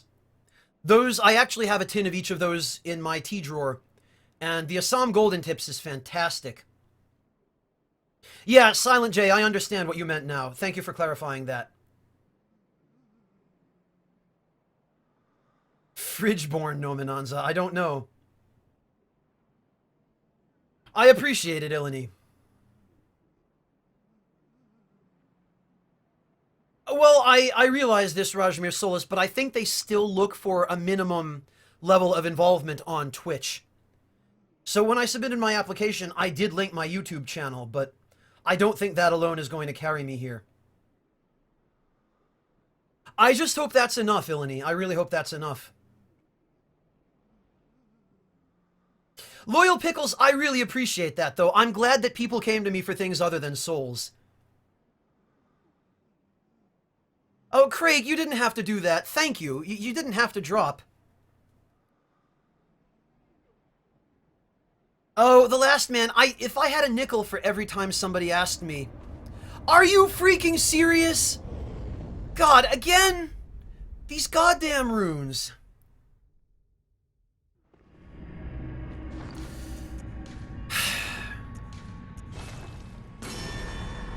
I'll be right back.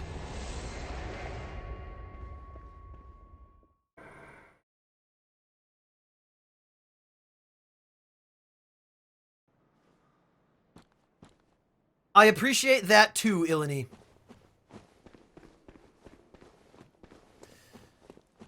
God, I hate the fact that I can't wear the goddamn rune I want with the effect I want that's actually good to help anybody. This is the worst system of matchmaking. Ilani, thank you all the same. I do still appreciate that.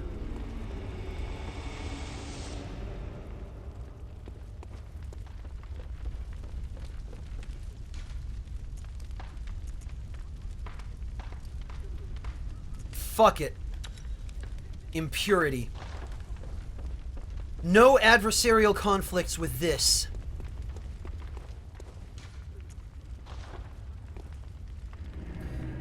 Silent J, oh, maybe a mild interest. In both cases.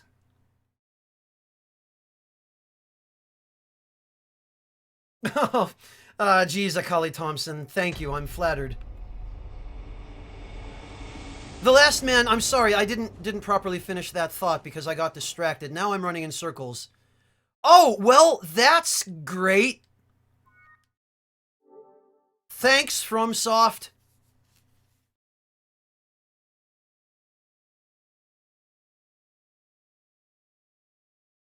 No, MBS, even if you're a member of the Confederacy, it tracks your blood-addled hunter status separately from your covenant. So even if you're a member of a different covenant, you can also become eligible for the blood-addled hunter matchmaking at the same time.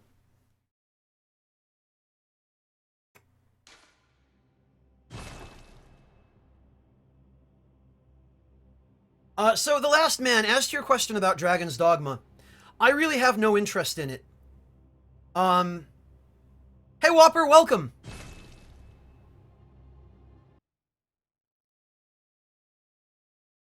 Silent J, if I were going to play a fighting game these days, it would definitely be Street Fighter, and I would be starting with Street Fighter V. Silent J, we're not talking about those Confederates, it's a covenant that they added in the DLC. It is this rune.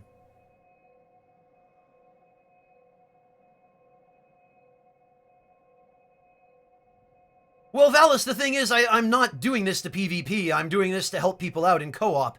And then I keep getting these blasted matchups where you're trying to help somebody and you instead get forced to invade them as an adversary because of a conflict of your covenants.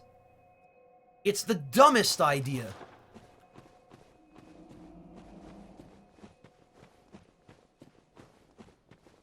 Oh, in Epicinium. I appreciate it, but I don't want to cost you sleep. If you need rest, go rest. There'll always be other streams. Alright, MBS. I'm back.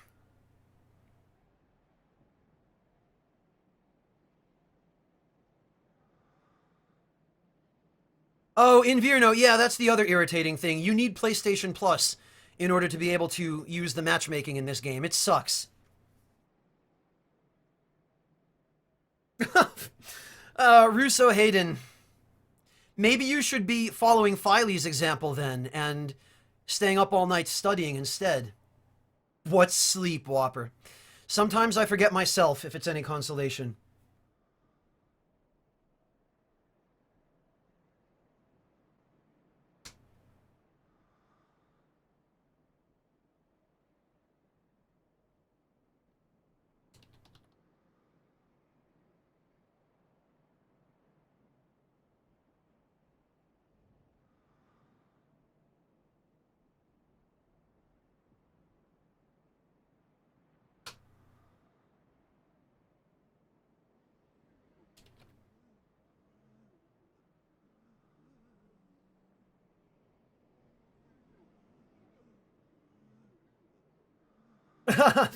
Well, in Epicinium, if you're sure, I'll leave it up to your judgment. I'm not going to be the one to tell you to go.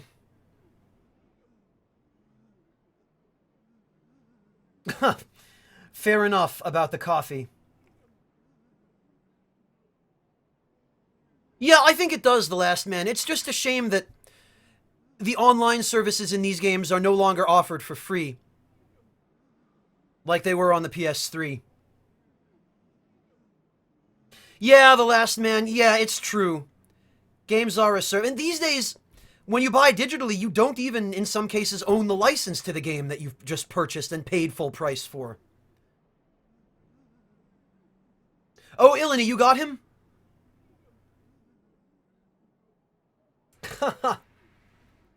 Russo Hayden, I'd like you to know that Filey really appreciated your invitation to Italy. She was very happy.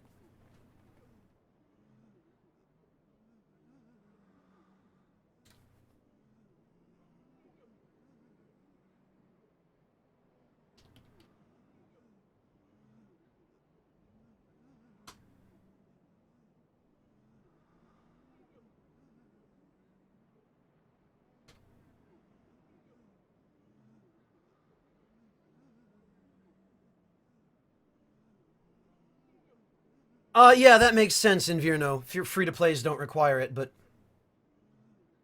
apparently, Bloodborne is not free-to-play.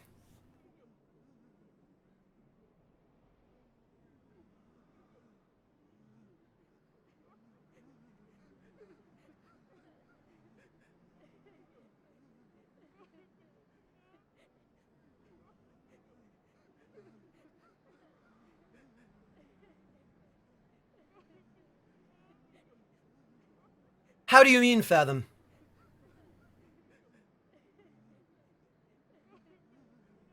Because the argument about games, like, if... what am I trying to say? The argument about not owning the games that you buy, it does have some limitations. That really, the main concern with that sort of thing, the most egregious form of it, is where when you pay for a game, you're only allowed to download it once, for example. And, I mean, I get that, yes, it's to avoid people abusing that and downloading one game on multiple PSN accounts, for example, and essentially getting 5 copies of the game for the price of one. I get that.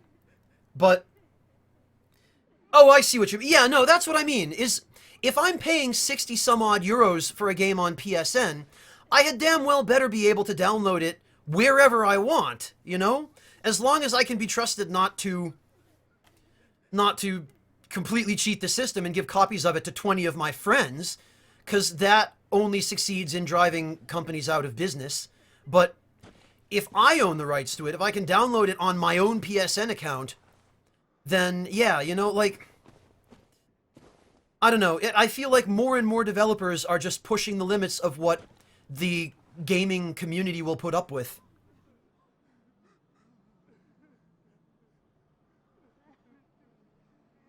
Panos, it really just boils down to trying something new and not listening to the fans. Maybe, I shouldn't say just not listening to the fans. It's trying something new and not listening to the entire fan base. Because FromSoft has really not paid any attention to their Western fans.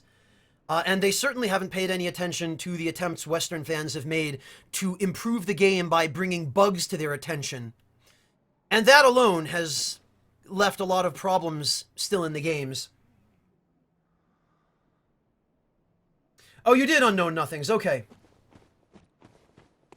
Yeah, Fathom, I try to buy physical copies of games as well when I can.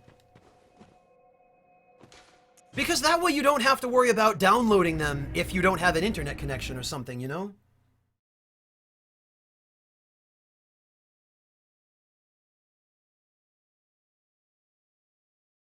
Unknown Nothings, thank you for letting me know about that. So, I guess in that case, who else could use a hand with a boss?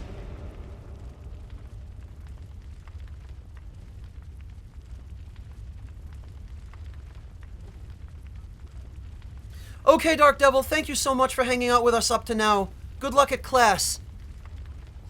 Have a good day, man. No problem. Hey, how's it going? Thanks for stopping in. Catch you next time, man. Good night. Hey, Voltray, welcome.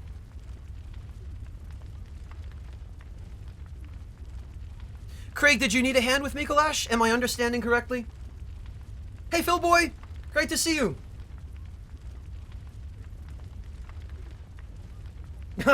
No, Menanza, I hate to think of it that way, but you may not be too far off.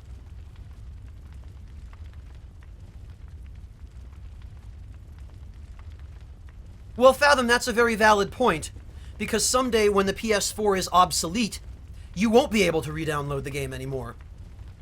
And if you've got nothing but a digital copy, you're going to be out of luck.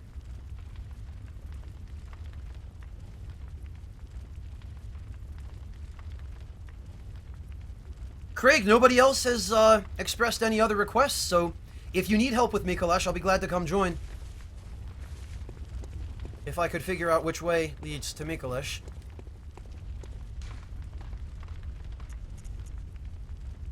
I think it was the Murgo's Loft Middle Lantern. Hey, Reth Bloodhand, welcome!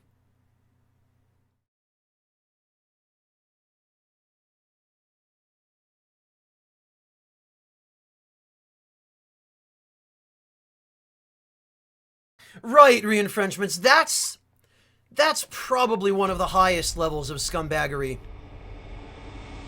But that's the problem that microtransactions create. Games with microtransactions that have functional purposes, where, oh yeah, guess what? You can pay $5 to get a temporary buff. Fuck you, whoever developed that game. No. You deserve to go out of business. Right, yeah, the hats are a thing too, Nominanza.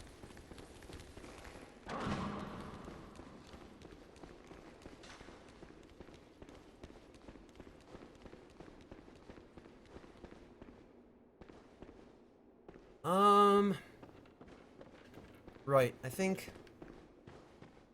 No, it's not here. A little farther down, I guess. There we go.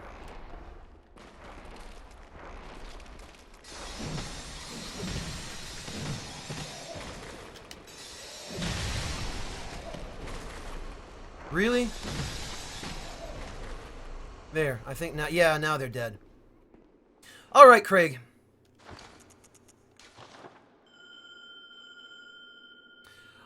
I honestly don't remember Russo Hayden.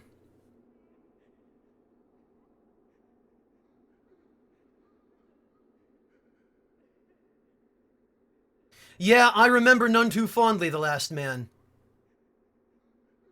I'm not salty in particular. It's just, that's really a scummy thing to do. And what that says to your potential customers is that you take them for idiots. And sadly, people who will pay for that kind of thing over and over again kind of are, by enabling these companies to get away with that sort of thing. Hello, everyone.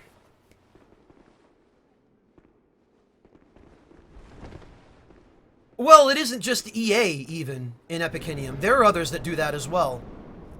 Ubisoft, I think, is another one. With that, Uplay crap.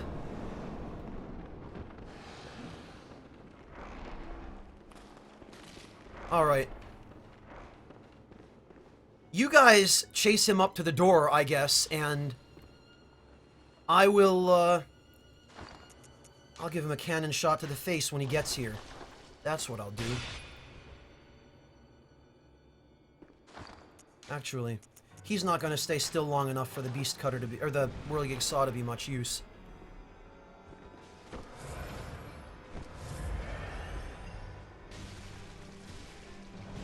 Is that so, The Last Man? I've never actually heard that term before.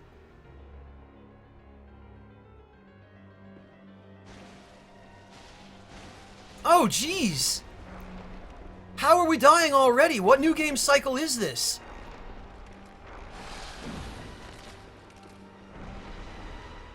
No, I've done it now.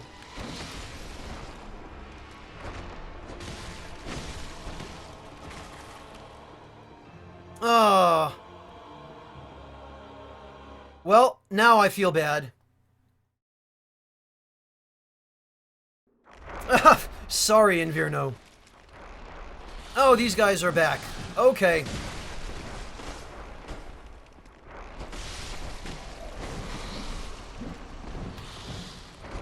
God, that combo.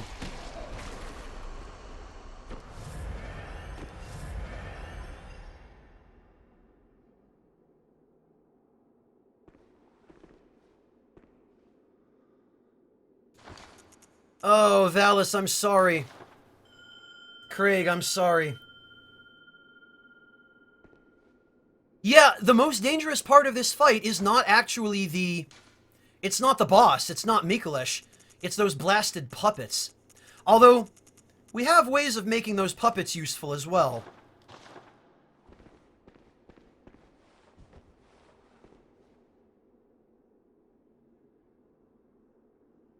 Oh no, your bloodletter broke. That sucks.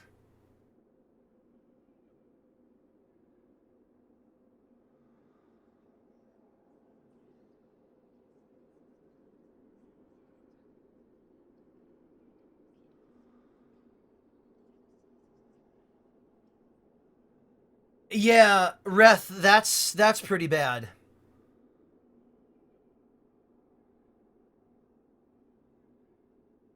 Oh no, Ilani. Hey, if it works, right? Yeah, Valis, I'm down for another try. I'm still here.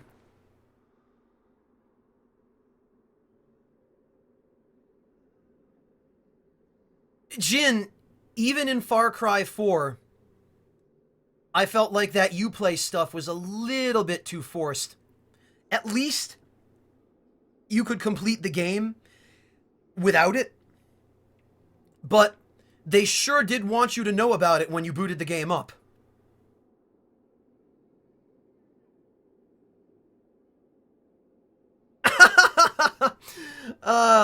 The Last Man, yeah, if I ever start a video game music band, I'll just call it Franz and the Bone Blades. That is pretty catchy. I'll go on tour with Nobuo Uematsu and Tommy Talrico. We'll record Footsteps.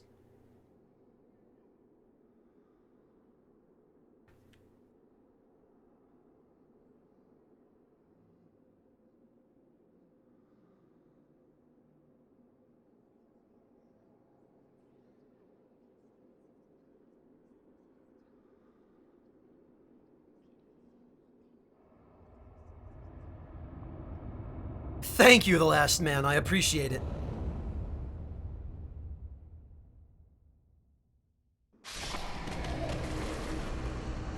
Oh, well, okay. That's handy.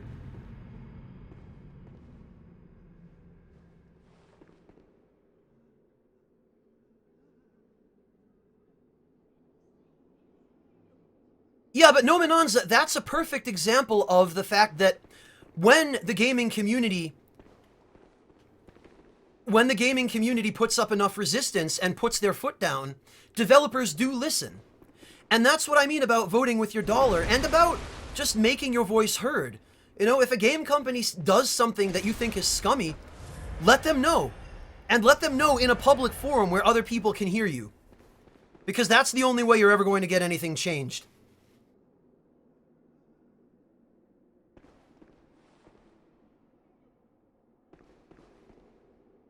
Oh, jeez, Eleni.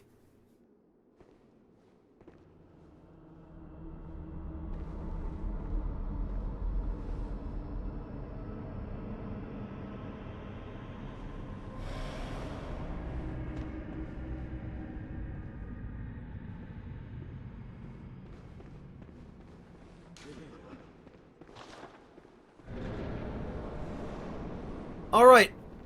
Let's try this again.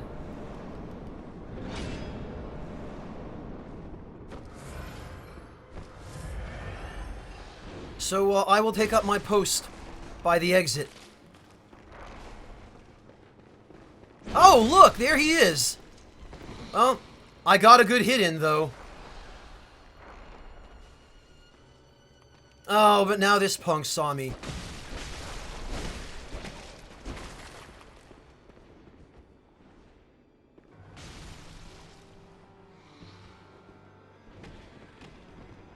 Where is Mikulesh? There he is! I got another good hit in. That's right, keep chasing him.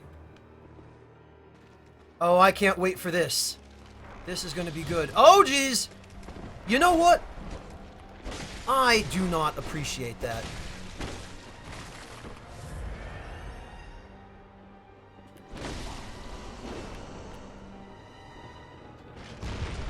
Gotcha!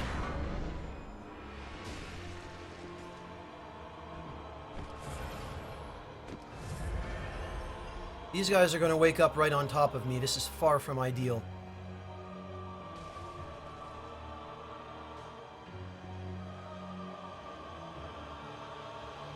I see you! Get him! Chase him in there!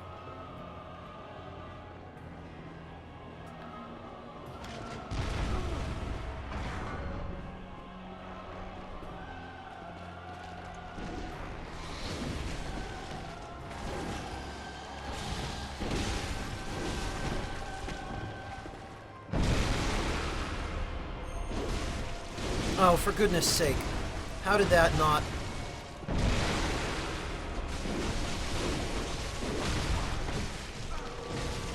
Oh, you can stunlock him with the Fist of Gratia! How about that? That sure is unfortunate. Alright, off we go, gentlemen.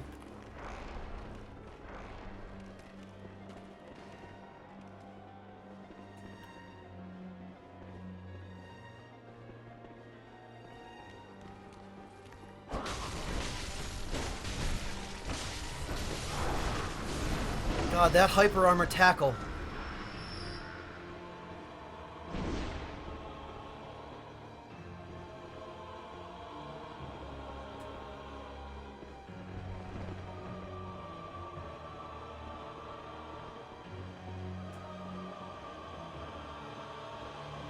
Oh, I know. This is the dirtiest ganks.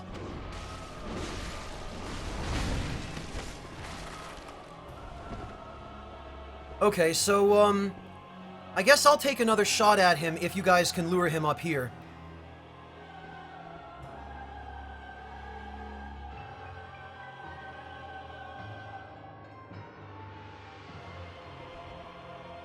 Oh, you know what? I'm gonna be one bullet short. Damn it. I know what I can do.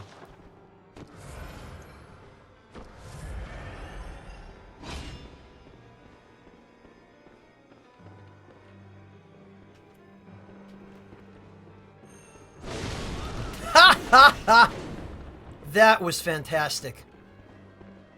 Yeah, just keep chasing him up here. I'll because I bet if I stand in this doorway, he won't be able to get through.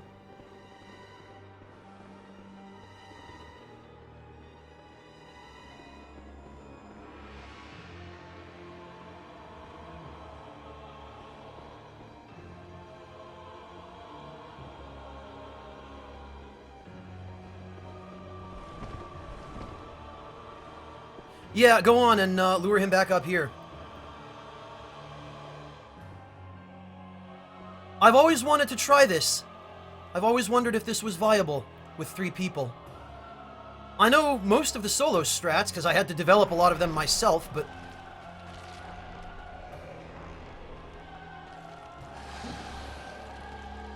Oh, really? No, no.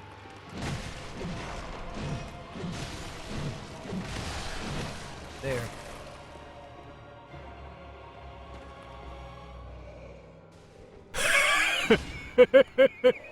Ninetales! Again! Welcome back. I'll look at that in just a moment. Here he comes. Oh, nope, he went the other way. This is so ridiculous to watch.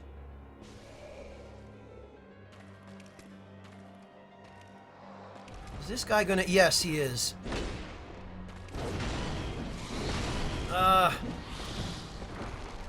Transform Kirkhammer is not the tool for this job.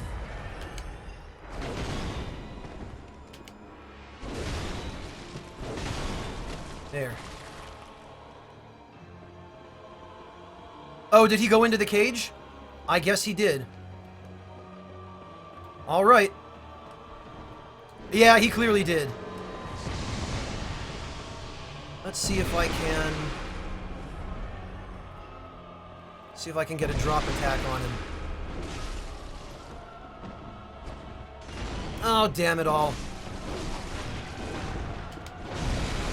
Screw you, Mikolash. Oh, no, no. We didn't lose the host, did we? Damn it. Yeah, we did.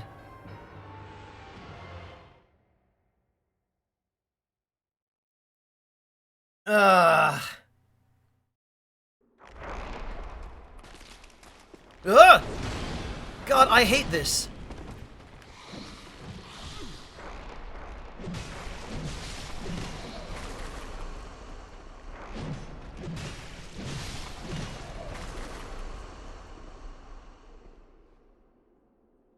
Yep. That's Bloodborne for you. Let me go repair up. Restock on bullets and, vials. We'll give this another shot. It is, isn't it, Craig? It's very weird fighting him like that.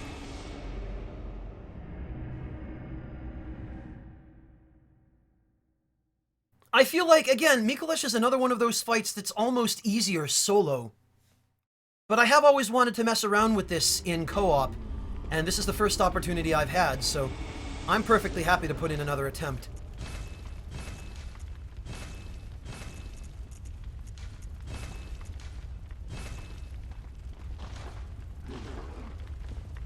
No, Ilani, I think we all know better than to take offense to that. That's just what these games do.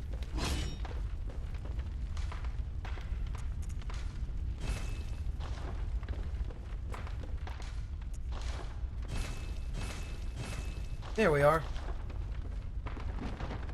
Now see, I wish this restocking business is not something we had to do. It'd be really nice if after every boss attempt, it just refilled from your storage automatically. You know, like they did in every other Souls game.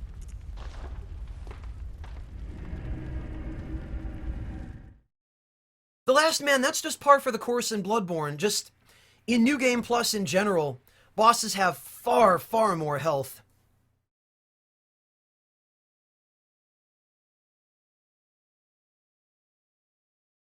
Yeah, Craig, the Bloodletter can be really weird with its range, but it is still a fantastically long-range weapon for a melee weapon.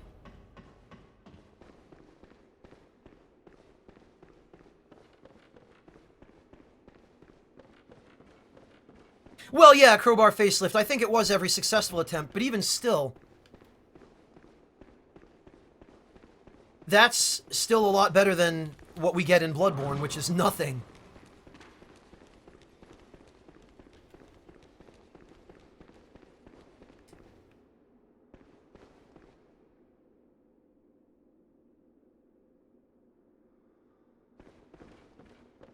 Yeah, Ilani, that's what I mean. And it's suiciding, it's a pain, because then you have to go back and get your echoes, and then sometimes an enemy picks your echoes up. It's just, it's such a hassle.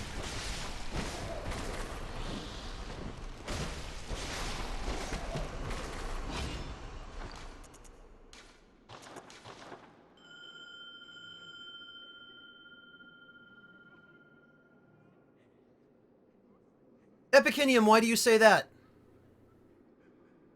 Too many disappointments in recent years? Oh, also, Ninetales, I'm sorry, now that I have a moment of downtime.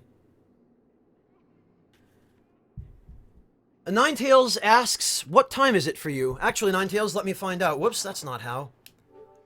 All these buttons on this controller. It's 11:32 a.m. Also, Ninetales, thank you for the $2 donation.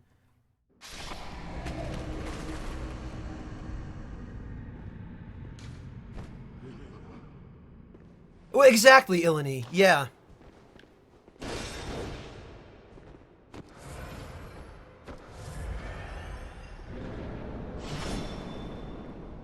Okay.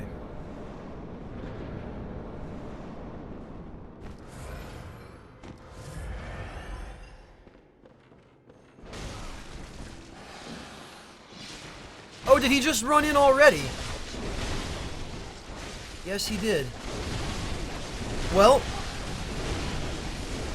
boy, this is humiliating. Hey, Skeleton, get in on the ganks, buddy. You know, it would be great if you would move, so I could get through. Damn it. I really wish Shaman Bone Blades would not disappear if you miss.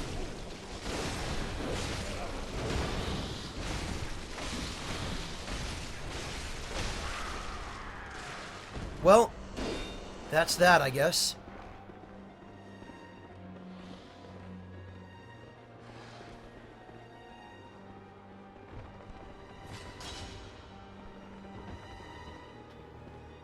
Where am I going? Up, this way.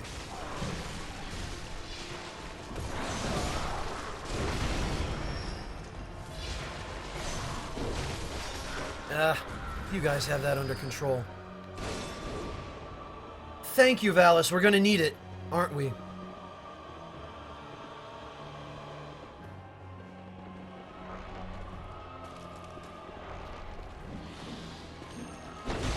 Well, I missed Mikulesh, but I got the puppet. See, now all I need to do is knock the puppet off this stupid, this balcony. Alright. Let's try this again.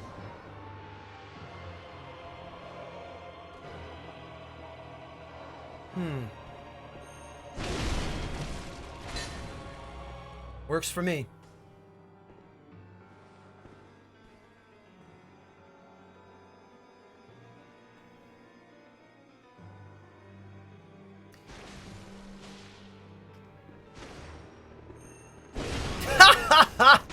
Get wrecked, Mikulesh. God, I love the Kirkhammer. Oh, I'm glad I got it, Valis. Thank you for letting me know. Surely he must be in the cage room by now. Or not.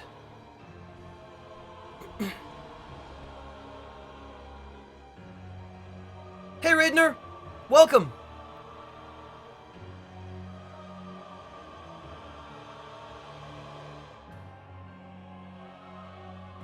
Hey, Mikulesh, I got a present for you. Oh, damn. I might have been able to finish him here if he'd run this way. Wait a minute, I hear shenanigans. Yes, indeed. Really? The charge attack did not take precedence?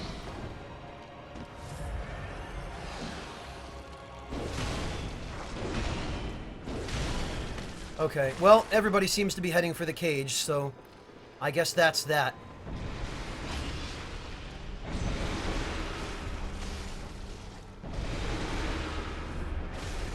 We have ways of dealing with scumbags like you, Mikulesh.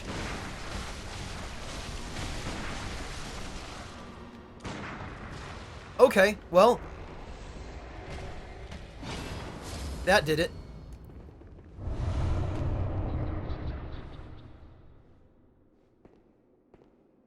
Welcome, everybody who just joined us during the battle.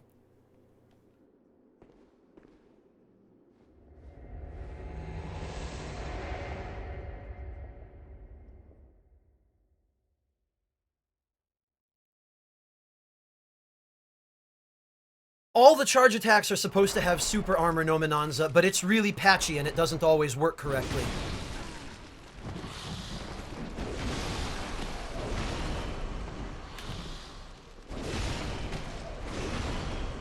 Okay. So who else needs a hand?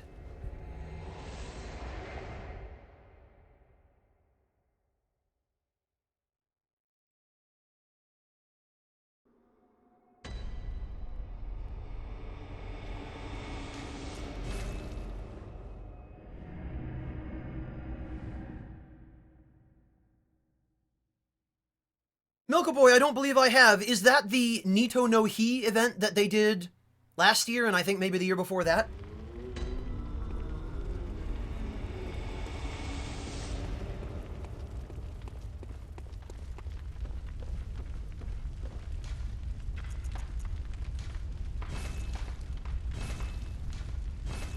What it...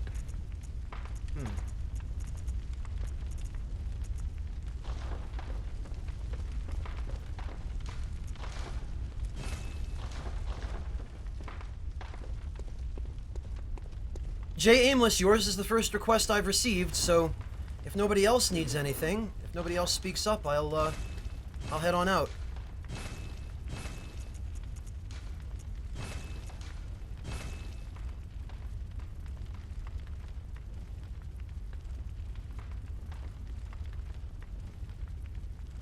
Zaid, you're absolutely right. Every country has its good and bad points. And whatever country ends up being best for you just depends upon which set of good and bad points matches your needs best.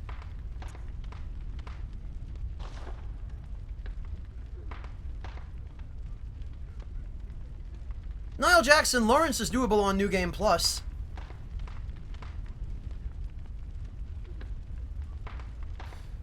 No problem, Jay. Yeah, guys, if you want, for those of you who are just arriving, this is the password we're using for stream chat. So if any of you need a hand with one of the bosses and I don't happen to be available, just use this password and people from stream will be able to give you a hand.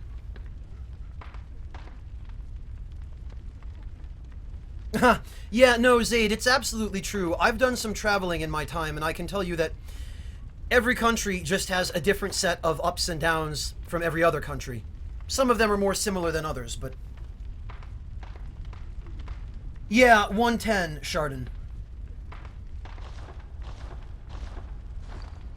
Oh, Hidden Porpoise, don't start that. Maybe you could argue for the weather in Somalia.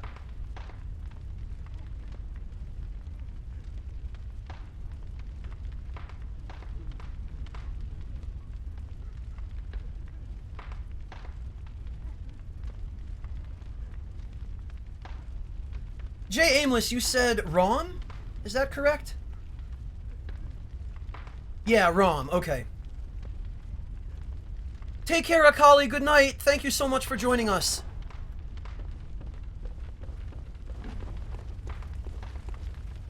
Fathom, yeah, I cannot make a strong enough emphasis on the importance of travel. If you have an opportunity to travel to see any place you haven't been yet, provided it's not someplace where you're likely to be stabbed to death in a back alley, of course, I recommend you go visit it. Because you can't really even begin to understand the world you live in without traveling around it and seeing ways that people live in other parts of the world.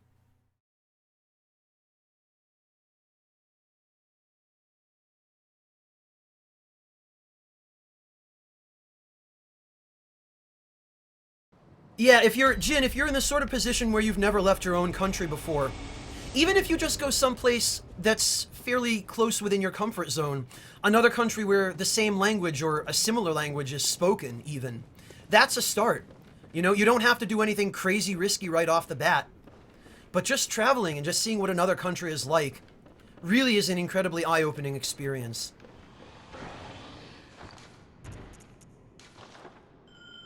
Alright, Jay Aimless.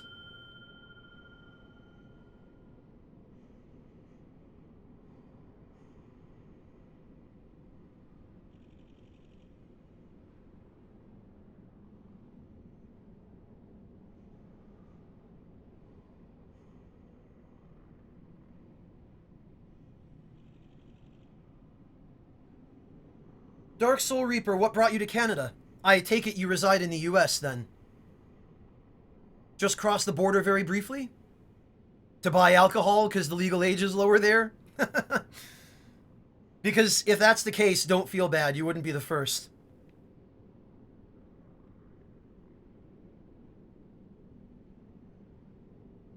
Oh, Fathom, yeah, that'll do it.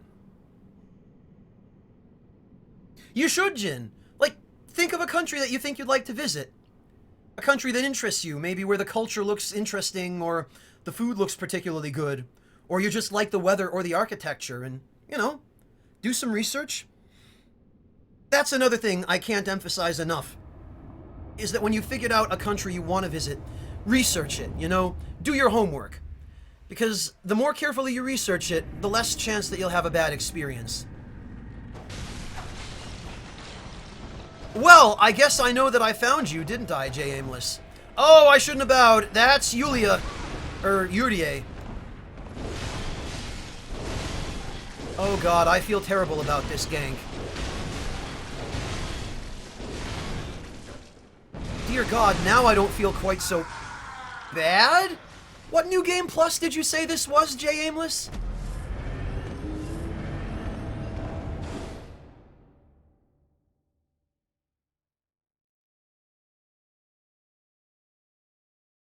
Welcome to One Shot Born, everybody.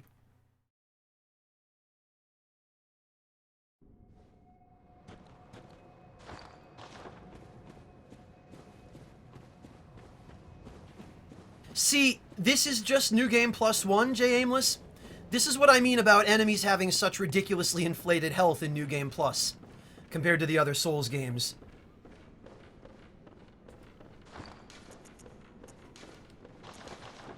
Okay, well, let's try this again, I guess.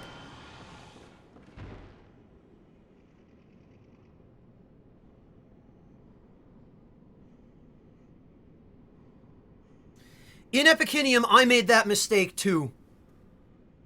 It's funny to say this, and more than a little bit sad, but it seems that these days college is just less and less worth it.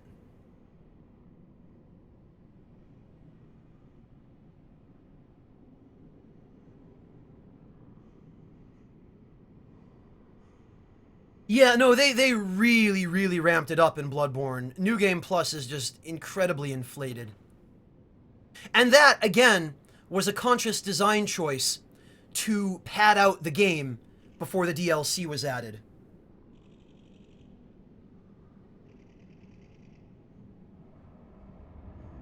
Alright, well, now that I know what to expect...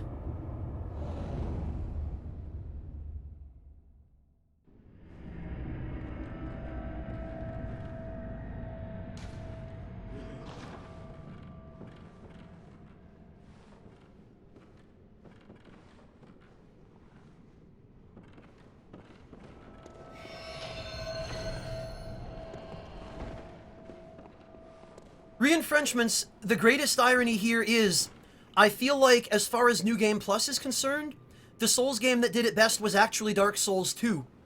Because in Dark Souls 2's New Game Plus, the enemy layout and enemy type would change in some areas. And that was the most change that ever happened in any New Game Plus, in any Souls game.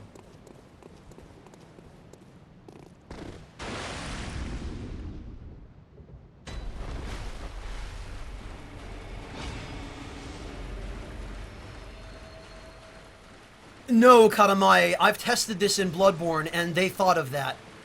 They knew.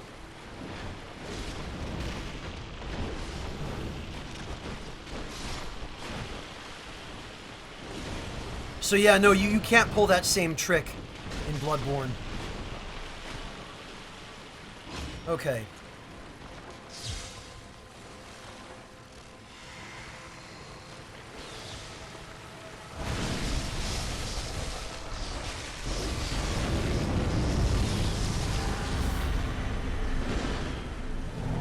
Well, that was pretty impressive. Alright, chat, bear with me. I'm gonna have to focus here. Do I still have... Yeah, no. Actually, I wonder... I can! Oh, that's excellent. This is perfect. Oh god, that was not so perfect.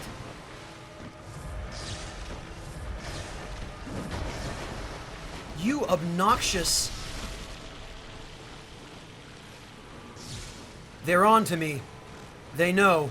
Oh god, what am I even doing over here wasting my time then?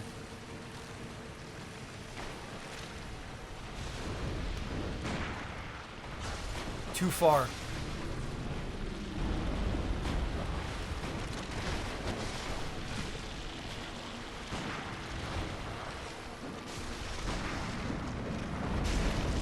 Well, okay. Hey, Katamai! What's up? What's the OMG for? No Minanza.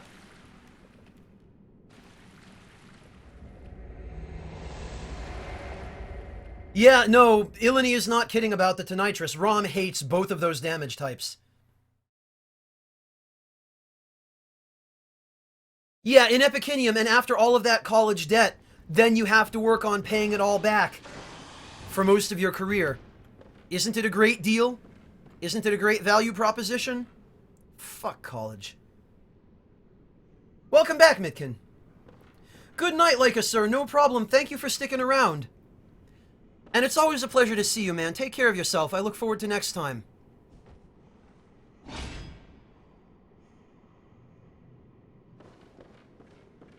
Yeah, Ilani, that's correct. That's what happens when you over-prepare.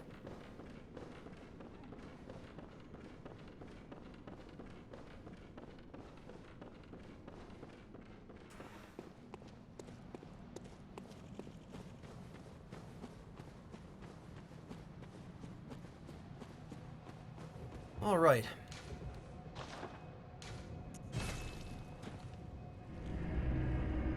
Hey, Carnage of Ultima, welcome!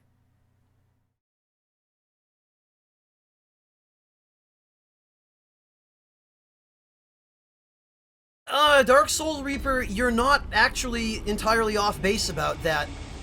The Tonitrus is a really, really good weapon against enemies that hate blunt damage. And I don't know whether it's by coincidence or design, but a lot of the enemies which hate blunt damage also seem to be very weak against lightning. So again, may or may not be a coincidence, but it works.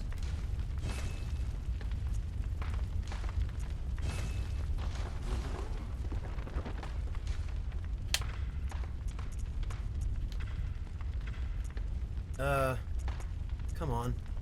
There.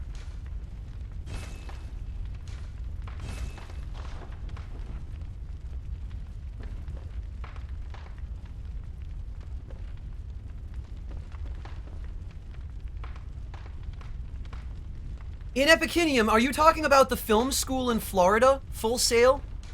A friend of mine went there.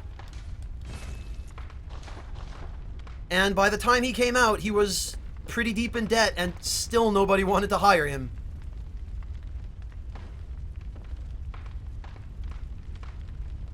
Yeah, Ilani, it's amazing how much damage you can do against enemies that are weak to it. Thank you, Carnage of Ultima. It's great to have you.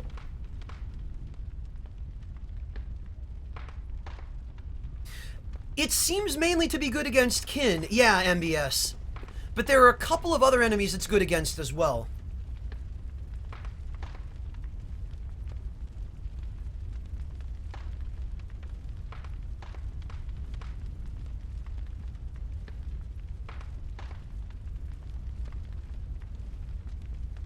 Yeah, re-enfrenchments. I have a feeling a lot of people already have the Tonitrus by the time they get to ROM.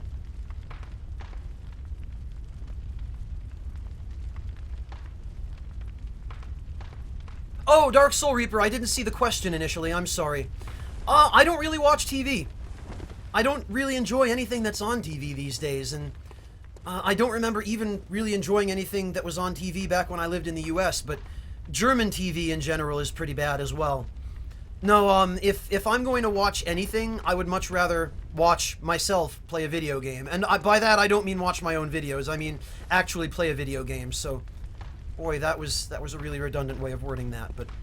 Yeah, no, I don't really... I have no interest in what's on TV these days. Led Zeppelin, no, you cannot. You can use it on the small spiders, but not on ROM. The problem is, the small spiders, even still, won't really do anything to make it worth using. They'll just wander around and face him instead of you.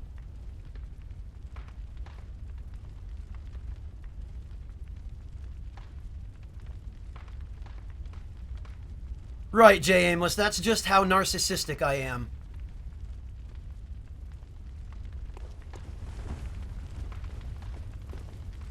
Alright, I'm going to just take 1 minute's break to grab a glass of water. I'm not going anywhere much. I will be right back, everybody. Think about if you need a hand, and prepare to let me know who needs help when I get back, so that we can just launch right off into our next shenanigans, which probably will result in me eating shit really hard. See you guys in just a moment.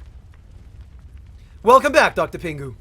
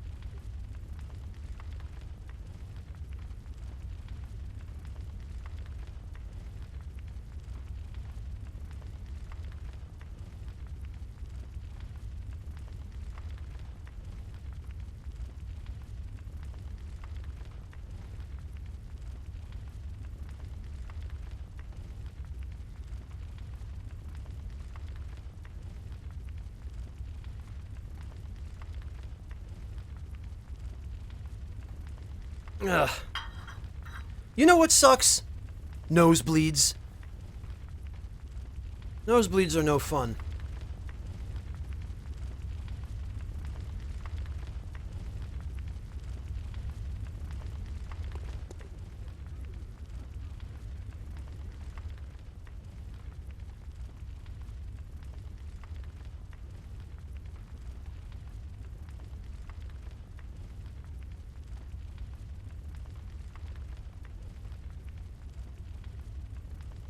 Hey, all corrupting harlot, welcome.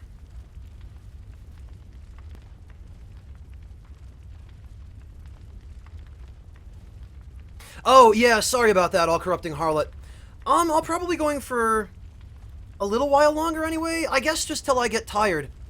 Might be another half hour, another hour maybe. Because at some point I'm going to need to wander off to make something to eat, and I probably also should try and get some actual work done today. Thank you, Dark Soul Reaper. Dark Soul Reaper, that's fine. You haven't done any harm. Oh, yeah, it's an impressive lamp, isn't it? The problem is, I need more. I need more black lamp.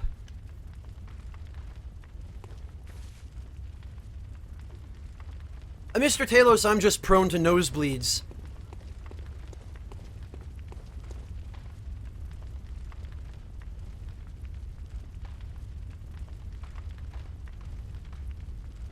Yeah, Ilani, I'm pretty sure I already answered that, didn't I?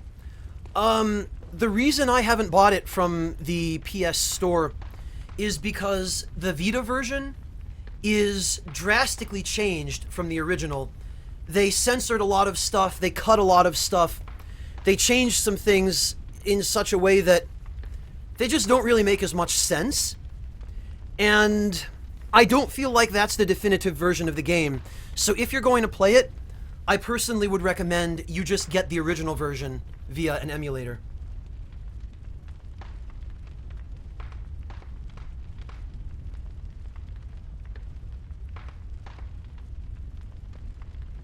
So, who else? Who else needs help with a boss fight? Or just an area?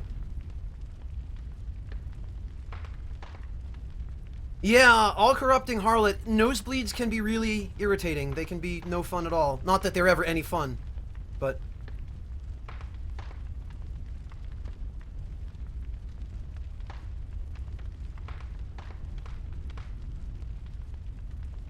The One True Studios, I'll be the first to tell you that whoever told you that was trolling you.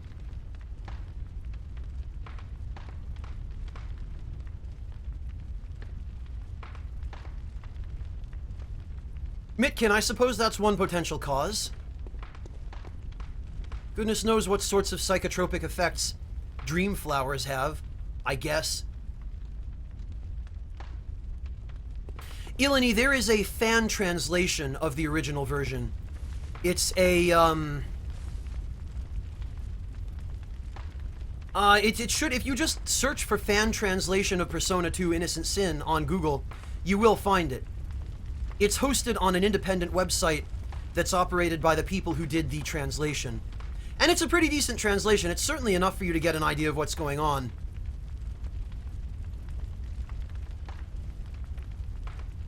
Oh, Niall, okay. In that case, I'll come give you a hand with Lawrence.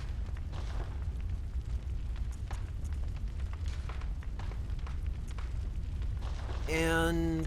okay, good, I've got lead elixirs. Alright, Niall.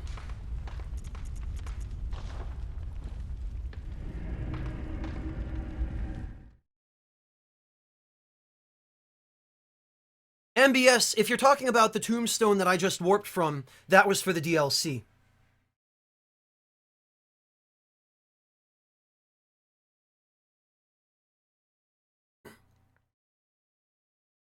No, Zaid, that's not a real thing. That's just something they do in anime. That's the same as a girl running to school with a slice of toast in her mouth. It's just a weird trope that didn't originate from anything even remotely connected to reality.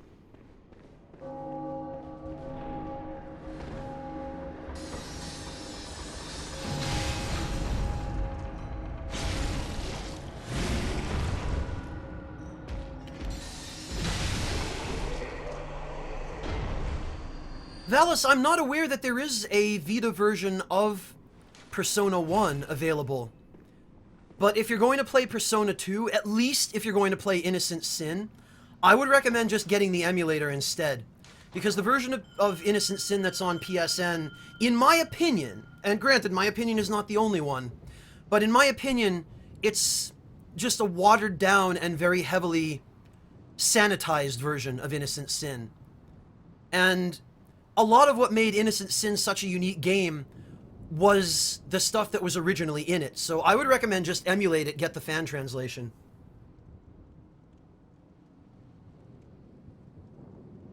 Niall Jackson, as long as you use the password, matchmaking won't be an issue.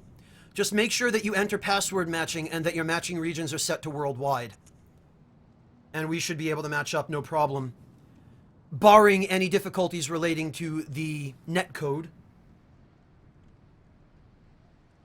No problem, Rogan. Thank you so much for joining us. Good luck with your work.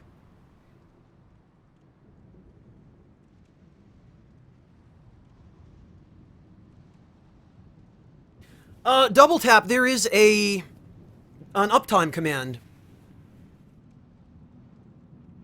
You can just, Oh,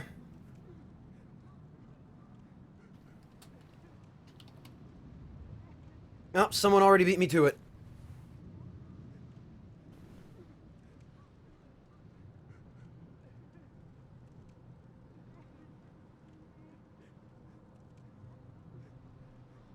Hey, Shiloof, no, you didn't. Although I probably won't be going for too much longer. Maybe another half hour, an hour. Hey, Dragoon, welcome! Glad you could make it.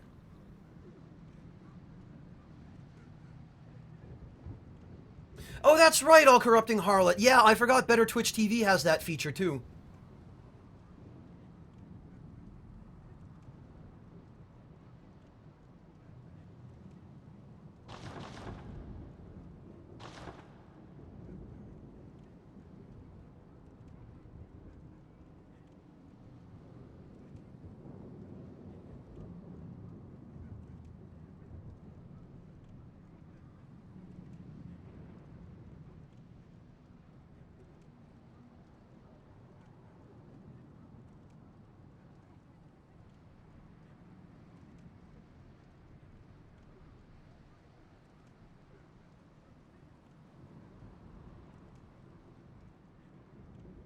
Hakuchi, a lot of people don't seem to have been aware of that. Yeah, I do. Just, it hasn't been quite as regularly as I would have liked lately because I've been tied down with other obligations.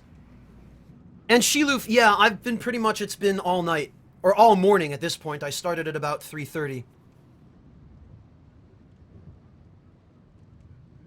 No problem, Valis. If you're gonna play Innocent Sin in the first place, you really would be doing yourself a tremendous disservice if you did not play the original version.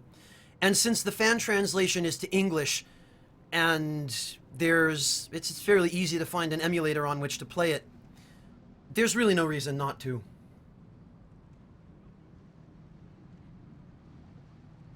Oh, okay. No problem, Niall. Give it a go with those two summons, and if it doesn't work out, if you still need a hand, I'll be around. Unless somebody else wants me for anything else. Anybody else need a hand with a boss or a particular area? We'll kill a little bit more time.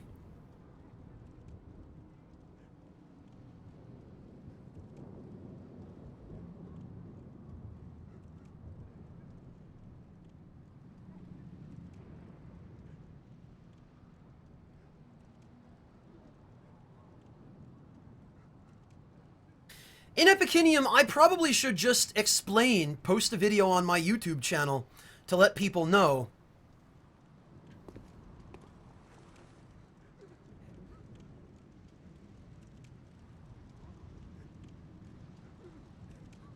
That seems like the most straightforward option.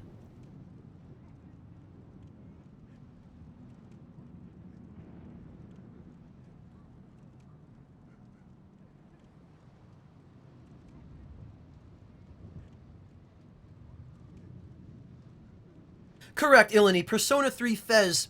The FES stands for Festival. And it's called that because it includes some additional events and other content, which I guess are primarily centered around a festival. So yeah, P3 Fez is...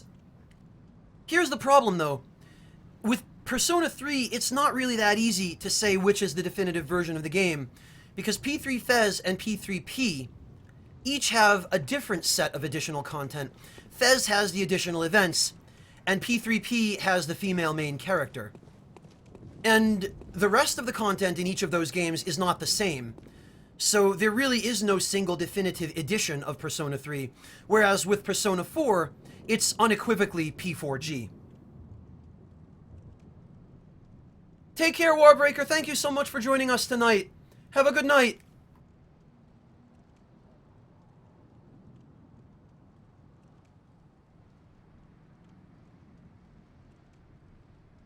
Yeah, I think the definitive version of P3 is going to depend upon whom you ask.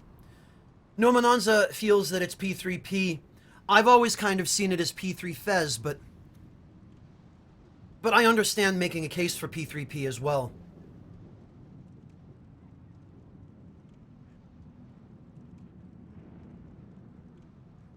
Well, Ilani, that's why I feel like, in my own opinion, I like P3P, or I'm sorry, P3 Fez. I like P3 Fez a little bit better, because P3P is somewhat stripped down in order to accommodate it being on the Vita. And yeah, I've had trouble with that as well, Fathom. But P3P also has the female character's entire campaign, and that does change some things. So if you want to play through as a female main, that could be argued to be definitive as well. So that really is just a matter of personal preference. Whichever is definitive by your standards is the one you should go for.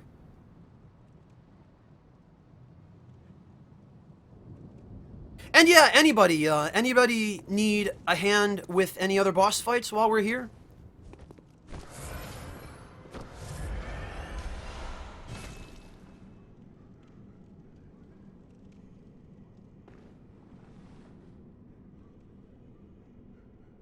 Ilani, it is on the PSP, but it's also on the Vita. You can download P3P online onto the Vita TV.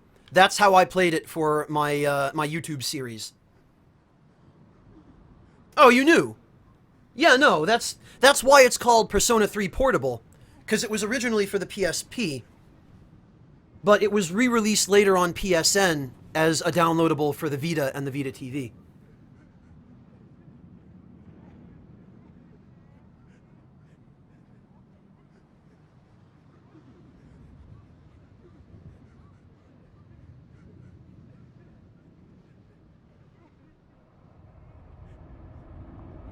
Shiloof, it is indeed Carnival. That started a few days ago.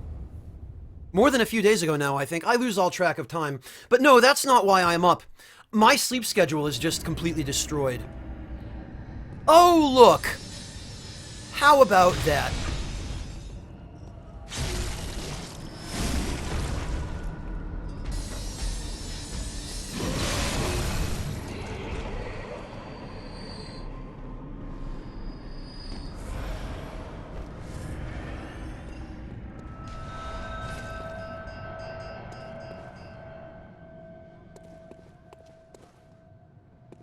Alright, well, whomever it was that summoned me... Oh, here we are. Oh, it's Valis. Okay, hi guys. Hello.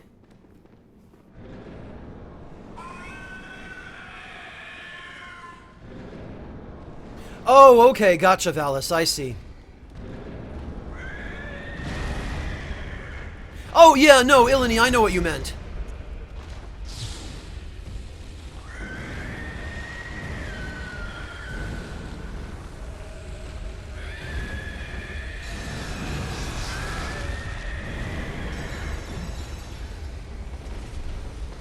Come on. No. No.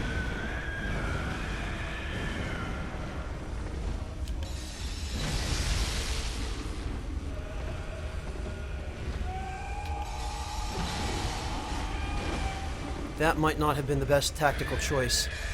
Oh, that grab! Give me that opening! I did not mean that in the way it sounded. Shut up.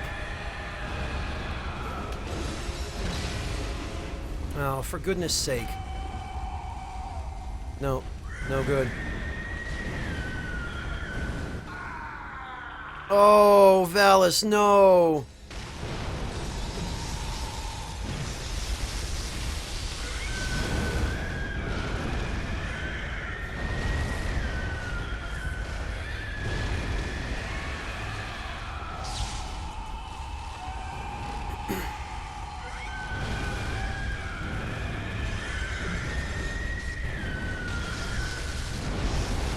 Yeah, that's right. Show me those legs.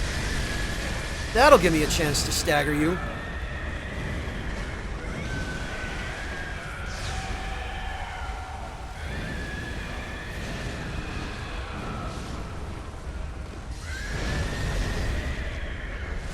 God, that backstep.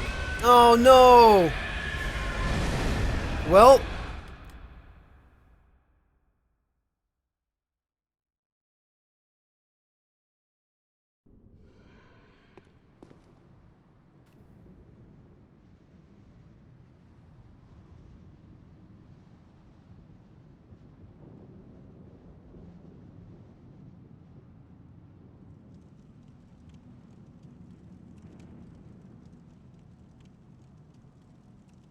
Oh, I'm glad the One True Studios that's where your mind went first. That's a relief.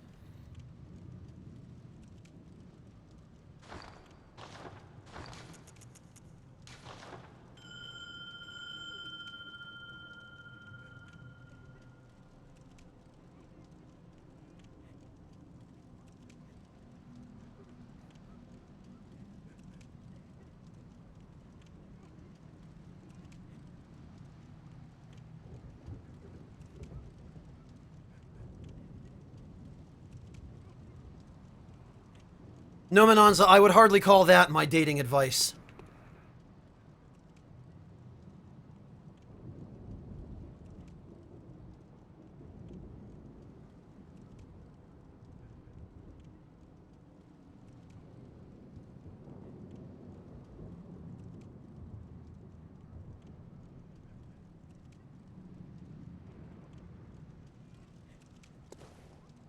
Hey, Tizono, welcome! Didn't see you drop in.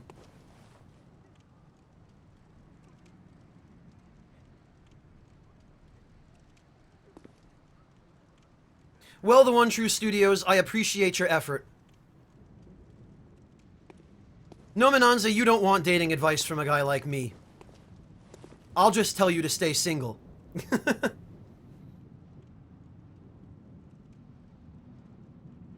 Oh, Mr. Talos, that saddens me. Is that only because of Nick and Ein's influence? I truly don't mean for things to get as dirty as they sometimes do. It's just... when a Japanese game is throwing a blatant metaphor in your face about polishing balls, what are you supposed to say?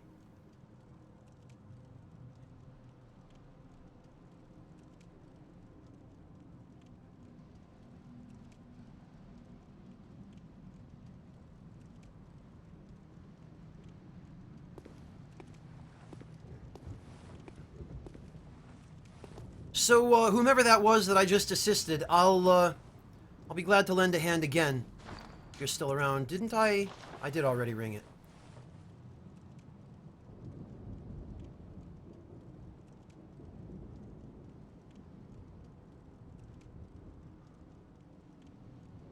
Interesting advice, One True. Jay Aimless, yeah, that's a pretty good argument. I don't think I can top that.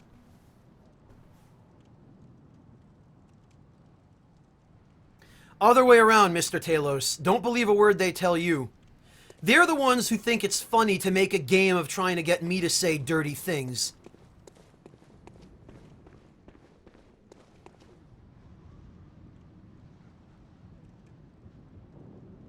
Ilani, were you not there for that part of Persona 4 Golden? I could have sworn you were.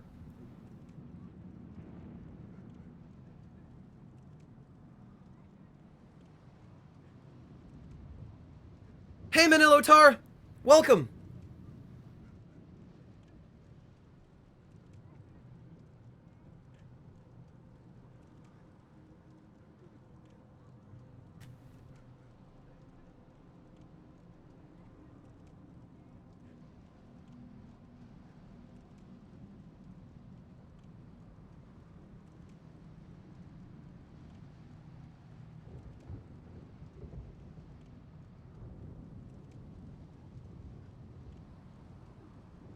Corrupting Harlot, what RPG would this happen to be?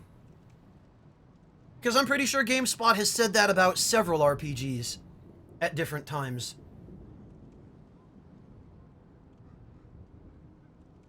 Ilini, that's exactly what I'm talking about. I don't believe so, Craig. Oh, I see, Harlot. Okay, I gotcha.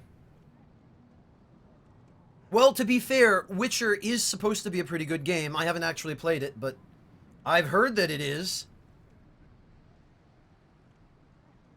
Oh, yeah, no, Ilini, for all their value of beating around the social bush and doing everything they bloody well can not to say things directly, that metaphor sure was on point, wasn't it? That ball polishing thing.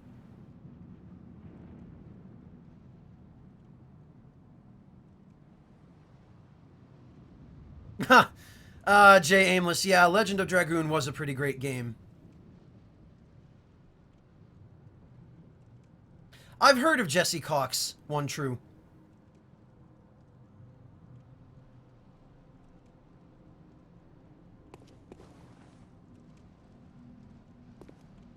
So, is somebody still waiting for me to help out with Lawrence, or was that last attempt it?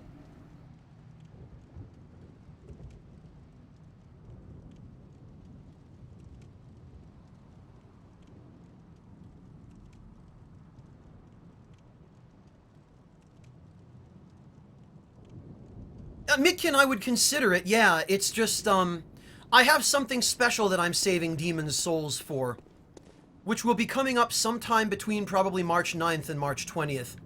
It's a very special project that I think those of you who've been hanging around here in chat recently will probably greatly appreciate. Yeah, no, Mananza, I kind of am too. I'll be honest, the size of those games is a little bit intimidating.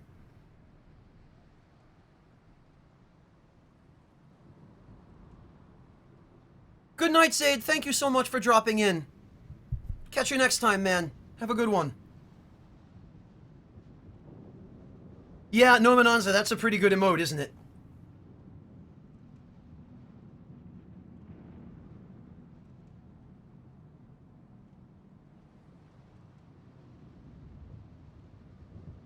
Oh, you got Lawrence. Okay.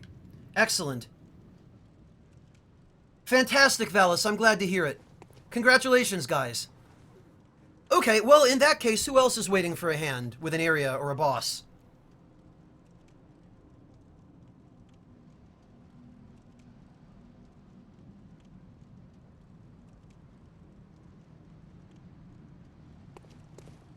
Jay Aimless, I'm almost afraid, though, that if we did get a spiritual successor to Legend of Dragoon, it wouldn't do the original game justice.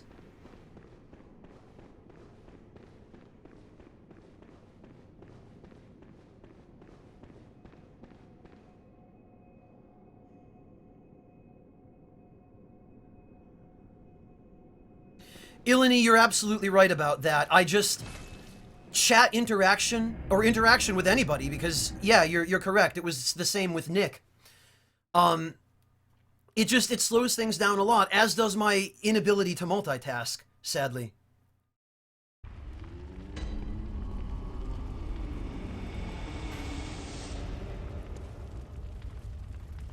Yeah, that Lobos Lamia.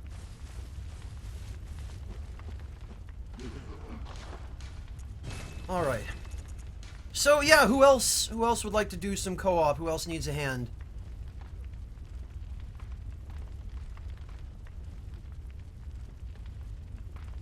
My god, Valis, that is an accomplishment. Winning a Vita on one of those crazy-ass crane machines. Was it in one of the arcades in Japan, Valis? Because those things are so rigged, I'm amazed you managed to get that kind of prize. Good job, man. That's impressive, to say the least.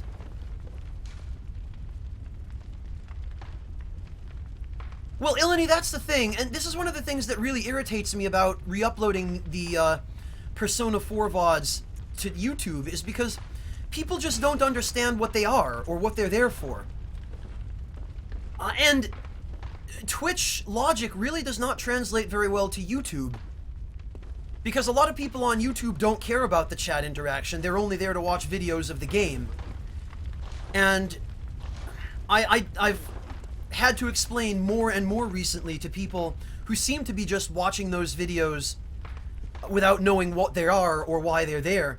I've had to explain to them that my main focus on Twitch is viewer interaction, and that I'm not playing the game on Twitch for the primary purpose of re-uploading it to YouTube. I'm playing it on Twitch for the primary purpose of gratifying the people who show up on Twitch to participate. So, you know, I'm not really so concerned with the people who are going to be watching it on YouTube later, so much as I am with the people who are going to be joining me for the actual, the live broadcast. Your local supermarket, Valis. I see. Whereabouts do you live, if you don't mind my asking, that supermarkets carry Vitas in crane games?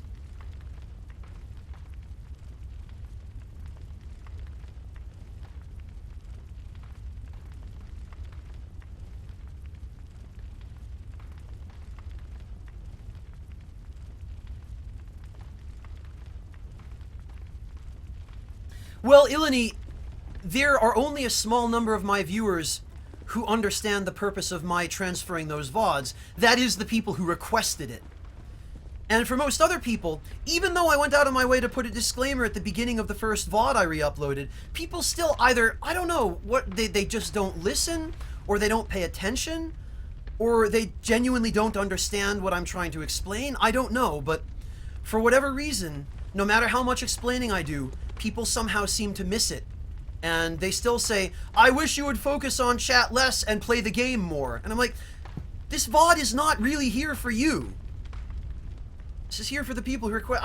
I really should have taken Nick's advice and just uploaded all of those Persona 4 VODs to an unlisted playlist. I should have uploaded them all unlisted so that only the people who actually wanted them know where to find them, and I don't have to keep explaining over and over. Really? Okay, well... Okay, Valis. San Francisco, okay, yeah, I see that. I could see a place like San Fran having stuff like that at the local supermarkets. Izord, the problem is, just ignoring somebody who poses an honest question isn't really a very nice way to interact with one's viewers.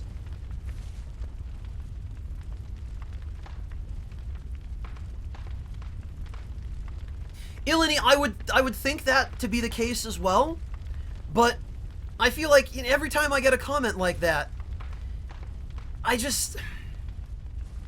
don't know. I feel obligated to at least say something, even if it's just, this isn't here for you.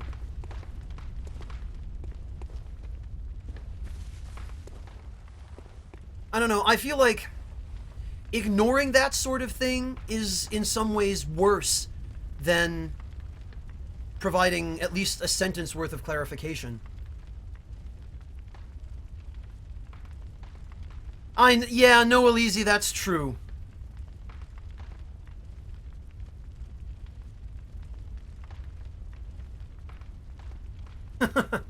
Fair point, Ilani, fair point.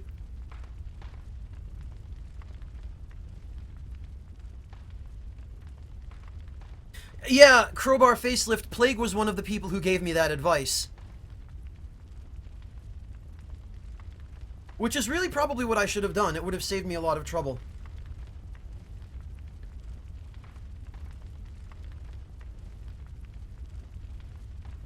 So yeah, who else had an area that they wanted to help clear? Or wanted help clearing, rather? Anybody have a boss they'd like a little bit of company for?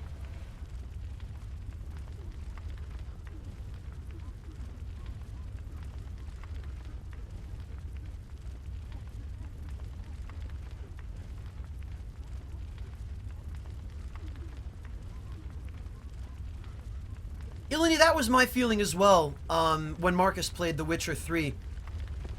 I adore him as a person, but since I had no interest in the game...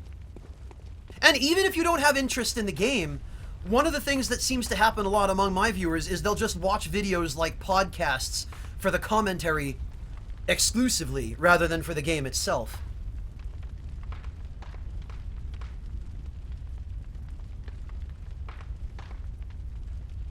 Yeah, Jay Aimless, nobody else seems to be offering any requests, so Yahargul it is. Yarhagul Chapel Lantern, okay.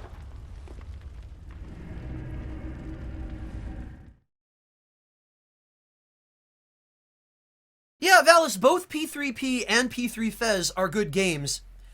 And if you're going to play through P3P as the female main, it's still worth playing through Fez.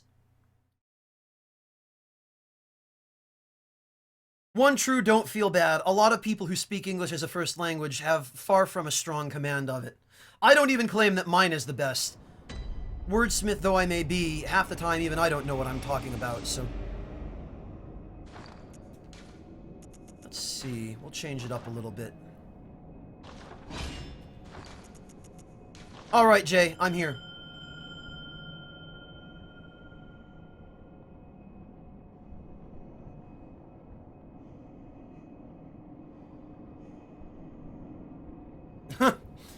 Werewolf, I offer my sympathies. Genuinely.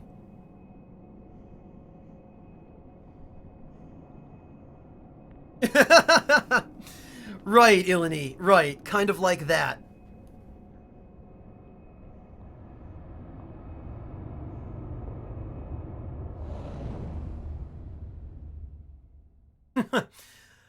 Corrupting Harlot, I'm right there with you. Well, that was probably the easiest summon I think I've ever had, Jay. So we're doing Lower Yahargul, the one reborn.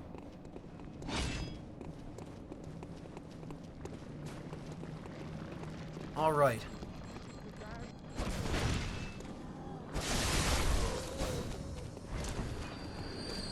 Alright, let's just speed run this. Hey guys, over here! Bet you'll never catch me!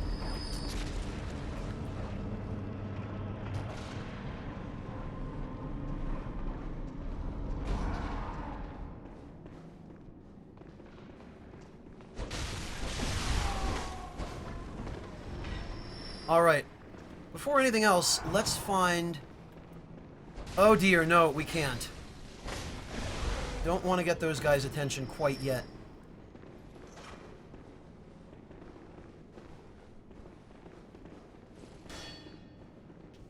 I know how to deal with these guys, though.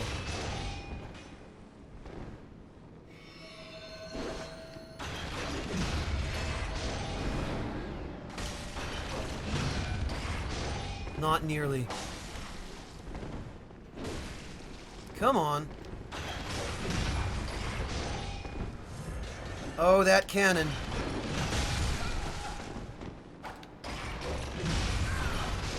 Ah! No, you don't, Tonitrus, dude. Oh, look at this. Look at this. This is so ridiculous. But I am at a disadvantage here, so it's time to get out.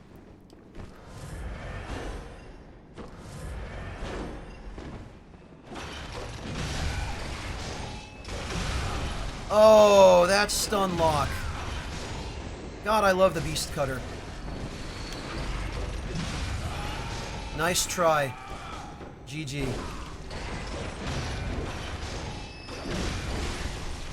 Only problem with this weapon is that it's kinda slow.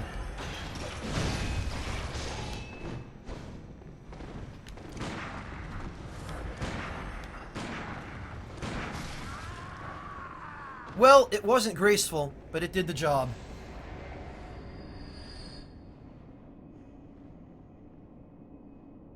Yeah, Valis, I had a crash not too long ago myself. The game crashed pretty hard, actually.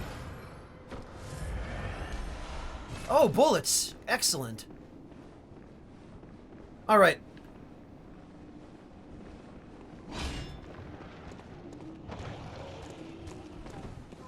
So, Jay, you know about these things, right? With the, Oh.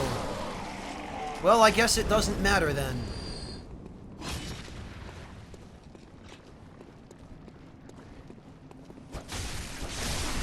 Hang on, Jay. I'm going to go deal with a minor annoyance over here.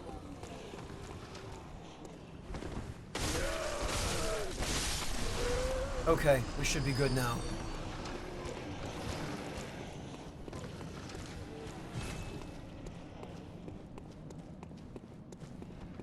Alright, on my way.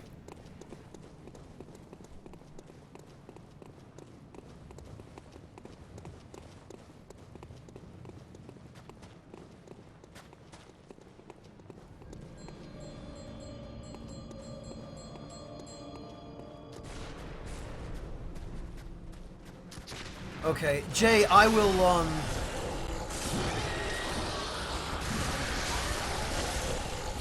Oh no, Jay! Well, you can't roll after you've, after your host has died, so...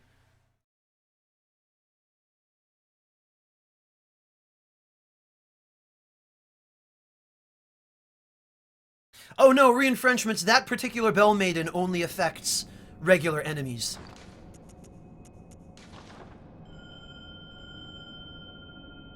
Hey, Demon Slayer, welcome! Great to see you. Alright, now let's see if I can...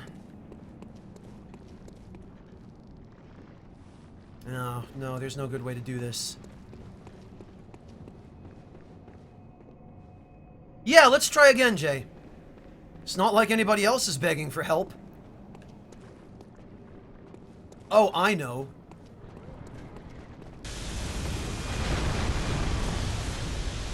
It's always so satisfying watching that.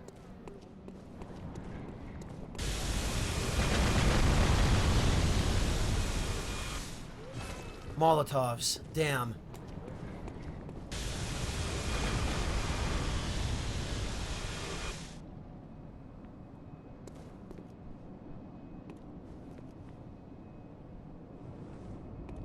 No, that was quick. And also, this time we don't have to deal with those 3 gankers.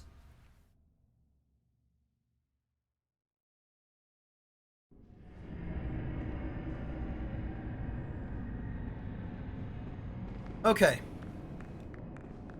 Shall we try that again?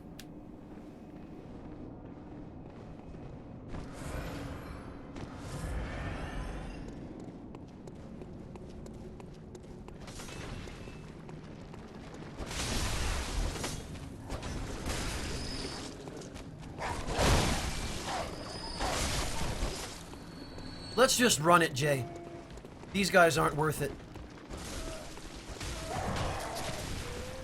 Especially now that the area down below in the chapel is clear.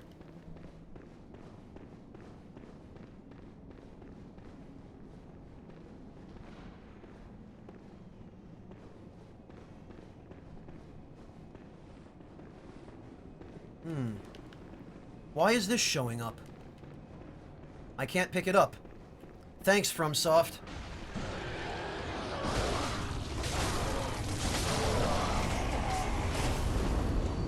Okay, then.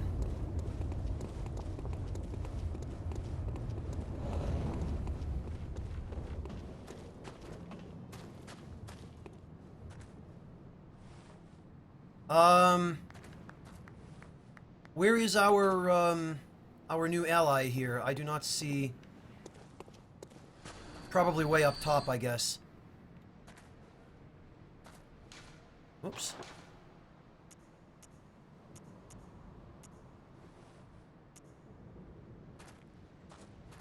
Ah.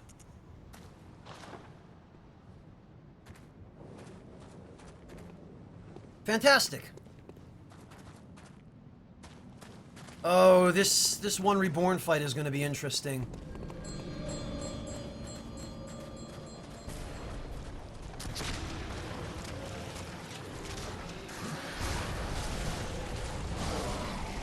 Yeah, we've got to get rid of this Bell Maiden.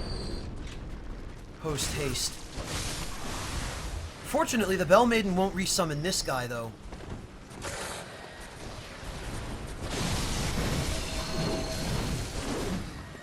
There. Bell Maiden is up here.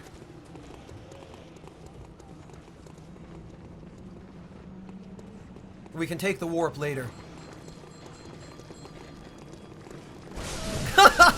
So we all 3 go for her. Fantastic.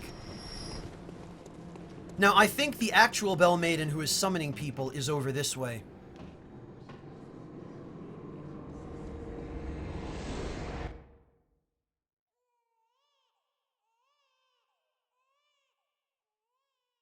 No problem, Shiluf. Thank you for joining us.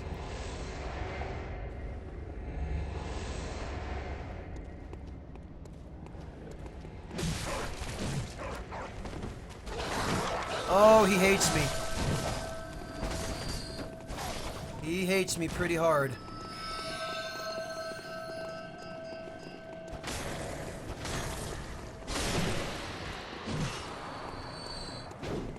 I think there are some bloodstone chunks down here as well, so...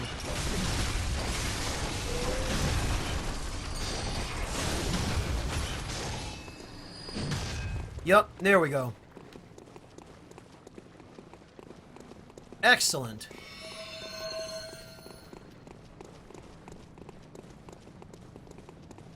And actually, I think there's a shortcut over here. I believe that we can,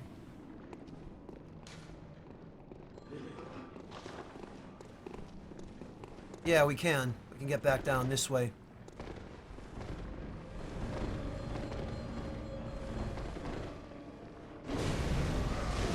Oh, and how about that?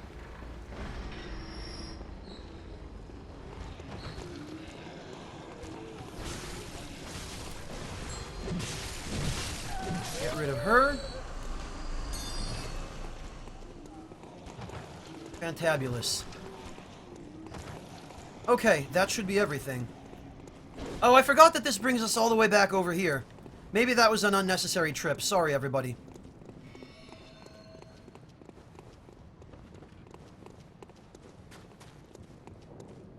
Yeah, you can, Karamae. I mean, you can team portal in so much as everybody can use the portal at the same time. God, that...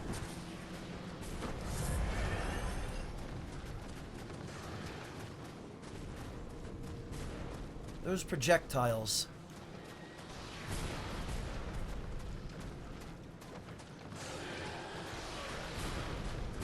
Safest way around there is this way.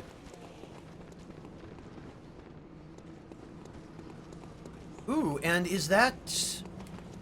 Probably bullets. Yeah, it is.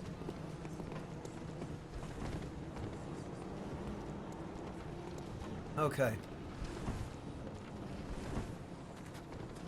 And here we are.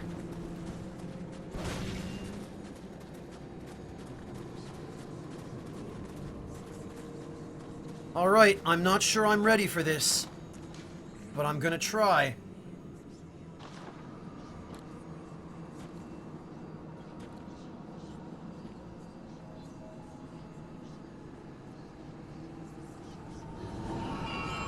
Oh yeah, Werewolf, I tend to get around quite a lot.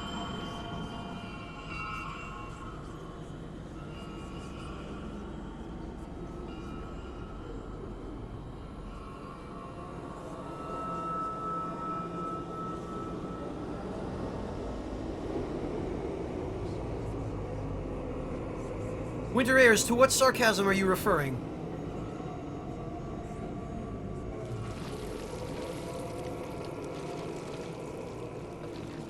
What sarcasm indeed?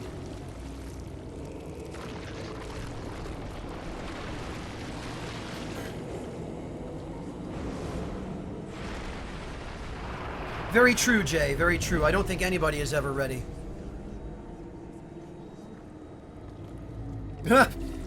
Right, Nominanza. Never would have guessed, huh?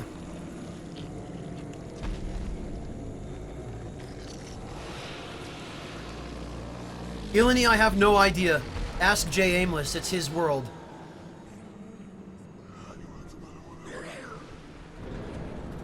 Right. What was I aiming for when the cutscene started? This.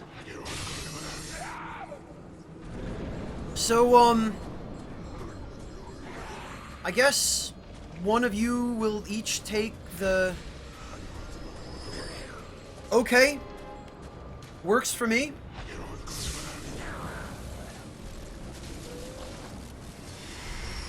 In that case... Oh god, look at this guy bugging out.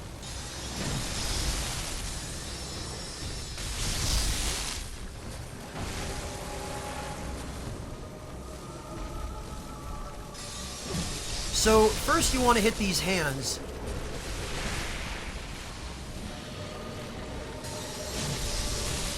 Because this'll stagger him.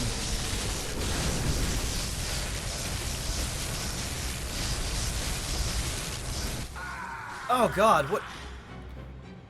I didn't even notice my health going down. What was damaging me there? I don't remember that. Boy, that was tantamount to not paying attention. I'm sorry.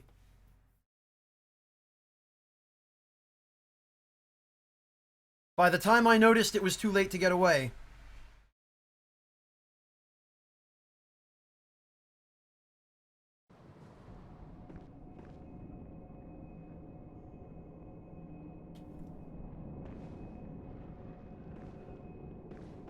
So, Jay, I'll meet you at the boss room. Probably easier for you to just run the entire area yourself now. No? Oh, it was? Yeah, because it wasn't showing any attacks on my screen. He was just standing there. So my guess is he must have just used that acid attack, and it never appeared on my end, client side.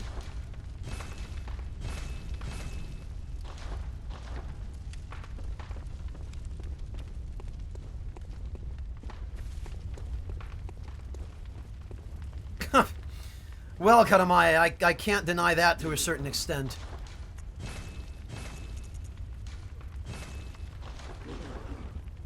Oh, pro tip.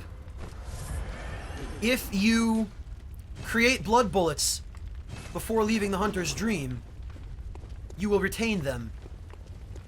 Oh, you killed him, J. Aimless. Good, okay, well, I'm glad I was able to contribute something then. Really, for you too, Ilani. God, yeah, the co-op in this game is just so janky.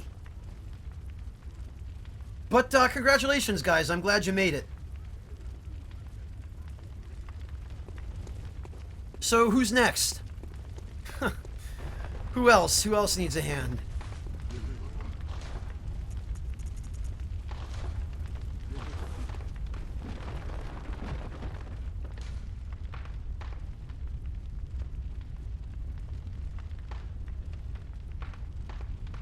I believe it, Ilani. I believe it.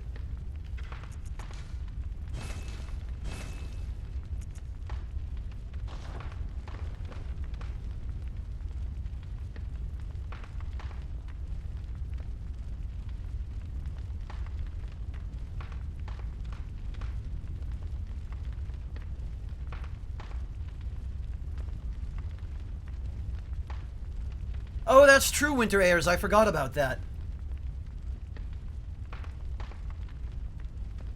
Yeah, J. Aimless, that's... No, yeah, it's not your internet, it's the game's netcode. This has always been a problem in Souls games, but it seems to be an especially big problem in Bloodborne.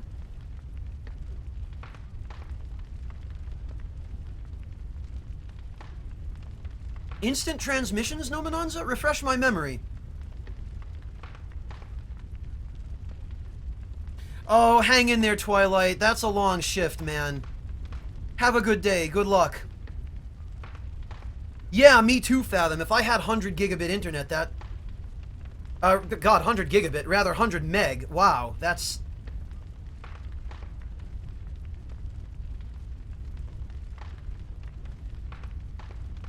Winter Airs, that is unfortunately part of it. A lot of the bosses, because of the way their attacks work, they don't sync up very well in co-op. That's a problem that they had been having, and they released a patch a while ago to try and address it. But clearly it did not fix the entire problem, or really even any of it.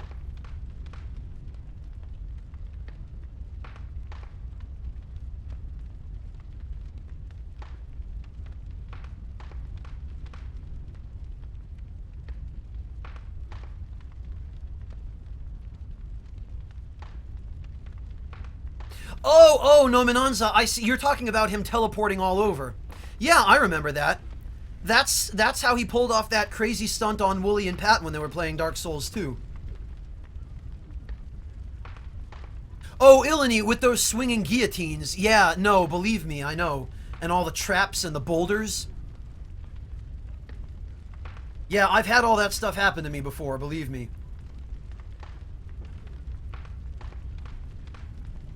Yeah, that kind of internet is never cheap, Jay, is it?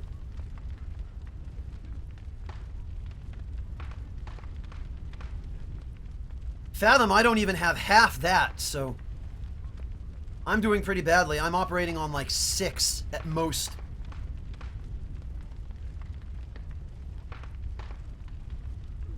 Maybe Winter Airs. I think they're pretty attached to the fire engine.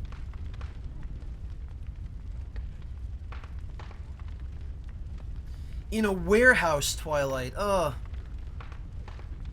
Okay, take care, Twilight. Have a good day. Good luck. Please, you know, have a good day and stuff, and don't get crushed under falling boxes like all those dumb videos of people failing on the internet. Oh, re-enfrenchments, that's rough. Hidden Porpoise, you must be getting Google Fiber or something.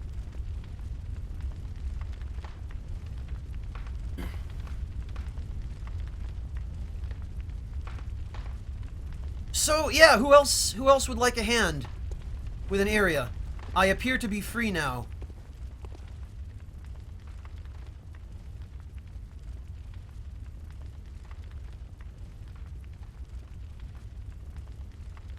Hey, Nero Clyde, welcome!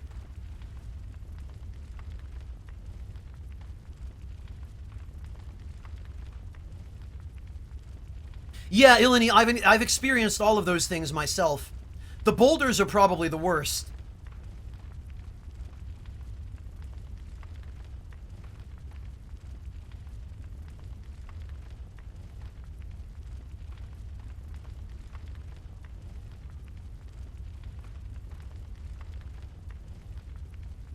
Yeah, Winter Airs, but still, I mean, how far behind are they that they're just discovering Unreal 3 in 2016, you know? It's like, come on, guys, get with the times. Western devs have been doing this for a while now. There's not much excuse, if any. Jay Aimless, I just love the idea that there's a guy in the basement who watches videos all day. It's almost like you've got a monster in your closet that does nothing but, like, seed torrents or something. I don't know. Something about that is hilarious to me. Ilani, do you still need Lawrence? Okay, yeah, Ilani, I'll come join you for Lawrence.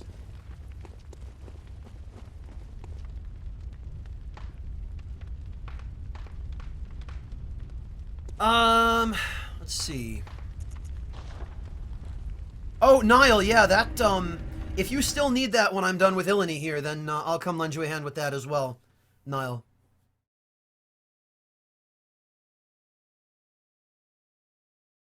Yeah, the bandwidth troll, Fathom.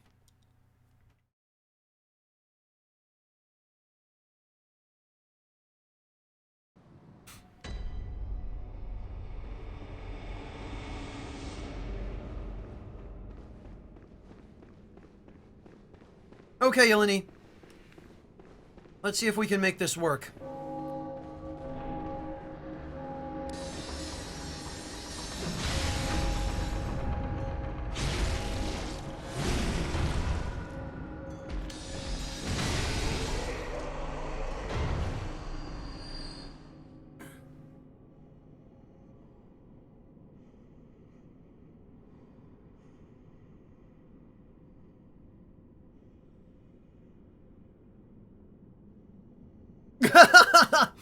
Jay Aimless, welcome to 2010. Yeah, that seems like a pretty common way of life these days, doesn't it?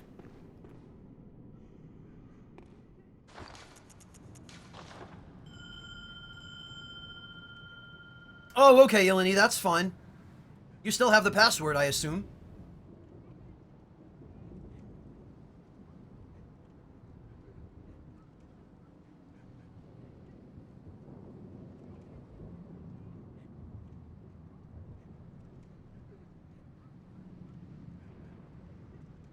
Valis, thank you for lending him a hand with that.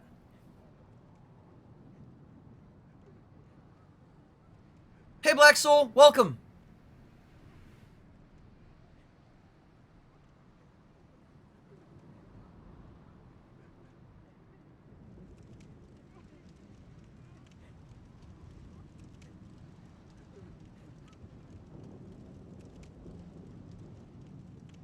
Glad to hear it, Ilani. Clockwork, welcome back! Yes, this is the same stream. I'll probably do a couple more fights with viewers and then wrap it up, I think. Because we'll be going on probably 10 hours by that point.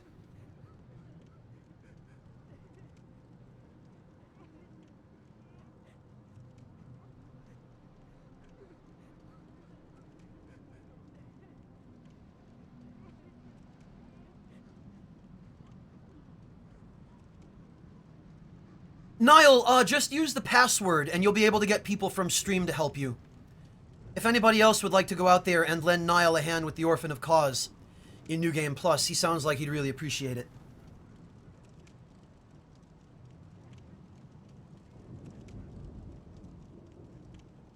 Geez, Winter Airs, that little? That's pretty damned impressive.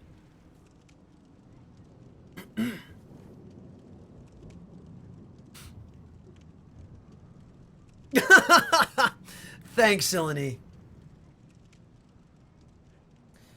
Clockwork, I don't know. Let me check.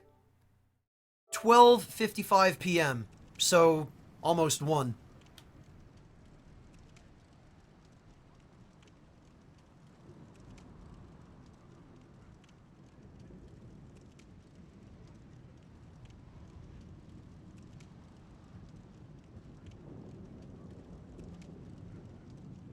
Re-enfrenchments, it hasn't been quite as active as maybe it might seem. I mentioned this earlier in the stream, but a lot of these trips out to meet people to help have turned out to be, I get there and 2 other people from the stream are already helping them. So, I haven't gotten quite as much action as I would have hoped, but honestly, it's fine, because what matters is that people are getting help from each other. That's really the whole purpose of this. It's just for me to have a little bit of fun and relax with you guys, hang out and chat without having to worry about progressing through a game. You know, just doing a little bit of co-op. And actually, this format seems to work really well, so I may use this again with other Souls games.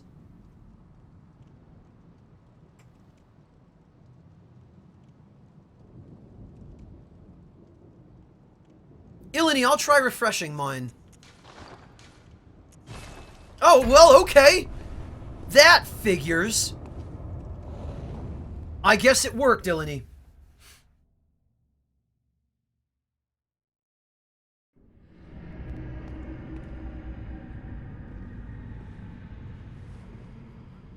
Is this you, Ilani?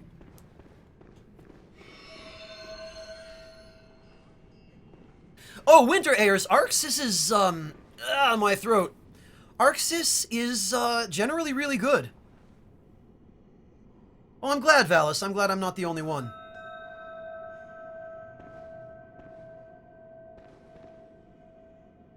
Yeah, no, Arxis is also responsible for the Persona 4 arena games, Winter Airs. And those games are fantastic from what I hear. I haven't had a chance to play them myself, but I've watched some footage of others playing them, the Zaibatsu in particular, and they look like really good games.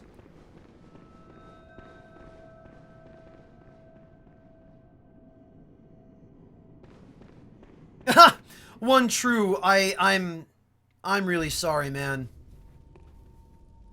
The thing is, though, why? What possessed you to purchase a Souls clone made by Bandai Namco?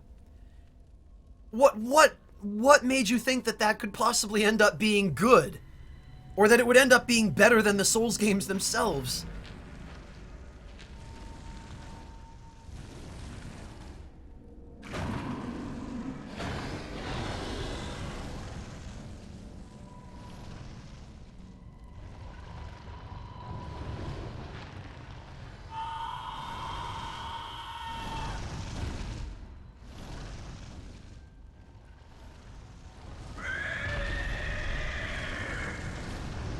Well, Winter Airs, the decision to use the fire engine was absolutely made by somebody above him, because he didn't become president until after Dark Souls 1.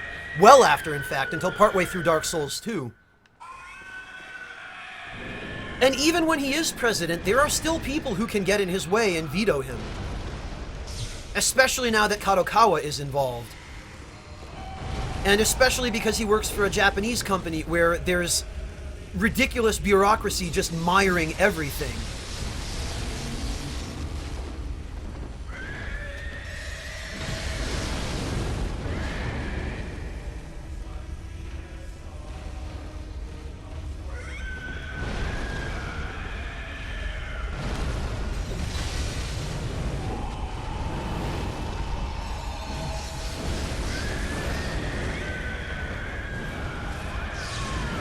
Oh no! Ilani!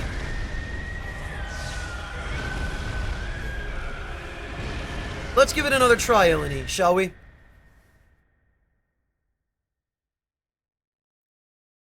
Well, Winter Airs, they've probably gotten some technical expertise from Sony. In fact, I can personally attest to the fact that they have.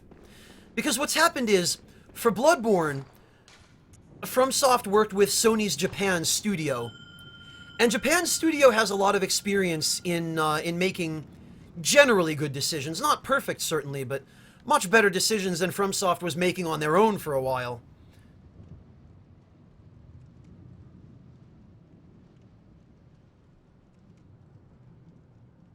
Winter Airs, it was either Dark Souls 3 or Bloodborne, I can't remember. You might be right about Dark Souls 3, but the last game he worked on before becoming president, I believe, was Bloodborne, because he was working on Bloodborne while Dark Souls 2 was being developed, and he was promoted to president partway through the development of Dark Souls 2. So I guess Bloodborne counts for that sort of midway point, maybe?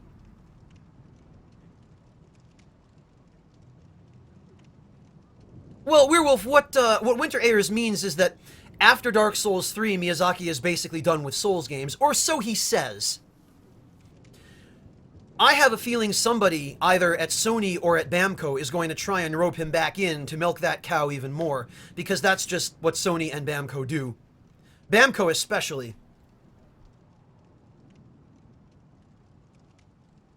Yeah, no, Winter Airs, what happened with Bloodborne was that a lot of the guys from Japan's studio went out to FromSoft to help them with the programming and provide them with technical support. Things like programming assistance, that sort of thing. But I don't know how much that's going to carry forward into Dark Souls 3, since that's a Namco franchise. And given FromSoft's track record of not learning anything from the mistakes they've made, and in fact not even being aware of the mistakes they've made, I'm not sure it's really a good idea for us to get our hopes up at this point that any of the things they've learned from Sony are going to apply to Dark Souls 3.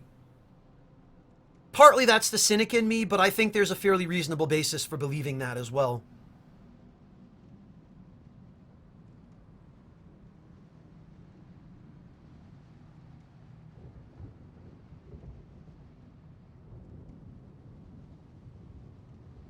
Yeah, Winter Airs, I do recall something like that.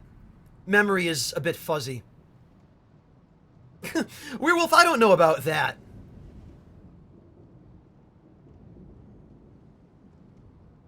Yeah, Jay, that's what I mean. Mikulish is just an easier fight when you're on your own. It's one of those fights that just gets unnecessarily complicated when you've got people helping you out.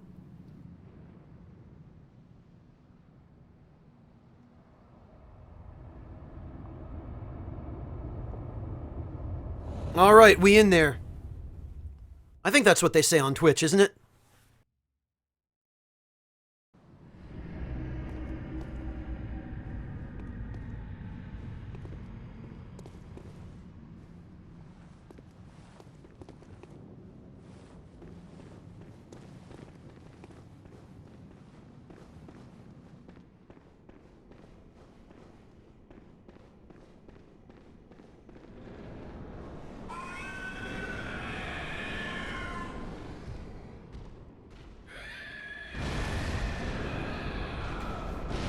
Oh, Draberfon, yeah, maybe now that the Zaibatsu's video has become known to FromSoft, maybe that will become a thing. You know, it wouldn't surprise me. I bet FromSoft now thinks that Metal Wolf is what everybody really wants. I bet that's going to be Miyazaki's next project. That's what they'll assign him to. No, the community wants more Metal Wolf. Make that.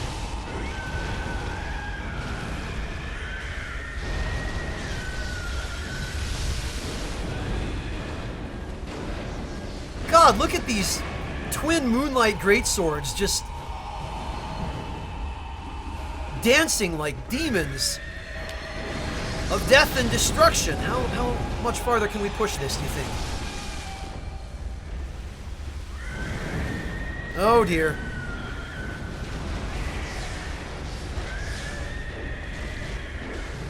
Guys, let's maybe get him out of the corner. That might, oh, well, okay, it doesn't matter anymore. Really wish I could see.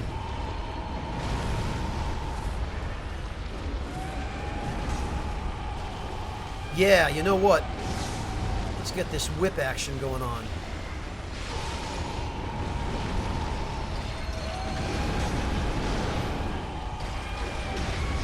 Oh yeah, that's what I'm talking about. Oh, get away, get away!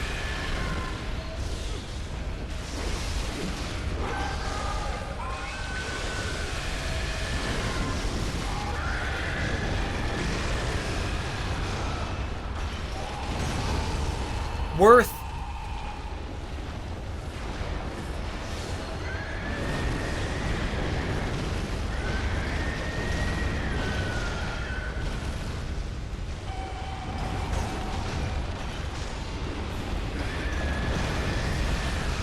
Damn it all.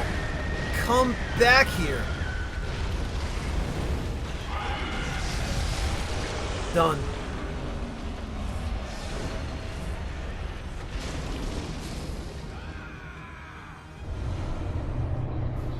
God, I could listen to this battle theme all day. Nice going, everybody. Nobody died.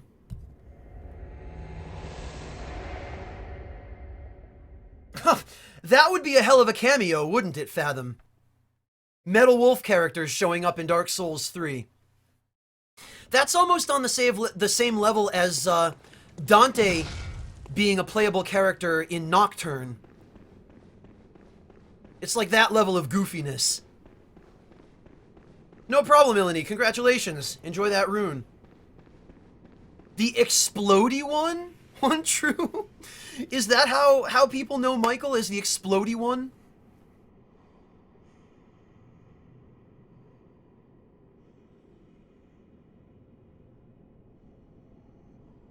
Clockwork, when Nominanza says over the top, let's put this in perspective. It's over the top in the way that only Japan can make it.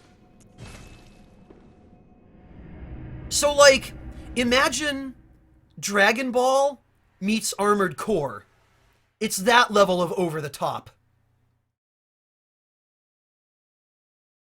Oh, right, Ilani, okay.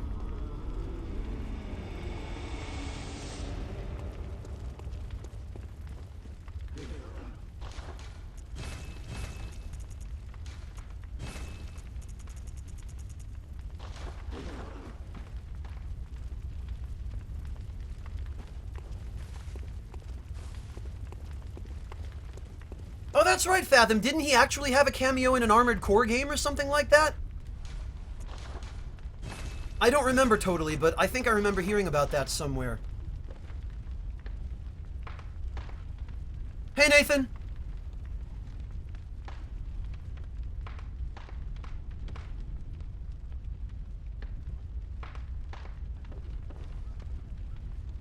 Corrupting Harlot even more than that. Even more than the fight with Solidus in MGS2. In fact, I would say substantially more than that.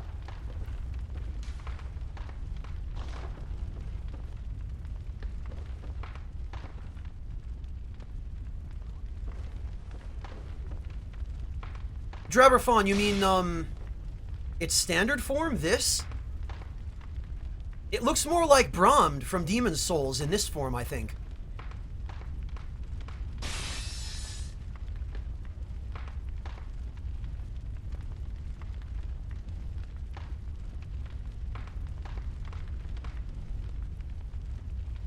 Ilani, I believe Niall did.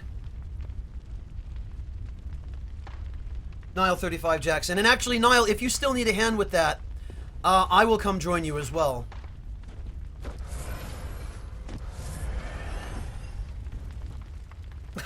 Sir Horseshoe McGee, thank you. I don't know that I would consider myself anywhere near on an expert or professional level yet, but I'm trying.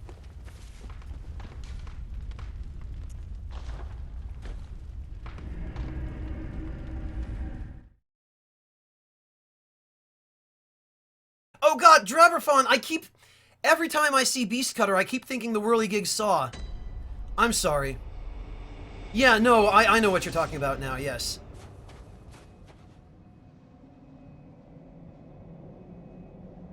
Yeah, One True Studios, it's something more along those lines, yes. Alright. What do I want for this? You know what?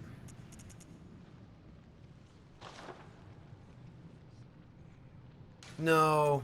Well, I think I'll use that as a backup. We'll give it a try.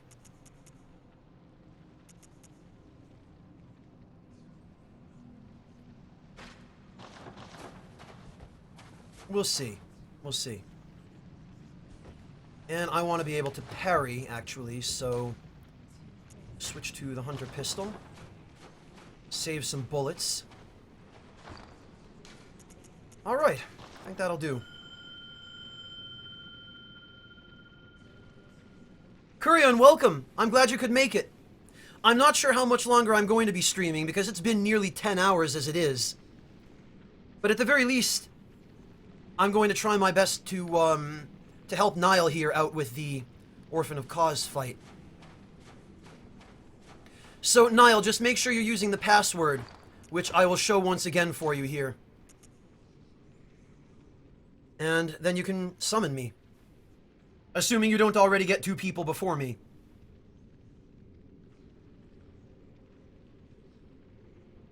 Hey, Awibal, welcome! Greetings to you from Germany as well.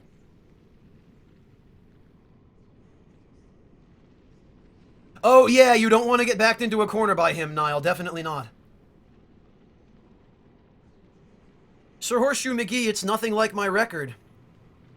Which I think was like 16 or 17. Yeah, Hakuchi, three, I don't even remember its actual name, so screw it. 3 pizza cutters against any enemy is pretty ridiculous.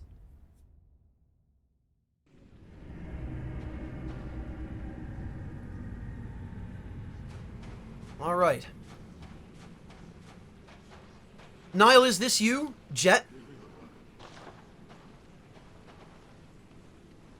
Hey, Moril, welcome! Great to see you.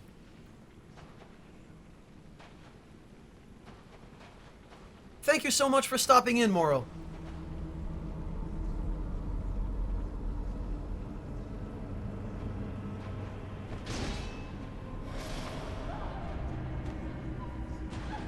Oh.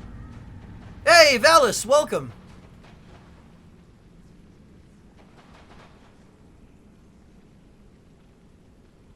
Yeah, Owie, I know, I understand. Yeah, Ilani, we had that happen to us in one of the earlier ROM fights. We had, we were actually able to stunlock ROM out of one of the teleports. Teleported again immediately after that, of course, but...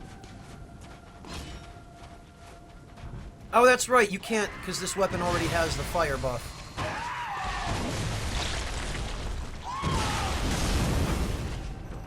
Oh, no! Damn it, why? Why the Gatling gun? I was about to get that visceral attack.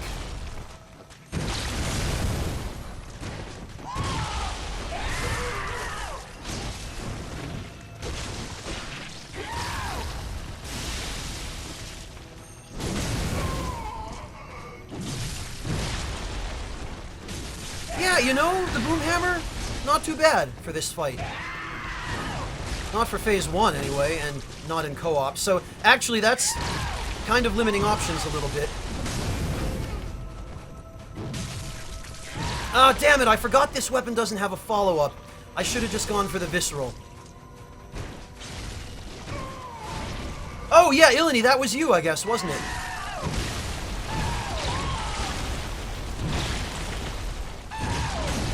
Ah, damn it. Just a little too far. No, Valis! Ugh.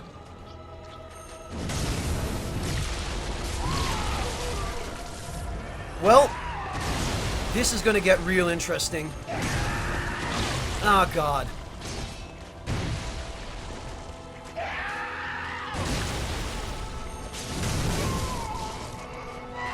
It's a really good thing this weapon has such a fast charge attack. God.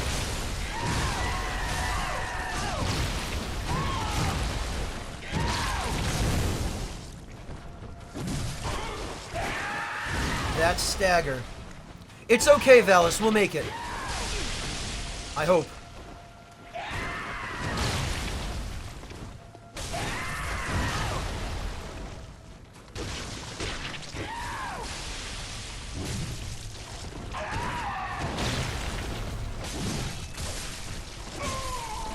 Oh, nice. Nice stagger.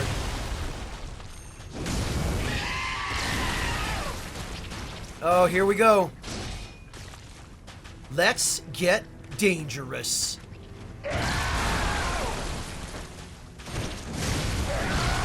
Oh, that counter hit.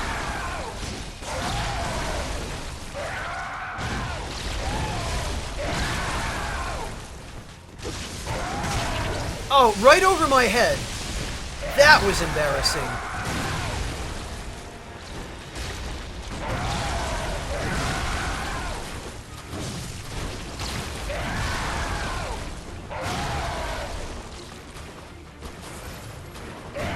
I think we've got this.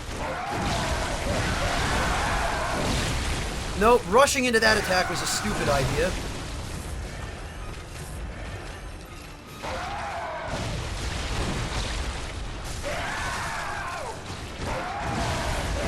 Come on.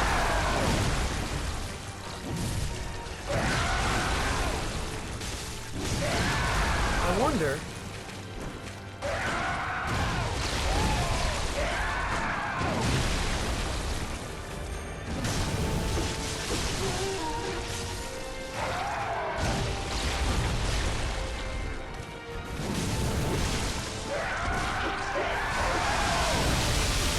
Oh, God, that's...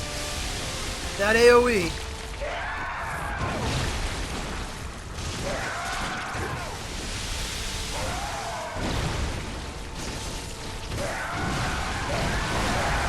I know, Ilini, I should know better. Jet, don't die. Oh, you died. Well...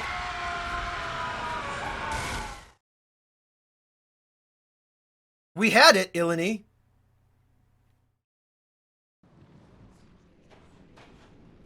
It's pretty rough, Fathom. Oh, shut up, Jay. Shut up.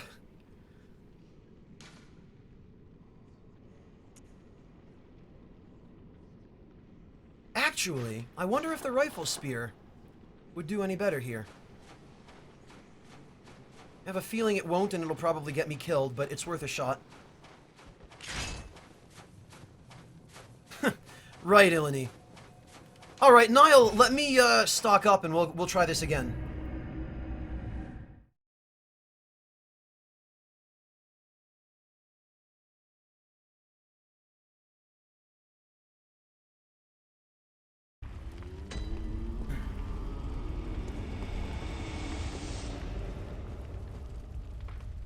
Oh, ouch, Moral. Are you okay?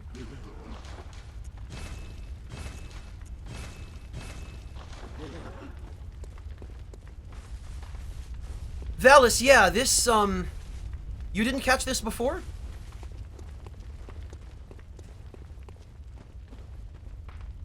The Flame Lurker one true?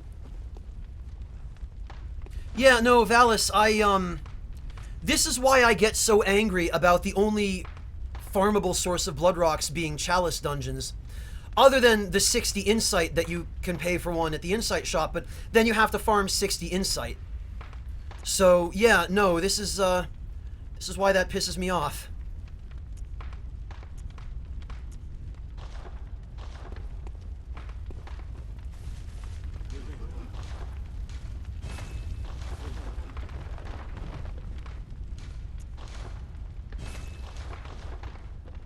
Okay.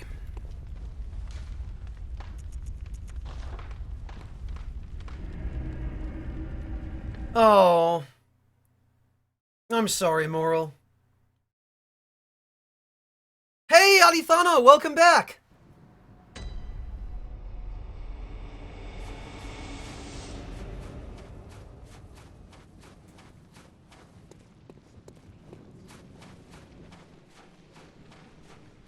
No thanks, One True. I'll pass.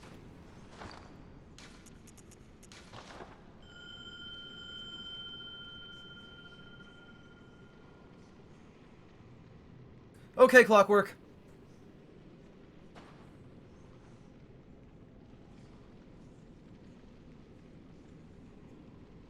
All set here, Niall.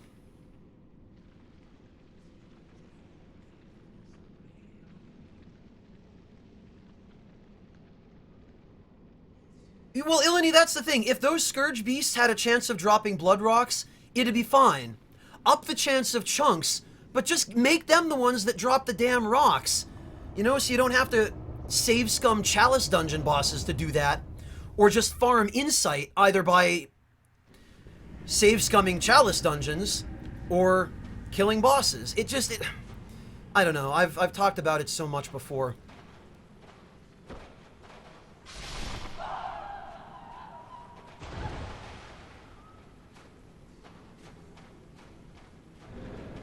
Oh, Moral, you like that new Naruto game, huh? I watched Nelson play it a little bit the other day when we raided him. It does look pretty interesting.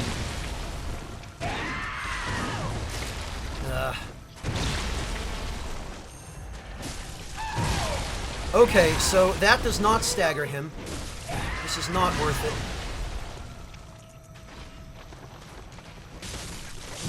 I think his weakness is fire. I forget.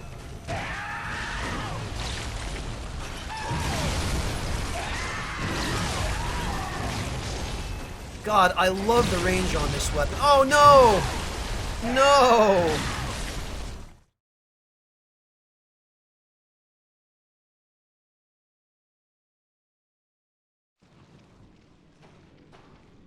Moral, you know what? It might not be a bad result if they made the next Pokken tournament. You're not the first person to suggest something like this.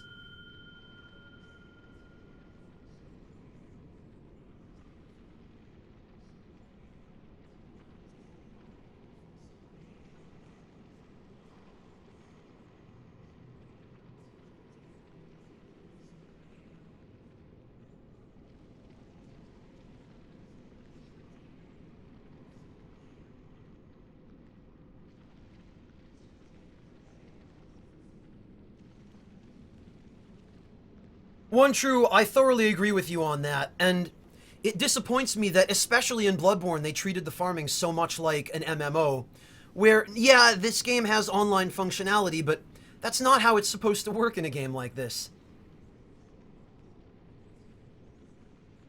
Fair, Moral, fair.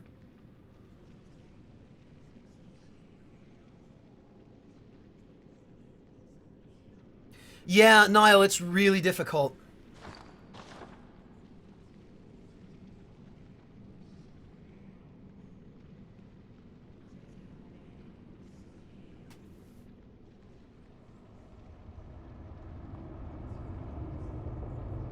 Hi, Cyrex, welcome.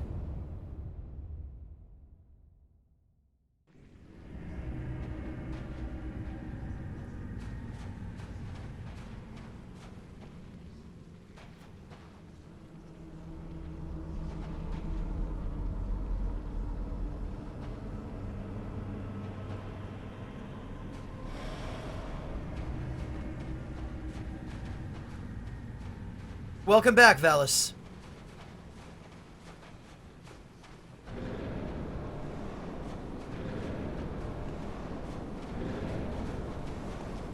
Oh, geez, werewolf.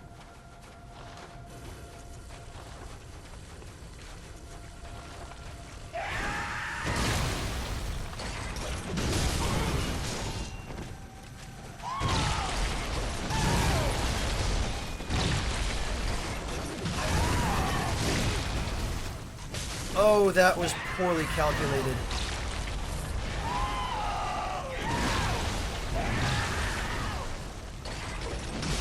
That was not go.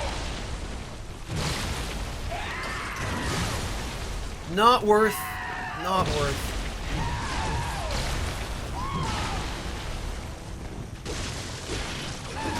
Oh, that's gonna hit me. Yup.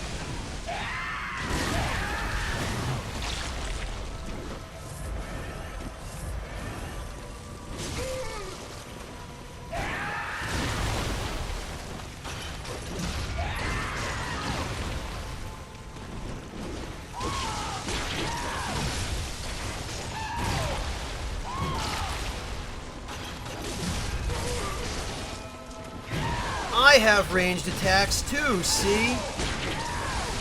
Oh, God. Every time. Every time. You know what?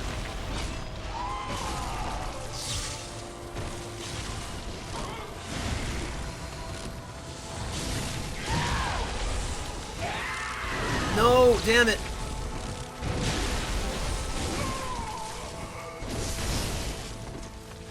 Yes, this is reliable.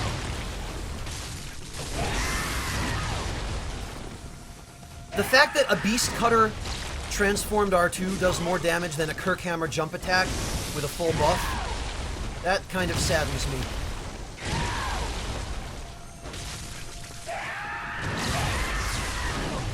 That saddens me too.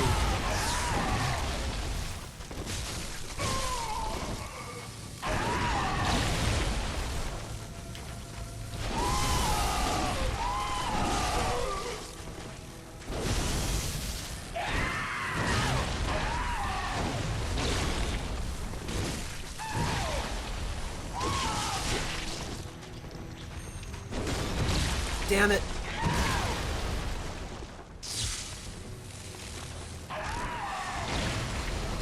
Come on. Oh, geez, no. Boy, I timed that horribly.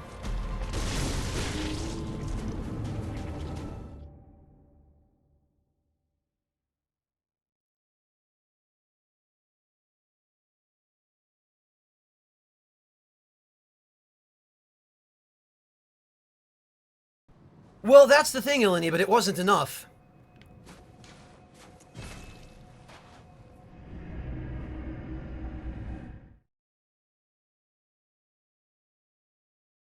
Yeah, Tutu Fuzi, that's New Game Plus.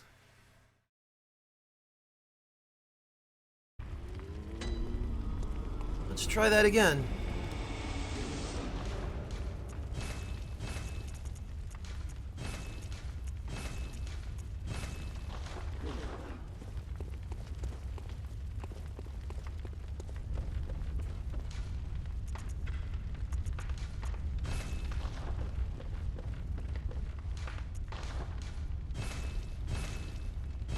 All right.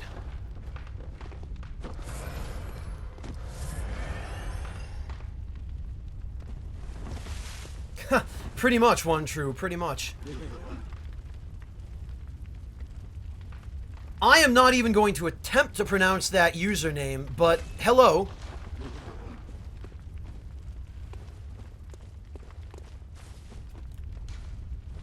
Hello and welcome.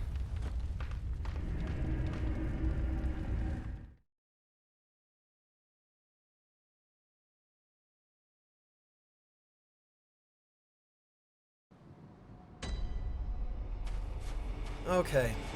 You know, I think a better weapon for the jump attack is probably the Whirligig Saw. Maybe I'll give the Hunter Axe a try as a secondary.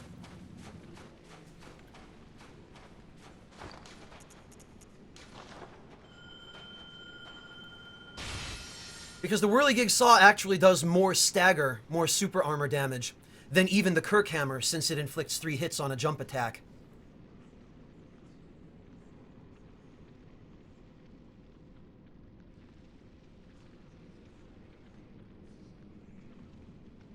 Call you Q. Okay, yeah, thank you. That's a little bit easier. Dare I ask, what prompted you to choose that username in the first place?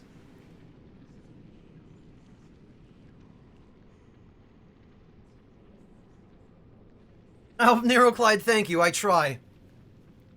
If you're referring to continuously getting my ass handed to me by boss fights, Narrowclyde, I'm not the sort of person who reacts that way. I mean, it's all in good fun at the end of the day.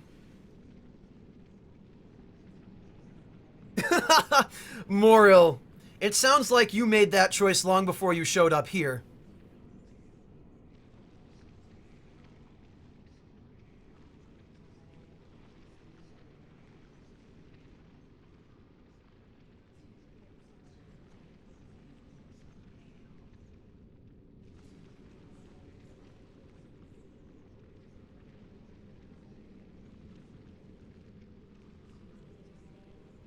Well, the thing is, Reinfrenchments, in Bloodborne, not only does New Game Plus assume that your weapon is at plus 10, but it assumes that you've spent the entirety of New Game farming the Chalice dungeons for gems like these, which takes forever. And having even one weapon with gems like this is just so much of a time sink, but yet New Game Plus in Bloodborne is balanced around you having that.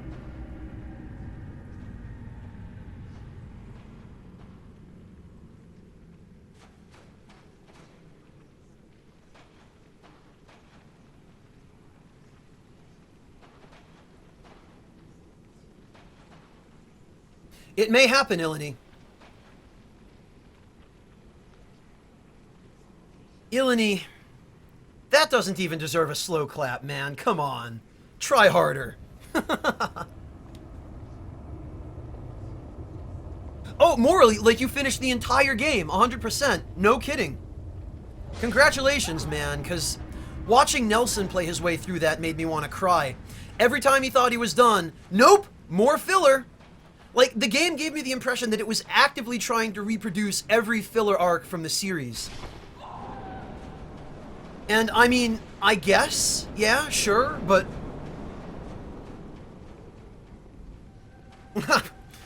I'm looking forward to hearing about it, Moral. You'll have to report back to me when you've gotten some playtime with it.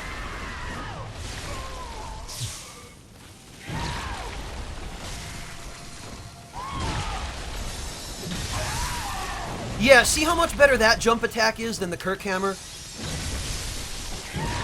1,400 damage. And a much stronger stagger. Poorly calculated. I should not have gone for that. That was my own dumb fault.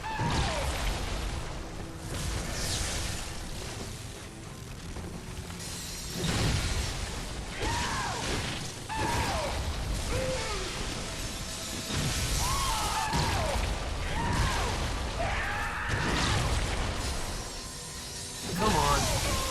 There we go. That's what I'm talking about. No, no, damn it. God.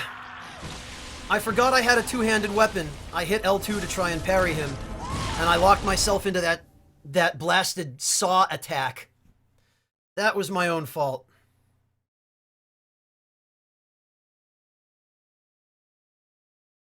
Hey, Camelot, welcome. God. Sorry, Niall.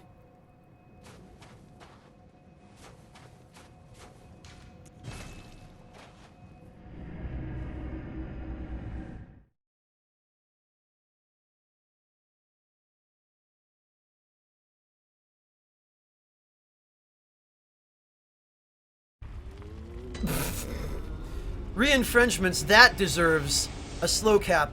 Well, a slow cap and a slow clap, maybe, if my hands weren't full. With this controller, shut up.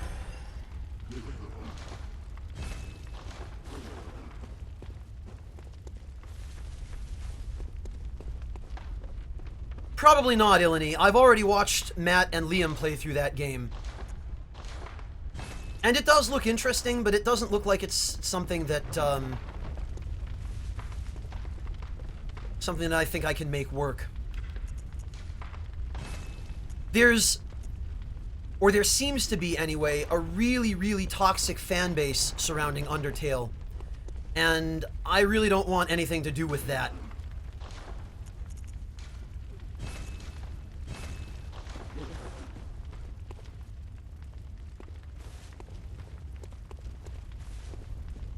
Ilani, I admire your dedication, and she'll be very glad to hear that as well. I'll make sure to let her know. Yeah, Jay Aimless, it's really kind of pointless. You might as well just go in with, And in fact, I probably should have put on a couple of those visceral attack runes.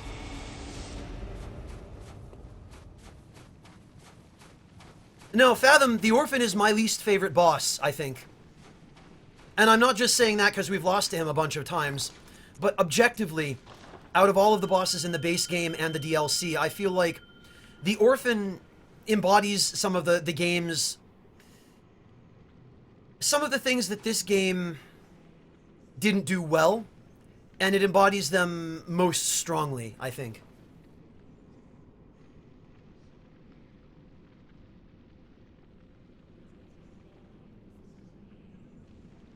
Several people asking about the toxic fan base surrounding Undertale.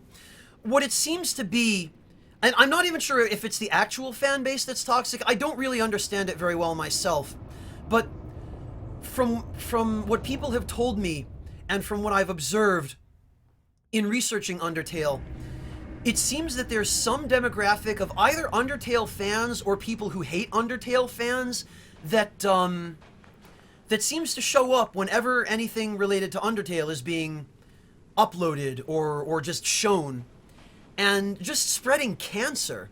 I've watched a number of Undertale videos, and the comment sections are just scary. And even in the LP that Matt and Liam did, there are a lot of comments in those comment sections that, I don't know, it makes me shudder reading some of those things. So it seems to me that that's the sort of thing I would really personally want to avoid. And I may be playing it unnecessarily safe, but this is one of those situations where it's better safe than sorry. I don't really understand what I'm getting into with whatever is going on surrounding Undertale. And I would hate to find out after the fact that I drew some kind of really terrible element to my channel, which I don't want.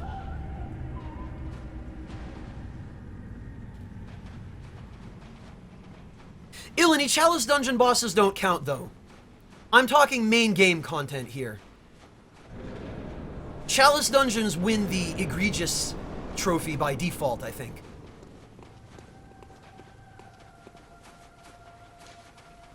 Yeah, but Morrill, I actually have to read comments. Because I operate a YouTube channel and not just Twitch.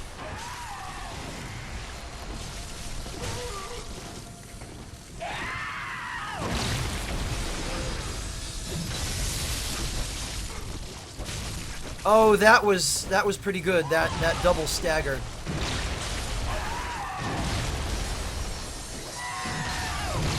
No, that was not good. That was horrible. Yeah, that was better.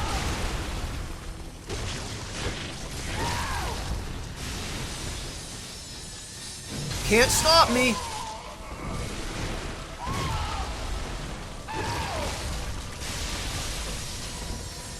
And again.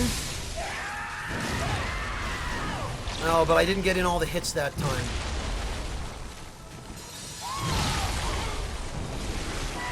That, I can't tell. I didn't see if that even hit him.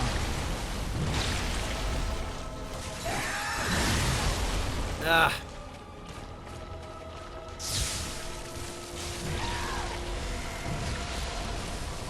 Yeah, Ilani, even the unique ones, because when you start getting into the Depth 5 dungeons, those bosses have 30, 40, 50,000 HP. I think the Queen has 60.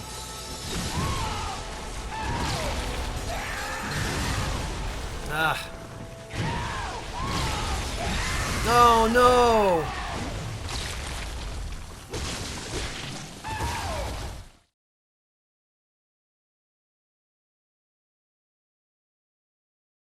Yeah, Ilani, that, be careful of the hyperbole there, because...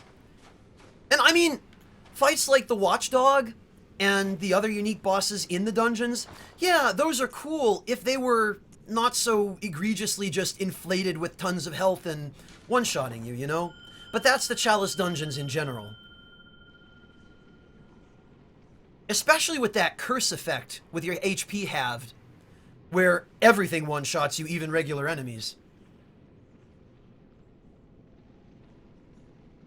Yeah, no, defiled anything, Ilani, just is incredibly tedious.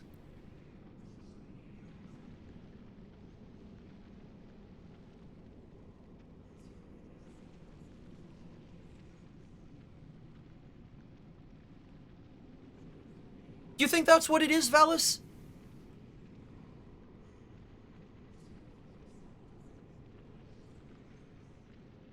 Yeah, no, Ilani, the Queen is a cool fight. But I seem to remember there being some... It might have been one of the undead giants or something. But then there are other bosses like the... what do you call it? His name in Japanese is the Founder Beast. But he's the big two-legged beast that Falcon punches you, and there's a version of him with no head. That boss is just crap.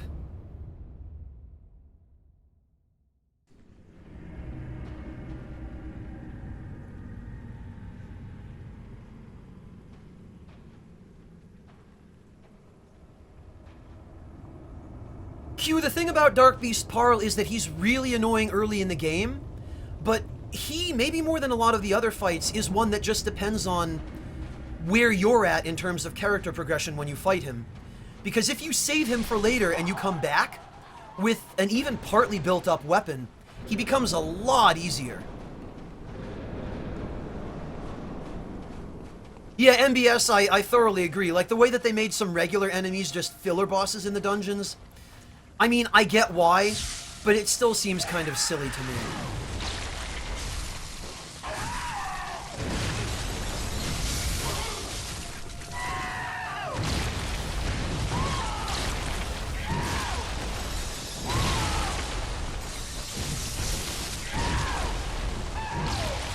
Ugh.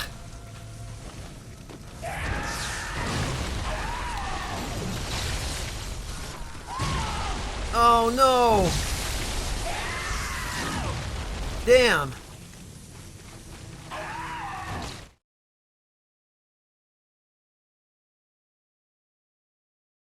Yeah, Jay Aimless, that's kind of the sense that I get, is because Undertale is so popular and it's pretty much just everywhere, I feel like there's this fairly large demographic of people who anytime they see anything related to Undertale, they just flip out. And that's where a lot of those toxic comments and the vitriol comes from. I think you put your finger on it there, Jay. Yeah.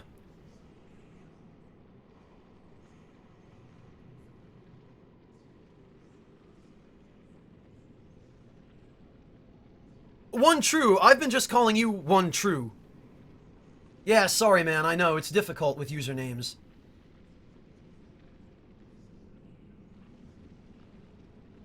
Ilani, the Hunter Axe is pretty good against Parl as well.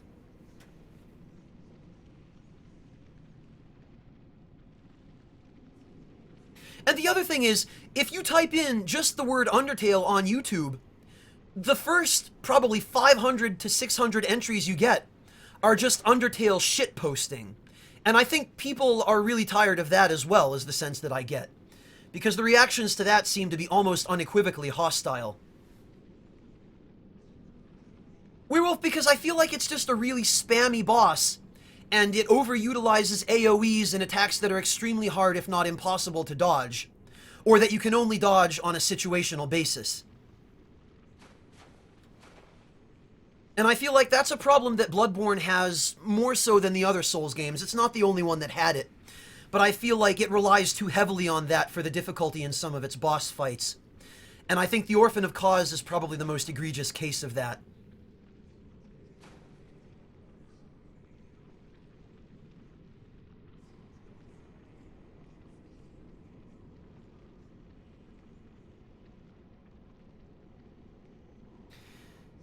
I've thought about that, Ilani, but I still think, I don't know, it's kind of... Undertale is definitely not something I would ever upload to my channel on YouTube, no. I don't even know that I would...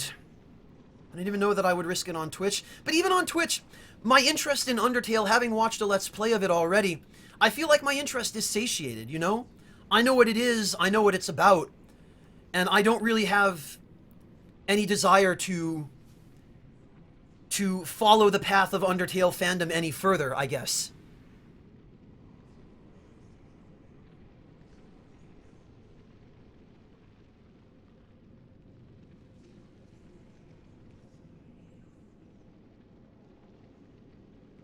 Yeah, Jay, pretty nearly every game that comes out, which turns out to be a really good game, and Undertale does seem to be a good game, don't get me wrong, but I think people just get so excited that there's actually a good game that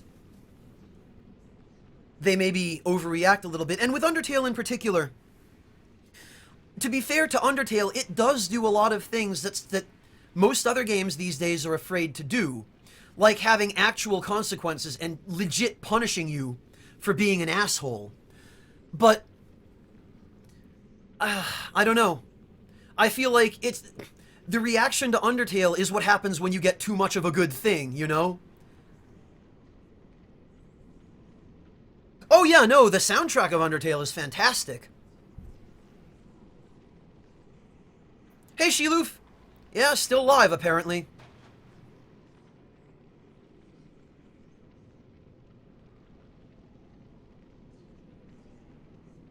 Well, no, Minanza, I think that's part of it as well, where when you play Undertale, and this is something especially that I noticed in the comments of Matt and Liam's Let's Play of Undertale, when you play Undertale, you get tons of people screaming at you for making decisions that are different than the ones they would have made. And that seems to be even worse than with the Souls games, which is very difficult to achieve, frankly. Metalus, hey, welcome!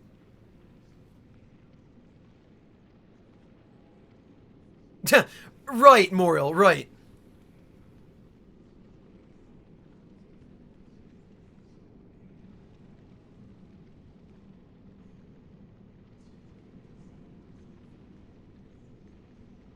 Yeah, no, absolutely, Reaper. Toby is, he's on the level of one of those guys, those solo programmers, because he's definitely part of that demographic, but he reminds me of guys like Zune when the Toho games first became really popular.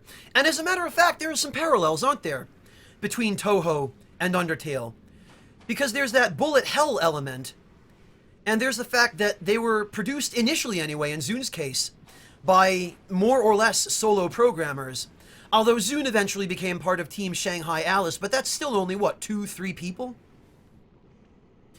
And they both composed all the music themselves, and it turned out to be really good. I have not, Boss Charlie, but you're not the first person to suggest it to me. Yeah, Valis, Zune's soundtracks for the Toho games are some fantastic, fantastic work.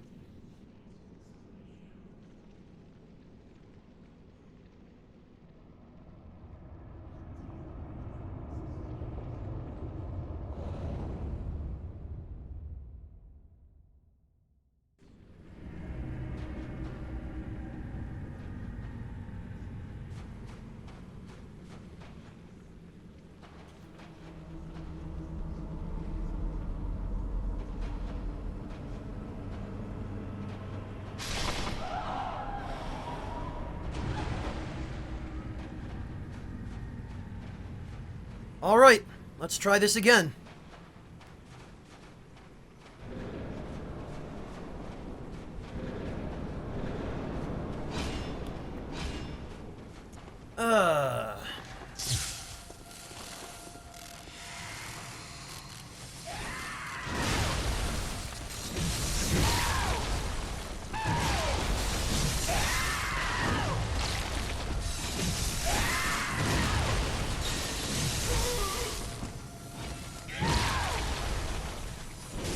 God, I forgot how good the dashing R1 attack of this weapon is.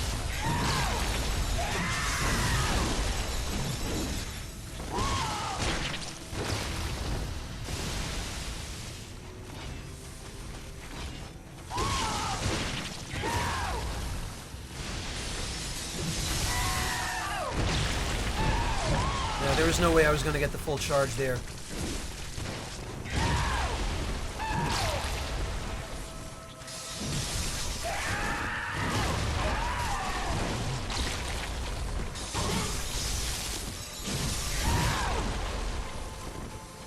Yeah, no, they really want you to use quick step attacks during this fight, and they don't want you to go in too heavy.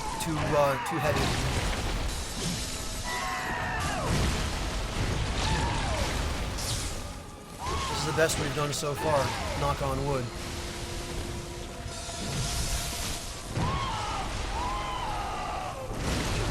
Ah, no, bad timing. Bad timing.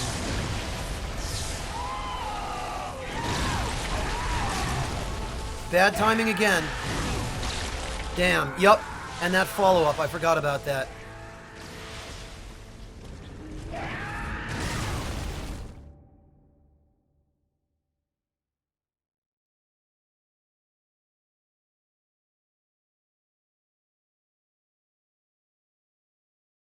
Yeah, Q, that's what happens with Undertale. Guess I'd better go back and grab some more blood vials. No, Minanza, I think the dog song is probably Undertale's biggest meme.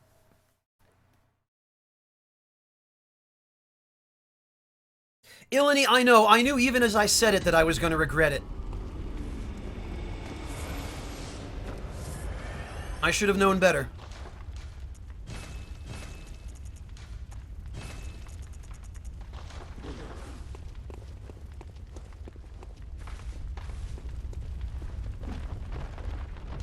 I should have known.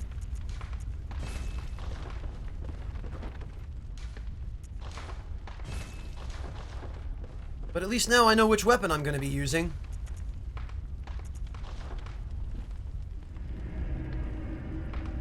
A waste of boss potential, MBS?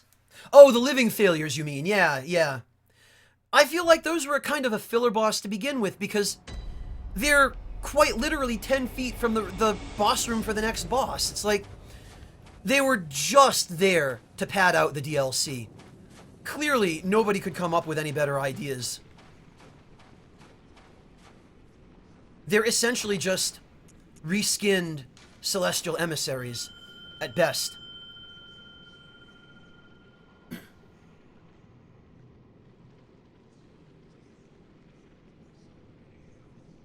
The one true, that's another unfortunate result of Undertale being as popular as it is that you get overexposed to it before you've even played it.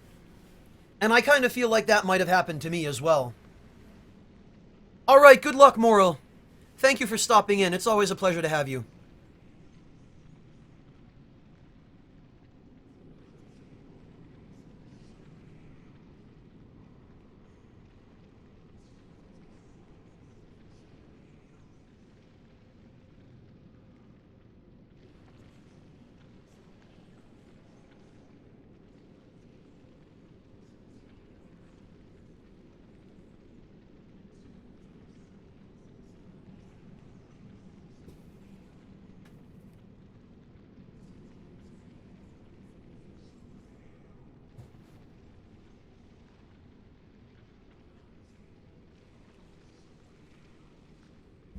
Well, Clockwork, I wonder if maybe that's not some sort of, surprisingly overt reference on the dev's part.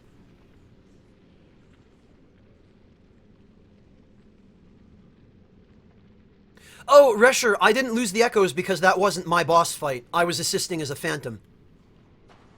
Phantoms don't lose echoes for being killed.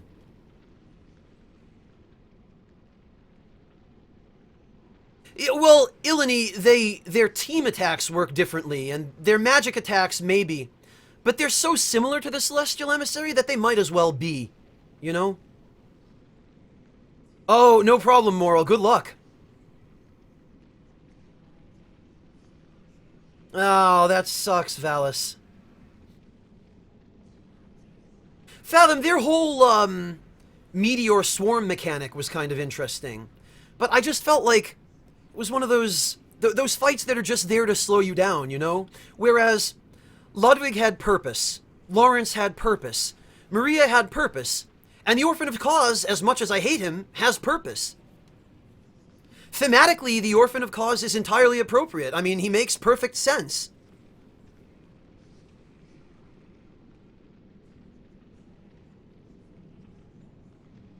But the Living Failures are just sort of like, we need something to justify this gigantic sunflower boss room that we don't know what to fill with.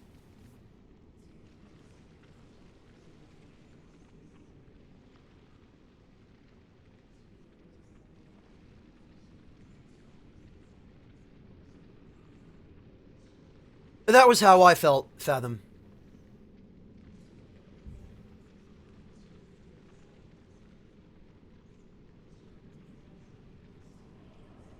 My favorite boss from this DLC is Ludwig, hands down. I think they really, really nailed that fight. Especially with the mid-battle transition, because that's something that if you didn't already know about it, there's no way you would ever see it coming. And God, what a nice touch. Oh no, I know, Nominanza, believe me, I appreciate that much. Don't get me wrong.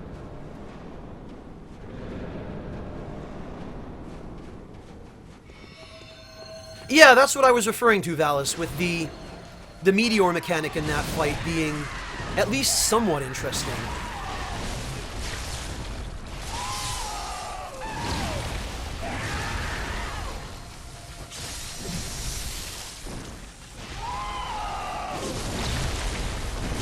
Ugh. Oh, damn.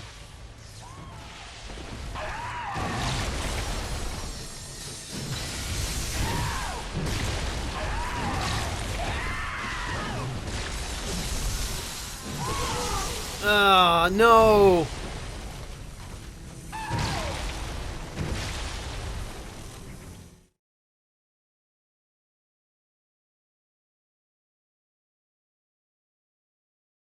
No problem in Epicinium. Thank you so much for staying. I'm glad you've enjoyed it. Have a good night, man. It's always great to have you along.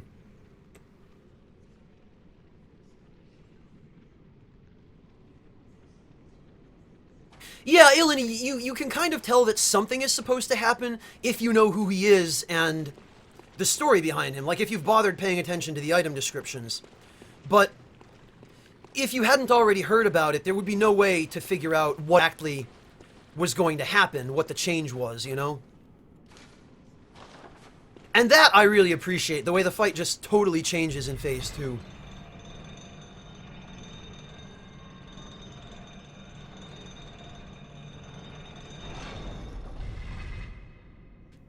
Yeah, Ilani, I totally get that. I totally get that.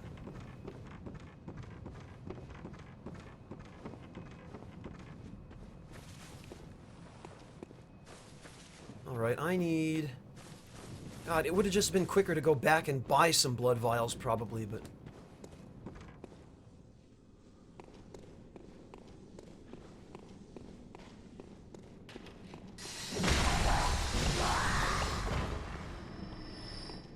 By the time any of these guys drop them...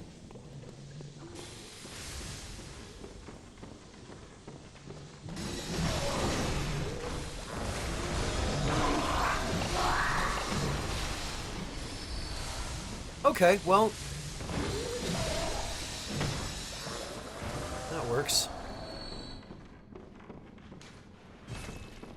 And bullets.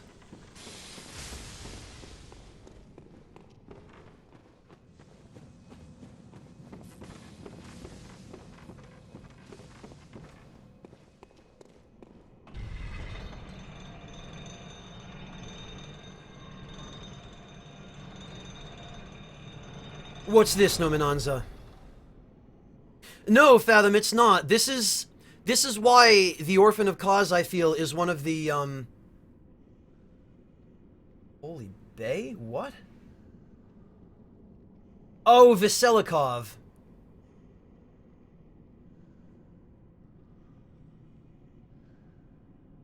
Ah, I should have guessed.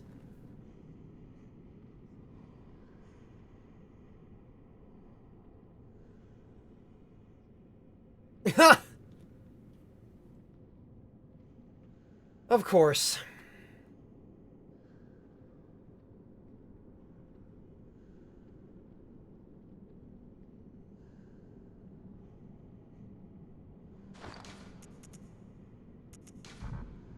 Oh, right, I'm on the elevator. I can't.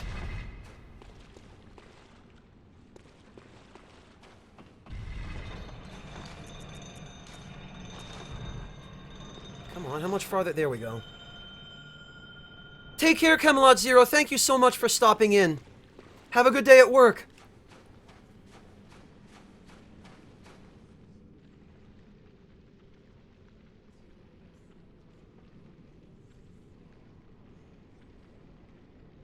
Hey, son of Luftwaffe.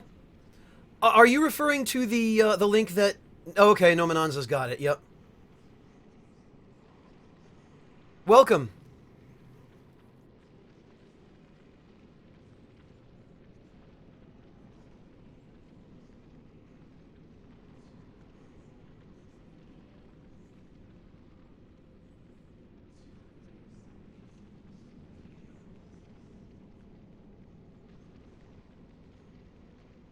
I don't know, Ilani. I think there are several bosses in Bloodborne that do that. Hey, Wi-Fi!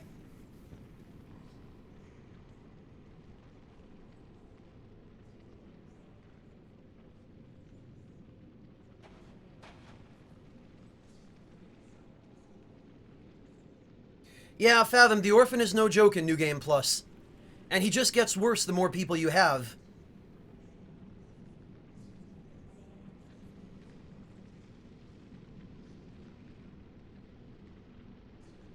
King Dark, only the Chalice dungeons.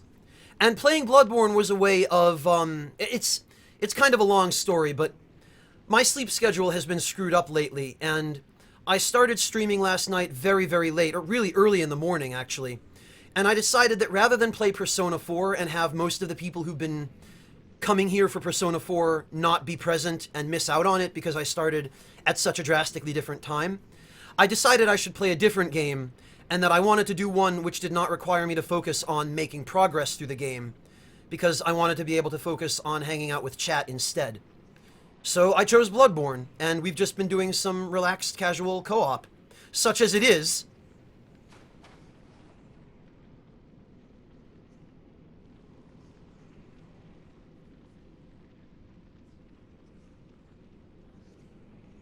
Yeah, maybe, Ilani, maybe.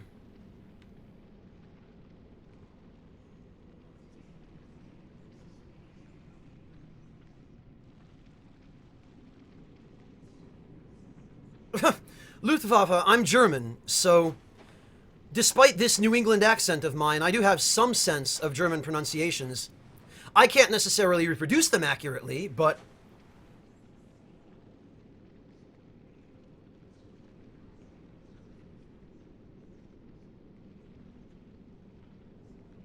Hey, Brazilian Basher.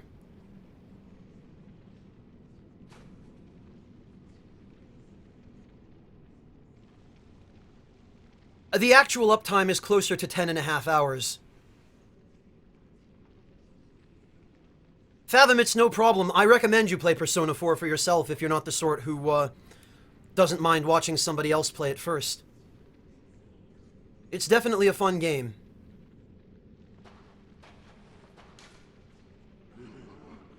You know what?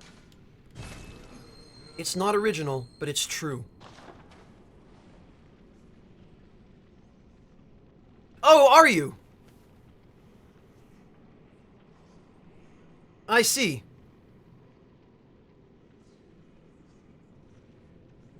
Re-enfrenchments, I don't think that's helping. Very clever, Ilani, very clever. King Dark, yes, I have played some Disgaea games. I've played Disgaea 3 and 4, as well as Makai Kingdom, if that counts. It's not really part of the mainline Disgaea series, but it's kind of a spin-off.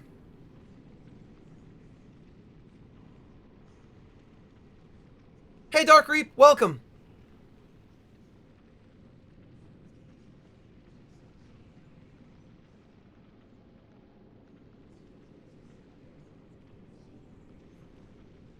Brony Bonfire, I'm guessing you mean am I playing Golden or the original, in which case the answer is Golden. I've cleared the original start to finish, but this is my first time playing through Golden and experiencing all of the new content they added in Golden.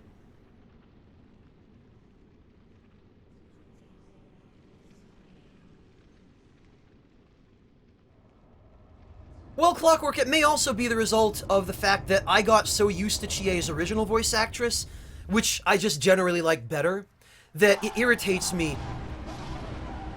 that she wasn't re-signed in P4G, although that was also unavoidable because Chie and Teddy's original voice actors basically refused to come back for P4G, so they had to find replacements. I just wish they hadn't replaced Chie's original VA with Aaron Fitzgerald.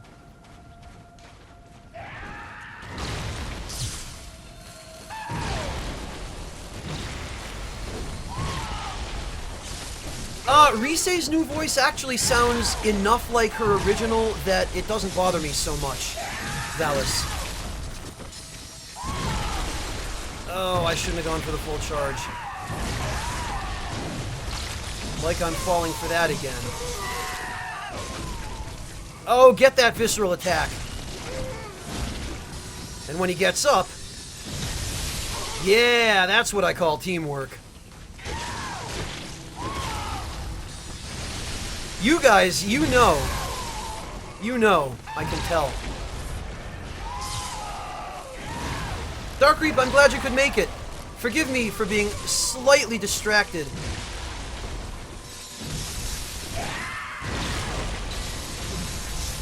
God, the forward dash on this quick step R1 is absurd. But God, that projectile, I hate that. That it can hit you because of the AoE, even if you dodge it correctly. That's one of the reasons I feel like this fight embodies some of the problems of Bloodborne. You got the timing perfect, but the AoE still caught you. Oh, get out of there, Jet, get out of there.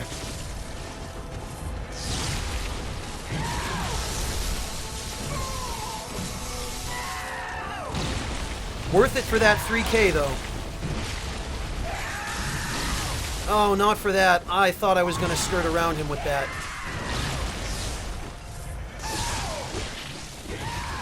Back away! Get out of the corner, Jay. Get out of the corner. Get him back. Get him back to the water, preferably. Because that stuff is, These shenanigans are dangerous. Come on. Get back here. I knew it.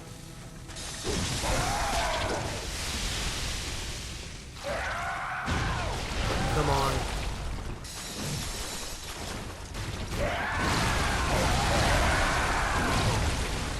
Use those trees. Alright guys, try and keep him in the water here. Because the farther we are away from the corpse of Cause, the better off we'll all be. Lure him back to the water.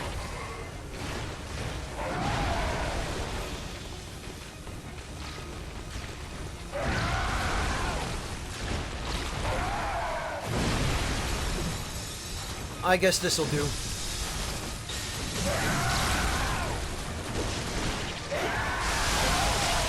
Ah! God.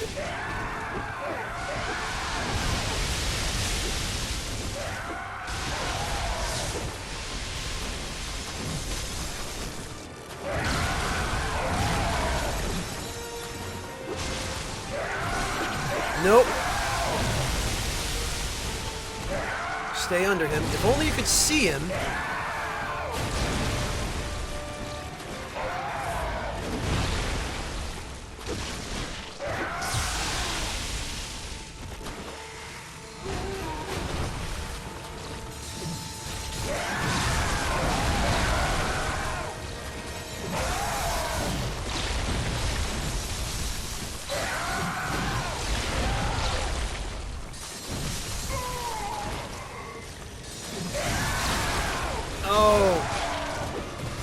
Bad call.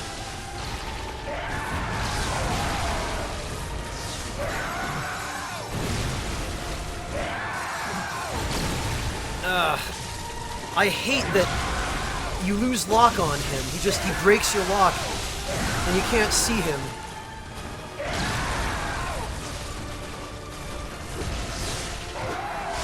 Alright.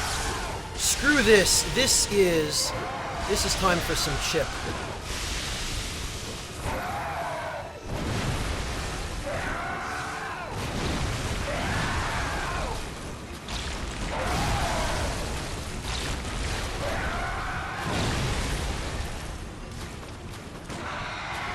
Alright, watch the corpse.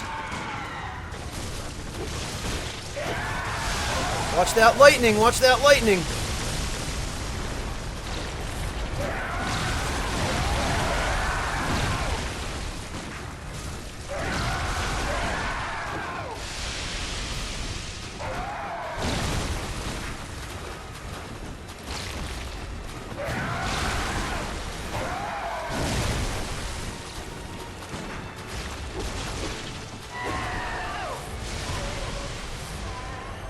Sheesh. Well, congratulations, Niall. That was not graceful, but it was successful, and I think that's what counts, isn't it?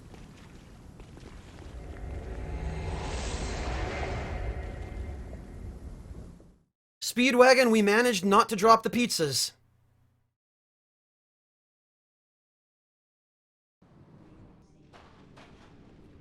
Phew.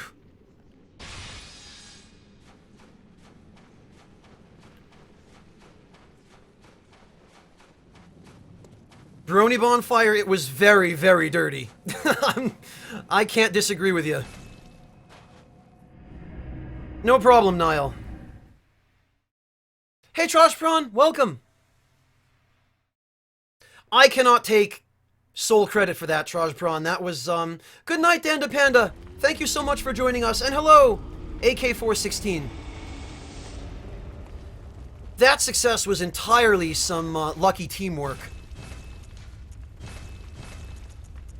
And I think people getting the sense for being careful.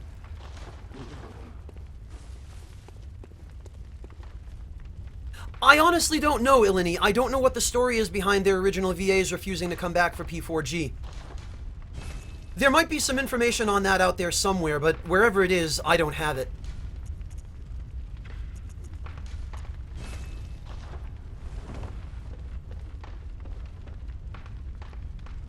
Hey, Blue Lizard Jello! Great to see you, man. Welcome.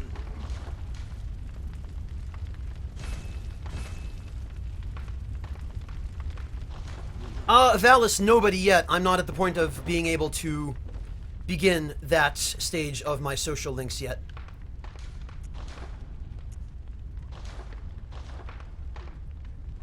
But if I had my choice, Valis, Igor.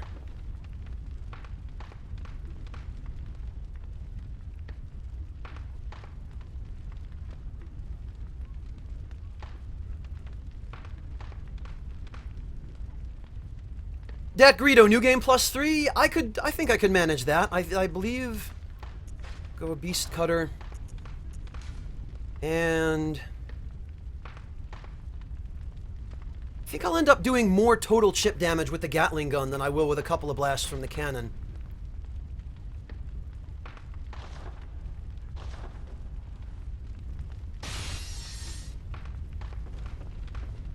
Yeah, Greedo, no problem. Whoops. Oh, right. This is the way I want it to go.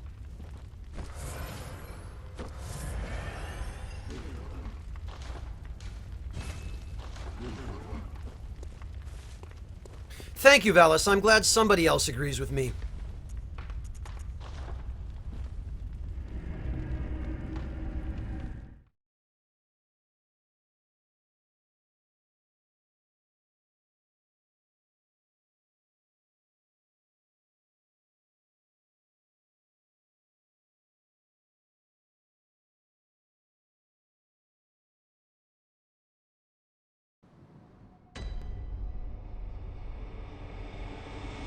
Correct, Greedo, yes.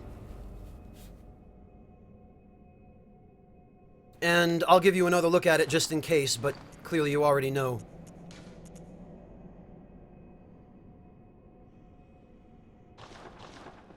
And I mean, I guess technically Igor falls into the husbando category, but you will not find a more dignified, refined, well-mannered, and just generally respectable gentleman than Igor. And that's what I aspire to be.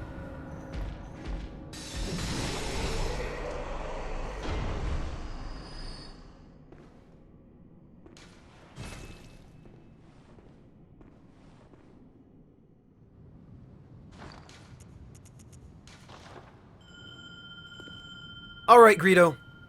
I'm all set to go.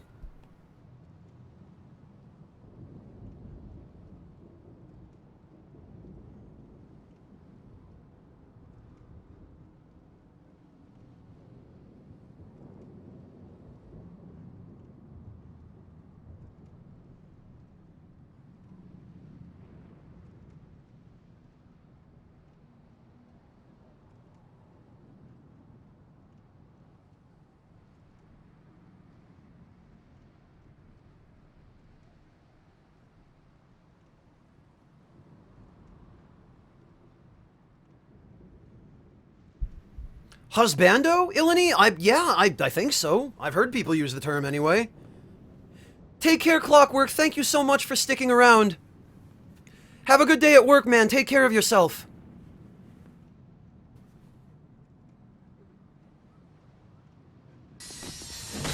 Whoops. Jay Aimless, I shudder to think of how many different situations to which that advice could potentially be applied. I think the majority of them are rather disastrous.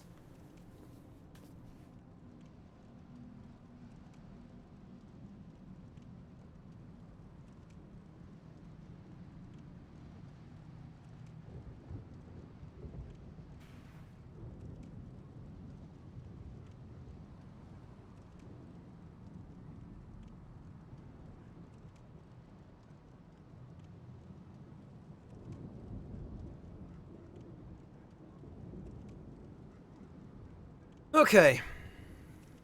I think I rang the bell, didn't I? Yeah, I did. Okay. How many times have I done that this stream?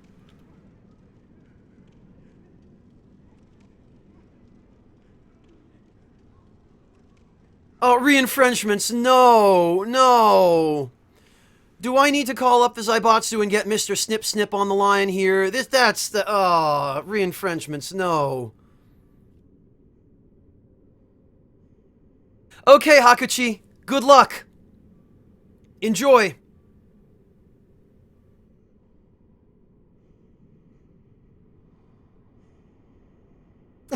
Oh no, Nominanza, are you okay?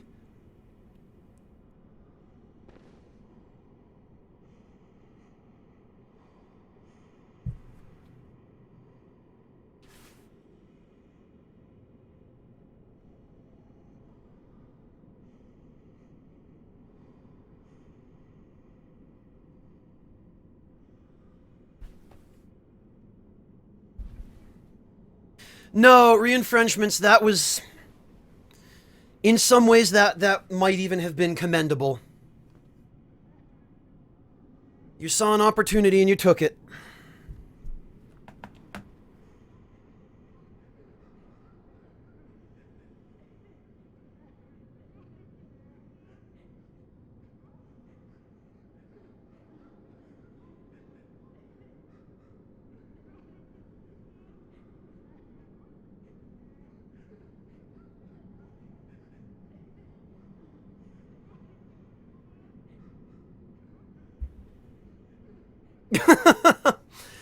Ilani, yeah, I need to figure out what emotes I'm going to need. I think that might be getting a little bit ahead of myself, though.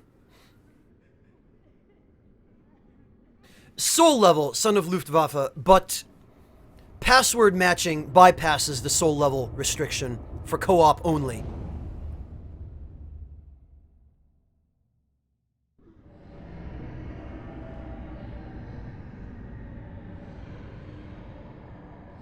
Oh god. Oh, that's the... Ugh! What the hell? I thought I killed him. Well, now he's dead.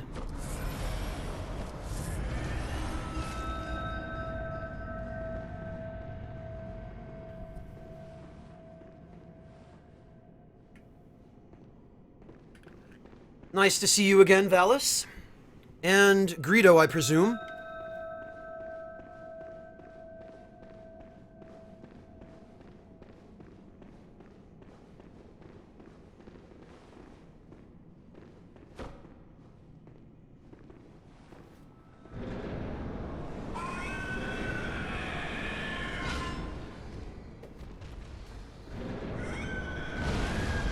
Oh dear, here we go.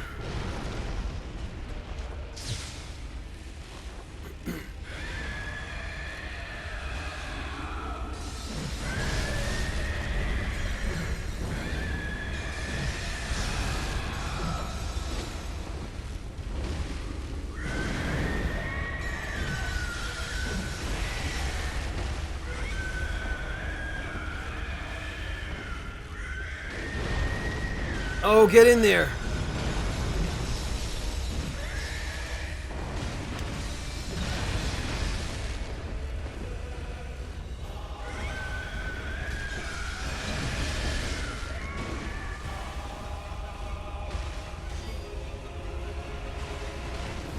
Yeah, waste that turn on the grab. That turn, what are we playing, Final Fantasy now? That time. Get in there. Oh, you're going to recover them so I can break them again. Fantastic.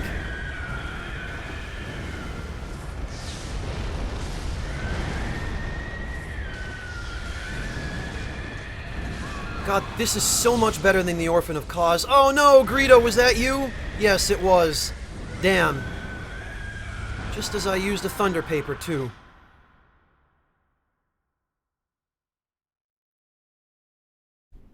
Oh, Moriel, I appreciate it. Next time, Greedo. We'll try it again.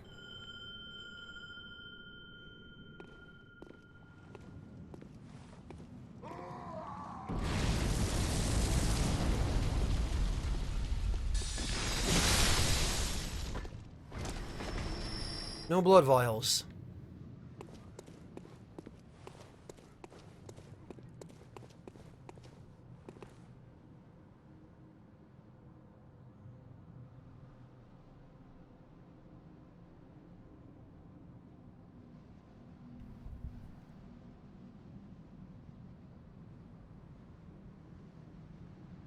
I hope so, Ilani. I really hope so. No Minanza, yeah. Let me just get out my Phoenix down. Oh, he did drop something. But it's bullets. That figures.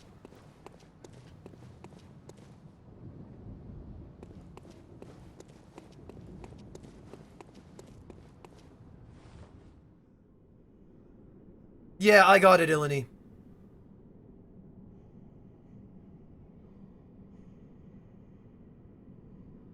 MBS, I can't use it on this character. I don't have high enough arcane.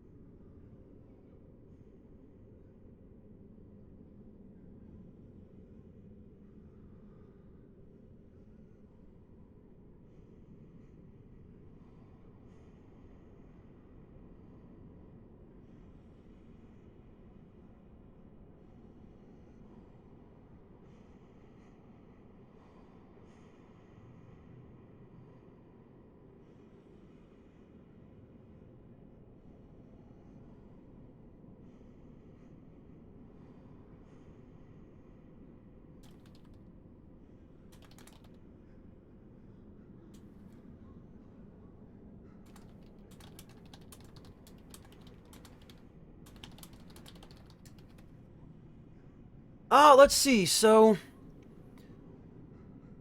I'm just trying to catch up on chat a bit here. And on Twitter.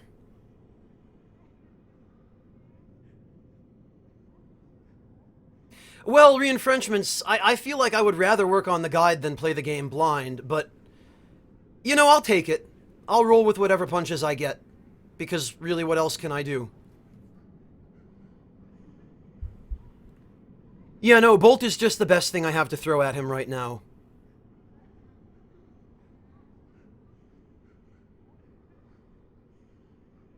Well, no, Menanza, we can't. Prima already has the contract for the official guide, and there cannot be 2 official guides for a game. So what that means is just that we won't be producing a guide. Contracts for these sorts of things are exclusive, unfortunately. Yeah, it's funny, isn't it, that the pre-order bonus is trying to promote the Prima guide. They're trying to ship as many of those guides as they can. Interpret that as you will, I guess.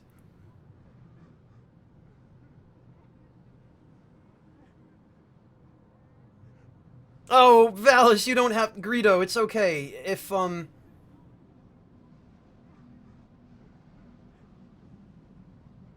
If you get 2 people, Greedo, just go for it. Don't wait for me.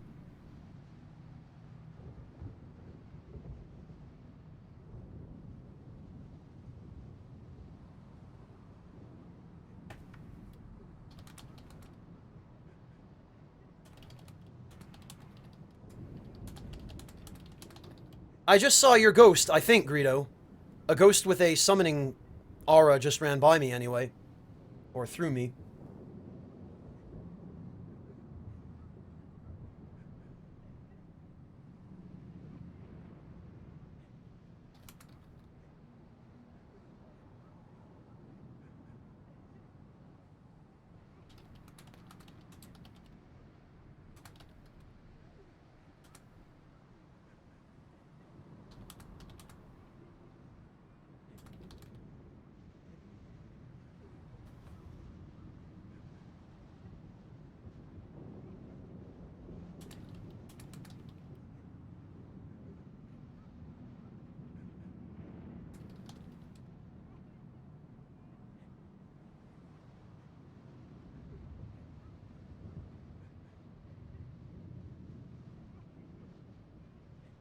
Yeah, beast blood pellets are pretty impressive, Janet Black. Okay, Azots, have a good day at work. Thank you so much. Take care of yourself. Oh, Greedo, it's fine. Yeah, no, the summoning and the matchmaking in general is really wonky, in my experience.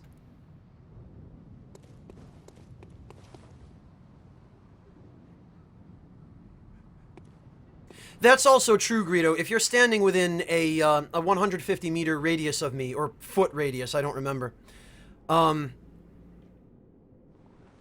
Yeah, I can't remember if it's feet or meters, but you have to be close to somebody in order to be able to access their summon.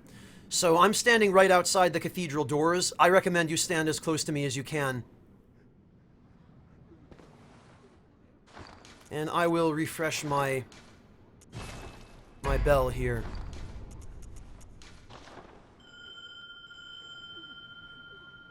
Okay, cool. Excellent, Greedo.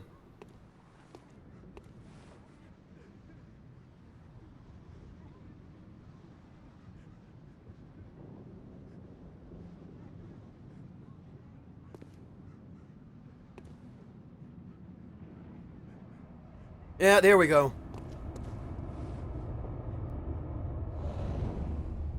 Dallas, I don't spend enough time on PSN to make it worth it. I try to discourage people from using PSN as a way of contacting me because it just doesn't work. I never read PSN messages. It's better for you if you want to get in touch with me, just PM me on YouTube. Because those I do make every effort to check as often as I can. I'm forever backlogged in them, but I do check them.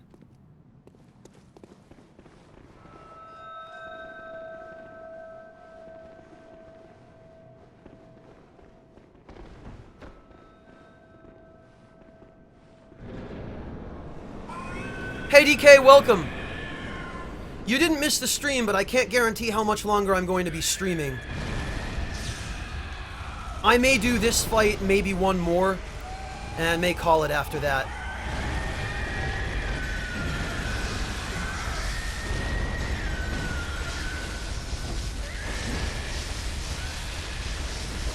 That's it. Stun lock him. That's the way.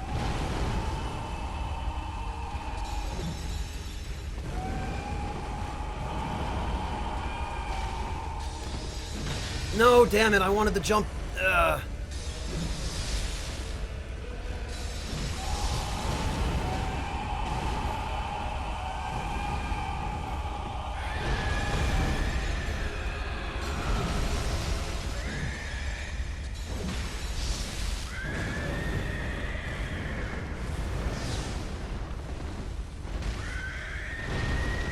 No problem, Valis. There's certainly no harm in asking. I don't want you to friend me on PSN and then get disappointed that I'm never around, you know?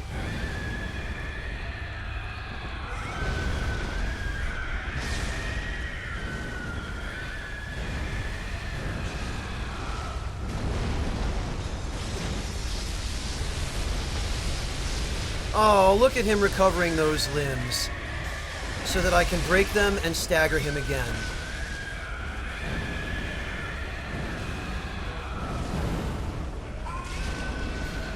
Well, good night, King Dark. Oh, did I hit him? No, I don't think I did. Oh, look at this. Free damage.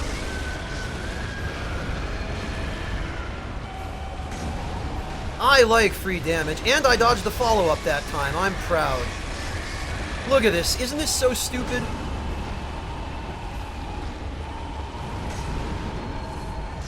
God, those Moonlight Greatswords.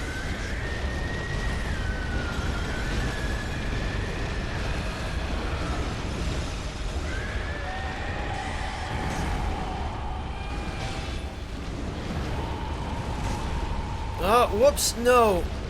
No, this is not the right range for Chip. This is, though.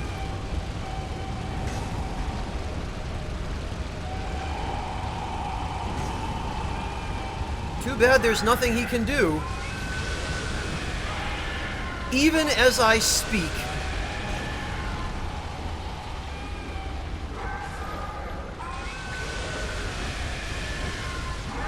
I should learn. What's the old adage? Or actually, it's a relatively new adage.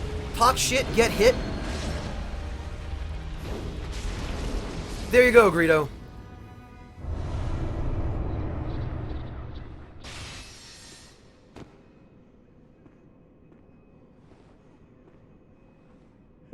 Anthropos, I feel like it's easier to get free damage in on stage 1, Lawrence, than stage 2 with this weapon.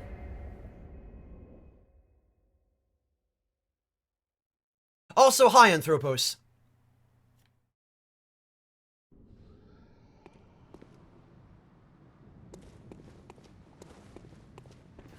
Alright, folks, I think I'm going to do one more and then call it.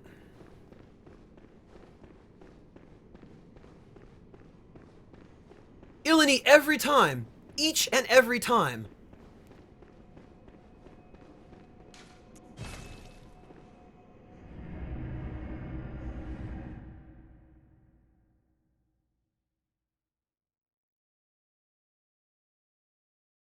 Donkey Kong, as much as I hate to say this, buddy, it is your own fault. I have a Twitter account that I use for this sort of thing. There's a link to it down below the video player. I use Twitter almost exclusively for sending out stream announcements, and I always announce before I'm going to start streaming. I do my best to give about an hour's notice if I can. This time it was half an hour, but, you know. So if you want notifications of when I'm going to start, follow me on Twitter. Best thing to do. Hey Furkan, welcome! Anthropos, it was New Game Plus 3, apparently.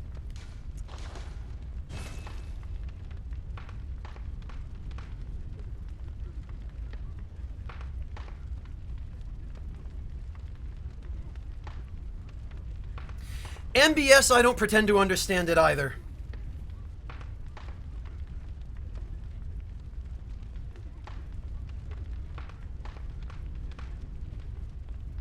Yeah, that's as good an explanation as any, Anthropos. Because insight. Because umbilical cords.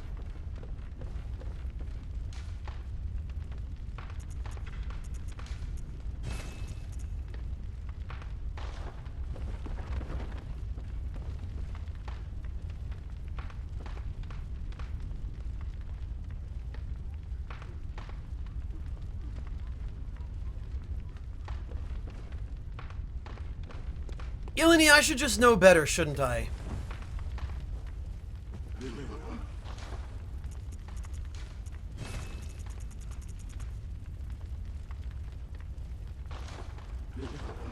I know, DK, I don't like having to use Twitter for anything either. But unfortunately, it's becoming a necessary evil. However, if they go ahead with that idea that they've been talking about of forcibly displaying tweets in order of popularity rather than chronological order, there's going to be no point to using Twitter at all for any reason, for my purposes.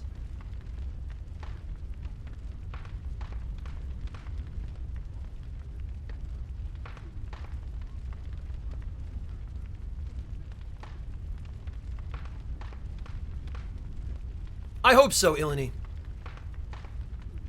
So, I think I'm going to do one more. So, does one more person need help with a particular boss? Yes, Anthropos, I have. It's been close to 11 hours now. Probably already 11 hours.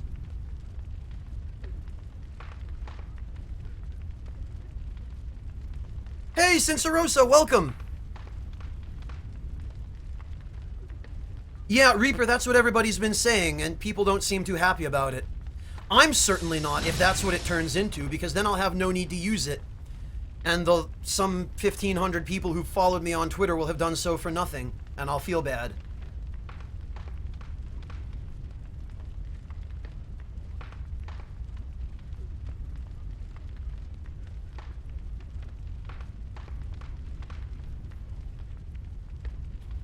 Yes, Fathom, they have. That was actually trending on Twitter not too long ago. Re-enfrenchments, I'd really prefer not to fight that boss again. MBS, these are my stats. But remember, if we're using password matchmaking, our levels are irrelevant. We bypass that.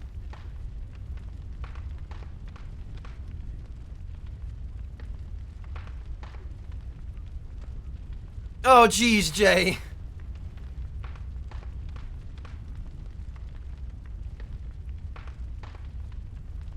Well, Brony Bonfire, I try and make the most use of the time I have.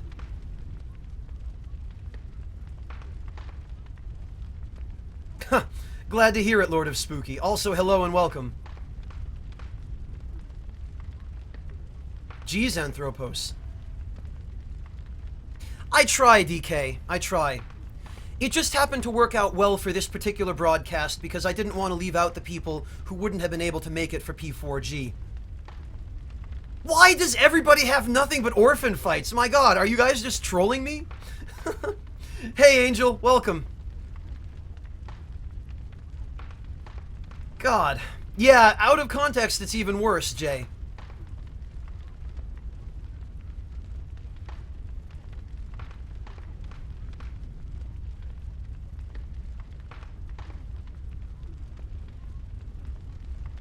Unknown Nothings, that's what From Software says, but it's difficult for me to tell exactly how much difference it makes.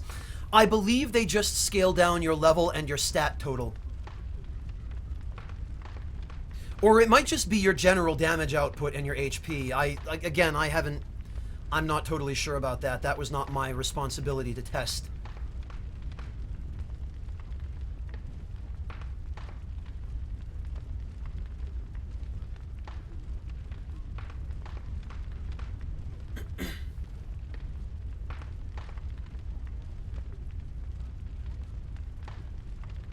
Oh god, Ilini. Trojpron, I feel like the Orphan is easier solo than with a group. If for no other reason than that he has lower health.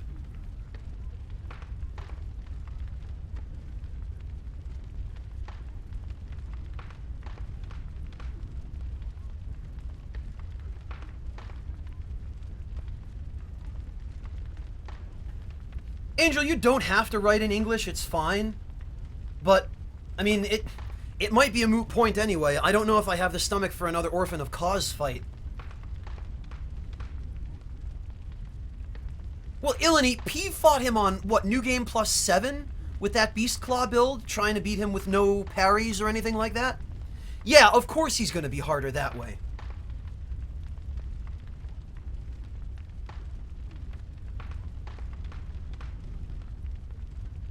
Unknown Nothings, if you're the one hosting, then my level will be adjusted to yours. And they're not going to raise my level, so I'll just show up as a 110.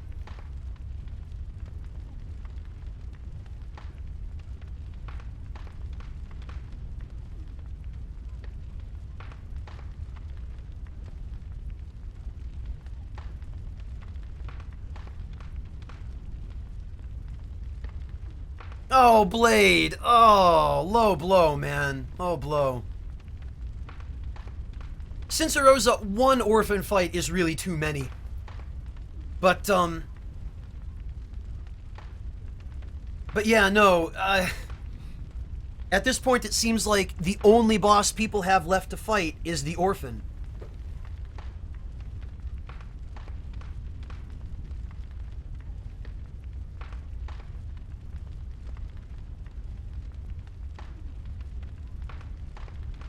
Valis, do you need the wet nurse? Because I will totally help out with that fight.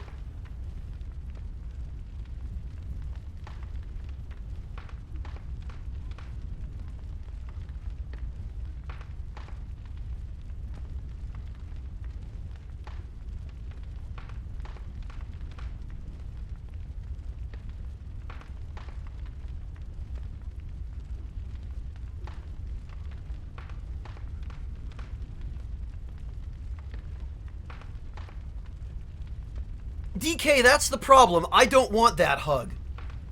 Niall, if you've got a Murgo's Wet Nurse, I'll be glad to go help you out with that.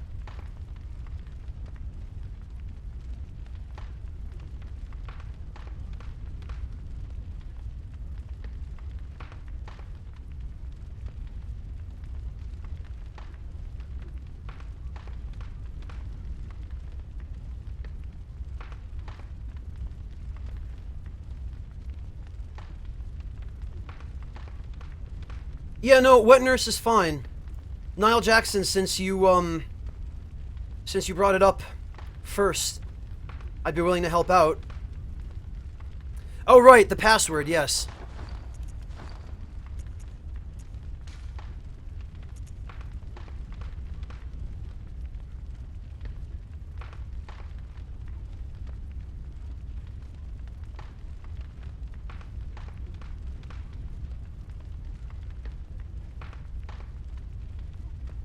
Oh, yeah, Cincerosa, no, don't put yourself to that kind of trouble. People seem to already be waiting in the wings for this, so...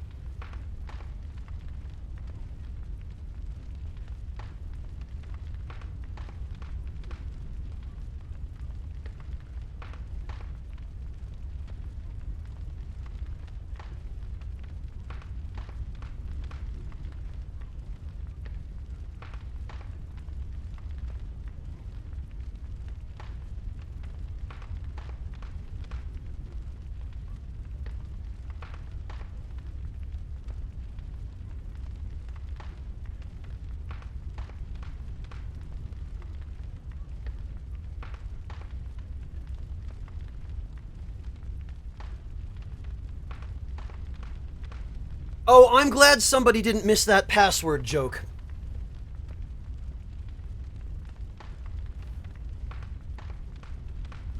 Okay, the consensus seems to be Wet Nurse, so I'll just head out there and whoever gets me first, I guess.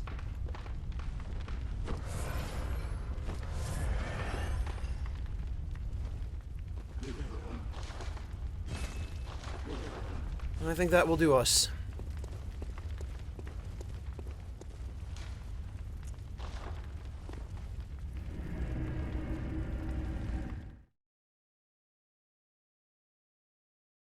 Hey, Rotaka! I'm not sure. I don't remember if Sony actually stopped that or not. I'm pretty sure they still have 1 month PSN Plus subscriptions, don't they?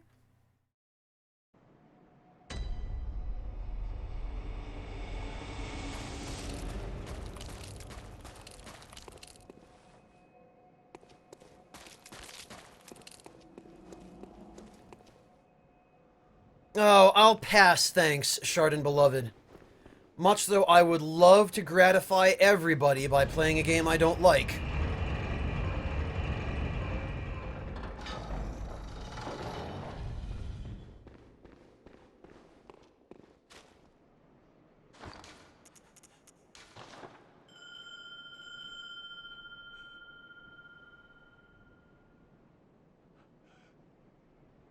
Alright, whoever wants me for the wet nurse, I'm here.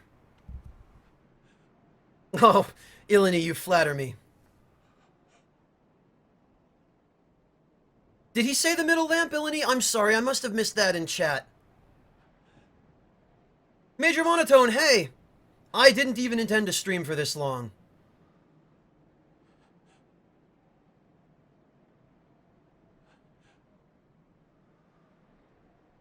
You know, it occurs to me, I've already beaten Queen Yarnum on this character. I don't know why she is still here.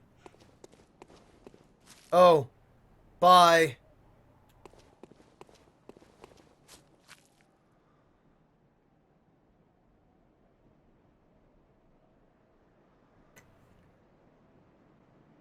Brony, are you still waiting at the middle lamp? Or is anybody still waiting at the middle lamp? Should I head down there rather than waiting here?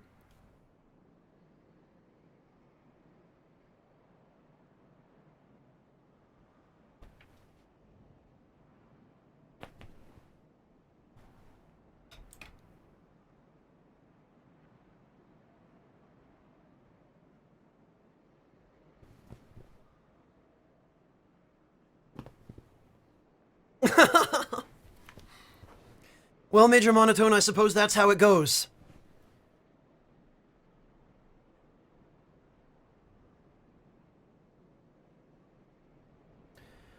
It does seem that way, Greedo, yes. Brony, if you still need to clear your entire way all the way up to the elevator, I can come down and give you a hand from there. You don't need to just speedrun the whole thing on my account. I don't mind helping. I mean, that's kind of the entire purpose of this.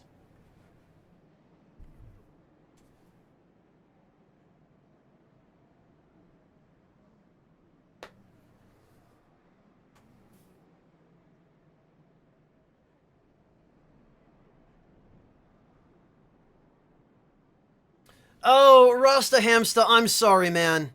Yeah, you should, if you haven't played the game at all yet, you should take your time and play through it first. Don't worry, I completely understand your position. I'm not offended. In fact, I would encourage you to enjoy your first experience. Okay, Brony Bonfire, as long as that's cool with you.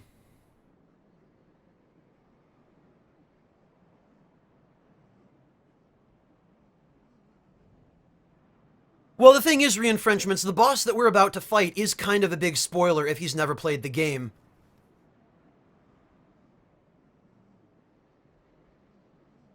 MBS, pretty much everybody needed help against the orphans, so, just go down there, throw on the password, and ring your bell, and you'll find somebody.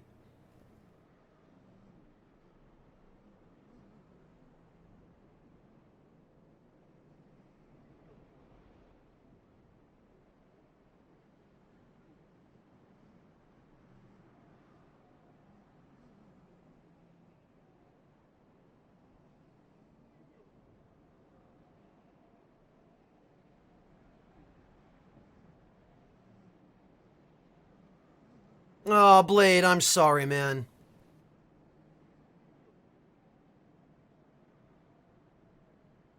Habla Tomato, that's a regret? Oh, I see.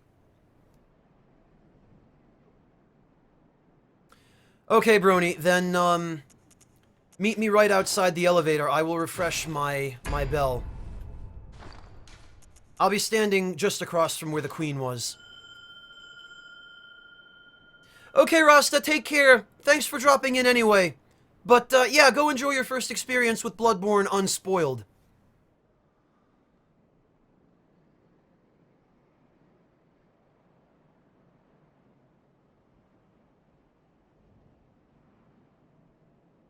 Oh, let me check, Jay.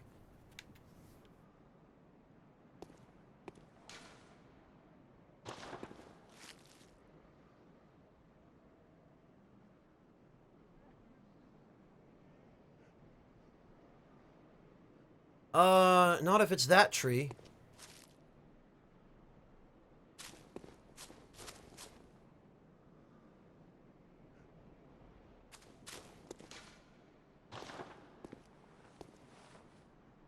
Also, Brony, don't forget to use the password as well. I'll show it to you again just in case. Awesome! Excellent, Brony. Oh, no, now I see ghosts. Okay, yup. That must be you, then. Because you can see that... This is what I was talking about before, how you see the ghost with the same little ripple effect at its feet that you have when you use the bell. So I'm guessing that's you. I'll refresh this again just in case.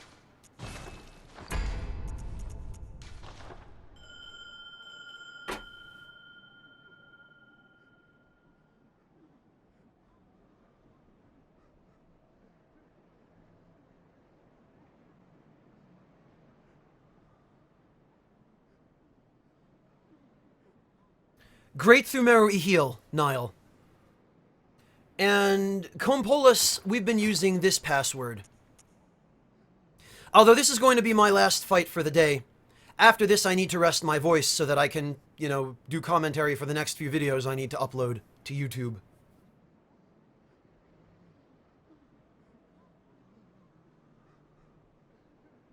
Hey, Pavel, welcome. I'll be honest, neither did I. Oh, you got 2 already, Brony. Okay. In that case, who else needed the wet nurse?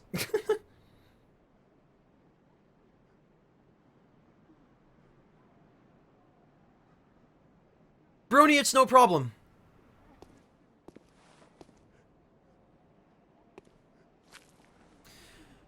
I'm not sure for Cantoulet. Probably not on YouTube, because I don't plan on finishing Digital Devil Saga out in its entirety on YouTube. And Digital Devil Saga 2 picks up at a really spoilery point if you haven't already finished DDS 1. Brony, it's no problem, man. Don't worry about it. If you got 2, then go attempt it with 2. That's the whole point. Oh, re-enfrenchments. Dude. No. No. No, Elise, did I laugh? I don't recall laughing. Okay, Niall, yeah, I'll give you a hand if you're here.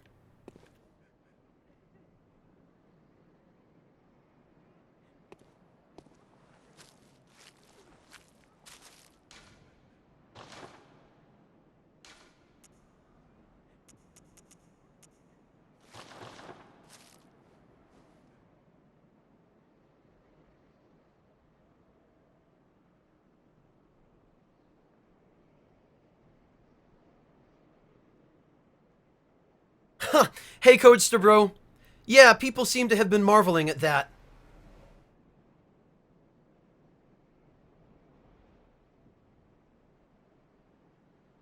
But no, I really do want to get more professional with this, so I'm trying to make some effort to put in a little bit of time here and there. And I tend not to be able to put in a lot of time spread out.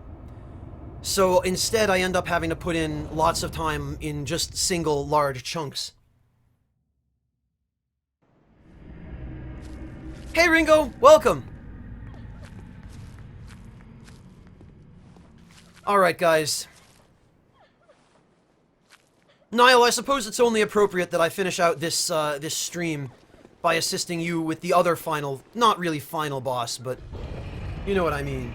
Quasi-final boss. Oh, Blade!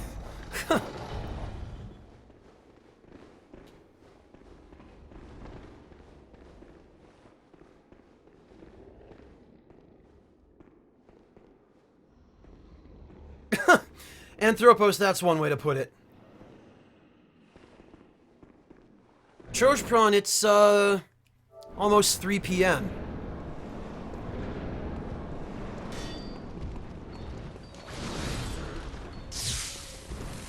Actually, I think maybe fire is better against this boss.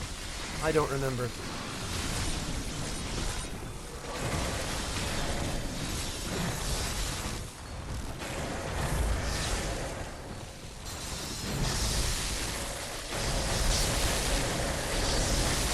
I don't think this boss was designed to cope with the whirligig saw.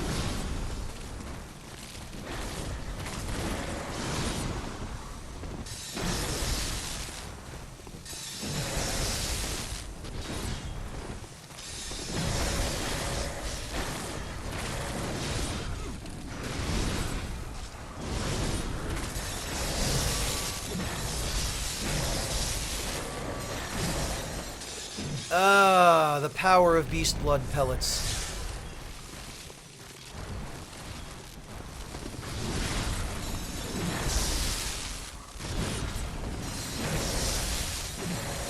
Gotta capitalize before this wears off.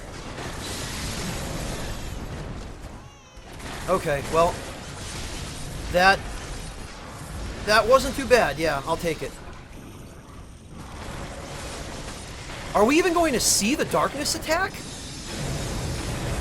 Oh, this'll be it, if anything. But it's probably too late. It's totally too late.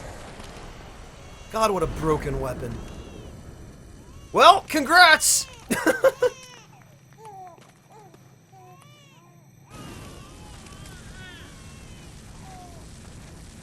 Oh, that echoing baby.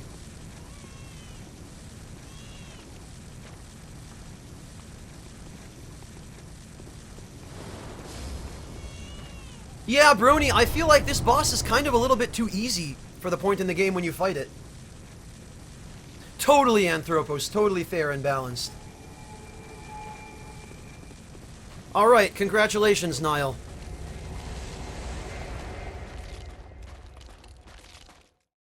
No re-entrenchments, none of them were. God, those baby rages. Oh, it did, Ilani. Yeah, that seems to be a pretty common outcome for that fight. Not totally sure why.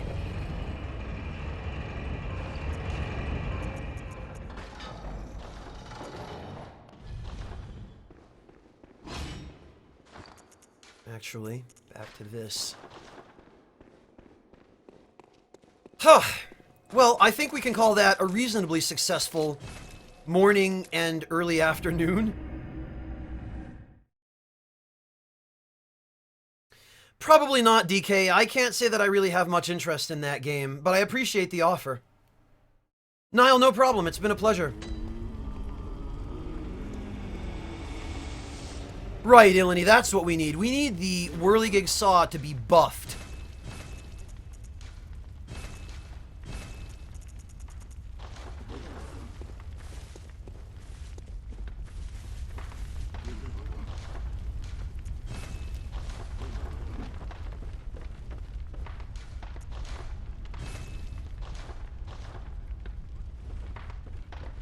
Alright, let's see here. Yeah, that nightmare, that... Even without the whirligig saw, it's kind of an underwhelming fight. Major Monotone, take care of yourself. Thank you so much for stopping in. Again.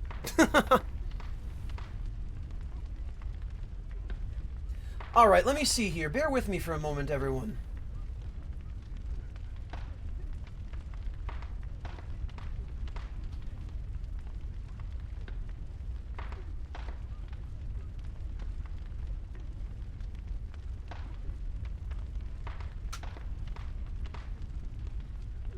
Let me see.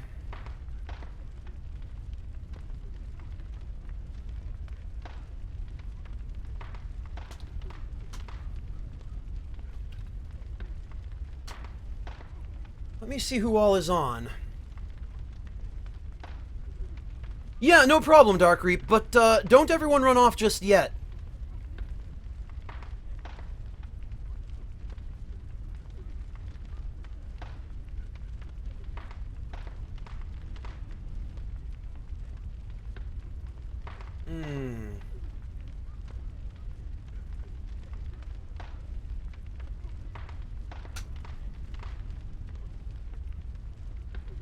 Going to try and find somebody that we can potentially host.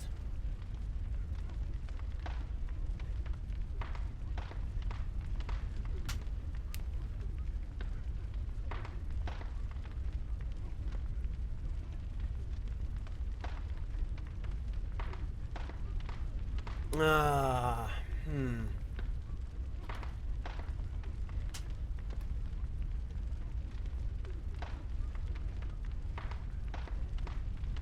Whirligig can opener re-enfrenchments? Mr. Flubus, why would you watch that? That's probably Rett syndrome you're talking about. Jay, take care. Thank you so much for joining us. It was great having you along.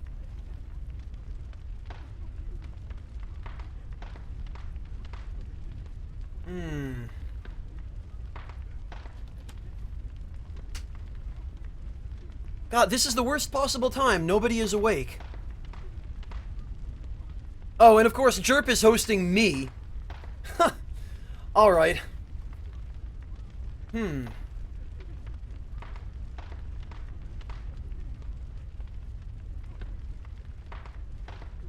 Alright, does anybody have any ideas for people that we could raid, potentially?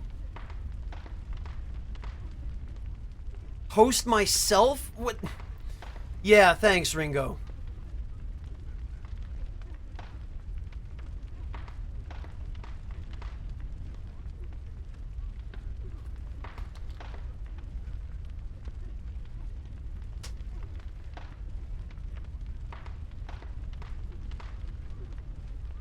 No, of course. Why would Newtef be online? Oh, is Sen streaming?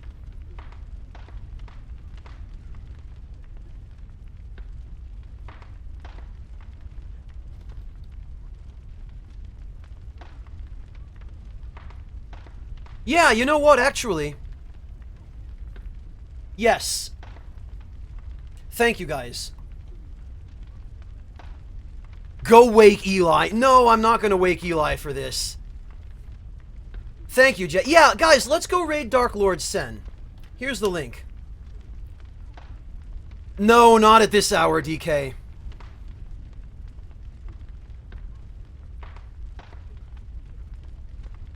We've got 128 people who still seem down for some Bloodborne, and Sen is indeed playing Bloodborne.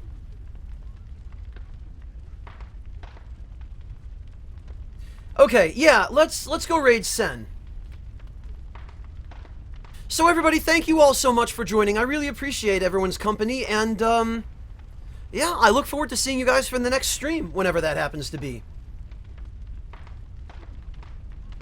No, Pavel, it's not, unfortunately.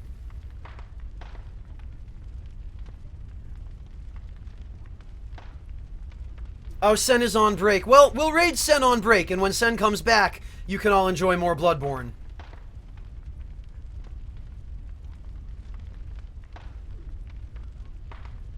Because at least Sen will probably be going for a while. Okay, take care, Eleni. Take care, everybody. Thank you all again.